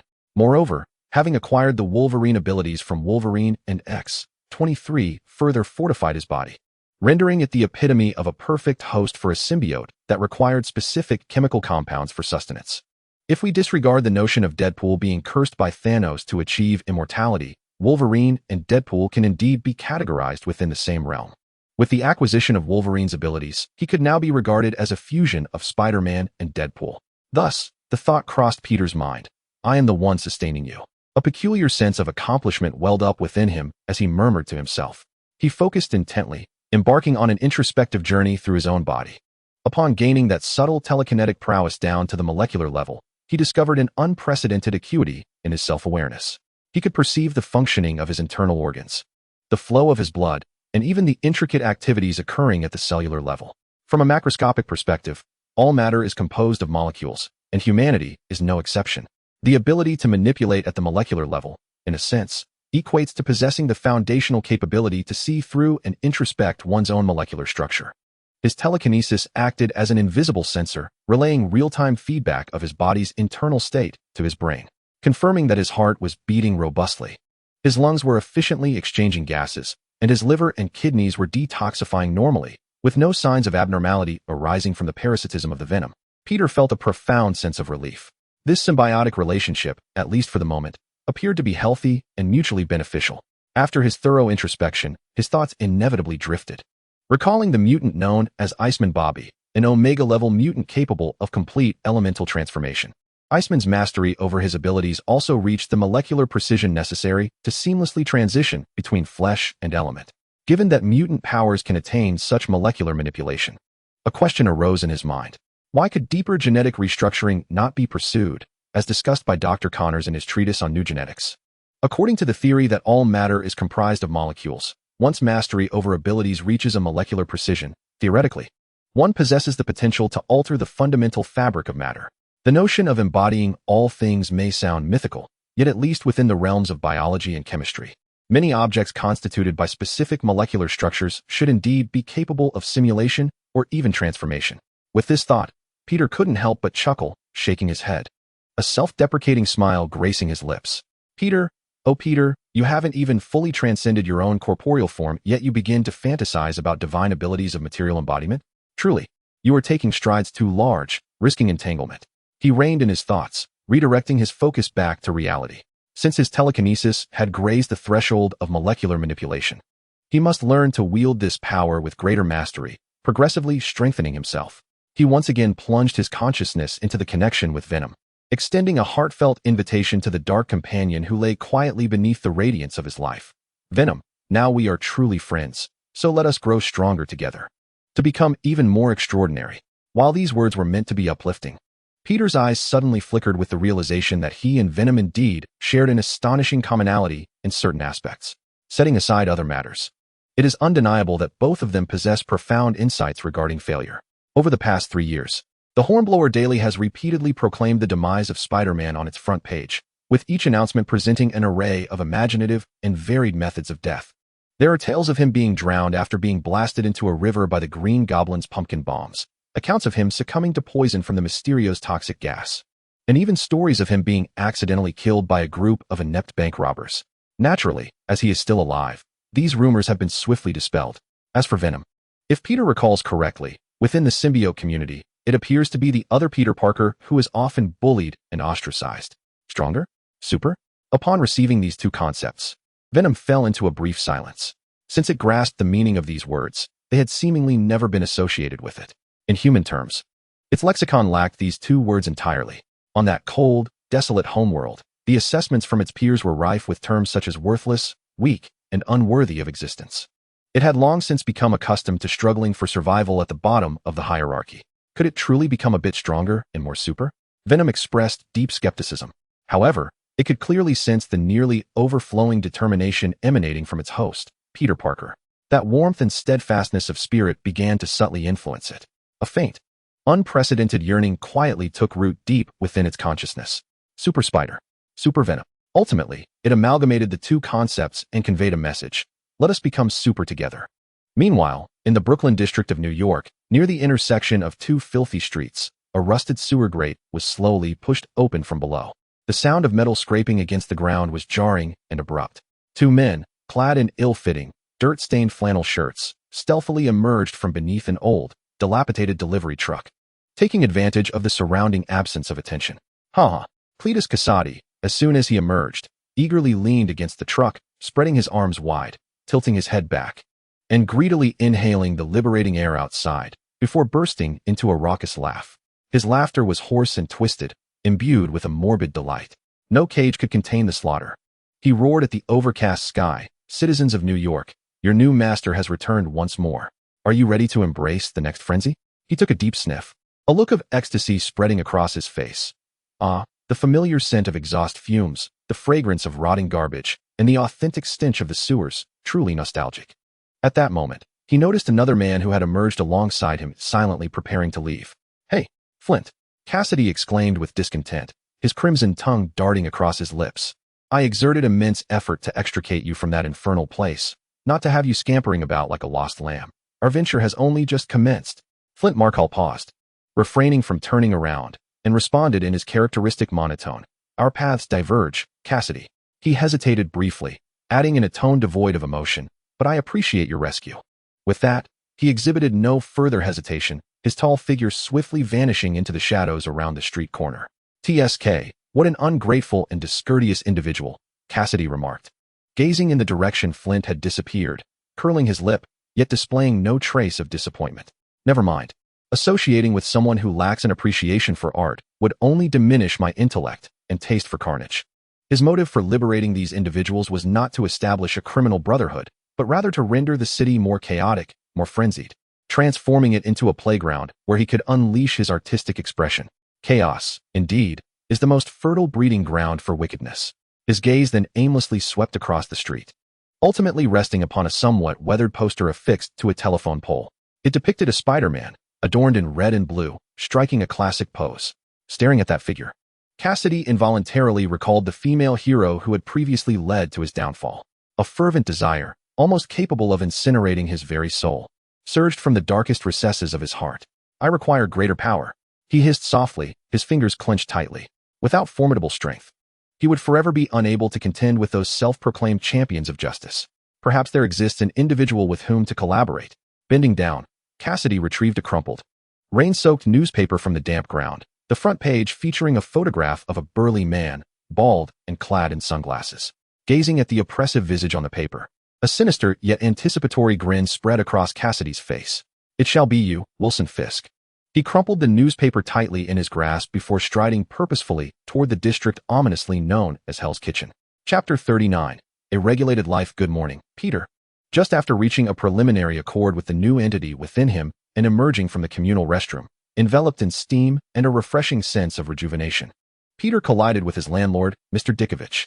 This middle-aged man, slightly portly and perpetually clad in loose-fitting pajamas, stood at his open doorway, his face radiating a rugged warmth. "Good morning, Mr. Dickovich," Peter replied with a polite smile, glancing at the blonde girl beside his landlord, who was balancing a tray. "Good morning, Miss Karen." In the next instant, his attention was drawn to the cacophony emanating from the antiquated television set within the room behind them. On the screen, a live broadcast was unfolding. The backdrop featured the cold, steel lines of a prison's entrance, illuminated by the flashing lights of police vehicles that cast a somber atmosphere over the scene. A reporter, microphone in hand, was rapidly delivering updates on the prison break. In the background, thick black smoke billowed from the area behind the prison, while several news and police helicopters hovered like colossal steel hummingbirds, patrolling the skies and heightening the tension. I knew it. Mr. Dickovich observed Peter's gaze, which had been instantly captivated, and a smirk of satisfaction crept across his face, as if he had anticipated this moment. You always have a keen sensitivity to these matters. Peter, don't just stand outside like a fool. Come in and watch with us. If you have no qualms about having pizza for breakfast, we can chat while we eat. This is freshly baked by my darling daughter, Karen, and I swear on my beard that it tastes just as exquisite as anything from those high-end specialty shops. Peter did not respond immediately. His attention was entirely seized by a sudden image that flashed across the television screen. A vaguely recognizable figure, clad in a distinctive black skull t-shirt and wielding heavy weaponry, emerged amidst the chaos near the prison, a vengeful specter returning from the depths of hell. It was the Punisher, Frank Castle. Noticing Peter's intense focus on the television, Karen hesitated to accept the invitation, mistakenly thinking he was reluctant about the pizza breakfast. She quickly raised the plate in her hands, her cheeks flushed and her voice tinged with urgency and subtle shyness. Mr. Parker, I not only baked pizza this morning, but also made blueberry muffins and fried bacon. You can choose whatever you like. The girl's fervent gaze remained fixed on Peter, her eyes almost transparently conveying, as long as you ask, I can make anything else you desire. Peter snapped back to reality from the image of the Punisher, sniffing the air filled with the enticing aroma of cheese and toasted bread. However, the bond between Spider-Man and hot dogs was indelible, and Mr. Glenn from the hot dog stand likely had prepared delicious Franks in advance. He managed to muster a slightly apologetic, sunny smile for Karen, complimenting, the pizza smells absolutely fantastic. Without a doubt, it must be as delicious as Mr. Dickovich claims. Unfortunately, I just remembered I have some pressing matters to attend to and cannot stay to savor it. I truly appreciate your kindness, Miss Karen, and you too, Mr. Dickovich. Oh, what a pity. Mr. Dickovich shrugged, seemingly accustomed to the young tenant's mysterious and busy nature. He no longer hesitated, grabbing a large, steaming slice of pizza and indulging in its delightful taste. As Peter turned to walk into his room, a flicker of disappointment crossed Karen's eyes. But soon, Peter's earlier praise was replaced by a sweet surge of joy within him. At the very least, he had received commendation for his culinary skills, which was a rather splendid beginning, was it not? As the modern economic metropolis of New York basked in the increasingly intense morning light, a red and blue figure, perhaps delayed but never truly absent, began to dance through the city's skyline like a jubilant note on a musical staff formed by towering skyscrapers. With fluid movements akin to instinct, his web slinging, retracting, and swinging drew elegant parabolas through the gaps between the edifices. Sunlight gleamed on the glass facades, reflecting dazzling rays while casting Spider-Man's shadow, sometimes on the polished glass, and at other times skimming across the bustling streets below. Look, it's Spider-Man. Our friendly neighborhood hero is back at work. On the streets, keen-eyed pedestrians pointed joyfully at the figures soaring above. After 3 years of establishment, the name of Spider-Man had long resonated throughout New York City. Whether rescuing citizens from peril, thwarting street crimes, or dealing with acts of vandalism sensationalized by J. Jonah Jameson in the Daily Bugle, he had become an undeniable emblem of the city. As long as he donned that iconic suit, Peter understood that maintaining a low profile was nearly impossible, unless he were to perish, as the Daily Bugle often proclaimed. Wow, my dear friends in New York, good morning. Peter shouted downwards with his signature tone, infused with a hint of levity and jest, as he swung over Times Square. A new day has dawned, and the sun remains ever so enthusiastic. Just a reminder, don't forget your umbrellas and sun hats. I'd rather not witness anyone fainting from heat stroke, especially not in some foul gutter. As his words faded, a wave of good-natured laughter erupted below. A gentleman in a floral shirt waved a crumpled newspaper, laughing heartily, huh? Spider-Man, how can you say that? Look at this. Your last spectacular dive into the gutter made the front page. I've kept it as a memento. Peter glanced in the direction of the voice, nonchalantly waving back. Oh, sir. I truly appreciate your collection of my less-than-glorious moments, but if only you could destroy it one day, he replied with self-deprecating humor, propelling himself with a powerful thrust of his core, sending him soaring towards a higher building in a nearly perfect arc. Speaking of that unfortunate gutter incident, it indeed stood out in the annals of his misfortunes. Fortunately, the elderly lady he had rescued from the gutter did not seize the opportunity to exploit him as a long-term source of income. After a delightful exchange of banter, Peter set his sights on a familiar destination. In just a few minutes, he arrived at Midtown High School, where he once studied. More accurately, he found himself standing before the hot dog stand directly across from Midtown High School, a place he had frequented countless times. Since his high school days, he had been a devoted patron of this modest stall. Even now, as a student at Empire State University, residing in the northern part of Manhattan, he would occasionally traverse the city to indulge his cravings. For him, the energy expended while swinging through the air was roughly equivalent to the calories provided by a single hot dog. "Hey, Spider-Man." The usual is hanging from the umbrella, called the vendor, a middle-aged man with a scruffy beard, donned in an apron stained with grease, without lifting his gaze from the sizzling sausages. "Thanks, boss," Peter replied, skillfully retrieving a plump hot dog wrapped in oil paper from the hook of the umbrella. He deftly slipped a neatly folded 15 bill into the small cash box at the corner of the stand. 3 years of unspoken understanding had made this exchange seamless and effortless. Too cool. Mom, wasn't he lying? I can really see Spider-Man here and enjoy the same hot dog he does. Spider-Man, look over here. I want to have a litter of little spiders with you. Just as Peter prepared to savor his breakfast atop a nearby utility pole, he heard an exuberant, squealing shout from below. Glancing down, he was taken aback to find a girl in a Midtown High School uniform calling out to him. She was at least twice his width, and as she walked, the ground seemed to tremble slightly beneath her, resembling a small, animated version of King Kong. Thank you for your affection, but academics come first. Goodbye," he shouted rapidly, almost simultaneously flicking his wrist to shoot a web that latched onto a distant building.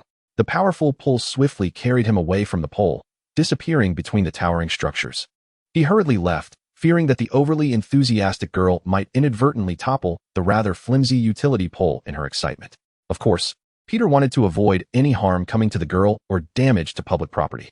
With his hard-earned breakfast in hand, Peter did not seek a quiet rooftop to enjoy it, but instead adhered to another long-standing habit of his, swinging over to the newsstand run by Uncle Job at the street corner. "Good morning, Uncle Job.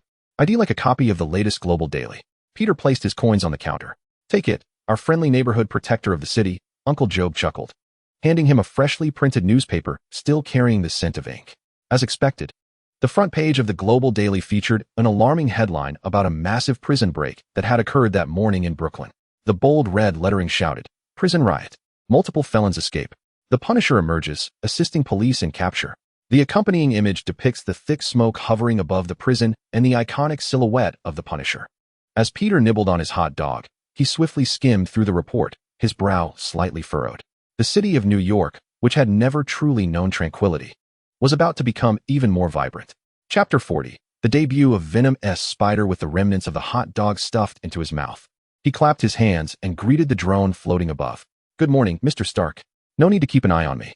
I am merely being a good neighbor to New York City." As he observed, the drone buzzed softly and drifted away, prompting Peter to rise from beside the gargoyle. "All right, buddy, break time is over. Venom, it's our turn to shine," starting with a cooler outfit. Previously, to avoid alarming his old friends, he had donned the classic red and blue suit. Now, however, he was eager to try on the new black attire. The moment he spoke, he felt his ordinary suit begin to flow and transform as if imbued with life.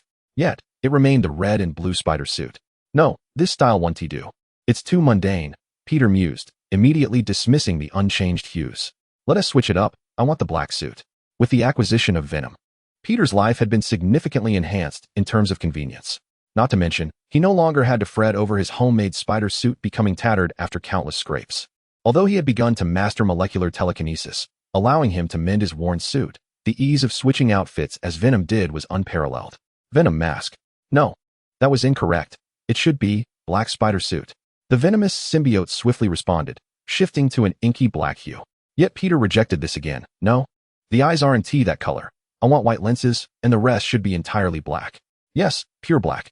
Leaping from the clock tower, he felt the exhilarating rush of descent while envisioning his desired appearance. However, an all-black ensemble seemed a touch monotonous. "Could we add a white spider emblem on the chest?" "Yes, outline it like this." Under the precise guidance of his thoughts, the fluid black substance rapidly enveloped his form, ultimately solidifying. A familiar spider suit manifested around him. The base was a deep, matte black, seemingly capable of absorbing all light. A vast white spider emblem spread from his chest to his back, exuding strength and sharp lines. The iconic lenses transformed from red mesh to pure white. Broad diamonds on the black mask, projecting an aura of cold, mysterious scrutiny. "Perfect. Just like that. Fantastic. Buddy, you're a genius." Peter gazed down at his brand-new suit, exuding an aura of dark allure, and marveled at it as he swung through the air, releasing webs with exhilarating grace. Oh, how exhilarating! He could sense that. Following the symbiote's bonding, his physical condition had seemingly reached an unprecedented pinnacle. Even his physique, accentuated by the snug fit of the suit, appeared more upright, robust, and imbued with a palpable sense of strength. As he soared freely among Manhattan's towering skyscrapers, Peter was ardently adapting to the enhancements bestowed by the symbiote. His previous homemade suits, constrained by budgetary limitations, offered little beyond basic protection and could be considered mere decorative skins that did not augment his abilities. However, the symbiote suit was entirely different. It felt akin to an ordinary player suddenly acquiring a top-tier, premium artifact, its striking appearance matched only by an exponential increase in combat prowess. He felt not only an enhancement in his spider-like strength, speed, and reflexes, but even his nascent molecular telekinesis seemed to have doubled in its perceptive and manipulable range. Was this an innate amplification of the host's abilities by the symbiote itself, or had the fusion stimulated a further development of his mutant powers? Peter could not ascertain at that moment. Yet, the sensation was undeniably extraordinary. He could not help but exclaim once more as he executed a somersault and landed deftly beside the lightning rod atop the Empire State Building. Now, we must seek out a miscreant, one who disrupts the tranquility of life, to test the might of our new attire. However, whether it was due to a recent decline in New York's crime rate or a resurgence of his infamous bad luck as Spider-Man, he patrolled the bustling expanse of Manhattan for nearly half an hour without encountering a single opportunity to capture an exclusive photograph. The only event that could be deemed a disturbance to public order was an elderly lady, severely hampered in her mobility, crossing the street at a pace reminiscent of a sloth, causing a long queue of vehicles to form as impatient drivers honked their horns. Naturally, Peter could not descend to deliver vigilante justice to the elderly woman. He even suspected that, given his current strikingly intimidating dark attire, the mere sight of him might cause her to faint on the spot. That would certainly be an amusing predicament. Wasn't it reported that a multitude of criminals had escaped from prison? After wandering about, he had yet to catch even a glimpse of a criminal.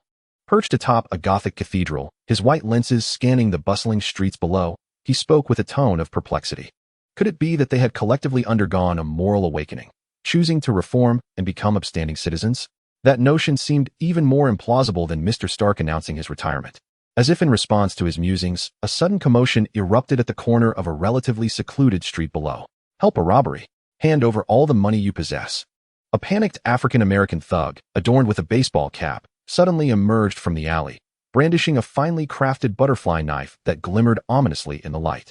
He confronted a blonde woman who had just exited the bank, clutching a brown paper bag. Hurry up. Do you wish to die, you filthy wretch? The thug barked, his eyes darting nervously around.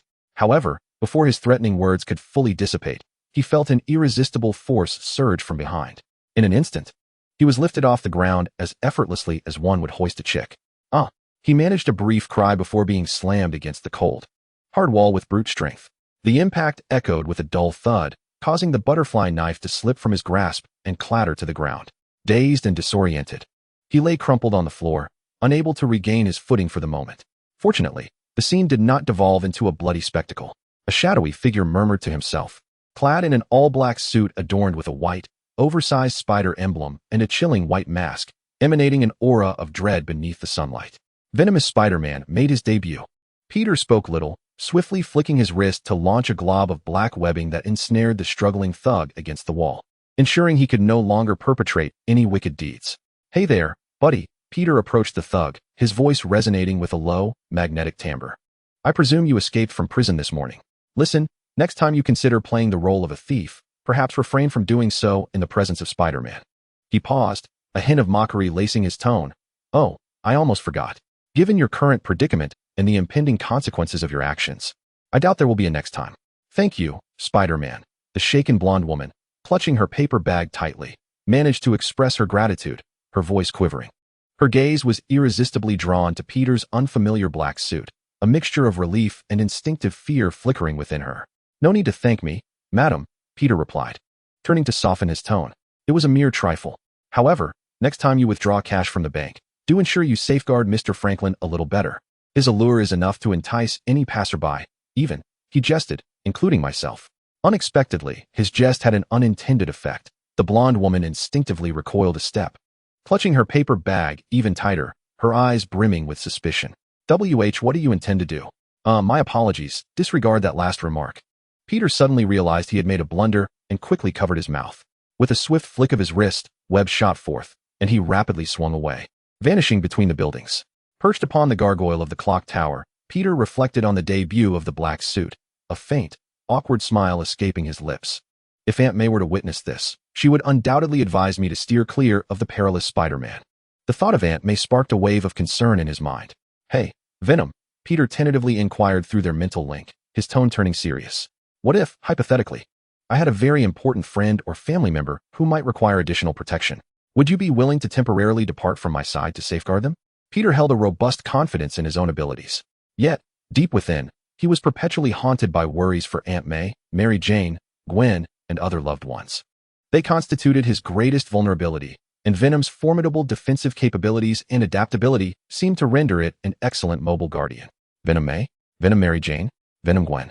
Just envisioning that scenario was enough to make any miscreant contemplating harm against them question their life choices. Venom fell silent.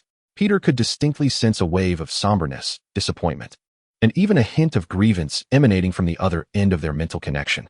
It seemed to be concerned that he no longer desired its presence. Realizing the potential for misunderstanding, Peter hastily clarified, No, buddy, don't misunderstand.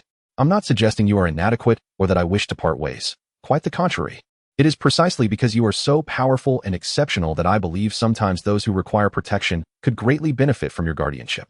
You could, well, become a superhero in your own right, rather than merely aiding me in combating crime. The term superhero sent ripples through Venom's consciousness once more. Before arriving on Earth, it had no comprehension of what a hero truly entailed. However, after its initial merging with Peter and absorbing fragments of his memories regarding the weight of greater power and responsibility, it began to vaguely grasp the profound significance of the term. To be a hero meant stepping forward when others were engulfed in despair. It meant throwing caution to the wind when evil unfolded before one's eyes. It entailed shouldering responsibilities and pressures far exceeding those of ordinary beings. Yet, the notion of being a hero seemed inherently at odds with its nature as a dark symbiote, just as the term super was never meant to describe its existence, which was deemed a failure among its kind. In its lexicon, it appeared that such resplendent words were conspicuously absent. Very well, Peter sensed the confusion emanating from Venom. Understanding that this topic might be rather premature for their newly forged connection, it appeared that the subject was somewhat too intricate for Venom at this juncture.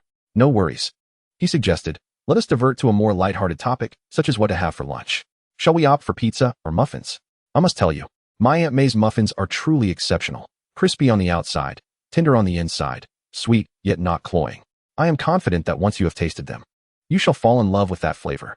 He considered that Venom, having only recently arrived on Earth, might still be experiencing some adjustment difficulties.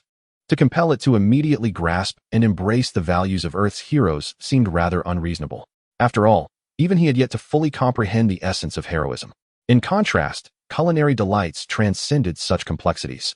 He believed that regardless of whether one was an Earthling or an extraterrestrial symbiote, they could not escape the universal law of irresistible flavors. Rising to his feet, Peter's gaze drifted towards the familiar landmark in the distance.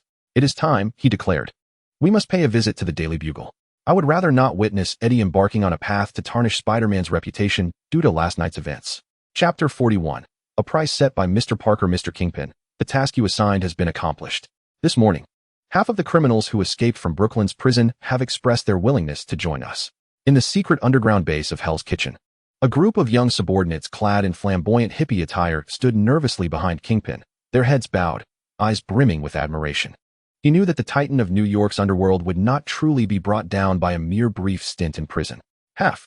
Kingpin's voice was low and steady, yet laced with an unsettling sense of pressure. This implies that the other half has rejected the olive branch extended by the Fisk family.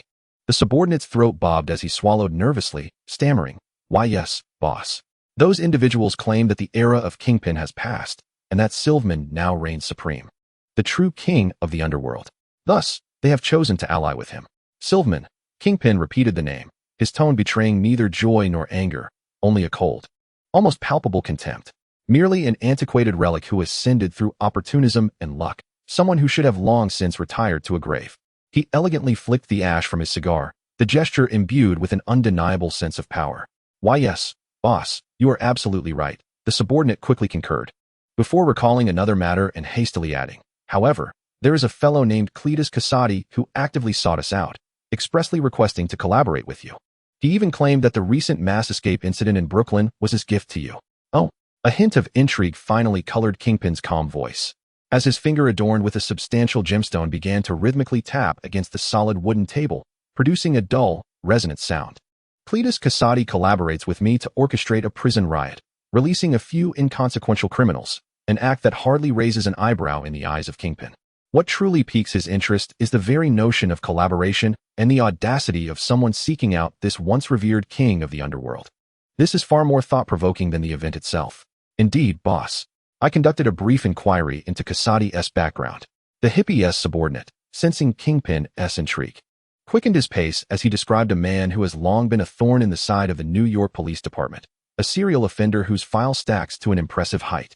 He gestured dramatically, indicating an exaggerated elevation. Strangely, his crimes do not appear motivated by wealth or fame. Rather, they seem to stem from a sheer delight in chaos and inflicting suffering. Accounts from numerous informants, along with previous psychological assessments, unmistakably label him as a bona fide lunatic. The moment the word madman crossed his mind, Kingpin's rhythmic drumming on the table ceased abruptly. His substantial frame stirred slightly, reminiscent of a slumbering volcano awakening. It has been many years since I last encountered this intriguing title. Slowly, he pivoted his chair, shadows receding from his figure, revealing a visage marked by excess flesh, seemingly innocuous, yet laced with cunning authority. A subtle smile crept onto Kingpin's lips. "We are in need of a madman. Bring in Mr. Casati." "Yes, I shall convey your command at once." The hippie's subordinate, as if granted a reprieve, nodded eagerly and hastened to the imposing metal door, relaying the instructions via intercom. Before long, a cacophony of twisted, maniacal laughter, akin to the grating of metal, echoed into the room. Ha ha! The laughter resonated through the corridor and chamber, brimming with unabashed mockery and morbid exhilaration.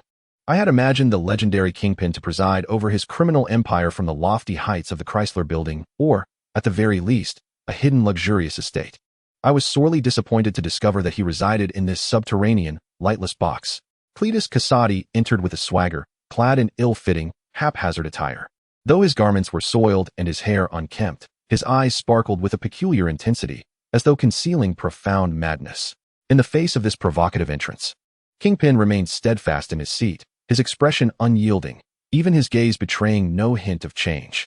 The Chrysler Building had indeed once been his criminal stronghold, but during his incarceration, it had been opportunistically acquired by his old adversary, Silver Mane. However, this was merely a temporary arrangement. Wilson Fisk would soon remind both New York and the world who the true sovereign of this city is. Momentary victories hold little significance. It is the ability to endure and triumph in the end that defines true prowess. "Are you indeed Kingpin?" Cassidy came to a halt, tilting his head as he scrutinized the imposing figure of the suited thug before him with a manic gaze.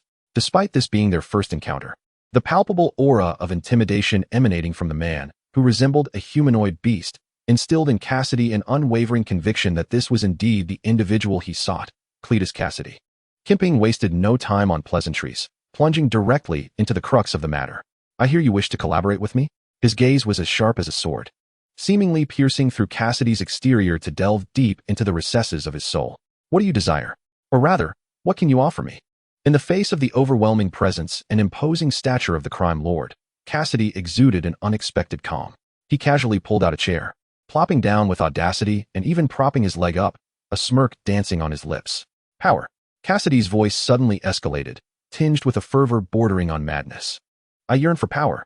The kind that can tear apart those self-righteous heroes parading around in spandex on the streets. I am well aware of your capabilities, Kingpin. You have aided many in acquiring extraordinary strength, and that is precisely why I sought you. I crave that annihilating power." He leaned forward, fervor glinting in his eyes.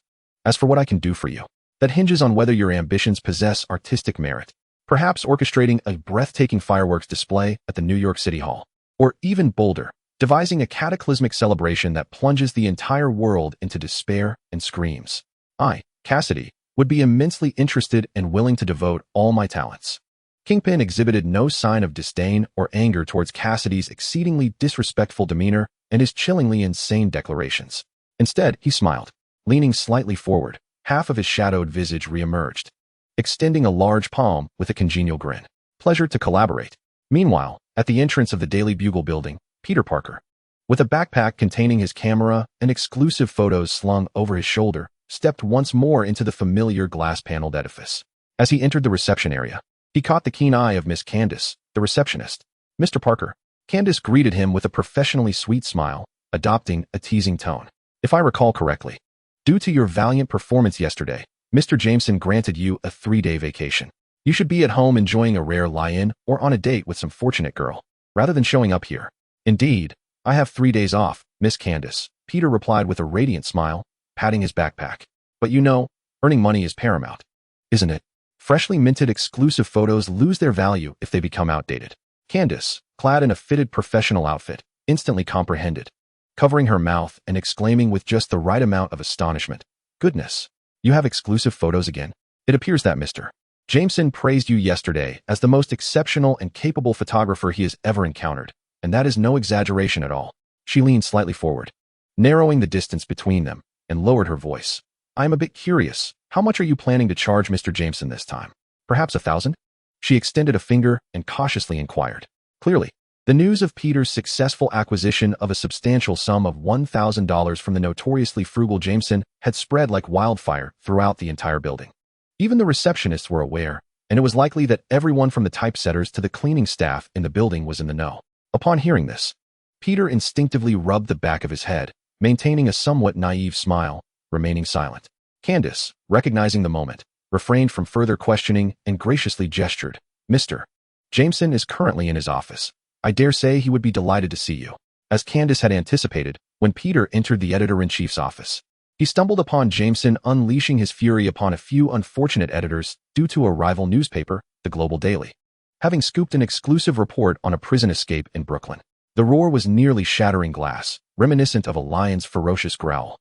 However, upon learning that Peter had secured exclusive photographs, Jameson's anger evaporated instantaneously, and he eagerly extended his hands in welcome.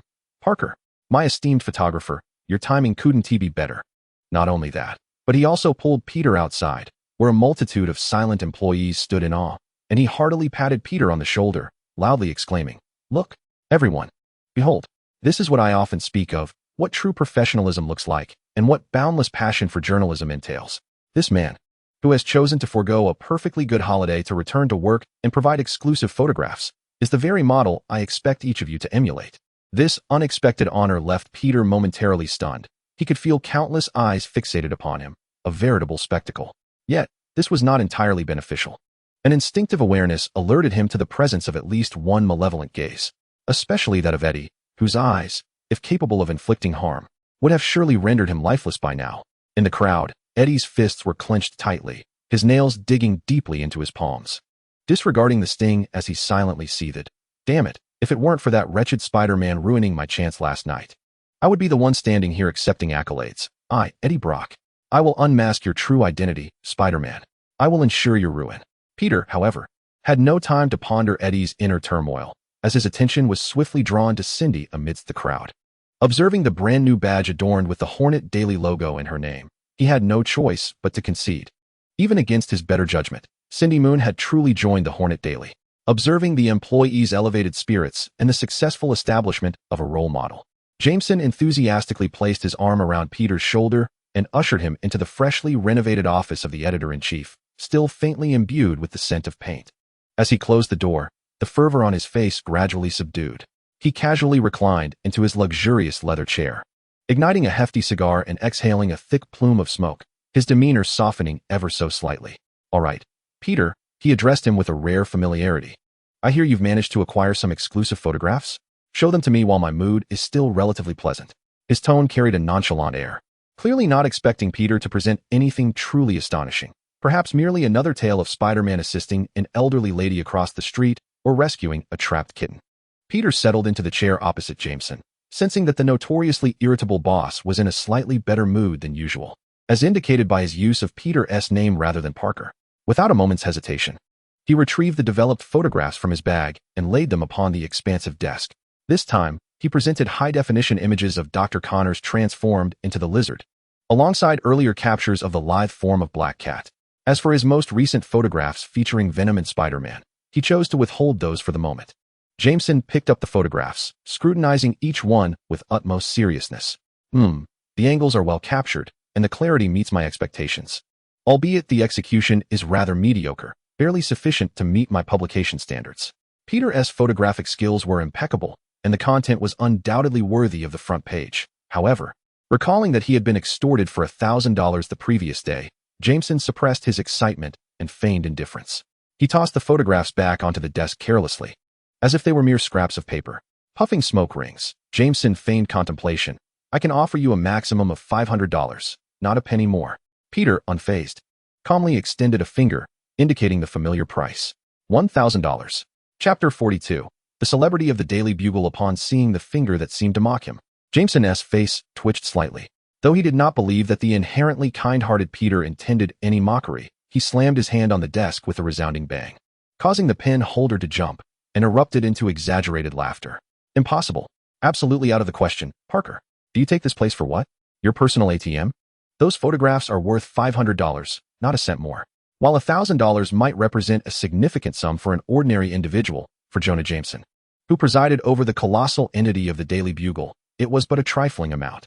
Peter was acutely aware that the seemingly miserly boss across from him was, in fact, a super-rich magnate capable of casually offering $1 million bounty for Spider-Man, coupled with the recent instigation of animosity and the substantial reward. A mere $1,000 hardly seemed excessive. At least he hadn't demanded double.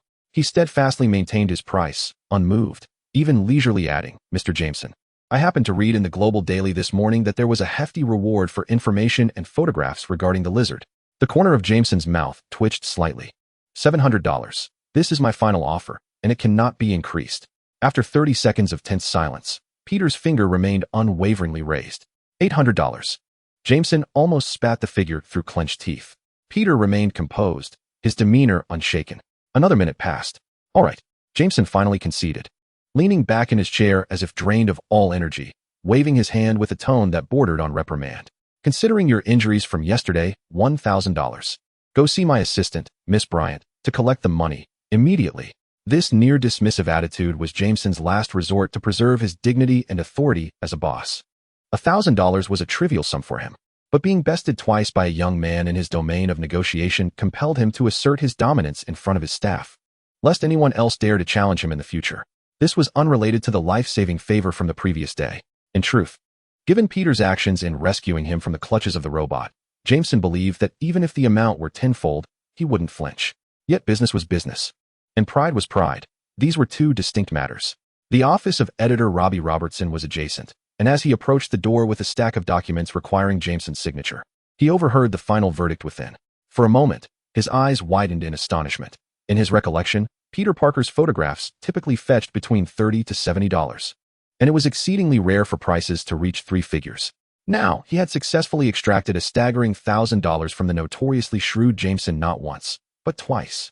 In his surprise, he couldn't help but cast a deep glance at the seemingly innocent Peter emerging from the office, beginning to suspect.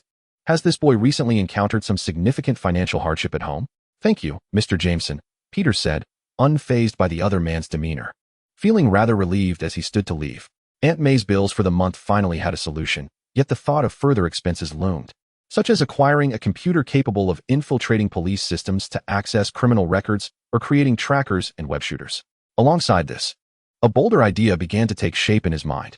He halted his steps, turned around, and gazed at Jameson, who was signing the document, tentatively inquiring, Mr. Jameson, I would like to ask about what you mentioned earlier regarding a reward of $1,000 for capturing incriminating photographs of Spider-Man. I wonder if there is still room for that price to increase. Jameson, having finished signing, was momentarily struck dumb, as if by an invisible lightning bolt. After a brief pause, he slowly lifted his head, his face etched with disbelief. The first thought that crossed his mind was of insatiable greed. This young man, having just received $1,000, was not content and now sought to push for more. Did he truly think of me, Jonah Jameson, as a charitable bank? However, upon meeting Peter's clear gaze and recalling the boy's character and his courageous stand the previous day, he surprisingly refrained from erupting in anger. Instead, he rose from his seat and approached Peter, gently placing a hand on his shoulder, and in a tone almost akin to a whisper, he asked, Parker, tell me honestly, are you encountering some difficulties? Financial ones? Peter first nodded, then vigorously shook his head, candidly stating, actually, Mr. Jameson, I have met a wonderful girl. And now I need to work even harder to earn more money. I wish to provide her with a better life. Jameson suddenly understood. He finally grasped why the once simple young man, who would exert himself for a modest sum, had transformed into someone so astute and ambitious. It was love. The power of love had changed him. Congratulations, Parker. Jameson offered his sincere blessings. You will make a fine husband, I am sure. Striving for the one you cherish is a common virtue among good men. Yet, the moment his hand left Peter's shoulder, he reverted to the familiar persona known to the employees of the Daily Bugle. He raised his voice, nearly shouting into Peter's ear. Using your brain to make money is wise. However, Parker, you must first bring me genuine, incriminating photographs of Spider-Man. Remember, this time, I want the real deal, something explosive. Not the trivial matter from yesterday. Otherwise, until I see the goods, I will not part with a single cent. Do you understand? Upon finishing, feeling that he had not vented enough, he bypassed Peter, opened the door, and disregarding Robbie, who stood by the entrance, directed his iconic shout at the employees on the third floor who were eavesdropping. You all listen up. Want a promotion? Want a raise? Fine. But I need to see the fruits of your labor. I need to see your worth, and not have you standing around like decaying wood, waiting for news to fall from the sky. It seemed he was still not satisfied. He turned around and seized the copy of the Global Daily from the table, exclaiming with fervor, Look at others. Such a significant jailbreak news. The entire city's media is clamoring for it. And what about you? Are your backs glued to your chairs with adhesive? Must you wait for the fugitives to personally present themselves before you comprehend how to craft a report? Good heavens. Reflecting on our days as journalists, I feel a profound embarrassment for you all. Get moving. Take action. Unearth the news. Seize the headlines. Amidst Jameson's thunderous tirade, the entire Horn Daily office seemed to have been struck by a bomb, as every employee instantly plunged into a frenzy of activity. The cacophony of ringing phones, clattering keyboards, and hurried footsteps harmonized into a chaotic yet vibrant symphony of workplace urgency. Peter rubbed his ears. Goodness. They say Deadpool and Spider-Man are notoriously chatty. Yet our Uncle Grumpy Face is evidently in a league of his own. Perhaps we should have Strix sew his mouth shut. Feeling his eardrums buzzing, Peter suddenly slapped his forehead. How could I forget? In some parallel universe, Jonah Jameson is also Spider-Man. And a Spider-Man without a mask at that? It all makes sense now. Seizing the opportunity while Jameson was lecturing, Peter quietly slipped away to the desk of Miss Bryant, eager to collect his second hefty sum, $1,000. This would suffice to clear Aunt May's bills, and perhaps even afford a long-overdue upgrade to his outdated surveillance equipment and lagging homemade computer. As a time-traveling Spider-Man, he harbored a profound sense of foreboding, well aware of the myriad dangers that lay ahead. To preemptively confront these threats, a computer capable of silently accessing police surveillance networks and even interfacing with satellite systems was an indispensable tool. Navigating through the internal corridors, Peter soon arrived before a lady clad in a light purple professional blouse, her short, neat haircut exuding both competence and beauty. Hello, Miss Bryant, Peter greeted with a smile, handing over the signed collection slip and photo from Jameson. You must have heard what Mr. Jameson said earlier, right? Do you need to confirm with him again? Peter, you are quite the comedian, Betty replied, taking the slip and photo with a chuckle, skillfully initiating the payment process. Mr. Jameson notified me about the remuneration right away. At this moment, I certainly do not wish to provoke his wrath, unless I fancy being drowned in his spittle. Indeed, at such a time, the wisest course of action was to remain at a distance from the eye of the storm. Peter empathized and blinked knowingly. Betty Brant, while managing her tasks, scrutinized the documents and photographs in her hands, unable to suppress her admiration. Honestly, Peter, the photographs you captured this time are simply outstanding. Both the timing and clarity surpass even yesterday's shots. That enormous lizard creature looks truly terrifying. After her praise, she set the photos aside and raised her gaze to the handsome Peter, her eyes sparkling with unreserved admiration. You are remarkable. Yesterday, you saved Mr. Jameson when that dreadful robot burst in, and today you secured such an exclusive and stunning photograph, not to mention the 1,000 reward. You are now quite the celebrity at the Daily Bugle. Is that so? Peter replied, instinctively scratching the back of his head, a sheepish grin spreading across his face. I suppose Mr. Jameson and I were mutually saving each other in front of that robot. He was quite brave, stepping up to protect me. He downplayed the heroic act and, when discussing the reward, adopted a modest demeanor. As for the payment for the exclusive photograph, perhaps Mr. Jameson was simply feeling generous since he noticed my hard work lately. You know, he can be quite charitable at times. After saying this, he felt slightly awkward about his own words and chuckled softly. In response to Peter's humility and modesty, Betty merely smiled knowingly. Having worked at the Daily Bugle for several years, she had a clear understanding of who their boss, Jonah Jameson, truly was. His generosity typically manifested only in rare instances that would yield him substantial profit or deal a significant blow to his competitors. Peter, it seems your good fortune is on the horizon, Betty said as she handed him the prepared cash, her tone imbued with well wishes, before winking playfully. So, when will our esteemed photographer have the time to take some lovely photographs for me? Of a personal nature, of course. Before Peter could respond, a serious and discontented voice rang out from behind them. Parker, Miss Brandt, Jonah Jameson had somehow appeared behind them, his expression stern and his gaze penetrating. I hired you to create value for the company, to uncover news, not to discuss personal photography ventures here. Apologies, Mr. Jameson. Both Peter and Betty exclaimed in unison. Jameson did not linger on the matter, merely beckoning to Peter. Parker, hold on for a moment. Come with me to the conference room. I have something to discuss. Though puzzled, Peter followed him into a small conference room where two individuals were already seated. One was Eddie Brock, his countenance dark and his eyes simmering with suppressed anger. The other was Cindy Moon, a newcomer who was casting flirtatious glances at Peter. Good heavens, what a contrast. I can hardly bear it, Peter lamented inwardly. Parker and Brooke, you are both veterans of the Daily Bugle, so I shall refrain from further introductions. Jameson approached the head of the table, placing his hands firmly upon its surface. Leaning forward as he introduced the newcomer. This is Miss Cindy Moon, and from this day forth, she will officially join you as your new colleague. Tasked specifically with tracking and documenting every piece of news concerning the newly emerged Spider-Woman clad in red and white spandex. He deliberately emphasized the term Spider-Woman, then gestured towards Cindy. Come, Miss Moon, introduce yourself to your new colleagues. Cindy Moon gracefully rose, a flawless smile gracing her features as she extended her hand towards Peter. Hello, Mr. Parker, I am Cindy Moon. You may address me as Miss Moon or simply Cindy. However, as Peter faced the outstretched hand, alarm bells rang within him. He dared not cross that invisible chasm, settling instead for a polite greeting from a distance. Hello, Miss Moon. Congratulations on joining the Daily Bugle. A barely perceptible smirk played at the corner of Cindy's mouth, silently noting. In the room, call me Cindy, even beautiful, now it's Miss Moon. Peter finally comprehended why Jameson had brought Cindy Moon into the Daily Bugle. It was all due to Spider-Woman. One might wonder, with both Spider-Man and Spider-Woman in the mix, was Jameson intent on crafting a dedicated team for spider-themed reports? Fortunately, there aren't many spiders in this world. Chapter 43. Interwoven fates. Once Peter settled into his seat opposite Cindy, Jameson laid bare his intentions. Listen, gentlemen, and Miss Moon. His gaze swept over the trio, his tone imbued with an undeniable authority. From this day forward, the Daily Bugle will allocate special space for Spider-Man and this newly emerged Spider-Woman. We shall delve deep into the truths concealed behind these masked vigilantes. We will unveil the secrets hidden beneath their masks, revealing to the public what these lawless vigilantes truly bring to our city.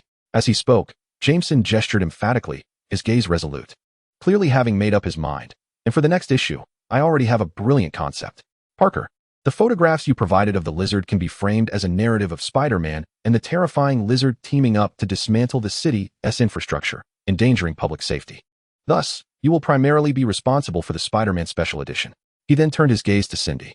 Miss Moon, the photos you have regarding the Spider-Woman and the mechanical assassin, titled Spider-Woman colludes with mysterious mechanical assailant, violently invades the Daily Bugle with unclear intentions, will undoubtedly make for explosive news. Peter was already accustomed to Jameson's knack for twisting facts and distorting reality. It no longer stirred any turmoil within him. What intrigued him more was why Cindy had willingly plunged into the eye of this enormous storm at the Daily Bugle. What was her true purpose? I disagree. A clear and firm voice shattered the silence of the conference room. The first time Cindy Moon witnessed Jameson so brazenly distort the truth, she immediately voiced her rebuttal. With unwavering determination, she lifted her chin and met Jameson's gaze, her tone resolute. She is not called Spider-Woman. According to my research, her code name is Silk. Moreover, the photograph clearly depicts her battling that mechanical assassin, not colluding with the machine to infiltrate the Daily Bugle. Your report is a complete misrepresentation of the facts.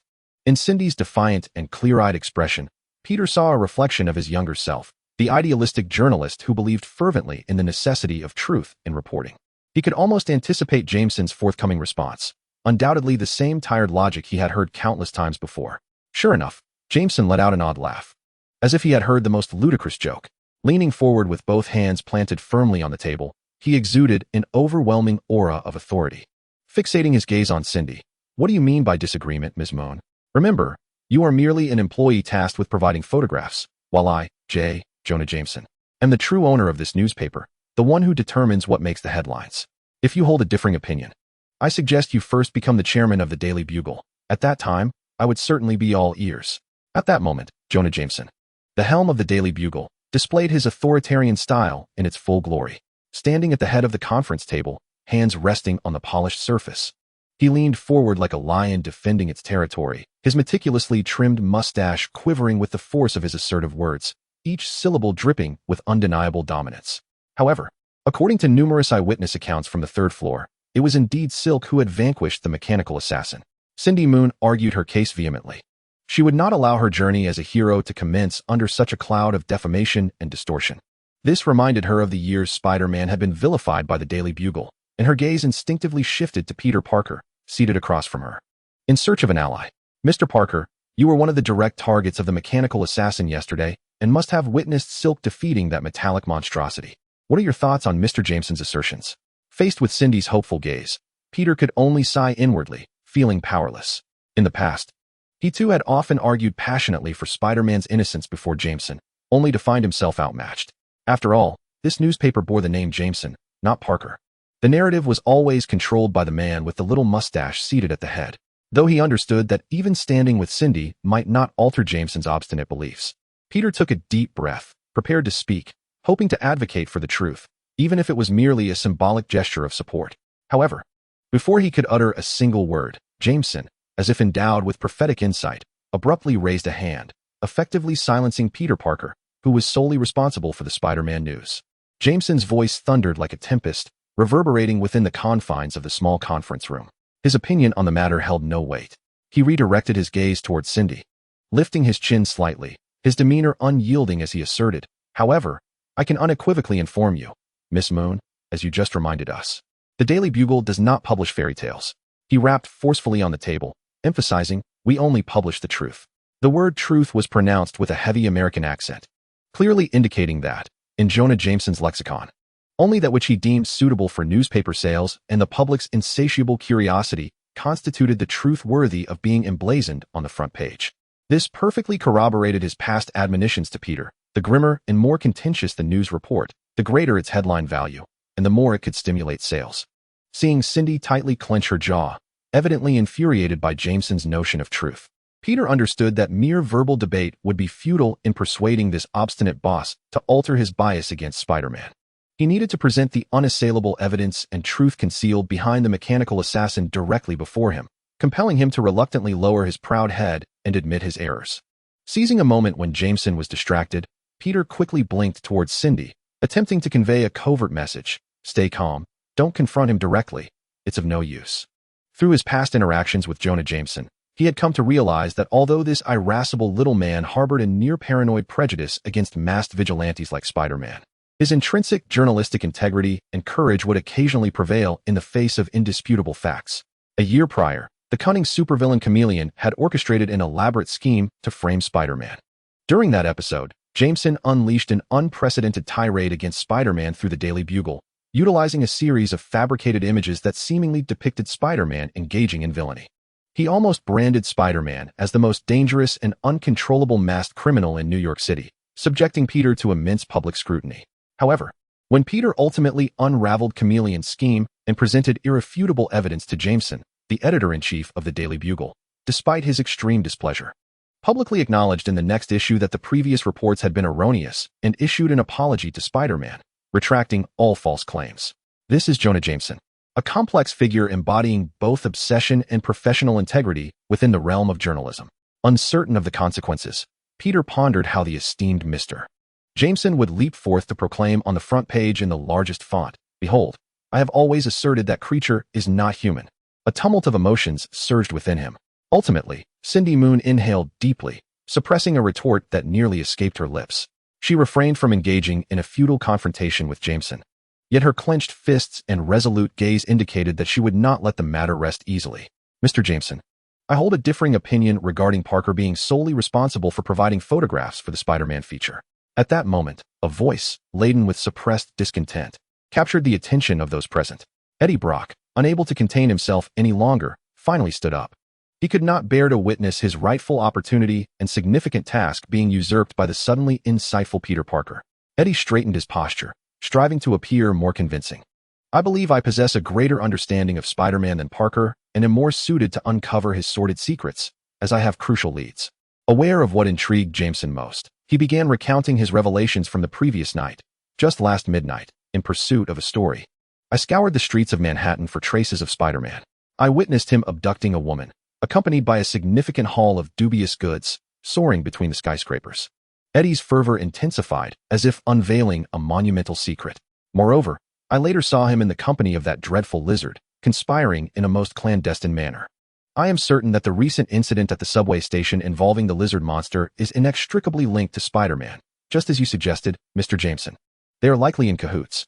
Peter's heart raced at Eddie's words, secretly lamenting the sheer luck of the man who had inadvertently stumbled upon the romantic escapade he had shared with Mary Jane amidst the towering heights. However, he remained composed, reassured that Mary Jane had taken precautions to protect her identity, and their soaring altitude and rapid speed rendered the likelihood of being clearly photographed nearly negligible. Cindy, seated across from him, cast a puzzled glance at Peter, surprised. In her mind, Peter Parker was not the type to engage in such actions. There must be an underlying truth. Upon hearing the incriminating details regarding Spider-Man, particularly the abduction of a woman and the association with a monster, Jameson was instantly invigorated, as if injected with adrenaline. His eyes locked onto Eddie, and he exclaimed with glee, "Huh? Brock, it seems you two have grasped the art of uncovering valuable news. Both you and Parker have performed admirably this time." After a moment of ceremonial praise, he eagerly pressed on, his tone urgent. "Now, where are the photographs? Quickly, bring forth the photograph. Spider-Man has kidnapped a woman, and this is the headline I have longed for. Once published, it will surely astonish the entirety of New York, leaving the folks at the Global Daily Green with envy." However, Eddie's expression, which should have been filled with joy, dimmed in an instant. He shook his head, his tone laden with reluctance and regret. "I'm afraid, Mr. Jameson, that due to his astonishing speed, combined with the considerable distance and poor lighting, I was unable to capture a clear photograph." No photograph. This seemingly trivial statement was, for the result-oriented Jameson, akin to a cold death sentence. The spark of excitement that had ignited in his eyes was extinguished almost entirely, and he found himself utterly disinterested in Eddie's fervent assurances that followed.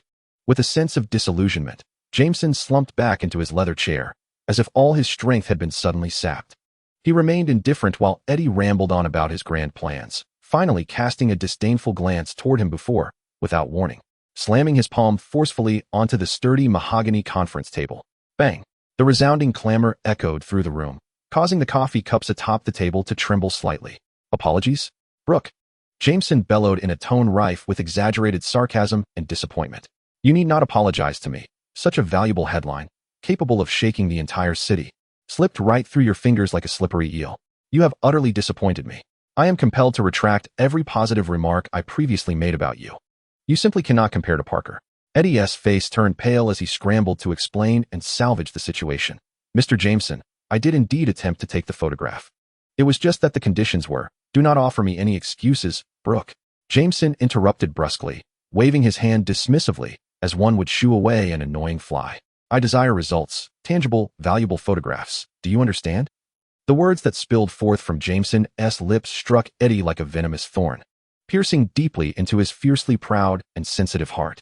If Parker could capture high-definition images of the lizard and Spider-Man in the dark, damp, and dire conditions of the sewers, then why could he not? Why was it always Parker who seized the opportunity, and not him? Eddie's fists clenched tightly beneath the table, his knuckles turning pale from the strain, emitting a faint cracking sound. Humiliation. This was sheer, unadulterated disgrace. Once upon a time, Eddie Brock was the star reporter of the Daily Bugle, a figure whom others admired and aspired to emulate, a trusted asset to Jameson. Yet now, everything had changed. Ever since Spider-Man emerged, ever since that Peter Parker began supplying photographs of the web-slinger with increasing frequency, his status had plummeted. And all of this was the result of that insufferable, crawling pest. Last night, that wretched creature not only thwarted his plans, but also snatched away his camera, leaving him dangling beneath a colossal billboard like a fool. This was utterly unforgivable. A torrent of negative emotions, anger, resentment, and bitterness, gnawed at Eddie's heart like a venomous serpent, pushing him to the brink of madness. Damn that wall-crawling pest. Once again, he silently uttered the most vicious of curses, a dangerous glint flickering in his eyes. I, Eddie Brock, vow to expose all your misdeeds. I shall unmask your true identity and ensure that there is no refuge for you in the city of New York. Though Peter could not hear the tumult within Eddie's mind, he could palpably sense the almost tangible malice emanating from him. Nevertheless, even in the face of such hostility, he did not regret his decision from the previous night, as it was made to safeguard the Connors family. However, as he listened to the seemingly complimentary, yet subtly scalding remarks from Jameson, Peter found no joy in them. Instead, a chill crept down his spine, reminiscent of a scene steeped in mental manipulation. Mr. Jameson, Brock's abilities are well recognized. Regarding the Spider-Man Special Edition, Peter attempted to interject, but was abruptly cut off by Jameson. Enough, Parker. I do not require your pity. Consumed by profound bitterness and rage, Eddie resembled a feral beast, desperate to reclaim his standing, to validate his worth, and to undermine Peter. In a moment of reckless abandon, he blurted out a truly explosive revelation. Mr. Jameson, I know the true identity of that lizard creature. He paused, seemingly savoring the instant attention he garnered, which included Jameson, Peter, and Cindy. Then, with deliberate weight, he declared, that monster, the lizard, is none other than Dr. Kurt Connors, the esteemed professor at Empire State University. Jameson's eyes widened in astonishment, his mouth agape, nearly causing the freshly lit cigar to slip from his lips. Kurt Connors, the renowned professor in the field of genetics, is the lizard? This revelation was even more sensational than Spider-Man abducting women. If true, it would be monumental news. Peter, meanwhile, covered his forehead, overwhelmed by a sense of helplessness. Eddie had managed to unveil this shocking information. Chapter 44. A new prison break operation. Cindy's eyes flickered with surprise. Kurt Connors? The highly respected professor from Empire State University was, in fact, the monstrous reptilian terrorizing the sewers and subway stations of New York? Regardless of the circumstances, this was undoubtedly a bombshell of nuclear proportions for Jameson. While the citizens of New York may have grown accustomed to the aerial antics of Spider-Man and the rampages of the Rhino, they would never tire of the shocking twist that a familiar face could be a terrifying monster. This revelation could stimulate sales beyond any mere destruction or battle, igniting public discourse with fervor. It perfectly aligned with the journalistic paradigm of identity revelation that Jameson so deeply craved. As he daydreamed incessantly, he longed fervently to rip off the wretched mask of that despicable spider creature, exposing its true identity to the public gaze and subjecting it to the judgment of all. Yet, the seasoned journalist within him instinctively quelled the surge of elation, redirecting his focus with an intense and serious gaze fixed firmly upon Eddie Brock.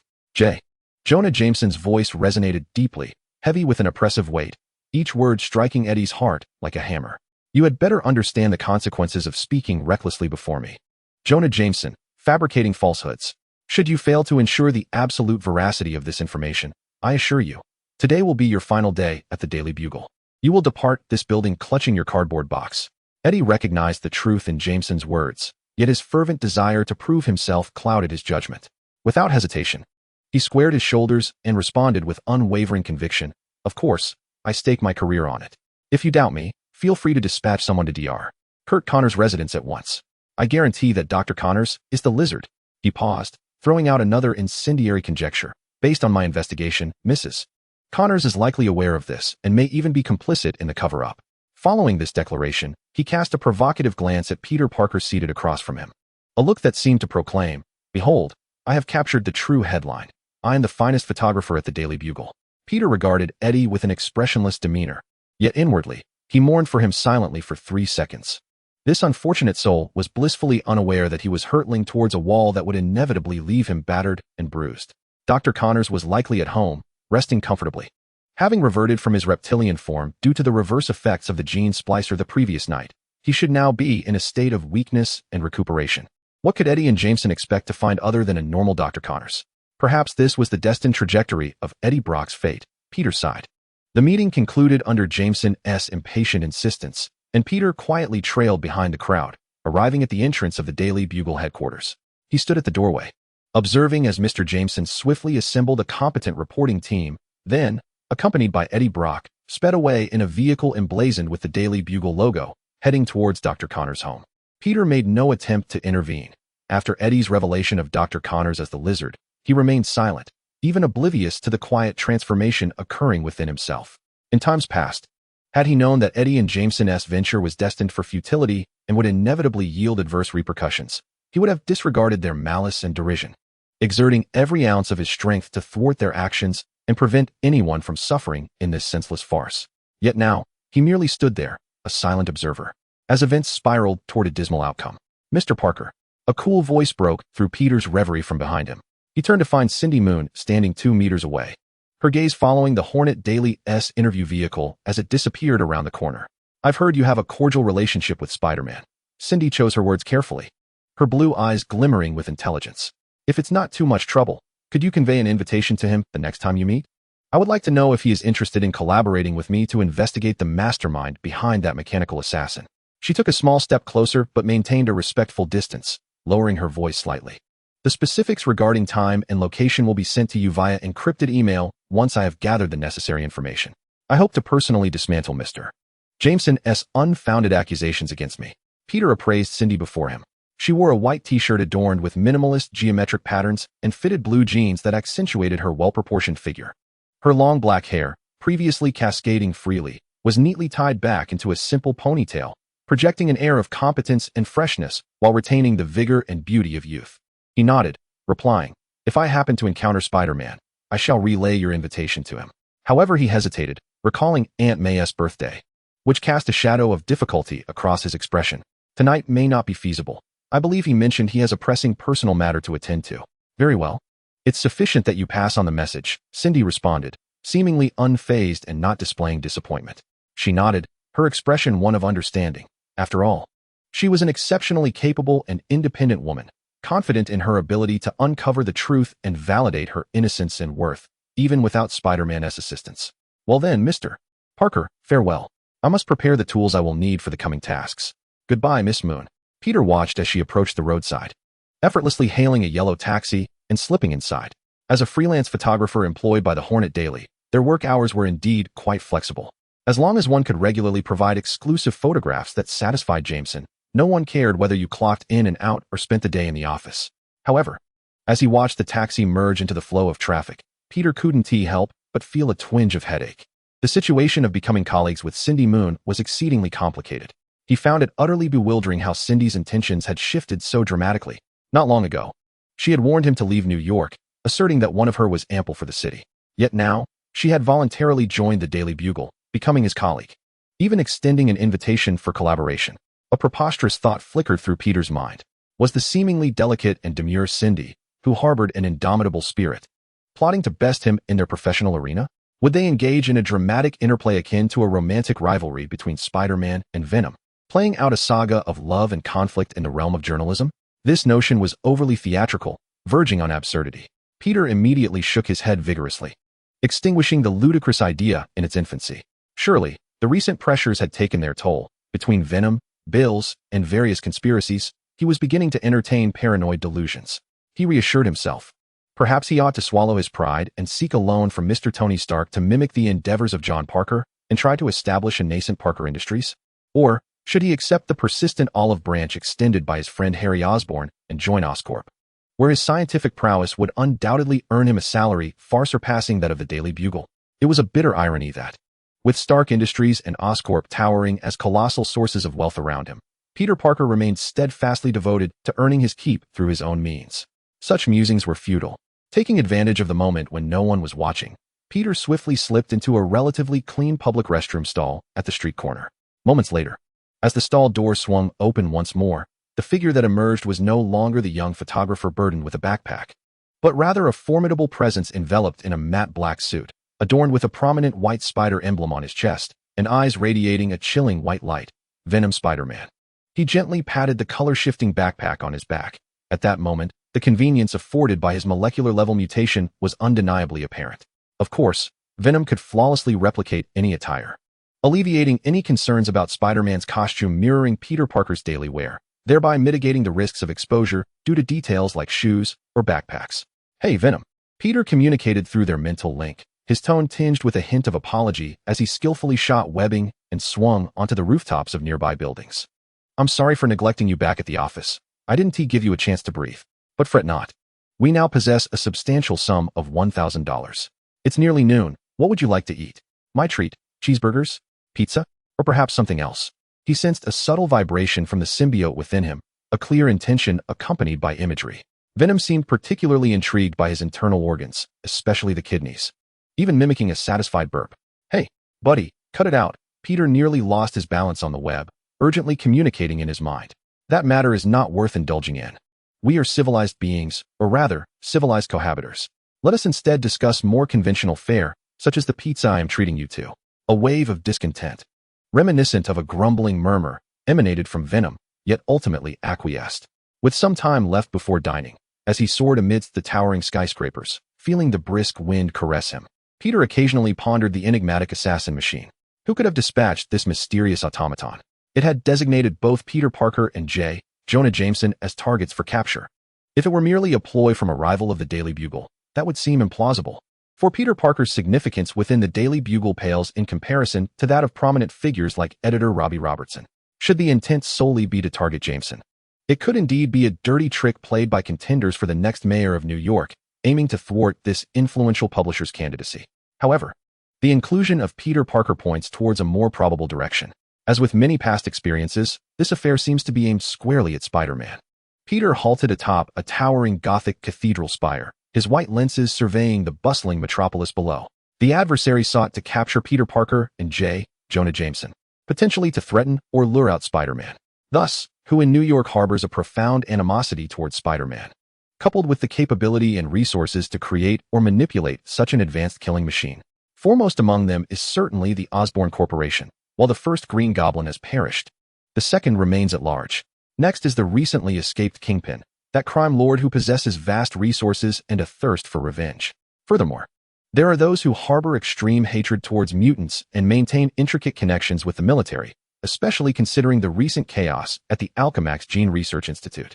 To confirm his suspicions, Peter sought refuge in a relatively secluded rooftop corner, retrieving his phone from his backpack and dialing a familiar number. Hey, Harry. After what appeared to be a casual, yet cautious conversation, Peter ended the call, feeling a slight sense of relief. He owed his gratitude to Harry's previous misstep. The current Harry Osborn, due to a concussion, had momentarily forgotten that Spider-Man was Peter Parker, as well as his own identity as the Green Goblin. Nevertheless, Harry vividly recalled that Spider-Man had slain his father, Norman Osborn. Regarding this matter, Peter could only helplessly acknowledge that Spider-Man had unjustly borne a tremendous burden. The demise of Norman Osborn was, in truth, a tragic accident that occurred amidst a fierce aerial confrontation, where the elder Green Goblin was gravely injured by his own weaponry, ultimately leading to his death. Excluding the second Green Goblin, the next suspect would be Kingpin. However, would the recently liberated Emperor of the Underworld, lacking absolute certainty and without having re-established his power, be so eager to employ such evidently low-tech assassins against Spider-Man? Given Kingpin's cunning and his previous experiences with failure, he would not presume that a mere robot, which appears far from being top-tier, could eliminate Spider-Man. After dismissing the two most apparent possibilities, the likelihood of the final option significantly increases, that it involves an extremist faction harboring a deep-seated animosity towards mutants or military personnel related to the Alchemax incident. Despite Mr. Tony Stark's previous assurances that director Nick Fury would effectively manage the aftermath of the Alchemax affair, Peter would not naively assume that the one-eyed director could entirely sway the will and clandestine actions of the American military elite. SHIELD, formerly known as the Strategic Homeland Intervention, Enforcement, and Logistics Division, is ostensibly a global organization directly overseen by the World Security Council, tasked with addressing supernatural events and extraordinary threats worldwide. While it sounds powerful and elevated in status, Peter is acutely aware that, in the eyes of the military's power brokers, SHIELD often resembles an intrusive outsider, its influence far less substantial than one might imagine. Moreover, to his knowledge, above Director Fury, there exists a superior who constantly undermines him. Alexander Pierce, the representative of the World Security Council, commenced the operation. Cassidy, Kingpin, with his hands clasped over his ample abdomen, directed his gaze towards Cletus Kasady, who was carelessly toying with a Glock pistol. This task of liberating our comrade from prison shall be led by you, and I expect you to showcase the talents you have so boastfully proclaimed. Ha ha ha, certainly.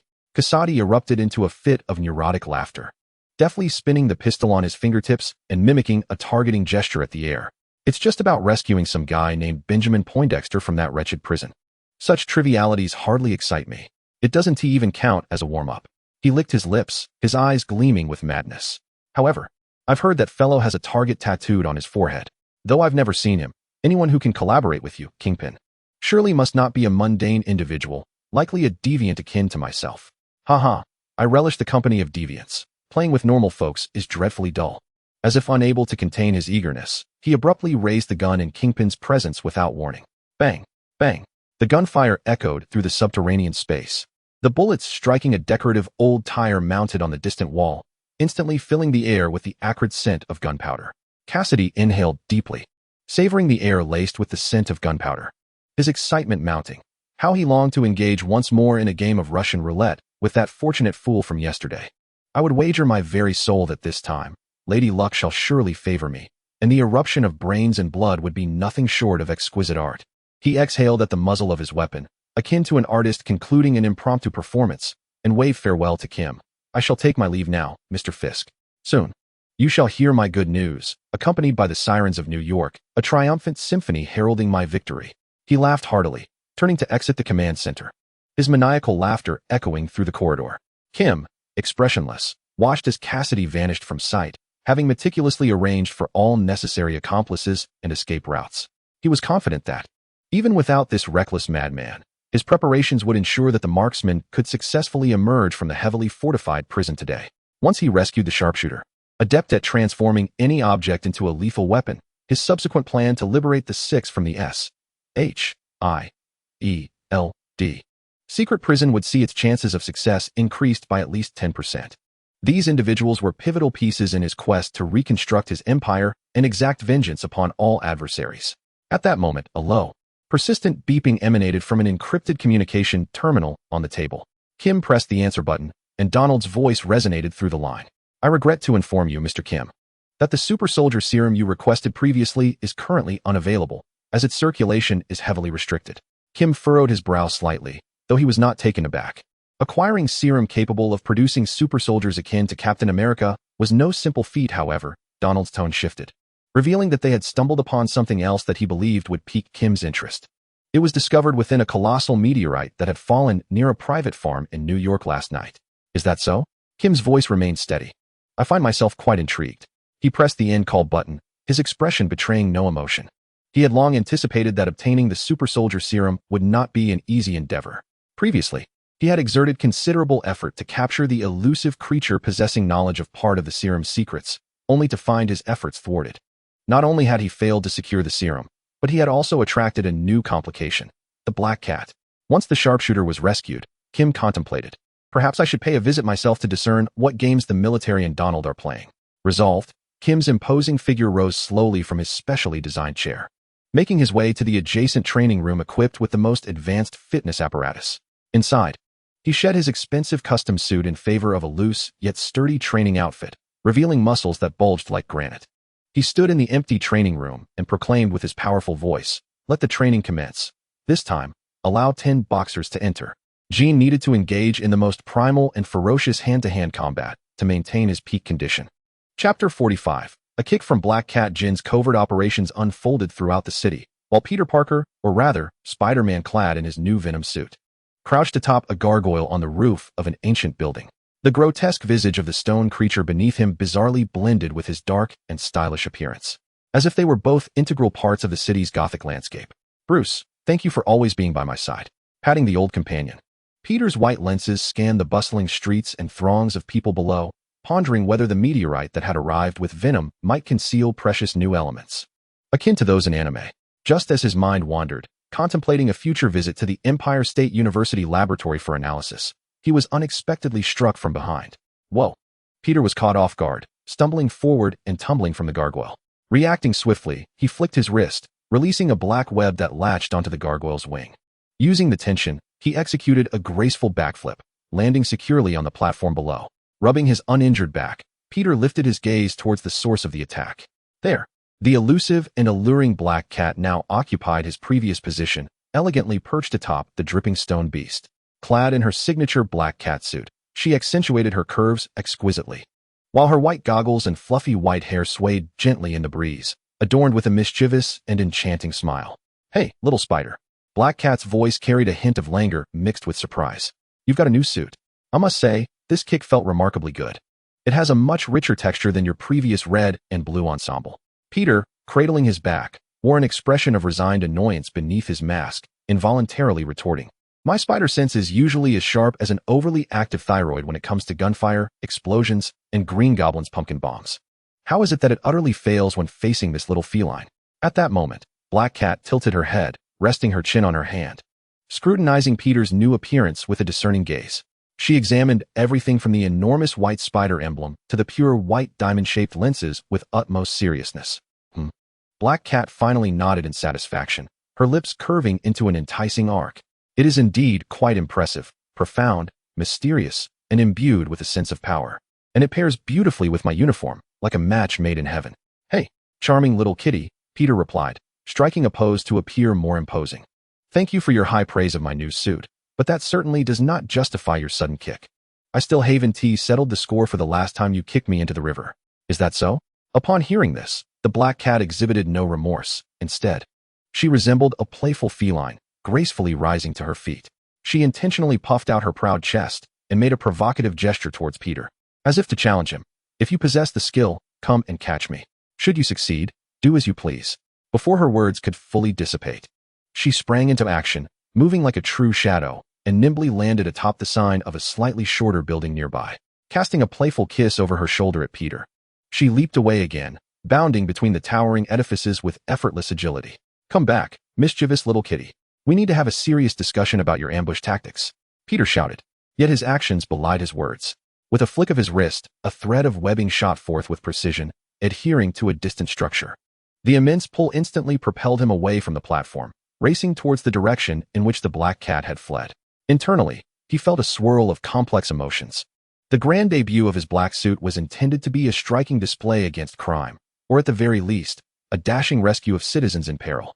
Yet, it had transformed into a farcical chase of a playful black cat through the skyscrapers. Curiously, however, he found himself rather enjoying the escapade. Perhaps it was due to the cat's enigmatic nature, her duality of good and evil, her elusive style. She exuded a unique and unrestrained sense of freedom, coupled with a perfectly calibrated allure of danger, making each encounter with her feel like an adventure filled with uncertainties. Two figures danced across the Manhattan skyline, performing a silent yet magnificent chase.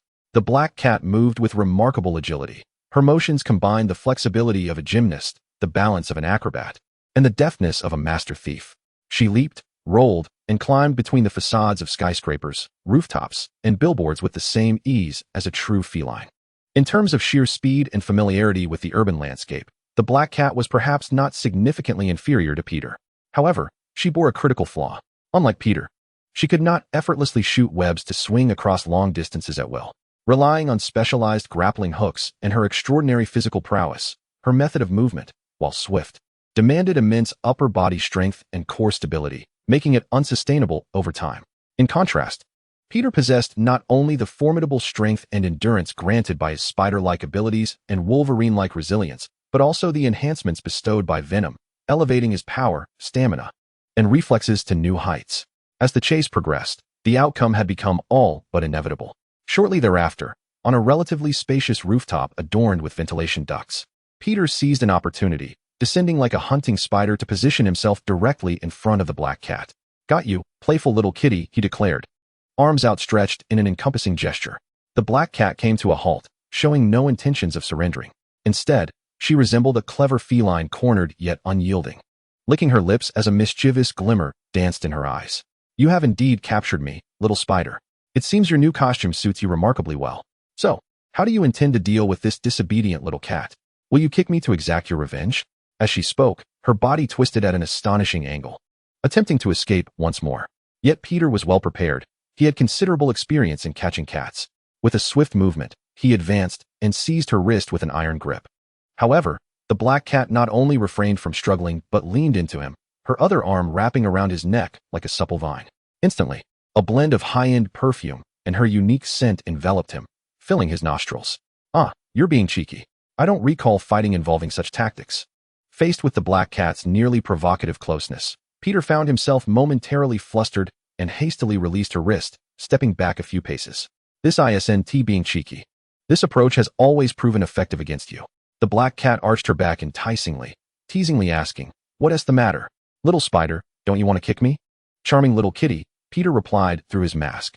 "I have no intention of kicking you. In fact, I would prefer to pet you, provided you could truly transform into a little kitten."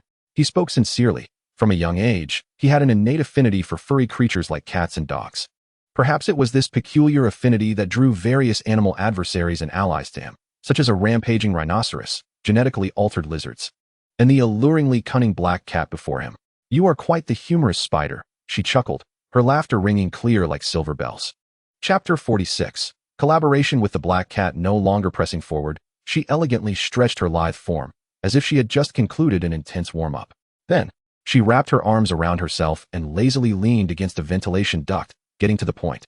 "All right, I shan't tease you any longer, little spider. You surely recall the last thing I mentioned to you last night. Yesterday afternoon, near Broadway in Manhattan, your esteemed photographer friend encountered quite a predicament." "Esteemed photographer friend? You mean Peter Parker?" Peter feigned ignorance, his heart tightening, sensing an impending déjà vu, unless you have another photographer friend supplying you with photographs. The black cat shrugged with effortless grace. "Well, all right, I don't." Peter pretended to ponder. "What sort of trouble did he encounter?" "To be frank, since yesterday, I haven't seen him and am unaware of his situation." The perfect concealment provided by the venomous mask allowed him to tell lies with an unblemished facade. Even if he felt guilty, no one could discern it. Yet, at this moment, the companion within him audaciously raised a challenge. "Your heart rate is accelerating, blood flow is intensifying, and there is a significant increase in adrenaline. Are you perhaps deceiving?" The consciousness of venom, laced with confusion and curiosity, reverberated within Peter's mind. "Hey, buddy," Peter nearly shouted internally, exasperated that the sabotage was unfolding in such a manner. "What are you doing? We are supposed to be on the same side. Now is the time for you to provide cover, not to act as a lie detector. Listen, this is what one might call a benevolent lie. Benevolent lies are not truly lies, understand?"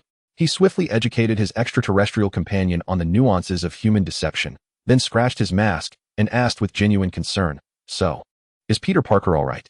"He's fine. Let's consider it luck." Black Cat waved her hand dismissively. "However, it's evident that you've become his role model." When confronted by armed robbers, he stood up like an inexperienced superhero, displaying commendable courage, only to find himself with a gun firmly pressed against his forehead the next moment. "My goodness," Peter exclaimed dramatically. Despite being present, the scenario sounded utterly perilous. "Indeed, it was very dangerous," Black Cat nodded, her tone tinged with the wisdom of experience. "Thus, I believe you should take the time to have a serious conversation with him, to explain how a hero can help others while minimizing their own exposure to absolute peril. Courage is vital, but wisdom and strategy are equally indispensable. Child." Peter discreetly stole a glance at Black Cat's youthful visage beneath her mask, silently musing whether it was necessary for her to position herself so maturely when she was likely of a similar age to the boy in question. "Little spider, wouldn't you agree?" Black Cat fixed her gaze on Peter, awaiting his response. Yes, you are absolutely right," Peter quickly nodded, aligning with her sentiments. "I will certainly find an opportunity to personally counsel him on how a competent superhero should act to both assist others and safeguard themselves." However, the moment he turned away, feigning to observe the surroundings, he murmured almost inaudibly, "But honestly, if one wishes to become a hero without any danger, the best course of action would be to refrain from being a hero altogether. All right, enough of the idle chatter. It's time to address serious matters." Black Cat's playful demeanor faded, her tone growing increasingly grave. She approached the edge of the rooftop, surveying the city below, which resembled a model. "I sought you out to formally propose a partnership." "Partnership?" Peter was taken aback. "Indeed." Black Cat turned to face him, her gaze sharp. "You are aware of the escape of gold and the ensuing chaos, correct?" "Of course, the newspapers and news broadcasts have been rampant with the story," Peter nodded. It was impossible to ignore such news. He escaped from prison, posing a tremendous threat to the entirety of New York City. The voice of Black Cat carried a chilling tone. His past crimes were beyond reproach, and now that he had returned, he would only escalate his malevolence. "Thus, I wish to extend an invitation to you to join me in confronting Kingpin." "Confronting Kingpin?" Peter pondered for a moment. Indeed, it was a matter he had been contemplating. Ever since he learned of Kingpin's escape, he had been particularly vigilant during his routine patrols, keenly aware of any potential clues regarding the criminal's whereabouts. "Well, I would be more than willing. That brute is undeniably dangerous." However, Peter shifted his tone, preemptively setting expectations. "You know, I can sometimes be quite busy and may not always be able to participate in team activities." This was the truth. He had to balance the duality of being Spider-Man and Peter Parker. Your mere affirmation suffices, little spider. A charming smile reappeared on Black Cat's face. Her genuine delight at Spider-Man's acquiescence evident. I believe we shall make a remarkable partnership. She playfully winked. Peter felt a twinge of confusion. First, the webslinger extended an invitation to collaborate on investigating the mechanized killer, and now Black Cat proposed joining forces against Kingpin. When had he, this insignificant bug in the pages of the Daily Bugle, become so popular? Boom. Just as Peter was internally lamenting, a thunderous roar, akin to that of a monstrous beast, erupted from a nearby neighborhood close to the Hudson River. Following this, thick plumes of black smoke ascended like a flag of death, starkly contrasting against the azure sky. Ha ha ha. Explosions are the epitome of art. At the entrance of the prison, Cassidy wore a sinister grin. Boss, we must leave. Creating such a commotion is bound to attract a multitude of meddlesome heroes on their way here. Fine, fine. How tedious. Let us depart. More innocents are in need of assistance. Peter and Black Cat's expressions changed simultaneously, the previous light-hearted atmosphere dissipating in an instant. The white mask locked onto the direction of the explosion. Without a moment's hesitation, he flicked his wrist, and with a whoosh, the web shot forth. Peter propelled himself like a black arrow released from a bowstring, racing toward the scene. Black Cat's response was equally swift. She elegantly leapt with efficiency, utilizing her grappling hook to follow closely behind, her dark figure tracing fluid arcs between the buildings. The explosion site was not far from them. With the speed of Spider-Man and Black Cat, they arrived in mere minutes. When Peter leaped down from a massive billboard and beheld the scene below, his heart sank. The site of the explosion was a large prison situated along the banks of the Hudson River.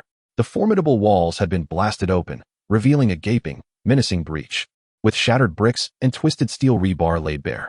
Worse still, a multitude of inmates clad in identical prison garb surged forth from the breach like a deluge, scattering onto the surrounding streets and inciting a frenzy of panic and chaos. The shrill wail of police sirens echoed from all directions. Yet it was evident that the law enforcement's efforts were momentarily insufficient to regain control of the situation. Peter, beneath his mask, furrowed his brow, realizing that they had truly stirred a hornet's nest. Chapter 47. It appeared that today, the officers of New York would be exceedingly busy, likely without a moment to spare for a cup of coffee. The Black Cat, swiftly joining him, landed by his side, her tone laced with her characteristic jest. Oh, Black Cat, do you speak with sincerity? Peter felt a twinge of offense. Surely they, the volunteer officers, would bear the brunt of the chaos. However, this was neither the time nor place for dispute. Scanning the scene, Peter quickly assessed the urgency of the situation. He must immediately prevent further escape of the prisoners. Black Cat, it is imperative we seal the breach first, he commanded tersely, dashing forth like a bolt of lightning. Peter moved like a shadow, racing along the prison's outer wall, his wrist flicking rapidly as strands of exceptionally adhesive webbing shot forth with the precision of ammunition. These strands swiftly intertwined at the gaping maw of the explosion, forming resilient webs that effectively slowed the tide of escaping inmates. Spider-Man! The shout rang out. In black attire. Has he changed his costume? One prisoner spat with contempt. What does it matter what color? That damn pest, it's him again. I wish I could yank his brain out and flush it down the toilet. Step aside. Don't block my path. Various hostile and irate shouts erupted from the crowd, with some familiar faces harboring a deep-seated animosity toward Spider-Man. As Peter reinforced the webbing barricade, he seized the moment to deliver his signature banter. Hey, to the gentleman contemplating my brain, thank you for offering your flushing services. But my mind is functioning well at present. No extra cleaning required. Perhaps you should reserve it for your own use. Earlier, he had lamented that New York's criminals were hiding. Yet in a blink, he found himself entrenched in their lair. Life is indeed unpredictable. Seizing the opportunity amidst the chaos and the police's attention drawn to the main breach, Peter, well acquainted with the terrain, located a relatively concealed vantage point from which he could oversee the majority of the tumultuous scene. He quickly instructed Venom to retrieve the camera, then meticulously secured it with webbing in the shadows of a billboard support, adjusting the angle to capture the striking visuals of Venom's symbiotic suit. However, just as Peter departed from the camera's position, a darker silhouette, even more silent than he, alighted beside it like an authentic feline. The Black Cat regarded the cleverly positioned camera, its lens trained on the chaotic battleground below. She extended her gloved hand, gently caressing her smooth, pale chin. With a meaningful sigh, she allowed a subtle smile to grace her lips. Behold the little spider, concealing an intriguing surprise, a camera. How delightful! The Black Cat tilted her head, pondering for a moment, a cunning and enchanting smile gracing her face. She refrained from hastily seizing the camera, choosing instead to respect the little arachnid's secret. Rather, she resolved to play along, assisting in the capture of the fugitives in the vicinity while awaiting the opportunity to present the industrious spider with an unexpected surprise. Unbeknownst to Peter, the revelation of the camera loomed nearby. At that moment, he was engrossed in confronting the escaped convicts, striving to cultivate an aura of violence and darkness to complement his venom suit. "Damn pests! Stay away from me!" exclaimed a burly criminal who had just vaulted over the outer barrier, clutching a small dagger of unknown origin. As he beheld the demon-like figure of Spider-Man descending before him, he stumbled backward uncontrollably, tremblingly brandishing the dagger in an attempt to ward off the approaching threat. "Hey there, buddy. You can't even handle the free accommodations. The outside world surely won't suit you." Peter's voice emanated from beneath the mask, laced with a calculated chill. "That little toy in your hand is quite adorable. Mind if I take a look?" With that, he flicked his wrist slightly. Whoosh! A strand of webbing shot forth with astonishing speed, striking the blade and yanking it from the convict's grasp, sending it crashing against the adjacent wall. Peter tilted his head, inching closer. "I hope you frequented roller coasters and drop towers before your incarceration, or I must express concern for your heart. And let us hope you're not acrophobic." Confronted by this bizarre yet imposing verbal onslaught, and observing the figure before him clad in what resembled a supervillain's garb, a profound sense of foreboding enveloped the hulking criminal. His throat tightened as he swallowed nervously, gripped by fear. "Venom," Peter silently called out to his partner. "Hey, buddy, do you want to try your hand at being a hero too? You know, the kind that takes down the bad guys." "Can I?" Venom's consciousness responded, tinged with skepticism and inexplicable excitement. "Of course. Do you see that criminal before you, eager to flee and endangering society? As a champion of justice, what would you do?" A friendly reminder. Devouring heads is absolutely off the table. What are you doing? I warn you, don't come any closer. Violence is against the law." The convict stammered, gripped by terror as he gazed at the towering figure of Spider-Man, whose presence loomed ever larger. However, before he could finish his protest, a shadow darted past him, and an irresistible, overwhelming force suddenly bore down upon his shoulder. He soared into the air like a stone hurled from a great height, his feet leaving the ground in an instant, shooting vertically towards the heavens at a terrifying velocity. The intense sensation of weightlessness and the violent rush of air robbed him of rational thought, leaving only instinctual howls. He was airborne. Chapter 48. The overexcited Venom appeared to be experiencing this act of propulsion for the first time, exhibiting an exuberance that bordered on excessive. Peter shielded his eyes with his palm, gazing upwards at the prisoner who had momentarily transformed into a mere speck in the sky. "Wow, buddy," he mused helplessly within his mind, addressing Venom. "You might have wielded your strength a tad too forcefully. Isn't he flying a bit too high? Surely.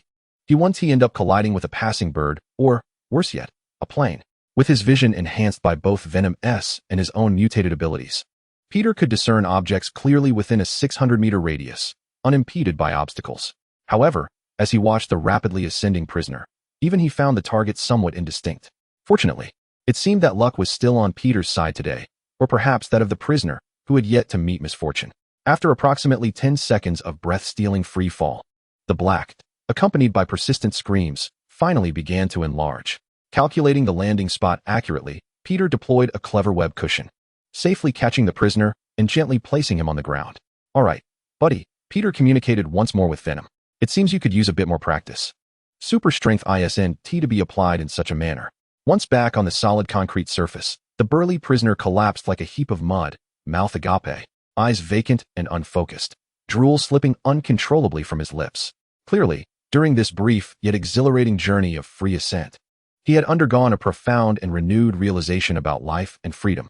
"Apologies, perhaps we should temper our force just a tad next time," Peter said as he squatted down, kindly closing the prisoner's gaping mouth before securely fastening him to the adjacent wall with webbing, ensuring he could not escape. In a similar fashion, Peter swiftly subdued the other 3 prisoners attempting to flee from different directions. His movements were swift and decisive, his dark silhouette flitting through the chaotic streets and the periphery of the prison, each appearance marked by the departure of yet another prisoner. However, the number of escaped prisoners was alarmingly high and widely dispersed. Despite Peter's efforts, along with the covert assistance of Black Cat, some cunning or fortunate individuals managed to breach the blockade, fleeing further into the streets and inciting greater disorder and panic. Seeing that the situation nearby was being contained by the police, Peter decided to shift the battlefield while also retrieving his beloved camera. Upon his return to the concealed billboard stand, The black cat, reminiscent of a mischievous feline reveling in its prank, sprang forth from the shadows, positioning herself directly in his path. The little spider elongated her tone, a sly and enchanting smile gracing her face. Now what shall we do? I have uncovered someone's little secret. Peter instantly froze, his camera suspended mid-action, and instinctively executed an awkward scratch of his head. This was indeed a most unfortunate predicament. His flustered demeanor elicited a series of melodic laughs from the black cat, who could scarcely contain her delight. Ha ha! Who would have thought that the illustrious and omnipotent Spider-Man would find himself in such an embarrassing situation? How utterly adorable. Once she had amused herself sufficiently. She straightened up and waved her hand. All right, no more teasing. You caught me earlier, and now I've discovered your little secret. We are even. She blew a tantalizing kiss in Peter's direction before gracefully leaping to the edge of the rooftop. I have a few matters to attend to, so I won't delay you in your pursuit of the fleeing prisoner. The black cat glanced back at Peter, winking. Don't worry, I shall keep this to myself. It is our little secret. With that, she leapt away, her dark figure swiftly vanishing amidst the intricate maze of buildings. Peter gazed in the direction of the black cat's disappearance, silently stowing away his camera, yet inwardly shaking his head. He was uncertain whether her notion of a secret merely referred to her observation of him taking photographs, or if, with her keen powers of deduction and observation, she had surmised his true identity as Peter Parker, though he felt the latter possibility was relatively slim, as it would require a more substantial chain of evidence. He dared not underestimate the clever and cunning black cat. After all, a woman's thoughts, particularly those of a complex and quick-witted woman like Felicia Hardy, often possess a nuance and acuity far surpassing that of men. The straightforward reasoning of a scientist like Dr. Connors could hardly be deemed representative of the general populace's average intellect. Saving lives takes precedence. Peter shook his head, momentarily suppressing the tumultuous thoughts. He cast a glance at the police force below, which had completed its initial assembly and was expanding the perimeter. Taking a deep breath, he shot forth a web line, once again transforming into the dark specter of the city, pursuing the direction in which the prisoner had fled. Chapter 49. A reunion with Dylan. On the streets surrounding the prison, the wailing sirens formed an invisible net, enveloping every citizen's heart and instilling a sense of oppression and fear. Police cars, urgently dispatched from the nearby precinct, sealed off every major intersection, while officers coordinated their efforts, establishing a formidable barrier to thwart the prisoner's escape. Sheriff George Stacy, having just concluded another grueling gang-related incident in a different jurisdiction, hastened to the eye of this more chaotic storm. He descended from the police vehicle, his gaze swiftly surveying the chaotic scene before him. His eyes were met with shattered walls, billowing black smoke, and his colleagues striving to maintain order while apprehending the fugitives, alongside the scattered bodies lying haphazardly. What on earth has transpired? Sheriff George's voice was laced with a suppressed fury as he seized a prison guard, whose face was smeared with ash and whose uniform was tattered, directing him towards the prison wall, which appeared as though it had been ravaged by a monstrous beast. Where did these inmates procure such formidable firepower? This resembles a meticulously orchestrated assault. The trembling guard, still in shock, gulped down a mouthful of dust-laden saliva, stammering, I do not know, Sheriff. Everything unfolded so rapidly. There was a sudden and violent explosion within the prison. Then, a large group of armed gang members rushed out, well-trained and firing indiscriminately at us. We were caught completely off guard. He gasped for breath, a flicker of relief and dread crossing his face. Thankfully, Spider-Man arrived just in time. He managed to block the largest breach and subdued many of the escapees. Otherwise, the situation could have been exponentially worse. Spider-Man. Sheriff George's brow furrowed deeper. The name was akin to a harbinger of death, always appearing with uncanny precision at every crime scene. What connection does he have with this? He inhaled deeply, forcing himself to regain composure. Drawing upon past experience, he recognized that now was not the moment to dwell on the explosion's cause or Spider-Man's involvement. The immediate priority was to control the situation, to apprehend the fleeing threats as swiftly as possible, thereby minimizing public risk. As for the truth, once order was restored, and the undamaged surveillance footage reviewed, it would undoubtedly come to light. You and you all. Sheriff George swiftly pivoted, issuing a clear and decisive command to the armed officers accompanying him.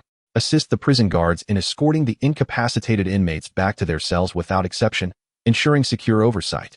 The others shall form a pursuit team, fanning outwards to prioritize the capture of armed or highly dangerous fugitives. Move swiftly. Yes, Sheriff, the officers responded in unison, dividing into two groups to efficiently execute the orders. Sheriff George remained rooted in place, his somber gaze fixated on the section of wall utterly obliterated by the explosion, particularly the vast breach cloaked in a dark net. He raised a hand, vigorously massaging his throbbing temples, as a profound sense of helplessness and anger surged within him. In a mere morning, just one morning, New York City had witnessed two shocking mass prison breaks, delivering a resounding slap to the face of every police officer in the city. This was a blatant proclamation to all of America. Behold, the police system in New York is utterly inept, incapable of safeguarding even the most fundamental prison security. Move. Take me back, I beg you.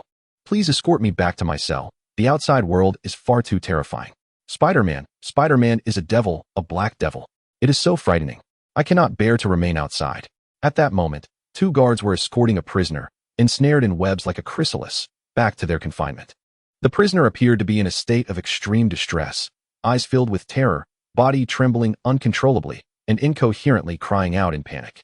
Sheriff George felt a stir of concern. He raised his hand to signal the team to pause and approached the prisoner, scrutinizing their mental state. Then, he turned to the tall guard escorting the prisoner and casually inquired, "These inmates keep exclaiming how terrifying Spider-Man is. What has he done to them? Has he inflicted any unnecessary harm?" The tall guard's expression shifted slightly.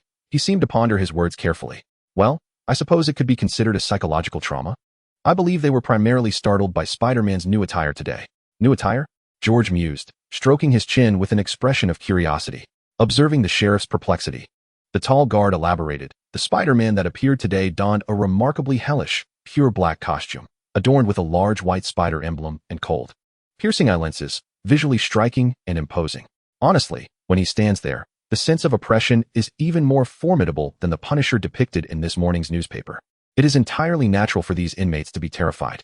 After the guard finished speaking, he and his companion continued escorting the prisoner towards the prison, muttering under his breath, "I truly hope our city could have more heroes like the Punisher and Spider-Man. At least they dare to take action and can get things done." The names Punisher and Spider-Man left a profound impression on Sheriff George. His views on these vigilantes, who operate outside the legal framework, were complex and contradictory.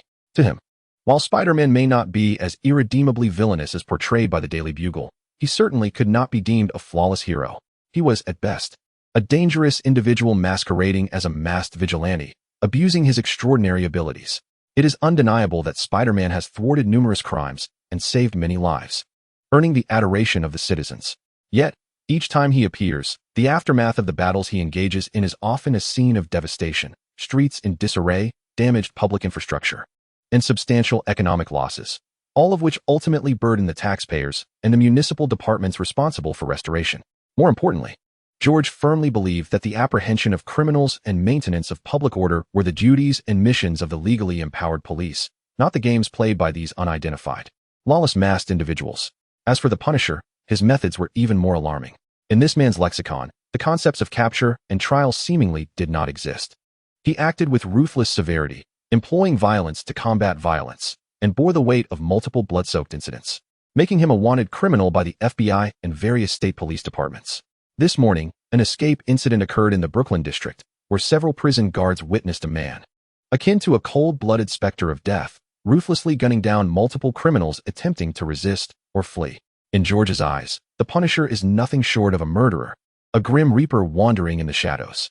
Only the media, driven by an insatiable thirst for attention and ratings, would audaciously label such a lawless butcher as a hero.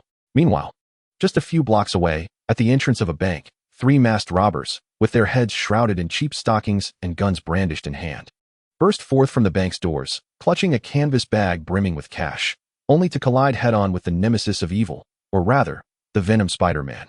Black webs, akin to precisely guided ropes, swiftly struck their firearms and the bags of money, yanking them away with an immense adhesive force. Moments later, additional strands of webbing shot forth, coiling around their bodies like serpents, binding them into three immobile parcels, rigidly collapsing onto the steps of the bank entrance. "Hey there, fellas," came Peter's voice through the mask, laced with a hint of deliberate mockery. "Though you've thoughtfully concealed your faces and donned new attire, I believe I haven't mistaken your identities, have I? You are the recent escapees from the Riverside prison, correct?" He paused, gracefully leaping down from a billboard to stand before the trio, his imposing black figure casting a palpable sense of pressure. "However, did you forget to fill out a withdrawal slip before making your withdrawal? That's simply one to do. It became evident that chaos indeed serves as the most fertile breeding ground for malevolence. When the fabric of urban order frays, the desires, usually restrained by law and morality, break free from their shackles. Individuals who might typically abide by the rules, upon witnessing the tumult of the streets and the impotence of law enforcement, find their inner demons stirring, instantaneously transforming into daring bank robbers. After all, this is the America where freedom reigns every day, isn't it? Peter tilted his head. Just as he was about to contact the authorities to wrap things up, a sharp pain pierced the nape of his neck. It was his spider sense. Wait, my spider sense is tingling again, Peter muttered to himself, his white eye mask immediately shifting towards the source of the sensation. Let me see who dares to play such a perilous game of taunting spiders in my territory. He moved like a streak of black lightning, his wrist shooting out webs as he elegantly swung between the skyscrapers and the streets, eventually landing with the precision of a swallow at a subway entrance across a distant street. The scene before him revealed the answer, a man in an ill-fitting old coat, whose appearance was unmistakably sinister, was in the midst of committing a crime. He tightly gripped the neck of an innocent civilian with one hand, while the other clutched an antiquated Colt revolver, attempting to coerce his captive as he retreated step by step toward the dimly lit subway entrance. Peter's position inadvertently blocked his sole escape route. The buzz-cut man's pupils constricted in alarm at the sudden appearance of the dark Spider-Man, his emotions escalating into a frenzy of agitation. You wretched spider, get lost. Do you hear me? One more step forward, and I'll blow this unfortunate soul's brains out. He screamed hysterically, aiming the gun at the hostage's temple. Hey, calm down, buddy, stay calm. Peter's voice, filtered through his mask, sought to convey tranquility. I merely wish to have a chat with you, to understand the situation. Look, the weather is quite pleasant. Why resort to violence?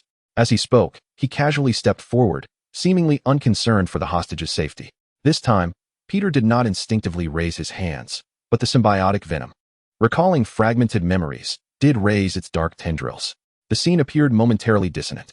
Buddy, put that away. No need to raise your hands this time, Peter communicated swiftly, prompting Venom to retract its appendages in confusion. The startled buzz-cut man, visibly agitated, exclaimed, You're not Spider-Man. What kind of monster are you? I am indeed Spider-Man. No imposter here. My earlier companion merely had different intentions, Peter replied. By the way, have you ever played a thrilling game called Russian roulette? It's the ultimate test of courage and luck. Lately, I've taken a liking to a variant of it that I call, I bet there are no bullets in your gun. As he spoke, his right hand gestured lightly toward the hostage, or rather, Dylan, in a friendly salutation. Mr. Dylan, do not be afraid. Do not worry. I am here. Indeed. This unfortunate soul was Max Dillon, the electrical engineer whom Peter had assisted in retrieving engineering plans, and he had vowed to recognize him at their next encounter. Chapter 50. The Punisher approaches. What nonsense are you spouting? I can't understand you, but it seems you know this unfortunate fellow. Despite the fear bubbling within, the buzz-cut man maintained a facade of confidence, emboldened by having a hostage. Whoever you are, I'll say it again, stop. Do not take another step, or I will truly pull the trigger. At that moment, Peter's voice rose sharply, imbued with an undeniable authority. That antiquated Colt revolver has a meager capacity of only 6 rounds, and I have been watching you closely. I can assure you with absolute certainty that all 6 bullets in your chamber have already been fired. Max, trust me, you need not fear him. You can resist. You have the strength to break free. Peter asserted with unwavering conviction, even convincing the gun-wielding buzz-cut man. Although this confidence hinged on his ignorance of the bullet's true count, it is evident that, as a fugitive, such an act would be implausible. Max Dillon, a young engineer who once felt powerless due to fear, was suddenly jolted upon hearing Spider-Man's words. A fervent admirer of the hero, after a serendipitous encounter the previous day, he rushed home to purchase a multitude of Spider-Man posters and even discreetly ordered a replica of the iconic suit. In his heart, Spider-Man represented the beacon that dispelled darkness, a symbol of absolute justice and unwavering reliability. He fixated on the white lenses of Spider-Man's mask, though the gaze behind them was obscured. He could sense the faith and encouragement radiating from the hero. It was as if a delusion had taken root in his mind, making him feel as though Spider-Man were gazing directly at him. He could not deceive me, Dylan fervently declared in his mind, as an unprecedented surge of courage coursed through him like electricity, banishing all fear. I trust him. Spider-Man would never be wrong. Inspired by his idol, Max Dillon's eyes transformed with newfound determination. The crew-cut man, feeling the sudden surge of resistance emanating from Dillon's arm, could scarcely believe his eyes. In a fit of rage, he bellowed, pressing the gun more forcefully against Dillon's temple in an attempt to compel him into submission. Are you out of your mind? He is deceiving you. My gun is certainly loaded with genuine bullets. Impossible, Dylan's voice, though distorted by the pressure, held an unwavering conviction, resonating with an almost reverent fervor. Spider-Man could never deceive me. I believe in him. What a brainwashed fool. The crew-cut man was utterly infuriated, as a desperate outlaw. He could not tolerate the presence of a simpleton. Sensing Dylan's resistance intensifying, nearly breaking free from his grasp, murderous intent swiftly eclipsed reason. Fine. If you seek death, I shall grant it. His eyes glinted with malice, devoid of hesitation, as his finger violently squeezed the trigger. The sharp click of the hammer striking echoed ominously in the taut atmosphere, yet the anticipated sound of gunfire and the splatter of blood never materialized. The bullet had misfired. The crew-cut man froze, his face a portrait of incredulity and confusion. In that fateful moment of his bewilderment, Max Dillon seized the once-in-a-lifetime opportunity. Fueled by unwavering trust in Spider-Man, he unleashed all his strength, breaking free from his constraints. In a swift motion, he delivered a powerful elbow strike to the crew-cut man's face. A sickening crack echoed as his nose shattered, accompanied by the spurt of blood, heralding the triumph of resistance. I did it, Spider-Man. Did you see that? I did it. Dillon, liberated from his bonds, turned with exhilaration to Peter, his face radiant with newfound confidence. I saw it.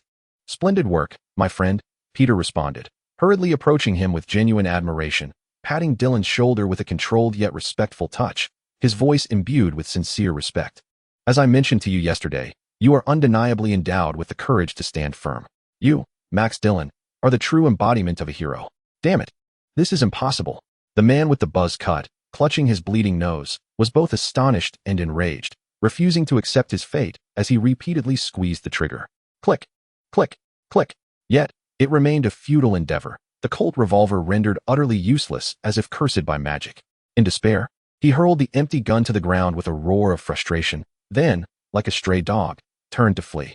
Hey, buddy, Peter appeared like a specter, blocking his path with a swift stride, his imposing black silhouette casting an oppressive shadow. You intend to slip away without even a word of farewell. Such behavior is hardly befitting of a good citizen. Confronted at close range by the terror of the dark, abyss-like spider suit, and feeling the cold scrutiny emanating from the wide-eye lenses, the man's final defenses crumbled. His legs weakened, and with a thud, he collapsed to the ground. His face etched with sheer terror, hands flailing as he incoherently pleaded, "Don't come closer. I beg you. Demon, I know it's you. Don't come closer." Indeed, it was he who had rendered the bullets ineffective with his telekinesis, an accurate guess, yet there would be no reward. Peter shrugged helplessly, preparing to shoot a web to conclude this farce and leave the man to the police. However, in that very instant, a far more intense and piercing alarm surged through him, like a high-voltage current coursing through his veins. The spider sense screamed with unprecedented urgency. Danger! Extreme danger! Peter reacted instinctively, his core muscles tensing as he leaped sideways with the agility of a cheetah. In the very moment, he vacated his previous position. Whoosh! A specially designed, spiraled bullet tore through the air, shrieking with death as it accurately pierced the spot where he had just stood. The bullet embedded deep into the cement, creating a small crater and revealing its terrifying power. Peter landed gracefully, regaining his stance, and his white-eye lenses swiftly locked onto the source of the bullet. Across the street, a heavily modified van had quietly come to a halt, its doors swinging open to reveal a tall, muscular man stepping out. Dressed in a distinctive black leather trench coat, the large white skull emblem on his chest gleamed menacingly under the sunlight. In his hands, he wielded an exaggerated, aesthetically violent, large-caliber sniper rifle, smoke curling from its muzzle. Frank Castle, or rather, the Punisher. His face, as hard as rock, was etched with cold resolve, and his eyes, sharp as an eagle's gaze, were firmly fixed on Peter. The dark creature kept its distance from the unfortunate man. The Punisher casually slung his sniper rifle over his shoulder, while his other hand rested on a controller at his waist. He fixed a menacing gaze upon Peter, as if regarding an obstacle that needed to be eliminated. "I shall never permit a scoundrel like you to harm any innocent soul." Peter sighed beneath his mask, realizing that this day would inevitably come. The sleek black suit, while visually striking, too easily led to misconceptions, casting him into the realm of supervillains. Yet, he never anticipated that the first to confront him would be this brutish figure, donned in a headband, consumed by a fervent desire for vigilante justice. As his thoughts concluded, Peter noted that the Punisher had expertly activated the controller in his hand. The armored panels atop the modified vehicle swiftly slid open, revealing a launch pad gleaming ominously with metallic sheen. In mere moments, two military-green miniature missiles were primed, their rear nozzles pulsating with a dangerous red light. The target distinctly indicated his vicinity, and the spider sense blared a frantic alert. Hey, hey, hey, calm down, Frank, I'm one of the good guys.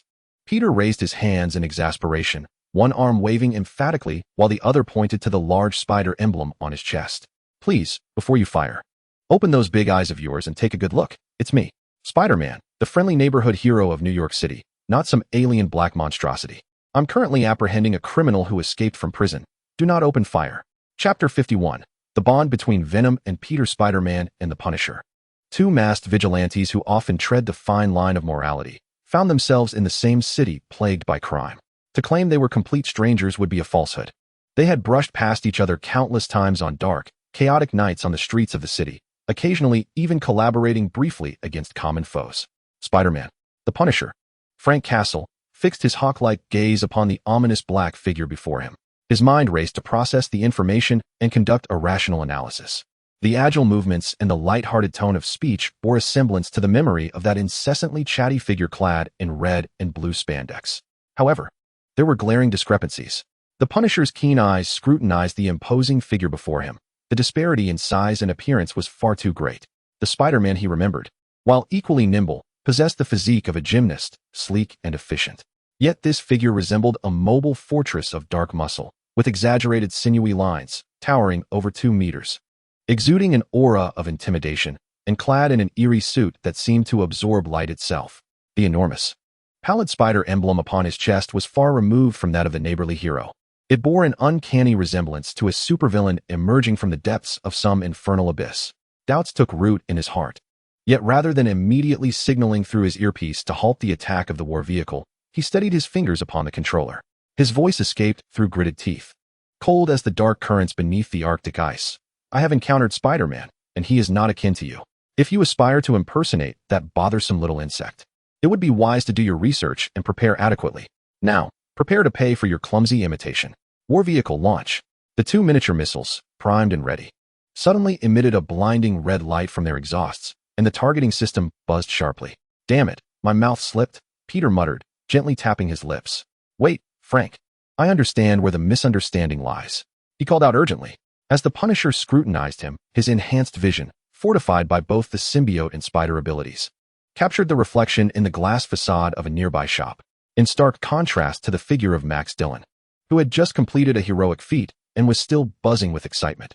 A chilling realization washed over him like cold water. He discovered that, unbeknownst to him, he had undergone a startling transformation. His height had surged dramatically. Once donning his homemade spider suit, he stood at approximately 185 meters, appearing fit and agile. Yet, the shadowy figure in the mirror now towered over 2 meters, his physique grotesquely muscular, exuding an exaggerated sense of violent aesthetics. He resembled a gargantuan Venom, a fusion of Eddie Brock and the symbiote, possessing a formidable build akin to that of a brawny bear. This instantaneously clarified why the Punisher had mistaken him for some unknown terrifying creature. Having been engrossed in apprehending fugitives, he had entirely overlooked the astonishing changes in his own appearance. You are the Punisher, I know you. You are a street hero who combats criminals. I've seen you on the news. Meanwhile, Max Dillon, still riding the adrenaline high, stepped forward without hesitation, arms outstretched, positioning himself between Spider-Man and the Punisher. Though his legs trembled slightly at the prospect of facing missiles, his voice remained resolute.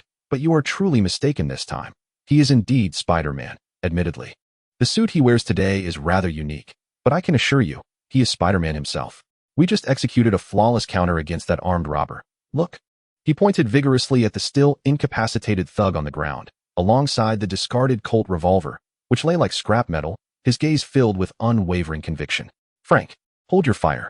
Concurrently, the Punisher's earpiece crackled with the urgent voice of his old partner, the tech support expert, Chip.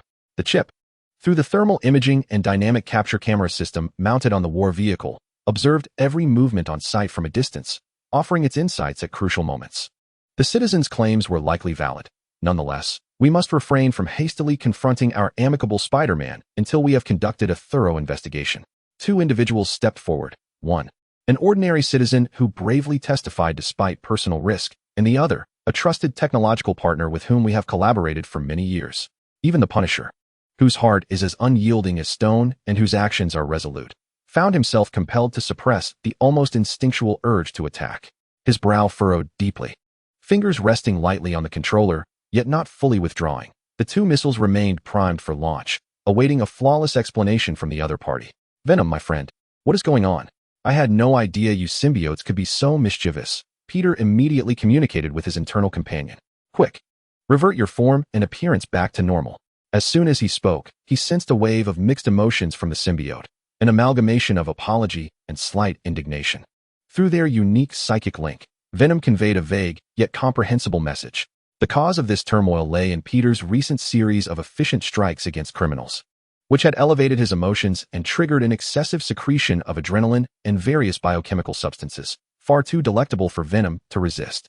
For a symbiote that had drifted through the cosmos for countless ages, suddenly arriving at such a high-energy biological reactor as Peter and indulging in such a lavish energy feast was utterly exhilarating. This overwhelming sense of satisfaction and joy from merging with an ideal host led Venom to instinctively expand its form, resulting in Spider-Man's physique becoming uncontrollably inflated. Upon realizing the truth, Peter couldn't help but cover his forehead, a mix of laughter and exasperation welling up within him. After all this time, this exaggerated transformation was partly his doing. The nourishment he provided had been so abundant that it had caused his extraterrestrial roommate to become a tad overzealous. "All right, just remember to file a report next time, buddy," Peter relayed with mild resignation. "This kind of surprise is sufficient for one occasion. I certainly do not wish to be mistaken for a mutated gorilla escaping from a lab every time I thwart crime." With the misunderstanding clarified, Venom promptly responded. The black symbiote enveloping Peter's form began to flow like an active liquid, contracting and adjusting. The exaggerated, brutish muscle contours gradually refined and smoothed, and his inflated height returned to the normal size of a spider. In the blink of an eye, the nightmarish black muscle behemoth vanished, replaced by a Spider-Man clad in pure black attire, whose physique had now returned to its rightful form. Beneath the battle attire, the muscular contours remained distinct and exuded a sense of power. However, this embodied the elegance of a premier athlete, supplanting the previously menacing aura of brute force. Observing his return to a normal physique, Peter exhaled a sigh of relief and, with an air of awkward resignation, addressed the ever-vigilant Punisher. "Hey, did you see that? My apologies, it seems my new suit encountered a minor technical glitch. You know, a novice like me is just beginning to navigate this complex and exhilarating world, and I might be a bit out of my depth. We must understand, right? The current Spider-Man, aside from the transformation of his suit from its iconic red and blue to a stark matte black, with the chest emblem evolving into a prominent white spider, had adopted a physique and demeanor that closely mirrored the image etched in the Punisher's memory." The Punisher's icy gaze scrutinized Peter for a full 5 seconds before he finally retracted his finger from the missile launch control. In a low, somber tone, he issued a command to the concealed microphone nestled beneath his collar. "War record file, number 18234, key and signal, abort missile launch sequence." Recognizing the situation as a misunderstanding, the Punisher did not spare Spider-Man another glance nor utter any polite phrases such as apologies or warnings for the future. He pivoted decisively, striding with heavy, resolute footsteps toward his vehicle, which resembled a mobile armory. However, Peter Parker was not one to eschew human interaction. Witnessing the crisis averted, he felt compelled to greet his erstwhile ally. "Hey, Frank, wait up." Peter engaged his legs with a slight exertion, executing an elegant front flip to land gracefully beside the Punisher, who was preparing to enter his vehicle. As if admiring a work of art, Peter scrutinized the Punisher's exaggeratedly designed, large-caliber sniper rifle, alongside the vehicle that radiated a brutal industrial aesthetic. "Honestly, man, that piece you have is impressive. Just look at the lines, the texture, and those hefty components on your vehicle. Wow. The last time I saw you was about 6 months ago at the Brooklyn docks. And you certainly didn't showcase such formidable firepower then. Your current ensemble is far cooler than that vampire hunter who wields dual blades." At this juncture, he hesitated, as the harrowing brush with danger replayed in his mind, prompting a slight grimace. "But he had a bit more humanity, you know? Just a moment ago, I was almost taken out by you. What a close call." In the next instant, Peter's words were abruptly silenced, as a powerful hand, akin to a vice, seized the fabric of his suit at the neck with astonishing swiftness. The Punisher, having turned once more, bore an expression devoid of any discernible emotion. Has anyone ever conveyed to you that his voice resonates with a deep timbre, yet each word carries an unsettling sense of oppression? In truth, your incessant prattle, which you mistakenly perceive as humor, proves to be quite irksome. His gaze is cold and merciless, as if scrutinizing an inanimate object. However, the Punisher has underestimated the bond between Venom and Peter. In the next moment, sensing that its host is in peril, the Venom suit activated its automatic defense mechanism. Two enormous hands, formed from a flowing black substance, seized the collar of the Punisher's leather coat with a speed that surpassed the limits of human perception. The Punisher could only emit a brief gasp of astonishment as his robust frame, weighing over 100 kilograms, was effortlessly lifted from the ground like a mere rag doll. More of the black substance rapidly coalesced above Peter's head, morphing and solidifying into a gigantic, grotesque black skull. The visage opened a gaping maw, revealing 2 rows of razor-sharp, pallid fangs, while a crimson tongue extended, nearly reaching the Punisher's face. A deep, savage voice echoed as if emanating from the abyss. "Dare you touch him? Do you believe I want to devour your head? I shall crush the bones to dust." This sudden assault completely surpassed the Punisher's expectations. His feet left the ground, and his breath became labored as the collar was tightly gripped, finally revealing a clear shift in his typically impassive expression. There was a fury born of being throttled, astonishment at the unknown force, an unexpected realization of the situation spiraling out of control, and a profound bewilderment at this incomprehensible entity. Almost instinctively, despite being restrained, he valiantly raised his sniper rifle, aiming the barrel at the monstrous black skull mere inches away, in a desperate attempt at self-preservation. Frank, hold on. The Chip, ever vigilant of the situation, was equally taken aback by this rapid turn of events. However, his extensive experience quickly transitioned him into combat support mode, and I promptly issued commands to the armored vehicle to activate close-range defense protocols. Witnessing the atmosphere shift from awkwardness to a life-and-death confrontation, completely unanticipated was Venom's fierce protection of its host. Peter quickly interjected to mediate. Hey, stop. Everyone halt. Let him go. You've got it wrong. Frank is my friend. He was just joking with me. It's a misunderstanding. Please release him." Venom's enormous black skull abruptly turned toward Peter, the ferocity in its white eyes momentarily replaced by a glimmer of confusion. It seemed unable to comprehend why its host would impede its annihilation of this hostile and threatening target. "He is attacking you." Venom's consciousness communicated with a straightforward logic. "That is merely a different form of greeting, peculiar to human males. Though somewhat rough, he is not an enemy. Release him." Venom tilted its enormous head, seemingly processing the newly received information. Moments later, a sinister grin returned to its grotesque visage, radiating an innocent charm. Chapter 52. Frank could never be Spider-Man. "All right. I'll heed your words," Venom replied, promptly using its massive black arms to carefully lower the Punisher back to the ground. As its smile faded, it swiftly receded like a receding tide, merging back into the black suit adorning Peter, as if it had never existed. Within a secure room cluttered with various electronic components and precision laboratory instruments, a Chip, transmitting high-definition footage from the armored vehicle, witnessed the entire event unfold and let out a long sigh of relief. "Thank heavens." The Chip, still shaken, inquired of the Punisher, "Frank, are you all right?" That dark entity appeared formidable. Its reflexes and strength were extraordinary. The Punisher's thoughts mirrored those of the Chip. As soon as his feet reconnected with the ground, an instinctual reaction compelled him to retreat several large steps, establishing what he deemed a safe tactical distance from Spider-Man. He raised his large-caliber sniper rifle once more, its muzzle trained unwaveringly on Spider-Man, his eyes filled with vigilance and coldness, his nerves taut, not daring to relax for even a moment. The harrowing sensation of facing the abyss still lingered at the periphery of his nerves. "Take it easy, buddy, take it easy." Peter quickly raised his hands in a gesture of peace, his tone rife with helplessness and apology. "I've already mentioned that my new friend is somewhat out of its element, or rather, still in the adjustment phase. It's rather sensitive, and your earlier movement may have inadvertently triggered its automatic defense mechanism." He paused, then continued in a more relaxed tone. "Fortunately, I established some ground rules in advance. The most crucial being that it must never engage in the grotesque act of consuming human brains. Otherwise, your strategically astute brain might have just said goodbye to me a moment ago." After speaking, Peter shook his head, pondering what he could do in such a situation. Venom's primal instinct was evidently to protect its host. That much was indisputable, yet its methods and understanding remained at a rather rudimentary stage. This inexplicably reminded him of his early days as Spider-Man, that naive period when good intentions often led to unintended consequences. "Frank." The Chip's voice echoed once more in the Punisher's ears. "I've reanalyzed that creature.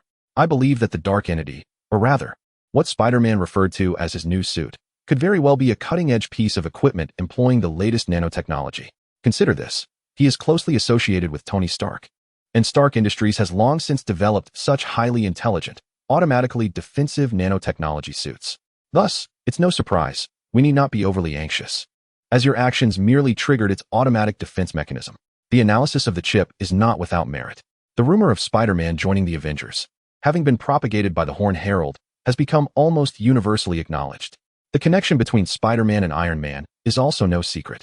Previously, Tony Stark personally showcased the astonishing applications of nanotechnology at several tech expos and Stark Industries press conferences. Related videos and materials are readily available online. Explaining the earlier scenario as a response from a highly advanced swarm of nanobots is entirely logical. But is the nanotechnology suit truly as described? The Punisher scrutinized Spider-Man, harboring lingering doubts. The oppressive sensation he experienced when confronting that entity felt far too primal to be attributed to mere cold machinery.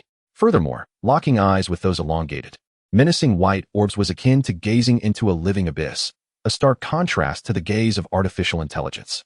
Nonetheless, the chip's analysis possesses a degree of reason and internal consistency.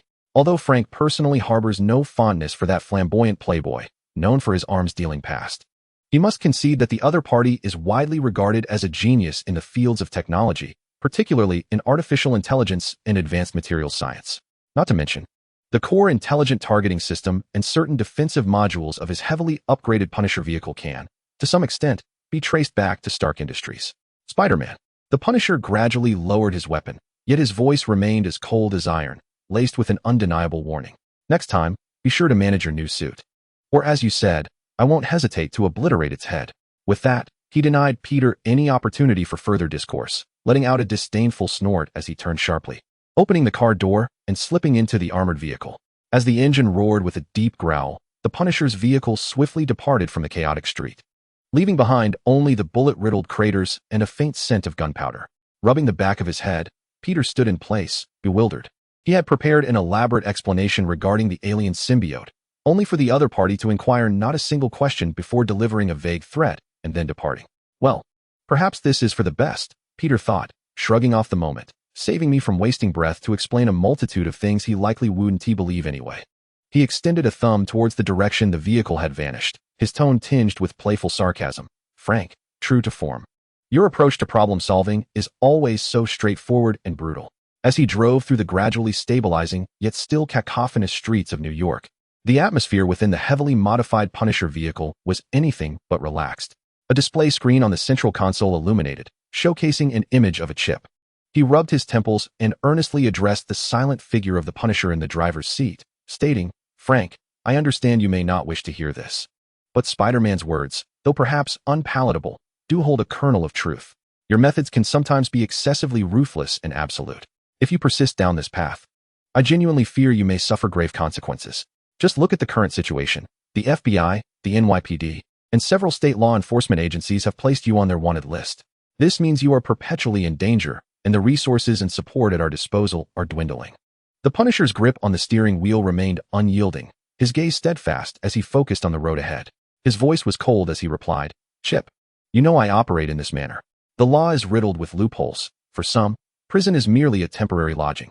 I will not afford those scoundrels the opportunity to hire lawyers, to argue their cases, to exploit legal procedures for delay, only to languish comfortably in prison for a few years, and then return to their wicked ways, inflicting further harm on the innocent. In his mind, he was haunted by the indelible images of that blood-stained afternoon, seared into his very soul, compelling him to adopt a heartless and unyielding stance. I know what that past signifies for you. Chip's voice softened, imbued with profound resignation and sorrow. However, Frank, the flames of vengeance burn too fiercely and will ultimately consume you. Perhaps you should take a page from Spider-Man's book, learning how he manages to gain the understanding, support, and even adoration of the majority of citizens while punishing wrongdoers. I dread the day when you find yourself incarcerated, not by those gangsters, but by the police. Speaking of Spider-Man, even Chip, the rational technical expert, could not help but commend him further. And have you noticed, Frank?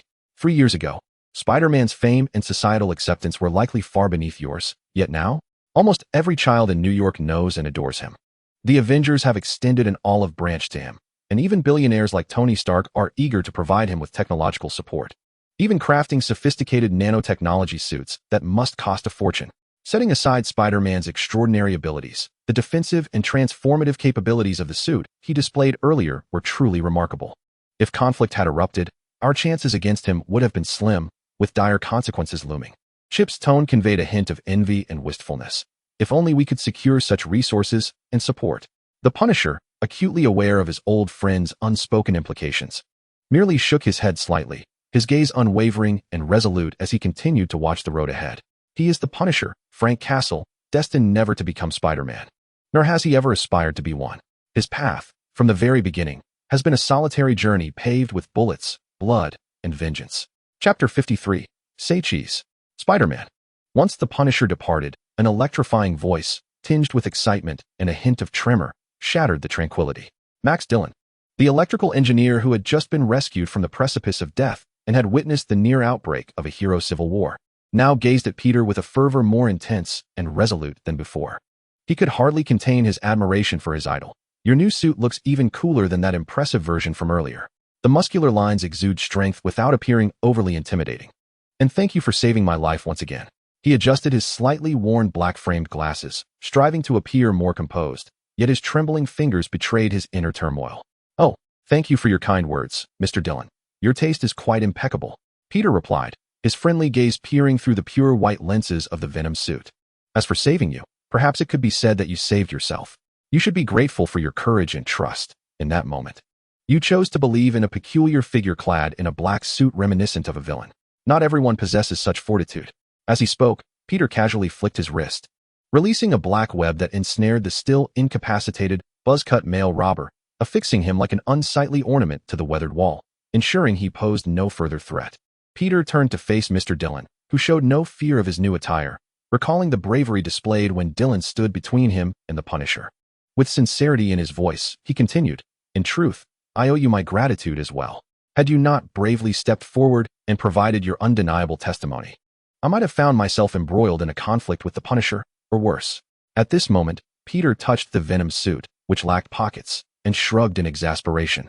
His action imbued with Spider-Man's characteristic humor. "Also, could you please call the police? My friend, I believe this gentleman requires a one-way ticket back to prison, and I am certain the officers would be more than willing to facilitate that." While he did possess a phone, the Venom suit could be regarded as a new piece of equipment with built-in storage capabilities. However, given the public setting and the many unseen eyes, whether curious citizens with phone cameras or hidden surveillance from certain factions, he deemed it prudent to adopt the safest course of action. "Of course, it would be my honor to assist." Max, adjusting his black glasses, immediately acquiesced without a moment's hesitation. Perhaps it was the first time he had ever received gratitude, or perhaps it was from the esteemed Spider-Man, which left this seemingly simple, earnest man feeling somewhat flustered. As he reached for his phone in his pocket, this seemingly straightforward action transformed into a complex and intricate endeavor. His fingers seemed to betray him, almost causing the device to slip from his grasp. After finally retrieving it, he fumbled with the unlock screen, mistakenly entering the password multiple times. His awkward yet earnest expression resembled that of a scientist grappling with a world-class conundrum, albeit this particular dilemma was his smartphone. Peter observed quietly, devoid of any impatience or witty banter, instead adopting a friendly tone as he gently reassured, "It's all right, Max. Take your time. No rush. Look, all the danger has passed. We have plenty of time. Take a deep breath. Relax. You've got this." Through the lens, he regarded the chosen worker before him, often perceiving his own reflection within Max. Whether it was his past life as a fellow cog in the corporate machine, or the Peter Parker who struggled socially in school and society before becoming Spider-Man, both had shared similar experiences of feeling out of place. Though Peter's words were simple, they acted as a powerful tonic for Max, akin to warm sunlight dispelling the majority of his anxiety and turmoil. Ultimately, he calmed his racing heart, successfully unlocked his phone, and dialed the New York Police Department, resolving the matter seamlessly. "I apologize. This is my first time calling the police in such a manner, and I feel quite nervous." After ending the call, Max gingerly returned his phone to his pocket, yet his hands appeared restless, hovering in the air one moment, then unconsciously brushing against the edges of his pocket. It was evident to anyone that he was presently overwhelmed and anxious. His identity as a black man in America, a country rife with racial discrimination, meant that he often felt inferior, especially in the presence of law enforcement officers who might act with lethal force against a black individual. Carrying the weight of his racial identity, Max had long believed that receiving fair treatment was a monumental challenge, let alone being thanked or referred to as a hero. Thus, Spider-Man's encouragement from the previous day held profound significance for him, which was one of the reasons he chose to place his unreserved trust in the superhero. "Can I take a picture with you?" he stammered, having rehearsed the phrase countless times in his mind. When he finally mustered the courage to speak, it felt as though he had expended all his strength, resulting in a hesitant tone, his voice barely above a whisper, laced with tremors of uncertainty. He did not dare to meet Spider-Man's gaze through the visor, fully prepared for a polite refusal, recognizing that the other was a renowned hero, while he was merely an ordinary bystander. Spider-Man's extraordinary hearing undeniably allowed him to perceive the cautious inquiry posed by Max Dillon. He responded with a remarkable sense of ease and warmth, exhibiting no hesitation, as he cheerfully affirmed, "My friend, of course. To bring joy to those who admire Spider-Man is indeed a splendid endeavor." Peter had never shunned the reasonable requests of his fans, be it a high five, a handshake, or a photograph. He welcomed them all. To him, these interactions were vital means of engaging with his supporters and reciprocating their affection, while also bringing delight to their day. In any case, with the news of today's prison riot and street chase swiftly spreading through New York City, accompanied by Spider-Man donning an impressive black suit, concealment was futile. He had no intention of hiding. After all, wasn't Mr. Jameson of the Daily Bugle eager for some scandalous material about Spider-Man? What could be darker than the visage of the Venom spider? Peter understood this matter with clarity. Rather than allowing bystanders or rivals to sell their captured photographs of Venom Spider to the Daily Bugle for profit, he preferred to seize the opportunity to craft this exclusive story himself, as photographer Peter Parker. What was that saying again? Peter mused internally, recognizing that to ignite a conversation of explosive intrigue, a singular voice would not suffice. Wasn't there an eager anticipation to witness Spider-Man's shadowy moments? Very well, let it be as they wished. While Max remained enveloped in astonishment, fumbling with his phone in a somewhat awkward manner, Peter approached him as if they were longtime friends. He meticulously controlled his strength, affectionately draping an arm around Max's shoulder, while skillfully flashing the iconic peace sign with his other hand. "Come on, Max, smile for the camera. Say cheese," Peter encouraged in a light-hearted tone. Max straightened up, beaming a smile he deemed radiant, mirroring the gesture for the phone's lens. Click. The camera captured the moment, resulting in a perfect photograph of Spider-Man and the electrical engineer. After the photo was taken, Peter, ever the considerate friend, leaned in and, with a hint of jest yet a note of seriousness, advised, "Hey, Max, you should treasure this super cool snapshot. Keep it to yourself. Don't let too many people know. You see, there are plenty of villains in this city who harbor a deep-seated hatred for me. If a certain spider slayer were to set their sights on you, that could lead to trouble." Max understood well that many nefarious figures harbored animosity towards Spider-Man. He earnestly vowed not to flaunt the photograph, but instead to cherish it privately. He even envisioned that once printed, he would frame it in the finest manner and place it prominently on his bedside table, ensuring that every morning, a mere glance at it would imbue him with strength throughout the day. "Thank you ever so much, Spider-Man. Were it not for the cold, unyielding touch of my phone continually reminding me of reality, I might have believed that the events of the past 2 days were merely an extraordinary dream." Max adjusted his slightly askew glasses, reflecting on that impractical daydream of his, and chuckled at his own folly. "I fear you may find it amusing, but I once had a rather absurd dream in which you were not only the vigilant protector swinging between buildings, but also transformed into a billionaire akin to Tony Stark, presiding over a commercial empire vaster than both Oscorp and Stark Industries. I was honored to be among your employees, enjoying the comforts of a 9-to-6 existence." Words spoken without intention can resonate deeply, for Peter truly harbors aspirations of establishing Parker Industries. The road ahead is fraught with uncertainty, whether it be upgrading equipment, confronting crises, or better safeguarding those around him. Substantial financial backing is essential. He cannot forever rely on selling photographs to the Daily Bugle and milking Mr. Jameson for his livelihood. However, his gaze fell upon Max, whose thinning hair and face bore the marks of late nights and relentless pressure, prompting a silent critique. "My friend, how earnest you are. Even your loftiest dreams revolve around becoming someone else's employee rather than being your own boss." Yet, upon further reflection, for an ordinary engineer grappling with the trials of existence in the real world, a stable and respectable income, coupled with a 9-to-6 schedule, weekends off, and various benefits, might indeed represent a paradise long sought after. Strangely, Max's sentiments struck a familiar chord in Peter, reminding him of his own experiences working at the Daily Bugle for meager pay and dealing with Jameson. "Well, a glance exchange confirms that we are of the same ilk. Alas, it is almost 1 o'clock. I must return swiftly," Max suddenly exclaimed, glancing at the time displayed on his phone and becoming increasingly anxious. "Apologies, Spider-Man, but but I have a crucial report on an experimental project to attend to. I must take my leave." With that, he turned and dashed towards the subway station. An experimental project? The phrase struck Peter like a bolt from the blue, instantly recalling the secret experiment that had transformed Max into Electro. "Max, wait." Peter instinctively called out to the engineer, who had already taken several steps away. Max halted, turning around in confusion. Peter approached him with urgency, a hint of unspoken concern in his voice. "Max, may I inquire what sort of experimental project you are referring to?" Upon hearing the question, Max's expression shifted to one of rigidity and discomfort. He lowered his gaze, his eyes flickering, his hands nervously twisting together, struggling to articulate a coherent response. The projects he was involved in were bound by confidentiality agreements, rendering him unable to disclose any details, yet he found himself confronted by none other than his idol, Spider-Man. As soon as the words escaped Peter's lips, he realized he had misspoken. Observing the expression on the other's face, he hastily patted his headgear and, with an apologetic tone, said, "I apologize, Max. It was my mistake to inquire about such matters involving commercial secrets. Please disregard my question. However, Max, do remember my warning regarding the electric eel tank from yesterday. Exercise utmost caution, for your safety outweighs any experimental data." "I will remember. Thank you, Spider-Man. I will certainly be vigilant," he replied, nodding earnestly. As Peter watched Max's silhouette fade at the subway entrance, an unsettling feeling crept over him.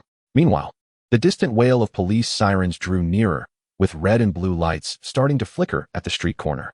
"Well then," he sighed, "it's time to depart.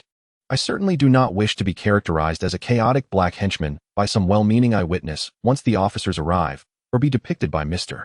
Jameson as a dark spider colluding with fugitives on tomorrow's front page."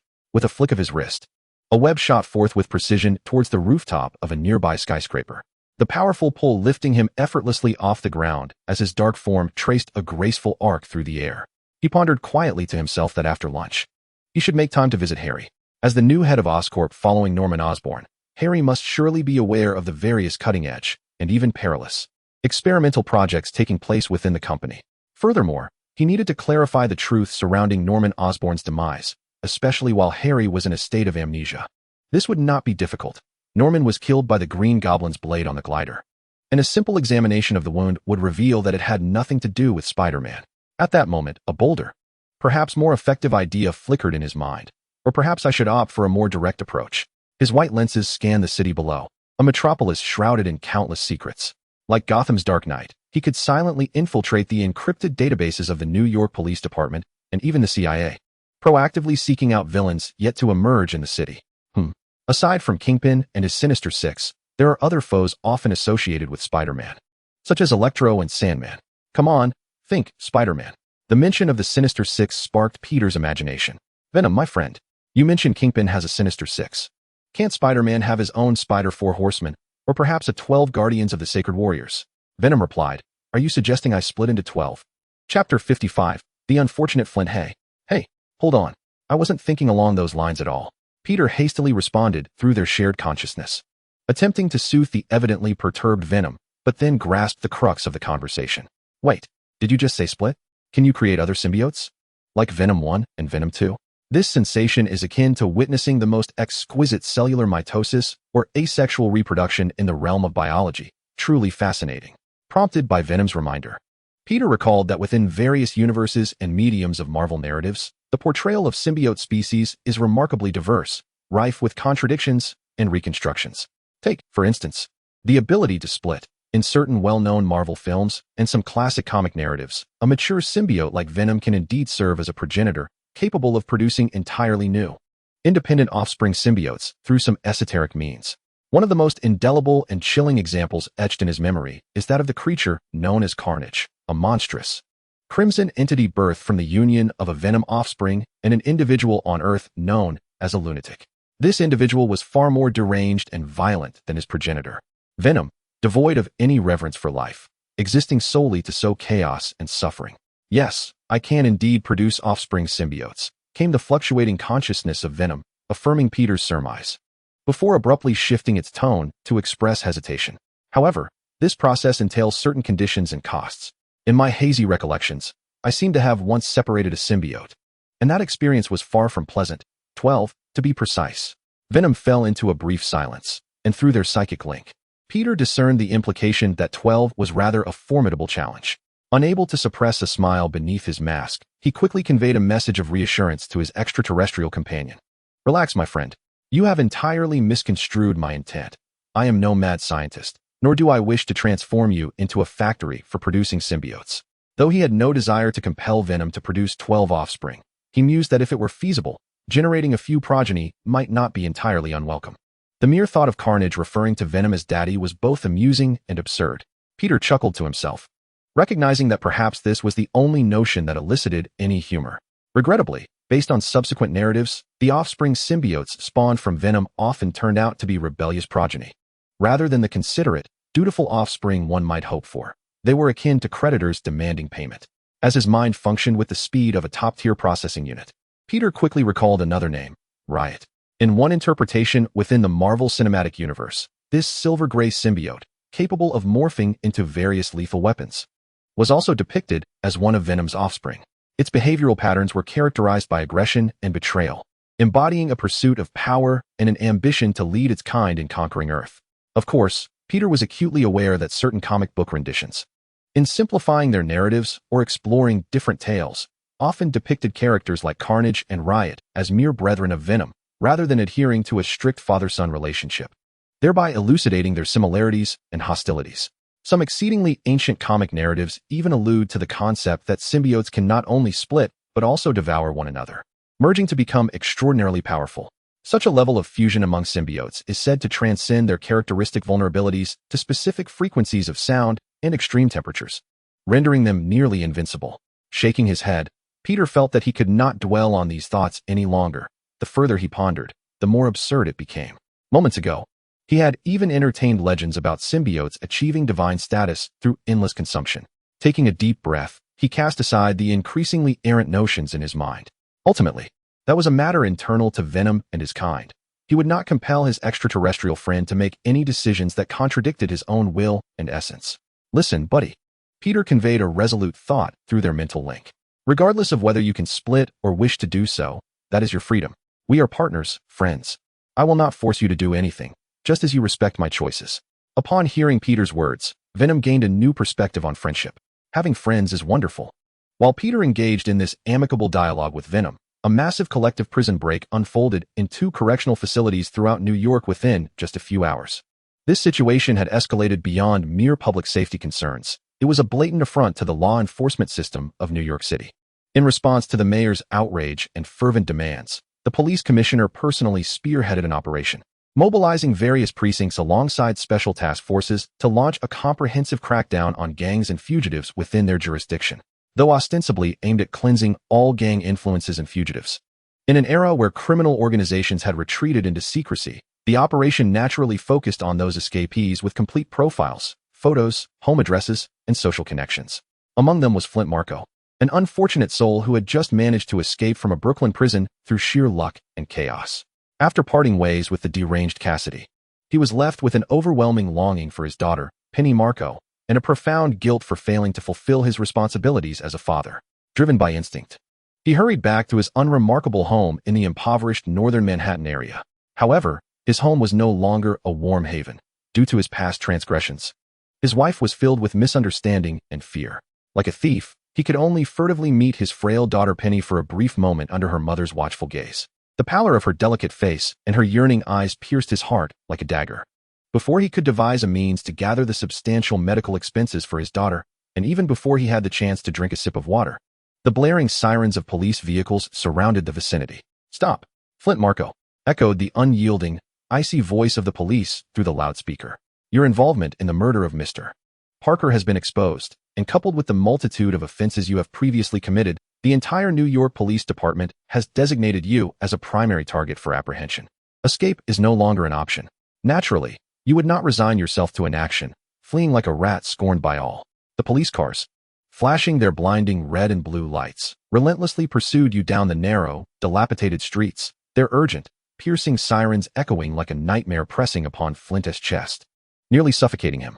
Clad in a blue-striped shirt, he ran with fervor, akin to a rabbit pursued by hounds, darting into alleys that grew ever more constricted, never daring to pause for a moment.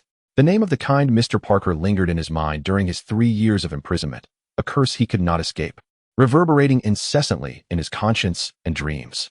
As he ran, Flint was haunted by the memory of that fateful night, the elderly man who had attempted to persuade him, the gun that had accidentally discharged, and the slow collapse of the kind figure before him. In that instant, his life plummeted into an abyss. Chapter 56, Diamonds. Just as he had painfully argued with his wife, he was not a remorseless killer, merely a victim of misfortune. Had his beloved daughter Penny not fallen ill with a disease requiring exorbitant medical expenses, he would never have resorted to such desperate measures, embarking on a path of no return. If that night, the old gun he had brandished for intimidation had not misfired, the gentle Mr. Parker would still be alive, and he would not bear the heavy shackles of a murderer. But alas, reality is unforgiving, and the concept of if does not exist. Flint knew only one thing. He could not be captured and returned to that dark, suffocating prison. His gaze fell upon a photograph in his palm, infused with his daughter's love. In the picture, Penny beamed at him with an angelic smile, a smile that imbued him with tremendous strength. He summoned every ounce of energy to overcome the obstacles that lay before him. Run, run fast. Flint, you can do this. Penny is waiting for you to secure the funds to save her life. In this moment, the incessant wailing of the sirens behind him and the whirring of the police helicopter overhead seemed to vanish into thin air. In his mind, only one voice resonated, urging him to valiantly leap over the refuse, broken fences, and debris that obstructed his path. Yet, Flint remained oblivious to the fact that in his extreme panic and disorientation, the route he had chosen to evade the police cars and helicopter had taken a fatal turn, drawing him closer to a military exclusion zone designated for experimentation. He forcefully vaulted over a rusted, barbed wire fence, his arms grazed and bleeding, yet he felt no pain. With the pursuers seemingly shaken off, he finally had a moment to glance back, his chest heaving, heart pounding like a drum. Despite every muscle in his body screaming in exhaustion, he dared not halt his flight. Suddenly, an unexpected sensation of weightlessness seized him. As he turned his head back to the front, his feet abruptly found no ground beneath them, causing him to plummet into a vast sandpit, its walls marked by evident signs of human construction. A sharp pain surged through the back of his head, and darkness enveloped his vision, plunging him into temporary unconsciousness. Are all the experiments prepared? Not far above the sandpit, in a concealed underground laboratory filled with intricate instruments and blinking indicators, researchers donned in white coats were calibrating their devices. Upon hearing the inquiry from the project's lead doctor, they nodded in unison. All systems checked and ready, Doctor. The particle physics reconfiguration experiment, the 121st attempt, is primed for ignition. Very well, let us proceed as planned, declared the individual referred to as the doctor with unwavering authority. None of them noticed that, directly below them, a hapless fugitive named Flint Marco had just intruded upon the experimental and observational zone of the vast sandpit. Above the pit, a colossal circular particle collider began to emit a deep, resonant hum, and a cerulean glow coursed through its intricate energy circuits. Flint, clutching his throbbing head, struggled to rise, his vision still obscured, his ears ringing. However, just as he steadied himself, an overwhelming force loomed above, as if intent on tearing him apart. No, Flint barely had time to lift his gaze and emit a desperate roar, watching helplessly as the once quiet yellow sand around him began to swirl violently, as though animated by some unseen life force, converging toward him. His hands, arms, and every part of his body were assimilated, disassembled, and obliterated at a visibly alarming rate by the furious stream of particles. In mere moments, his anguished cries echoed through the sandpit, and his corporeal form was utterly dismantled, merging into the tempestuous, seemingly sentient sands, becoming an inseparable part of this desert expanse. Accio.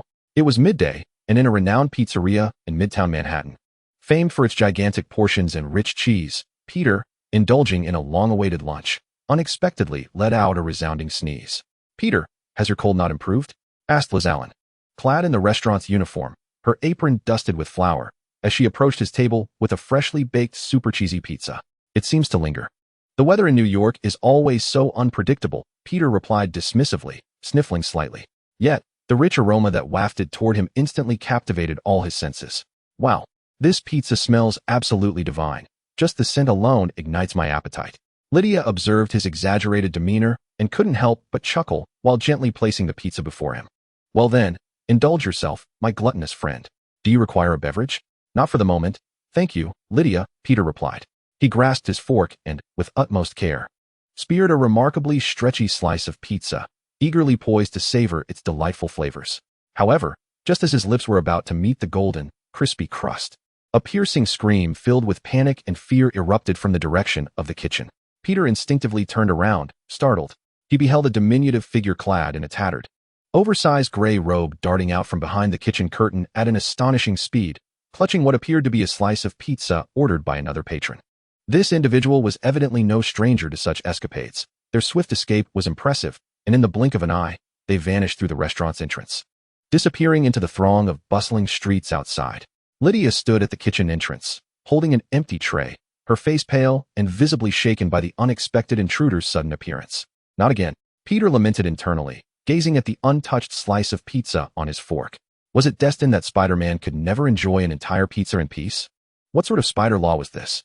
Despite his grievances, witnessing someone brazenly stealing, especially at the expense of his dear friend, ignited a swift response within Peter. He sprang from his seat like a bolt of lightning, racing towards the restaurant entrance in hot pursuit. "Peter, don't chase after them. It's just a slice of pizza," Lydia called out, hoping to dissuade him as he dashed away. But Peter's speed was unmatched. By the time her words left her lips, he had already rounded the corner outside. "Hey, stop. Don't run," he shouted, his gaze fixating on the gray-robed figure weaving skillfully through the crowd ahead. "Stealing from others is hardly a commendable habit. Put down the pizza, and we can have a civil conversation." The gray-robed vagabond seemed unfazed by the chase. Instead of fleeing down the busy main road, they nimbly veered into a narrow alley lined with trash bins. Peter's spider sense and heightened reflexes remained keenly attuned, ensuring he did not lose sight of his target amidst the maze of alleyways. The small figure in the gray robe exhibited remarkable agility, effortlessly navigating the convoluted paths, clearly well acquainted with the terrain. Yet, it was unfortunate for them that Peter was on their trail. The distance between them quickly diminished. Just as he prepared to use his telekinetic abilities to trip the thief and conclude the pursuit, a swift motion transpired. A shimmering object, reflecting the afternoon sun, suddenly shot towards Peter's face from the direction of a cloaked figure. Peter reacted with remarkable speed, instinctively raising his hand, covered in a black symbiotic substance, and deftly grasped the incoming object. The texture was rigid and frigid. As he opened his palm and focused his gaze, he discovered nestled within it a diamond, gleaming brilliantly in the sunlight. Chapter 57, Another Mutant? Based on the firm sensation in his palm and the unique crystalline structure of carbon atoms he perceived at a molecular level, Peter could almost instantaneously conclude that there was a 90% chance this gem was authentic. Although such a luxurious item bore little relevance to a struggling student who earned his tuition by photographing Spider-Man, he had encountered numerous criminals during his crime-fighting endeavors and had developed a keen appreciation for luxury goods. Yet, this raised even more questions. How could a homeless man, sneaking in the back of a pizza shop, casually toss away a genuine diamond? This was utterly illogical. Peter's sharp instincts told him that there was something amiss. This incident was far more complicated than merely stealing a slice of pizza. Regardless, he had to apprehend the individual and seek clarification. If the diamond were indeed stolen property and he allowed a thief to escape, he would inadvertently become an accomplice in the crime. Spider-Man had already borne enough blame. Mr. Parker was not eager to add to that burden. Oh. The reality often enjoys presenting small embarrassments at the most inconvenient times. In the brief moments Peter pondered the sudden appearance of the diamond, the cloaked figure had already used his familiarity with the terrain to weave through the labyrinthine alleys and vanished into the depths. Peter reached a fork in the path with 3 diverging routes, halting to survey each dimly lit alley cluttered with debris. He instinctively activated his X-ray vision, attempting to see through walls and obstacles, but within his field of vision, apart from a few startled rats and heaps of garbage, there was no sign of the cloaked figure. "Oh dear," Peter lamented as he tapped his mask in frustration. It seemed that even Spider-Man could not boast too confidently. Losing track of a thief was an embarrassing misstep. If this were to leak out, the Daily Bugle would surely make it tomorrow's headline. He shrugged self-deprecatingly. Perhaps it would be wise to return and finish the cold pizza after all. In truth, Peter was scanning the area for any signs of life, preparing to don his Venom suit to gain a vantage point from above to observe the alley below. An elevated perspective might yield unexpected discoveries. Just as Peter was about to communicate with Venom, a deep voice resonated within his consciousness. "Take the left path. I can sense a distinctive aroma lingering in the air." It was Venom.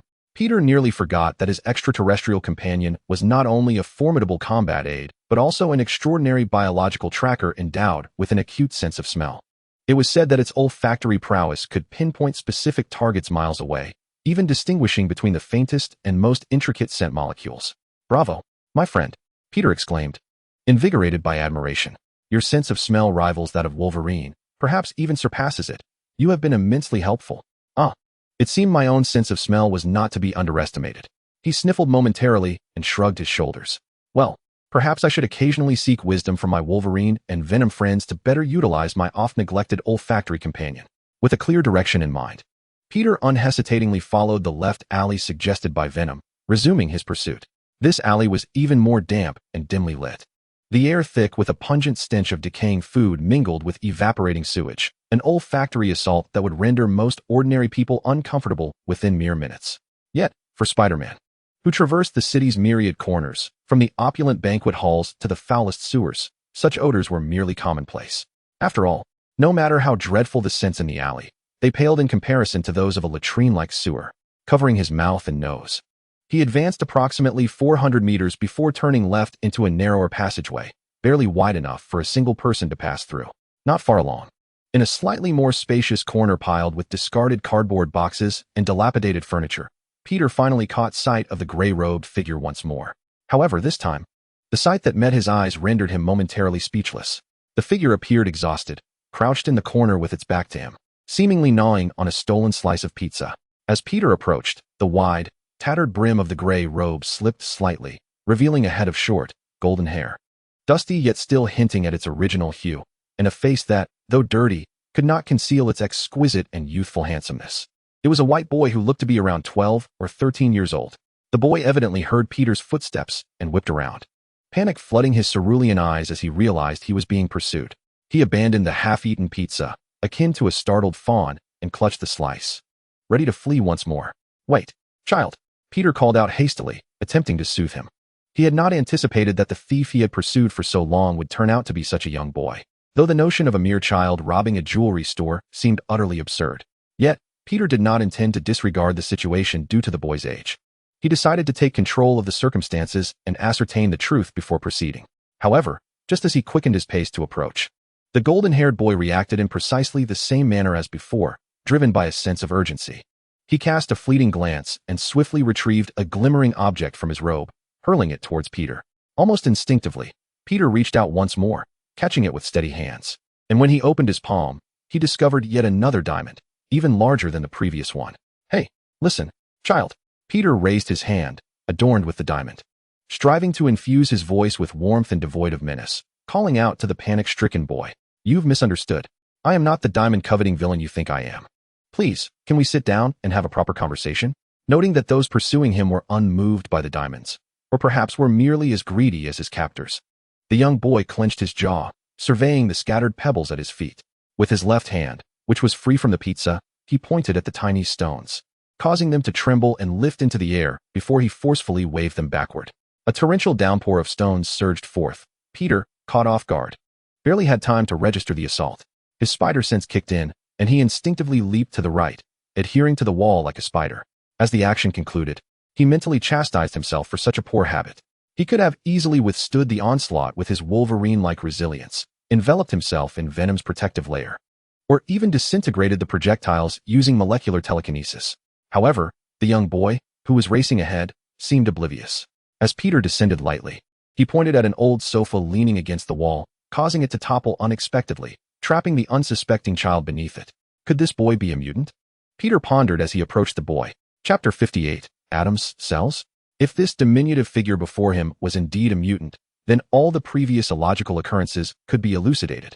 The rain of stones that resembled telekinetic manipulation, the casually thrown genuine diamonds, all seemed remarkably logical in the face of a mutant's abilities that defied the laws of physics. Yet, possessing two distinct mutant powers appeared to be rather rare.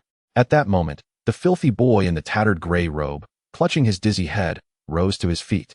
Sensing someone behind him, instinctively, he swung his arms, attempting to employ the very abilities he both loathed and relied upon.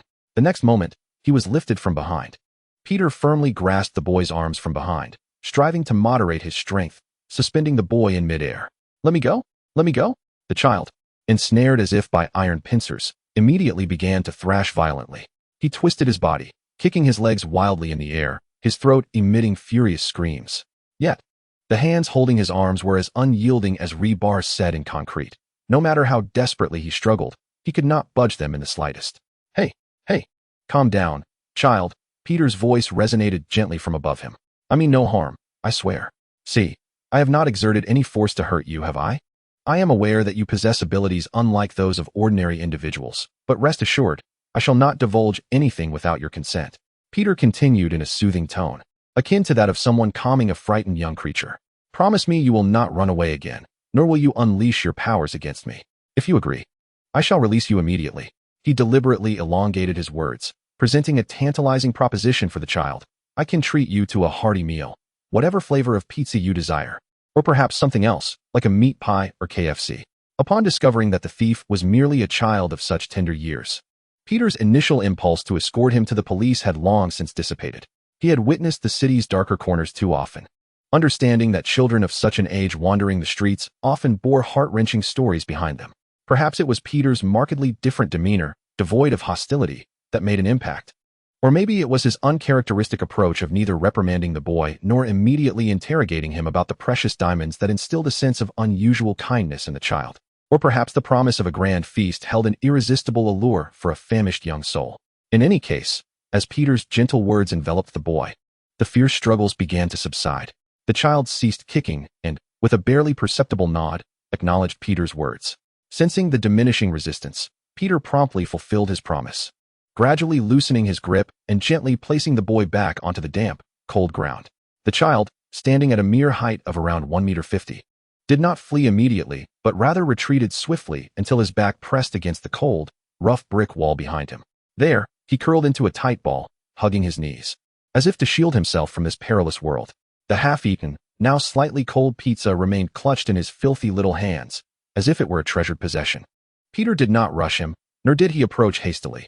Instead, he opened his hands, revealing his empty palms that posed no threat, all the while maintaining a warm, harmless smile. He even felt a measure of relief that he was dressed in ordinary casual attire rather than the formidable, limited-edition Venom suit. For the sight of such a menacing figure could provoke a severe fright in the already terrified child. Venom's suit would hardly be frightening. Venom and Spider-Man are the perfect pair. A hint of complaint and defiance echoed in Peter's mind, the tone reminiscent of a petulant child seeking attention. Come on. I was merely joking. Surely, you wouldn't sulk over a little jest with a child? Peter nearly chuckled at the absurdity of it all. All right. The symbiote suit is far from terrifying. During Peter's conversation with Venom, a young boy, hiding in the corner, secretly observes him, engaged in an intense internal struggle. Reason dictates that he should seize the opportunity to escape once more, as the harsh realities of street survival warn him against placing trust in anyone. Yet, deep within him, a faint voice whispers, suggesting that this older brother, who has pursued him without causing harm and promised him food, may be unlike those he has encountered before. In the boy's blue eyes, there is no greed, no revulsion, only a serene and gentle calm that brings comfort. He occasionally steals glances at Peter, and each time their eyes meet, Peter responds with a warmer, encouraging smile. However, with each fleeting connection, the boy quickly bows his head, burying his face deeper into his knees, appearing as if he were a thief caught in the act. Yet Peter, having experienced similar situations, understands that this behavior stems not from any heinous wrongdoing, but rather from a profound lack of security and trust in others. By the way, here are the 2 diamonds you tossed my way while you were running. I'm returning them to you. He extends his hand, offering back the 2 diamonds. One large and one small, their surfaces occasionally glimmering. The boy tilts his head, not accepting them, filled with confusion over why he shows no interest in the diamonds. In truth, he has misunderstood Peter. It is not that Peter is disinterested in the diamonds, but rather that he is discerning in his choices. Just then, Peter's attention is suddenly drawn to a light shimmering on his wrist, and above the boy's head, a point of light flickers like a firefly. Not again. The all-too-familiar scene elicits not only surprise, but also resignation within Peter, as 2 conflicting voices echo in his mind. One yearns for greater strength, believing that power can eliminate all uncertainties, while the other fears such power, aware that with greater ability comes greater responsibility. The flickering light above the boy's head is vaguely discernible, yet the glowing symbol that emerges on Peter's wrist begins to morph, taking on the shape of a dove's egg. At the center of this oval symbol lies a tiny particle, which resembles not an egg, but rather a structure akin to a cell or an atom. Chapter 59. A missed opportunity from fury. The light emanating from above the boy swiftly approached, merging with the floating virtual symbol above Peter's wrist. The emblem, reminiscent of a cell or atom, rapidly transformed from virtuality to reality before vanishing into the region of his heart. Unlike the previous acquisition of the Wolverine's abilities, this time Peter felt no significant changes within his body. At that moment, the sky, already overcast, appeared to buckle under the weight of its burden, the clouds darkening to a pitch-black hue. Suddenly, a blinding flash of lightning cleaved the sky, followed closely by a thunderclap that reverberated deafeningly through the narrow alley. The thunder, like a bolt striking directly at the taut nerves of the young boy, made him tremble violently. His small frame curling up against the wall in a desperate bid for protection, wishing he could vanish into the crevices of the bricks. Instantly, torrents of rain descended like a barrage of bullets, pounding upon the cobblestone path of the alley, the trash bins, and the eaves, creating a cacophonous symphony. The sound of rain surged closer, its icy droplets splattering against the boy's curled body, prompting an involuntary shiver. This weather was as unpredictable as Mr. Jameson's mood. Peter mumbled a few words, momentarily setting aside his curiosity about the newfound abilities he had just acquired. Venom, umbrella. Understood. Brandishing the singular black umbrella emblazoned with the Venom logo, he stepped forward, shielding the boy from the falling rain while extending his palm toward the trembling child. It's time to get up, kid. Peter's voice remained clear and steady amidst the din of the rain, imbued with a palpable sense of care. Sitting on the ground in this downpour can lead to illness. We should find a place to take shelter, perhaps that cozy pizza shop? The boy hesitated, slowly lifting his gaze, and the warm hand had already grasped his arm, guiding him to his feet. As he looked up, his eyes met Peter's azure gaze, which was slightly bent down to meet his. In that moment, time seemed to freeze for the young boy. The alley was cloaked in a dim veil of rain and tumultuous sounds, yet beneath the unexpectedly large black umbrella, he glimpsed in those bright, clear eyes a reflection of the joyful times spent with his parents. The boy involuntarily trembled slightly, but this time it was not from fear. Clad in a tattered, oversized gray robe, the golden-haired boy's t-shirt and jeans were filthy, marred by stains and wear. Particularly, the knees and elbows bore the brunt of abrasions, with fabric torn away to reveal patches of skin smeared with dirt and minor scrapes. The once white canvas shoes on his feet were now nearly a shade of gray-black, their edges caked with mud. His gaze lifted, resting upon the immense black umbrella that shielded him from the tempest, creating a transient yet stable little world, entirely insulated from the cold rain. Ultimately, the boy broke free from the shackles of his trepidation and gently nodded. He knew not from whence this dashing older brother had conjured the umbrella, just as he was unaware of when his pursuers might reappear. But he sensed that the stranger bore no ill will. The torrential rain poured down as Peter guided the small boy by the hand towards the alley's exit, his mind already racing with thoughts on how to secure a safe haven for the child. Surely, he could not simply leave him out in the open. Perhaps the Xavier Academy for Gifted Youngsters would serve as a suitable refuge. In the north end of Manhattan, Natasha Romanoff lingered outside the door of room 504 in an aged 5-story tenement, having missed her target earlier that morning. After a prolonged moment of indecision, she finally knocked on the door, but received no response. Pressing her finely tuned ear against the door, trained to detect the faintest of sounds, she discerned an unsettling silence within. It appeared that Peter had not returned by noon. With her right hand, she withdrew the mutant detector she had retrieved from her bag. This seasoned super spy seldom relied on luck, yet today, Natasha had to concede that fortune was not favoring her. Just last night, she had taken an extra shift to visit Peter's true residence in Queens, hoping to uncover clues regarding his parents, Richard and Mary Parker. However, she had perfectly missed her target that morning, and now, with no sign of him returning by noon, she wondered if she would have to wait until 11 or midnight.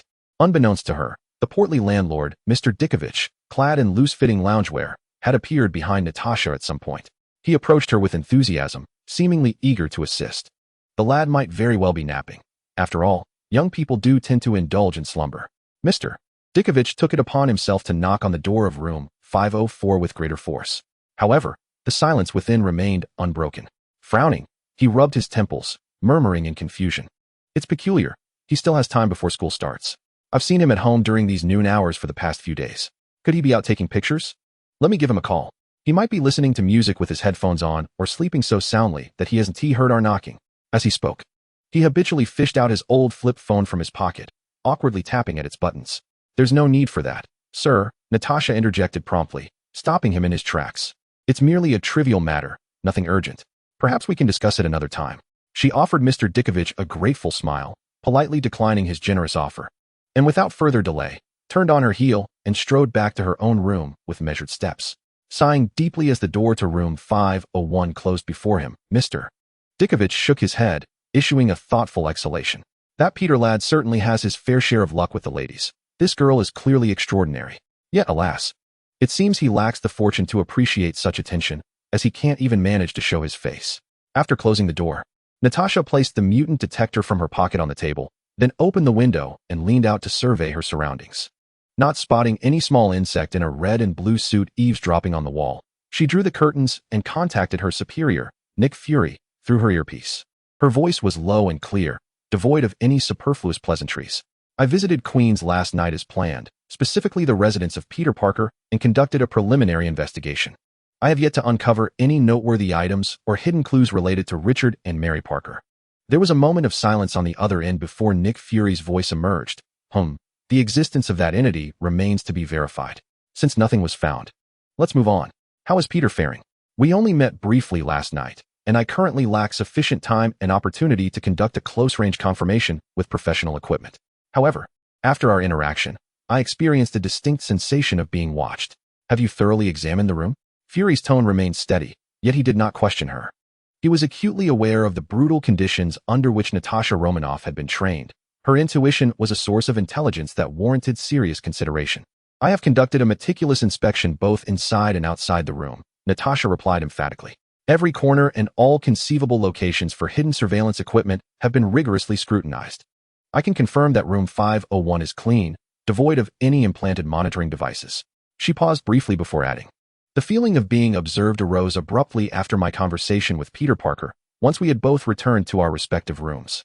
The landlord, Dick Vitch, and his daughter, Karen, have been thoroughly vetted. They are ordinary citizens without any special training, so I suspect it is indeed related to Parker's spider abilities. As a highly analytical top agent, Natasha's powers of deduction were beyond reproach. She employed the process of elimination, asserting that once irrelevant answers were discarded, the remaining option must be the correct one. Naturally, achieving absolute certainty would still require a foundation of comprehensive intelligence data. A few seconds later, Fury's deep voice resonated once more. It appears that our amiable neighbor harbors numerous mysteries yet to be fully unraveled. Agent Romanoff, for the next phase of action, you may assess and arrange according to the situation on the ground. Nick Fury's interest in Peter Parker was not a fleeting whim. Much like his prolonged attention towards Tony Stark due to their connection, Peter's file had been on Fury's desk since he was merely an ordinary high school student. Moreover, within the top-secret file, accessible only with DS Level 10 clearance, was a detailed record of the spider abilities Peter Parker had acquired. Its origins are intricately linked to the interspecies genetic research conducted by his father, Richard Parker, at the Osborn Group. Peter Parker, the very embodiment of Richard Parker's legacy, with systematic professional training, could have surpassed his father, becoming a more exceptional agent and contributing significantly to the protection of this world. Yet now, circumstances have turned awry, and some situations are beyond my control. Fury's voice mingled with admiration and an ineffable sense of regret. Although final verification has yet to be conducted, with the keen intuition characteristic of the king of spies and the intelligence at his disposal, Fury can almost ascertain that Spider-Man has awakened to his X gene, becoming a mutant. What a splendid seed of an Avenger.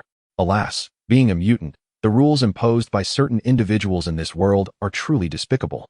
With clear directives arranged by Director Fury, Natasha swiftly resolved to alter her approach. Since the gentle observational method appeared to have raised the target's suspicions, she decided to engage directly under the guise of the FBI.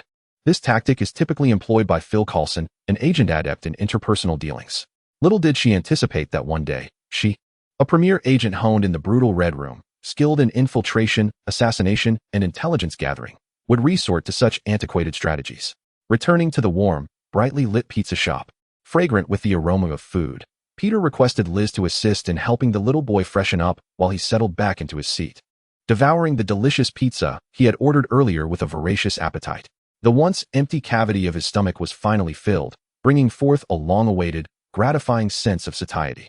When the little boy returned, cleaned and clad in a slightly oversized outfit provided by Liz, he appeared completely transformed, a sight to behold.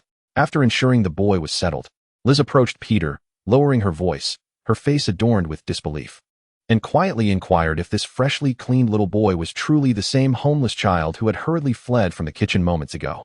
Had she not seen him enter still wearing that conspicuous gray robe, she could scarcely believe such a transformation was possible. Indeed, it was without a doubt. Peter nodded in affirmation. Well, she remarked, glancing at the boy, who was quietly seated nearby, sipping hot milk. She continued to whisper to Peter. Although this child has scarcely spoken since his arrival, remaining remarkably silent, observe how he eats and drinks. His posture and habits clearly indicate he has been raised with good manners. How could such a child find himself reduced to wandering the streets and even resorting to theft for sustenance? It is quite perplexing and deeply heartbreaking. If Peter had previously been puzzled about the boy's background, everything seemed to fall into a cruel yet logical explanation now that he had nearly confirmed the boy's identity as a mutant. In a society rife with extreme rhetoric where mutants are not regarded as human beings, but rather as perilous aberrations, some parents who cannot accept their child's unusual nature may cruelly abandon them. Even more alarmingly, out of fear or manipulation, they might contact relevant authorities, branding their own children as threats and monsters, sending them to research facilities akin to Alkali. The mere thought of Alkali Institute caused Peter's heart to sink. Could this child have fled from a similar military facility? The more he pondered, the more plausible it seemed. Having lived 2 lives, Peter was acutely aware of the American military's penchant for clandestine experimentation. There was certainly more than one undertaking of that nature. He wondered what had transpired in this child's life. As Peter shook his head, choosing not to disclose the boy's identity as a mutant, as Tony Stark had noted, the fact of being a mutant was far too sensitive. By the way, could I ask for your assistance? You women possess a finer sensitivity and greater patience, making it easier for you to communicate with children than we men. Would you mind having a more in-depth conversation with him later? Try to inquire about his name, age, or if he remembers where home is, or his parents' contact information. The more we understand about his situation, the better we can determine how to assist him. Of course, Peter. Liz nodded solemnly, unhesitatingly agreeing to his request. Her gaze turned to the exceedingly quiet child, her eyes filled with compassion and maternal concern. She was eager to help this seemingly fragile and understanding little boy. Thank you, Liz. Peter expressed his heartfelt gratitude, then retrieved a $25 bill from his pocket and placed it on the table. This covers the pizza and milk the child just had, as well as my own meal. Additionally, I apologize for his taking the pizza and startling you by suddenly running out of the kitchen. Peter. Liz immediately shook her head, pushing the money back. Your financial situation isn't overly generous. There is no need for this. How about this? You pay for your own meal, and I will take care of the boys. She glanced gently at the child, her expression softening. To be honest, I don't know why, but he reminds me of my somewhat introverted younger brother. I have a fondness for him, so let this be my treat for the little brother. That is out of the question. Peter promptly objected. You're only working part-time at the shop, earning a little pocket money. It's not easy. Besides, it was I who brought him here. So I should be responsible for this meal. His stance was resolute, even invoking a valid reason. Don't worry about the money. The new Spider-Man photos I took today are quite popular with Mr. Jameson. Peter deliberately emphasized the word popular. He offered me a rather favorable price. So I insist on treating today. It's absolutely no problem. After a heartfelt tug of war, Liz ultimately succumbed to Peter's unwavering resolve and chose to compromise. However, she took advantage of the internal discount privileges provided to employees by the store owner, insisting on applying a 30% discount to this purchase and graciously returning the saved amount to Peter. Upon settling the bill, Liz gazed at Peter, her face illuminating with a sincere and appreciative smile. I now understand why those around you, such as Gwen and Harry, and even many classmates at school, enjoy your company so much. You truly are an exceptionally wonderful person. Peter, a bit bashful, shrugged his shoulders, revealing his characteristic, slightly shy smile. I only hope that our esteemed Mr. Jameson may one day offer me such genuine praise. Speaking of Jameson, Peter immediately recalled the substantial reward he had offered for incriminating photographs of Spider-Man. To avoid any prolonged delays, he decided to send a message forthwith. Chapter 60. The Jameson version of Spider-Man. Mr. Jameson, is there a chance of 2,000? Smile. The message dispatched from Peter's phone bore a hint of friendly inquiry, mingled with the youthful vernacular of casual greetings. For Jonah Jameson, the prospect of obtaining compromising material on Spider-Man was as irresistible as catnip to a feline, invoking an almost instinctive allure. Previously, this editor-in-chief had offered a staggering reward of 1,000 for any photograph that could tarnish Spider-Man's reputation, a venture that had indeed earned Peter his first significant earnings. This time, however, it was the debut photograph of the black suit, genuine material that warranted a doubling of the reward, surely. Despite Peter's attempts during the morning meeting to persuade Jameson to elevate the reward, he had not succeeded immediately. Nevertheless, he recognized that Jameson's budget for acquiring negative news about Spider-Man appeared to be remarkably generous, exuding an air of financial extravagance. Merely a second after sending the message, Peter, who had assumed that the busy editor would not respond so swiftly, was taken aback when his phone vibrated vigorously, revealing a prompt and affectionate reply from his boss. Parker. Just from those first two words, Peter could almost hear the familiar, rumbling voice on the other end, akin to the ominous growl before a volcanic eruption. Vividly imagining the scene. Have you truly taken me for your personal ATM or a bank? You open with 2,000. Perhaps I should let you take my position as editor-in-chief, so you can experience the sensation of being surrounded by a horde of fools and an insatiable budget. The lines were saturated with Jameson's characteristic exaggerated fury and sarcasm, yet Peter was undeterred by this numerical tirade, his fingers dancing swiftly across the screen. I have captured incriminating footage of Spider-Man, and not just any footage, the latest version of the black-suited Spider-Man, the dark aesthetic perfectly suited to your taste. Upon sending the information, a brief silence enveloped the recipient. The screen displayed a notification indicating that the other party was typing. The intermittent pauses stretching for a full 5 seconds before a new message finally emerged, its tone as assertive as ever. I hope your photographs, Parker, truly justify the exorbitant price of $2,000. Moreover, I require genuine images that would truly cause Spider-Man distress, not a snapshot of him inadvertently splashing water while assisting an elderly lady across the street. Send them to my email immediately. Upon reading this response, Peter found himself uncertain as to whether Spider-Man felt any distress. He certainly did not.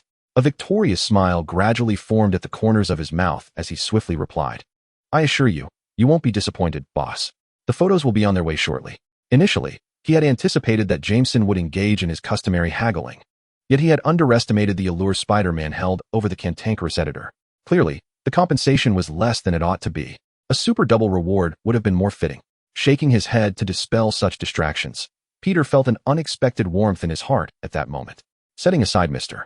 Jonah Jameson's irritable demeanor and distorted editorial policies, he truly considered him a good man when it came to dispersing payment for his work. Outside, the sudden torrential downpour ceased abruptly after approximately 10 minutes, as unexpectedly as it had begun.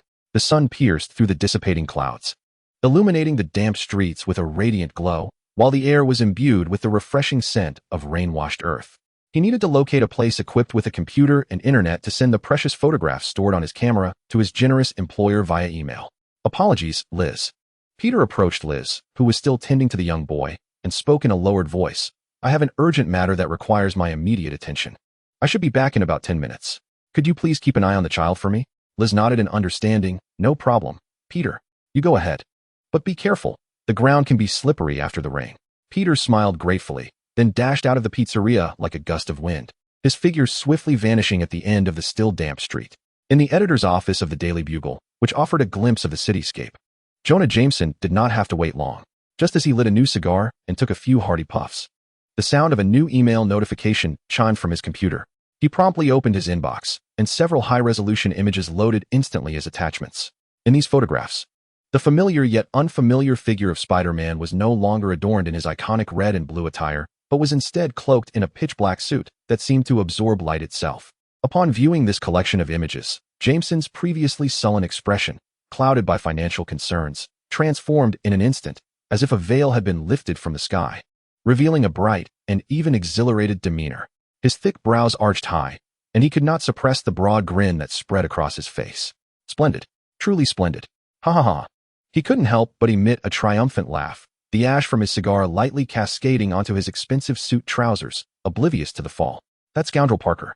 Though his demands were becoming increasingly outrageous, he undeniably possessed a modicum of genuine skill, consistently capturing the most sensational shots, unlike that imbecile Brooke, who, despite his fervent proclamations, failed to secure even a single photograph and distorted the facts in a haphazard manner. Clenching the cigar, he nodded repeatedly at the photograph displayed on the screen. Growing more satisfied with each glance, the visual impact of the black battle attire provided him with superb material to assail Spider-Man, and he could almost envision the front page of tomorrow's Daily Bugle.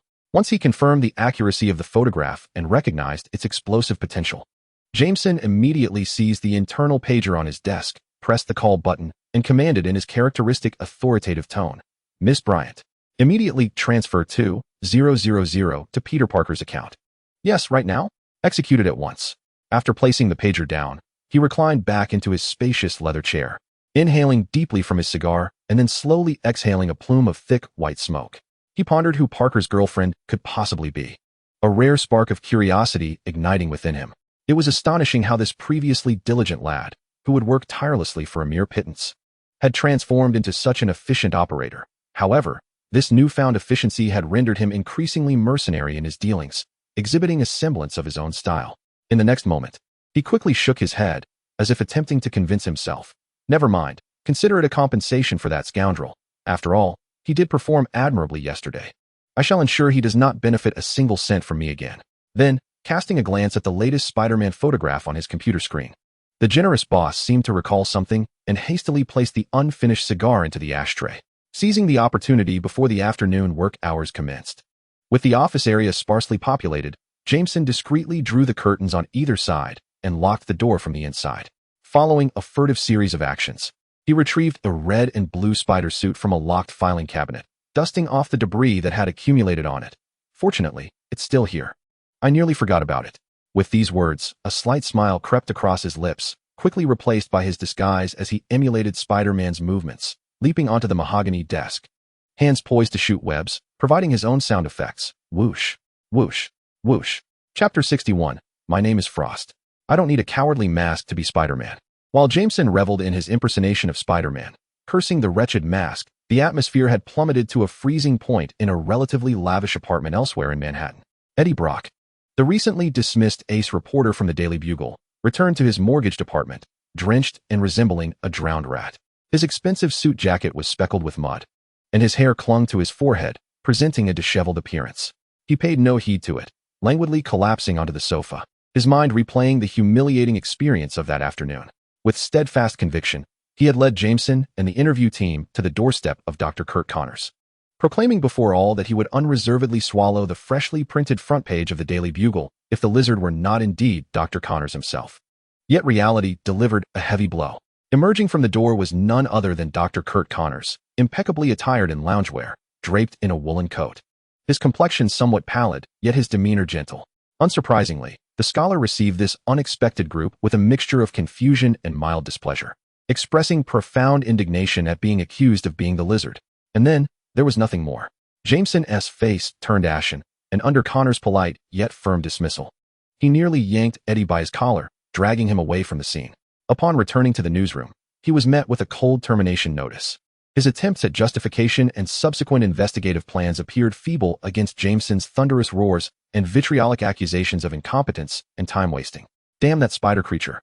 Eddie's eyes were bloodshot, his face contorted in a mix of fury and humiliation, his teeth grinding audibly. It was all your fault. Everything stemmed from you. You have ruined my job, my career, my life. I will not let you escape this. You will pay dearly. He directed all his failures and wrath towards the figure clad in spandex, swinging between the skyscrapers. The seed of obsession had firmly taken root within him. In truth, Dr. Connors could have publicly confessed to being the lizard, but upon seeing the visitors were from the Bugle, thoughts of his wife and child left him with no hesitation to deny it. Much like Spider-Man, Peter Parker.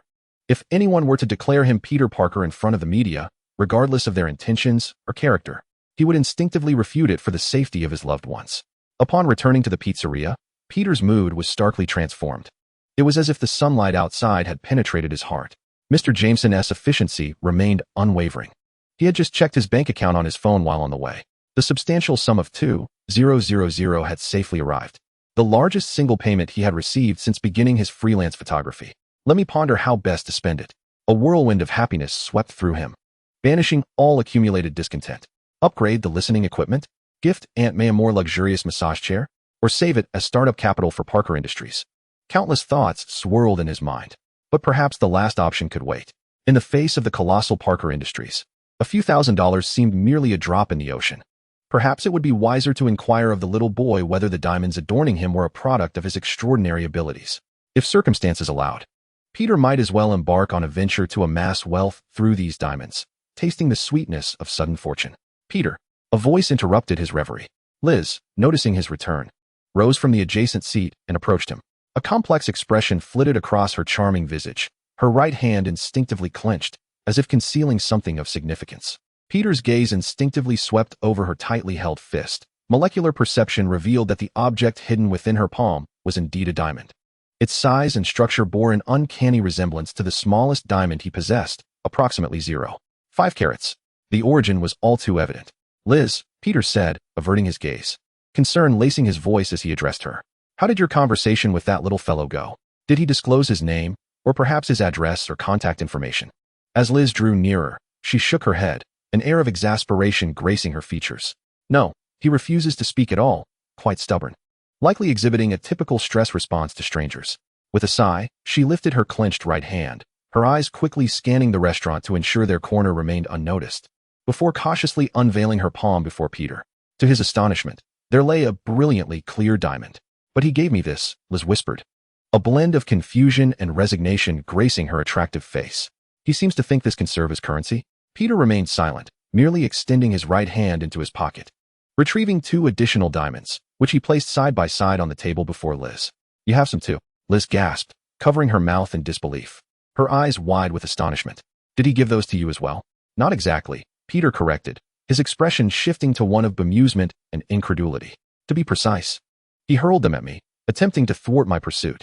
With Peter's confirmation, Liz, after a brief moment of astonishment, placed her diamond alongside the others on the table. Shaking her head, she chuckled softly. It appears this little one possesses a rather naive understanding of society. He likely believes these sparkling trinkets can be used as payment for food or to extricate himself from trouble, much like a child trading beautiful glass beads. However, casting a glance at the little boy behind them, Liz lowered her voice further. Perhaps it would be prudent not to expose him just yet, to spare his feelings. Her words clearly reflected her intention to protect the child. As Liz reminisced about the shock she felt upon receiving the diamond, its flawless appearance, weighty presence, and icy touch led her to momentarily believe it was a genuine, natural gemstone. However, she later deemed such thoughts overly naive. Now, observing Peter produce 2 diamonds of his own, and reflecting on how a homeless child could possibly possess such an extravagant item, all remnants of that notion evaporated. It seemed almost absurd. Liz chuckled at her own folly. How could a destitute child, one who needed to surreptitiously steal pizza to stave off hunger, carry a genuine diamond? A diamond of nearly 50 carats, even of mediocre quality, would surely command a market price starting at no less than $1,000, an illogical proposition indeed. Peter cast a penetrating glance at Liz, refraining from immediately refuting her, and instead silently lifted all 3 diamonds from the table, returning the one Liz had just set down back to her. Since this is a gift from that child, he stated with calm seriousness, you should accept it. Perhaps holding on to it may bring unforeseen surprises in the future. Don't jest with me, Peter, Liz replied with a dismissive smile, evidently not taking his words to heart. What surprise could a piece of glass or a synthetic crystal possibly hold? Nonetheless, out of respect for the child's good intentions, she accepted the diamond from Peter's hand and carelessly slipped it into her jacket pocket, not placing much significance on it, more than the authenticity of the diamond. Her concern lay with the child's circumstances. Without the child's voice to enlighten them about his origins and family situation, they could not provide constant care. Ultimately, he would likely be left to the police to handle. I can only hope he has parents or responsible guardians, and that he is not truly a homeless, unfortunate child. Liz frowned. Peter fully grasped Liz's apprehension. In America, minors like the little boy, once placed into the official system, often find their fates divided among various welfare institutions based on their backgrounds.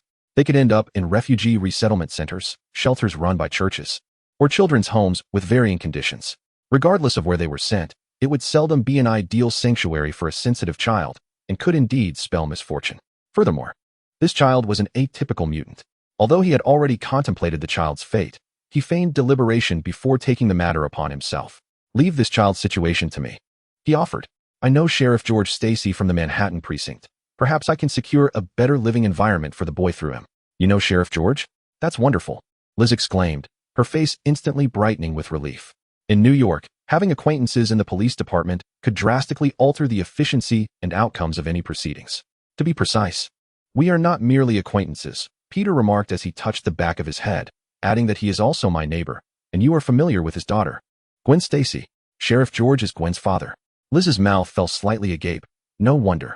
I should have deduced it much earlier. Waiter, we require service over here. At that moment, a table across the restaurant raised their voices, waving and calling out to Liz.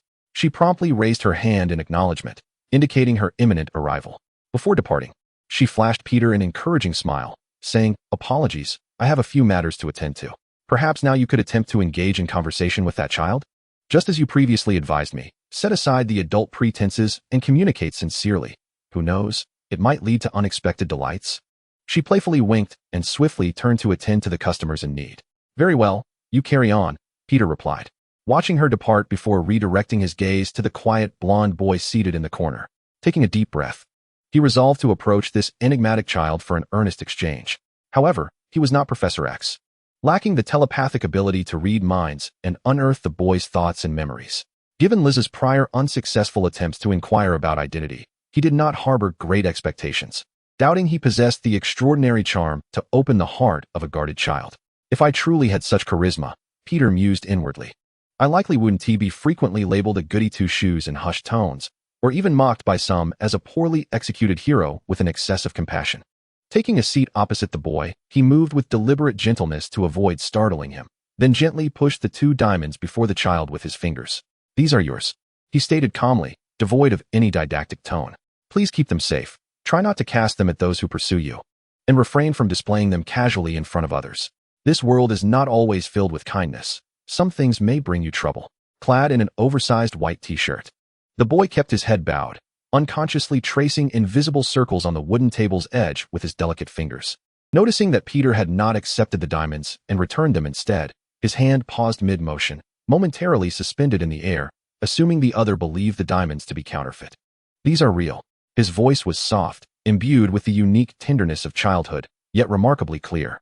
Peter met his earnest, slightly stubborn gaze and couldn't help but smile. He leaned slightly forward, drawing closer to the boy, lowering his voice as if sharing a secret known only to the 2 of them. I understand. I know they are genuine. Precisely because I am aware of their authenticity and value, you must keep them safe and not share them lightly.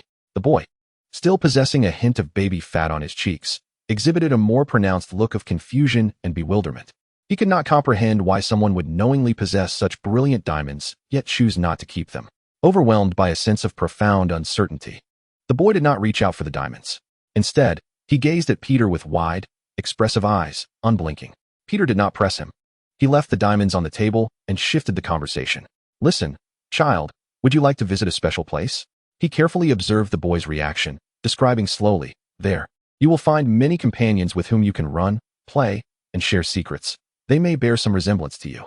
You can learn a variety of fascinating knowledge in bright classrooms. There will be patient and kind teachers who will care for you. It is like a family, a home for mutants.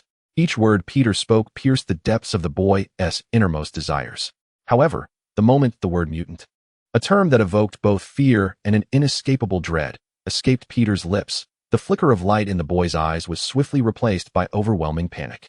Do not worry. Peter immediately slowed his pace, his voice becoming softer. I will not harm you, never. You can choose to trust me. He smiled, extending his hand once more to the boy, his gaze unwavering, directly meeting the boy's frantic eyes. When the boy, believing that his most profound and dangerous secret had been laid bare, locked eyes with Peter's, which seemed capable of dispelling all shadows, his anxious, trembling heart gradually found solace. As though guided by a warm, intangible force, he hesitated before extending his cold little hand, placing it into Peter's warm and steady palm. At last, he lowered his guard and began to share his own story. My name is Lewin Frost. Chapter 62. Every mutant is a fragile child. Peter sat quietly, listening as the boy recounted his tale. He had originally intended to inquire gradually, but unexpectedly, his heartfelt sincerity opened the floodgates of the boy's previously sealed emotions, unleashing a torrent that could no longer be contained. The boy before him, no longer merely a child, but now perhaps to be referred to as Lewin Frost, poured forth both the secrets he yearned to share and those he dreaded revealing. The unfolding narrative deviated significantly from Peter's own conjectures based on his experiences. Lewin was not a product of a renowned mutant's genetic experiment, like the tormented children at Alkali Research Institute or the cold weapons born from cruel tests. He emerged from a genuine American family, yet his surname and the abilities he manifested inevitably evoked in Peter a connection to one of the 3 queens in mutant history. Emma Grace Frost, the White Queen. I was born into a true American family. Lewin's voice trembled slightly, his eyes brimming with reminiscence. We lived in a house with a white picket fence. My father was a farmer and occasionally worked at an auto repair shop in town, always carrying the scent of engine oil on his hands, yet he would lift me high enough for me to touch the branches of the apple tree in our yard. My mother, Reese Frost, was a primary school teacher, and her apple pie was the most fragrant in the entire town. From Lewin's heartfelt words, Peter could sense the profound love emanating from his parents, a sturdy bastion safeguarding his carefree childhood. However, could this Reese Frost be the White Queen? Peter could not ascertain. The turning point arrived on Lewin's 11th birthday. During a long-anticipated outdoor camping trip that was supposed to extend the family's joy, but instead marked the beginning of an eternal nightmare. It was a day blessed with gentle winds and warm sunlight. The sky as blue as the most precious gemstone necklace adorning his mother's neck. Lewin's words seemed to penetrate the walls of the dining room, transporting him back to that fateful afternoon. Our family drove to LaGuardia Park to witness the autumn foliage. But en route, they abruptly halted the car at a makeshift camping spot and hastily departed, instructing me to stay in the car, assuring me they would return shortly. His voice dwindled visibly, laden with an unshakable confusion. They didn't even inform me of their intentions before vanishing into the shadows of the woods. Then, tragedy struck. The earth awakened like a slumbering giant, and the small hill to the left of the road collapsed entirely, rocks, soil, and trees merging into a catastrophic wave that engulfed a significant portion of the campsite. At this juncture, sorrow and fear nearly overflowed from Lewin's eyes. That sound is something I shall never forget, akin to the end of the world. This monumental geological disaster unleashed a devastating landslide, instantly burying hundreds of lives, savoring the autumn day. News reports indicated that numerous individuals met with untimely deaths, including his mysteriously vanished parents. Initially declared missing and ultimately confirmed deceased. Miraculously, Lewin, having heeded his parents' advice to remain quietly in the car, emerged unscathed. In the days that followed the loss of his parents, the investigating officers sought out every relative they could find, but tragically, none were willing to take in a burden. Thus, 11-year-old Lewin became a homeless child. His journey of wandering began in a crowded children's welfare institution, before he was placed in a foster home in the suburbs of New York. This household, ostensibly a refuge for orphans, was in reality a hell cloaked in a facade of warmth. It was anything but a home. Lewin's voice was taut with fear and anger. The male head of the household was a drunkard, exuding the acrid stench of low-quality whiskey. He deprived me of my right to education and treated me as a free servant, burdened with endless, arduous chores. I slept in a cramped stairwell where I could not even stand upright, sharing the space with an Alaskan dog named Duke, whose dog food was of a higher quality than my own meals. Though Peter had lost his parents at a tender age and had always lived with Uncle Ben and Aunt May, he could not fathom the depths of suffering that such a painful experience could entail. He could only imagine how tormenting that narrow, odorous environment must be for a child bereft of parental love. It was a misery greater than that of a sickly child. The plump female head of the household would occasionally, when her husband was absent, sneak me some treats. Lewin's expression was complex, yet her gaze always felt unsettling, leaving me uncomfortable. She frequently insisted on helping me bathe. Surely not. A foreboding thought crept into Peter's mind, and it was not long before the most grotesque scene unfolded. One day, when the drunkard had once again ventured out, I was in the backyard hanging clothes when she embraced me from behind. Lewin's body began to tremble, his hands gripping the edges of his clothes tightly. She claimed she wanted to assist me, her hands slipping beneath my garments. I was petrified, as if a needle had abruptly pierced my brain, and I screamed uncontrollably. Then, an unfamiliar strength surged within me. She was hurled back as though struck by an unseen truck, crashing to the ground. Lewin mimicked the moment, pushing his hands outward forcefully. She collapsed, staring at me as one might at a monster, her plump face etched with fear, shrieking freak. Peter rubbed his temples. Well, every awakened mutant had largely done so due to external stimuli, and even he had awakened after being hit by a rocket. Ultimately, seizing this opportunity, Lewin could no longer endure the nightmare of that household. After fleeing, he began to roam the streets of New York. To survive, he rummaged through foul-smelling trash bins, pilfering food from desolate corners, and curled up at night in the cold embrace of bridge underpasses or damp, dark sewers, accompanied only by rats and despair. Gradually, he gleaned from discarded newspapers and the whispers of passers-by what it meant to be a mutant, and he came to realize the immense power that resided within him. Mutant abilities. It was a phenomenon that instilled dread in the hearts of ordinary individuals. Whenever it was mentioned, faces would contort with unabashed disgust and fear. Consequently, even Lewin himself began to loathe the monstrous abilities he possessed. However, since the awakening of his mutant powers, their augmentation surged forth like a flood unleashed from a dam, unstoppable and overwhelming. He could distinctly feel his strength multiplying day by day. Initially, mere dust and pebbles exhibited a sense of intimacy towards him, followed by small stones, and eventually, colossal boulders appeared to become extensions of his limbs. The minerals, soil, and rocks beneath the earth established a mysterious and profound connection with him, dancing in accordance with his will, as if they were part of his very being. Later, during a frigid winter, As Luwen shivered in a bridge arch, he inadvertently transformed a small stone into a diamond. Chapter 63. The Venom of Helping Others. The naive Luwen believed that this transformation was a blessing from the stars above, unaware that the diamond itself was a manifestation of his mutant abilities. Hunger and cold ravaged his frail body, and relying on begging and rummaging through trash had long ceased to sustain him. Summoning his courage, he clutched the diamond and ventured into a modest pawn shop nearby. The bespectacled uncle at the shop examined the diamond and then scrutinized Luwen with a complex gaze.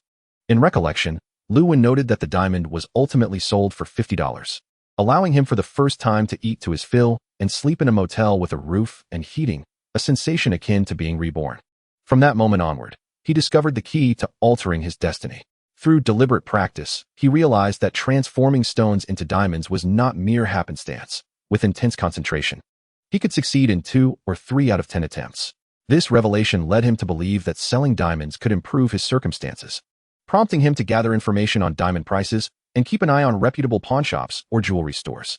He soon understood that the initial half-carat diamond he sold was worth far more than $50, and that kind-hearted bespectacled uncle had likely profited handsomely from the transaction. Yet, he expressed gratitude, softly stating that without those $50, he might have perished from the cold or hunger that winter. In the days that followed, he became aware that a diamond could attract the covetous eyes of many thugs, homeless individuals, and unscrupulous merchants in New York, compelling him to exercise extreme caution when selling them. However, a child frequently selling diamonds could hardly escape the notice of greedy individuals, and ultimately, he fell into the clutches of another group. Worse still, his identity as a mutant was exposed in the process. Strangely, upon being captured, the anticipated brutal beating, imprisonment, or even more dreadful fates did not immediately descend upon him. Conversely, he was taken to a residence of relatively decent conditions, where clean garments, ample sustenance, and warm bedding awaited him. The sole price for this comfort was his relentless transformation of assorted stones, varying in size, into diamonds. In fact, as time progressed, the stones requiring conversion grew increasingly larger.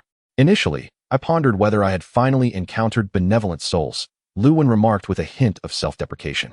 The provisions they offered me merely served to compel me to exert my abilities until I inadvertently overheard a peculiar individual resembling a gravestone conversing with the guards. Their intent was to extract maximum value from me. Once my capabilities were depleted or someone offered a satisfactory price, I would be sold to an underground research facility to serve as a test subject.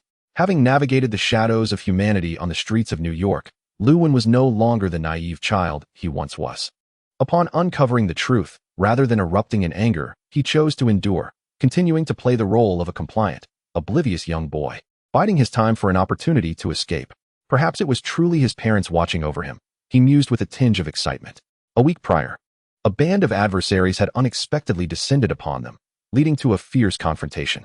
Amidst the chaos of gunfire and shouts, he seized the moment to incapacitate a guard and fled. Yet Luwen understood that the pursuit had not ceased. The organization had not relinquished their prized asset. During the days of his escape, he learned from past mistakes and refrained from hastily selling diamonds, reverting instead to a life of precarious wandering, alternating between hunger and feasting. Extreme hunger ultimately compelled him to take risks, culminating in the theft at a restaurant, where he was apprehended by Peter. The story reached its conclusion. Peter inhaled deeply, suppressing the weight of his sorrow and anger. The individual Luwen described, resembling a gravestone, must be Tombstone, Lonnie Thompson. He had previously encountered this fellow, who seemed to have emerged from a grave, and their brief skirmish had culminated in Peter being bested and falling into a river. Observing the child before him, whose tragic circumstances had not extinguished his will to survive, Peter consoled him. "I am profoundly sorry to hear of your unfortunate plight, Luwen. No one should endure such trials. You need not be burdened by the death of your parents. Perhaps they are still alive." "Really?" Luwen asked, his voice tinged with excitement, but it quickly dimmed. "I know you say this to comfort me. They cannot possibly still be. The matters of life and death are uncertain, and anything is possible." Peter shrugged, suggesting that if the boy's mother indeed were the White Queen, the sudden landslide might not have been an accident, and the White Queen would not have perished so easily.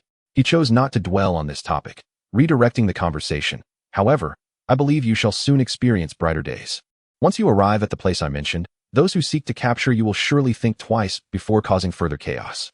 "Is there truly such a place?" Luwen lifted his gaze, his eyes a mixture of hope and skepticism, as if reluctant to easily believe in the existence of a genuine paradise. "Indeed," Peter affirmed with a steady voice. The Xavier Institute for Gifted Youngsters, a utopia for mutants established by Professor X, was undoubtedly a sanctuary for mutant children before the American military severed ties. However, Peter understood that once the military or certain government entities turned their attention towards mutants, it would become the most conspicuous and perilous target.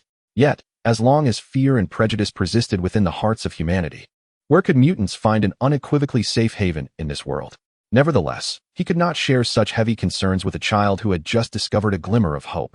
Of course, Lu 1, you are free to choose. Peter lowered his voice, striving to convey a sense of ease. You may opt not to go, or you may decide to take the leap. Perhaps, if you exercise adequate caution and conceal your abilities well, you might even find a truly kind adoptive family. No. Lu Wen's reaction was fervent and immediate, his head shaking vigorously, immense fear flooding his eyes. I do not want to return to the orphanage. Nor do I wish to be adopted by anyone. I refuse to go back to that place. The shadows of foster homes were etched deeply into his soul like a brand, and Peter instantly comprehended his terror, the last vestige of his hesitation evaporating. All right. We shall not go, he quickly reassured. Given your current circumstances, the Xavier Institute for Gifted Youngsters is indeed the best and only safe option. Lu Wen repeated the name of the institute, tilting his head in confusion as he looked at Peter. I have seen this place in the X-Men comic books. But my mother always said that things in comic books are fictitious, mere fabrications to deceive children. The Xavier Institute for Gifted Youngsters does not exist. Peter furrowed his brow. Surely the boy's mother must know about the X-Men. This was not some secret. A simple online search could reveal the truth. Why then? Did she assert that the Xavier Institute did not exist? This only deepened his suspicions regarding the boy's background, yet he concealed his doubts. Assuring the young one, not everything is false, Lu 1. At the very least, the X-Men and the Xavier Institute truly exist, much like the Spider-Man comics. Wherein many tales are indeed fictionalized, Spider-Man himself is real and assists ordinary people like us every day. Then I wish to go. Lu Wen almost blurted out immediately, a flicker of fervor igniting in his eyes as he spoke of Spider-Man. And there are Spider-Man comics? I have read them. My entire family are fans of Spider-Man. My father once said that Spider-Man is a good neighbor in New York, a true hero of the streets.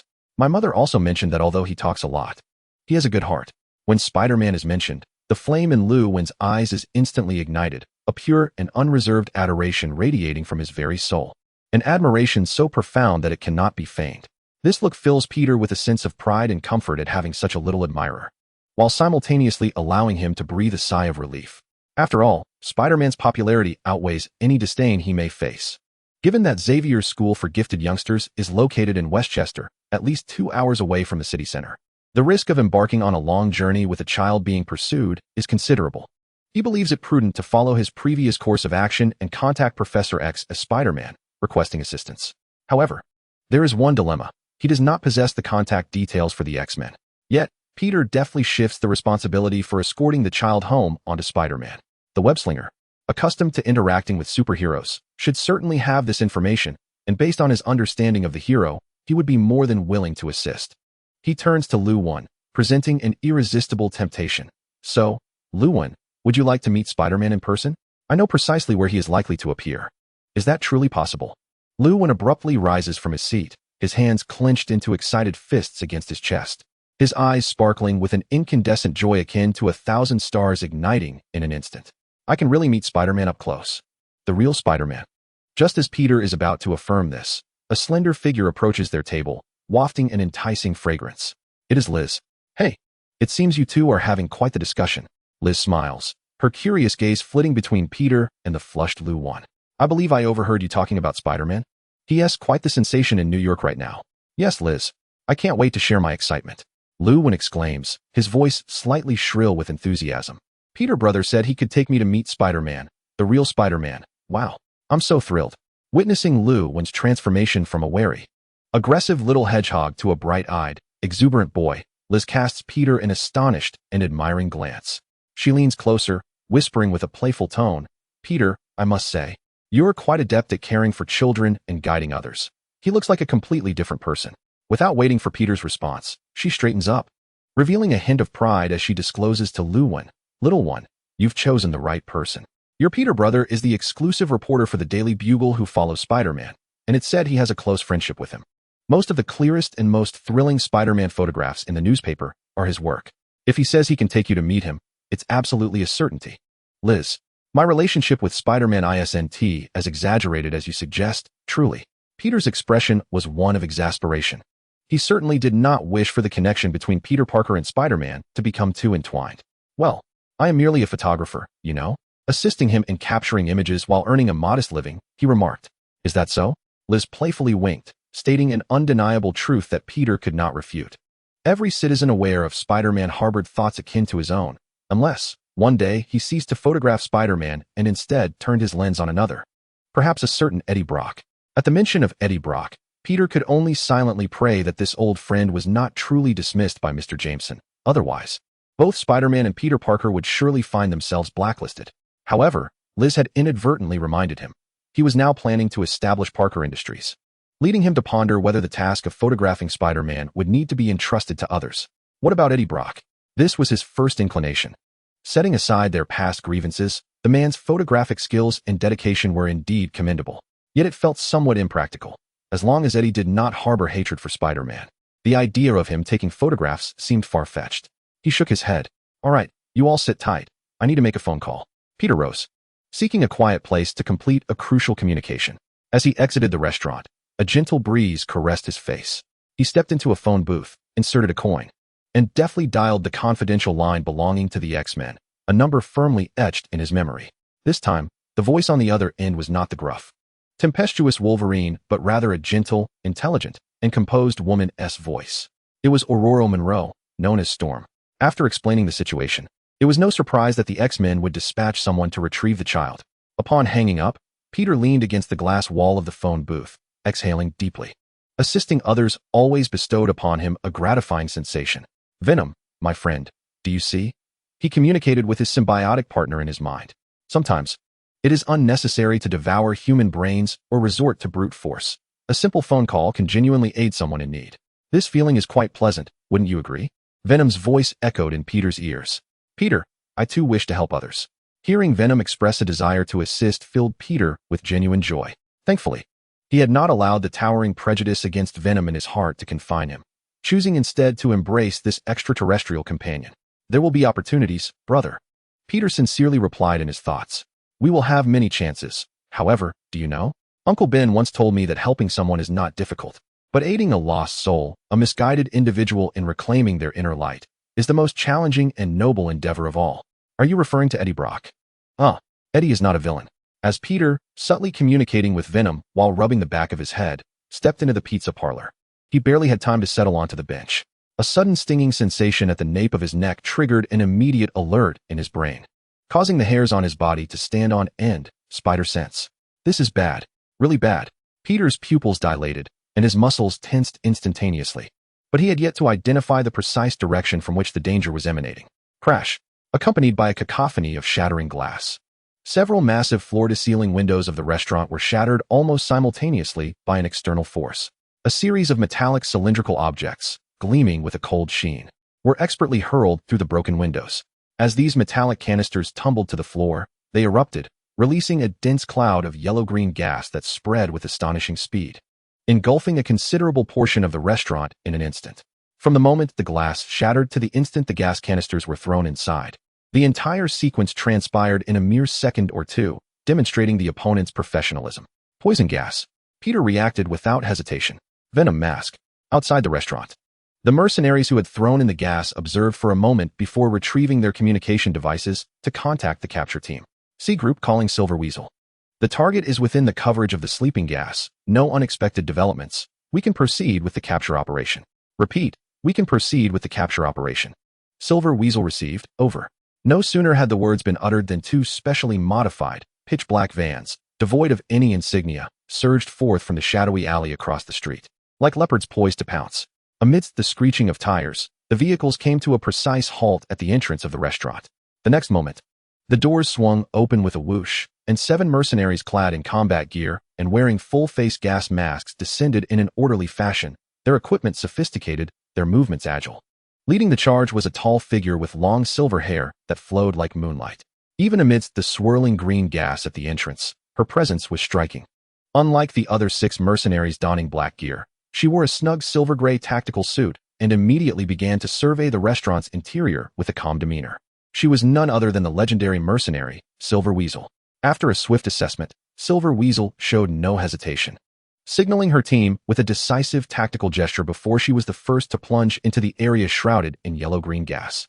Not only was she the head of Silver Weasel International, but her extensive combat experience assured her that under the effects of such a potent, fast-acting military-grade anesthetic, the probability of anyone in the restaurant remaining standing or capable of resistance was effectively zero. Throughout her long career, not a single target had managed to remain conscious following an assault with her specialized gas. As she plunged into the noxious gas, fortified by her specialized equipment and goggles, she remained impervious to its effects, swiftly honing in on her target. At that moment, the young boy named Lu Wen lay precisely as anticipated, slumped unconscious in the booth, while other patrons and staff in the restaurant were sprawled haphazardly across the floor. Secure the target and expedite the extraction. Silver Mongoose commanded her team without hesitation, dismissing the unconscious bystanders as irrelevant to her mission. After all, this gas simply induced a powerful fainting spell, and would dissipate within an hour without causing lasting harm or death. However, upon issuing her orders, an unsettling silence enveloped her. There was no response from her team. A chill ran down Silver Mongoose's spine as she sensed something amiss, prompting her to spin around. The sight that met her eyes caused her pupils to constrict to pinpricks.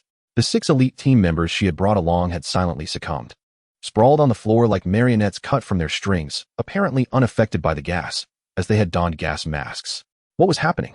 Despite her confusion, her extensive military training and instinct for crisis propelled her to react swiftly, realizing the imperative to retreat.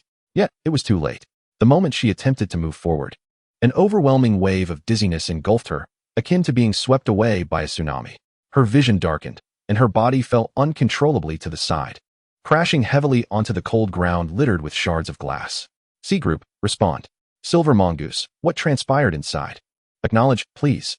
Her earpiece crackled with the urgent calls of her teammates, yet no one answered. Above, amidst the swirling yellow-green fog, a shadowy figure, nearly blending into the darkness, hung suspended like a skilled predator, observing the area cloaked in gas.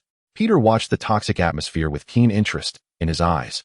The gas molecules were being voraciously consumed and dismantled by the minute, more active primordial organisms.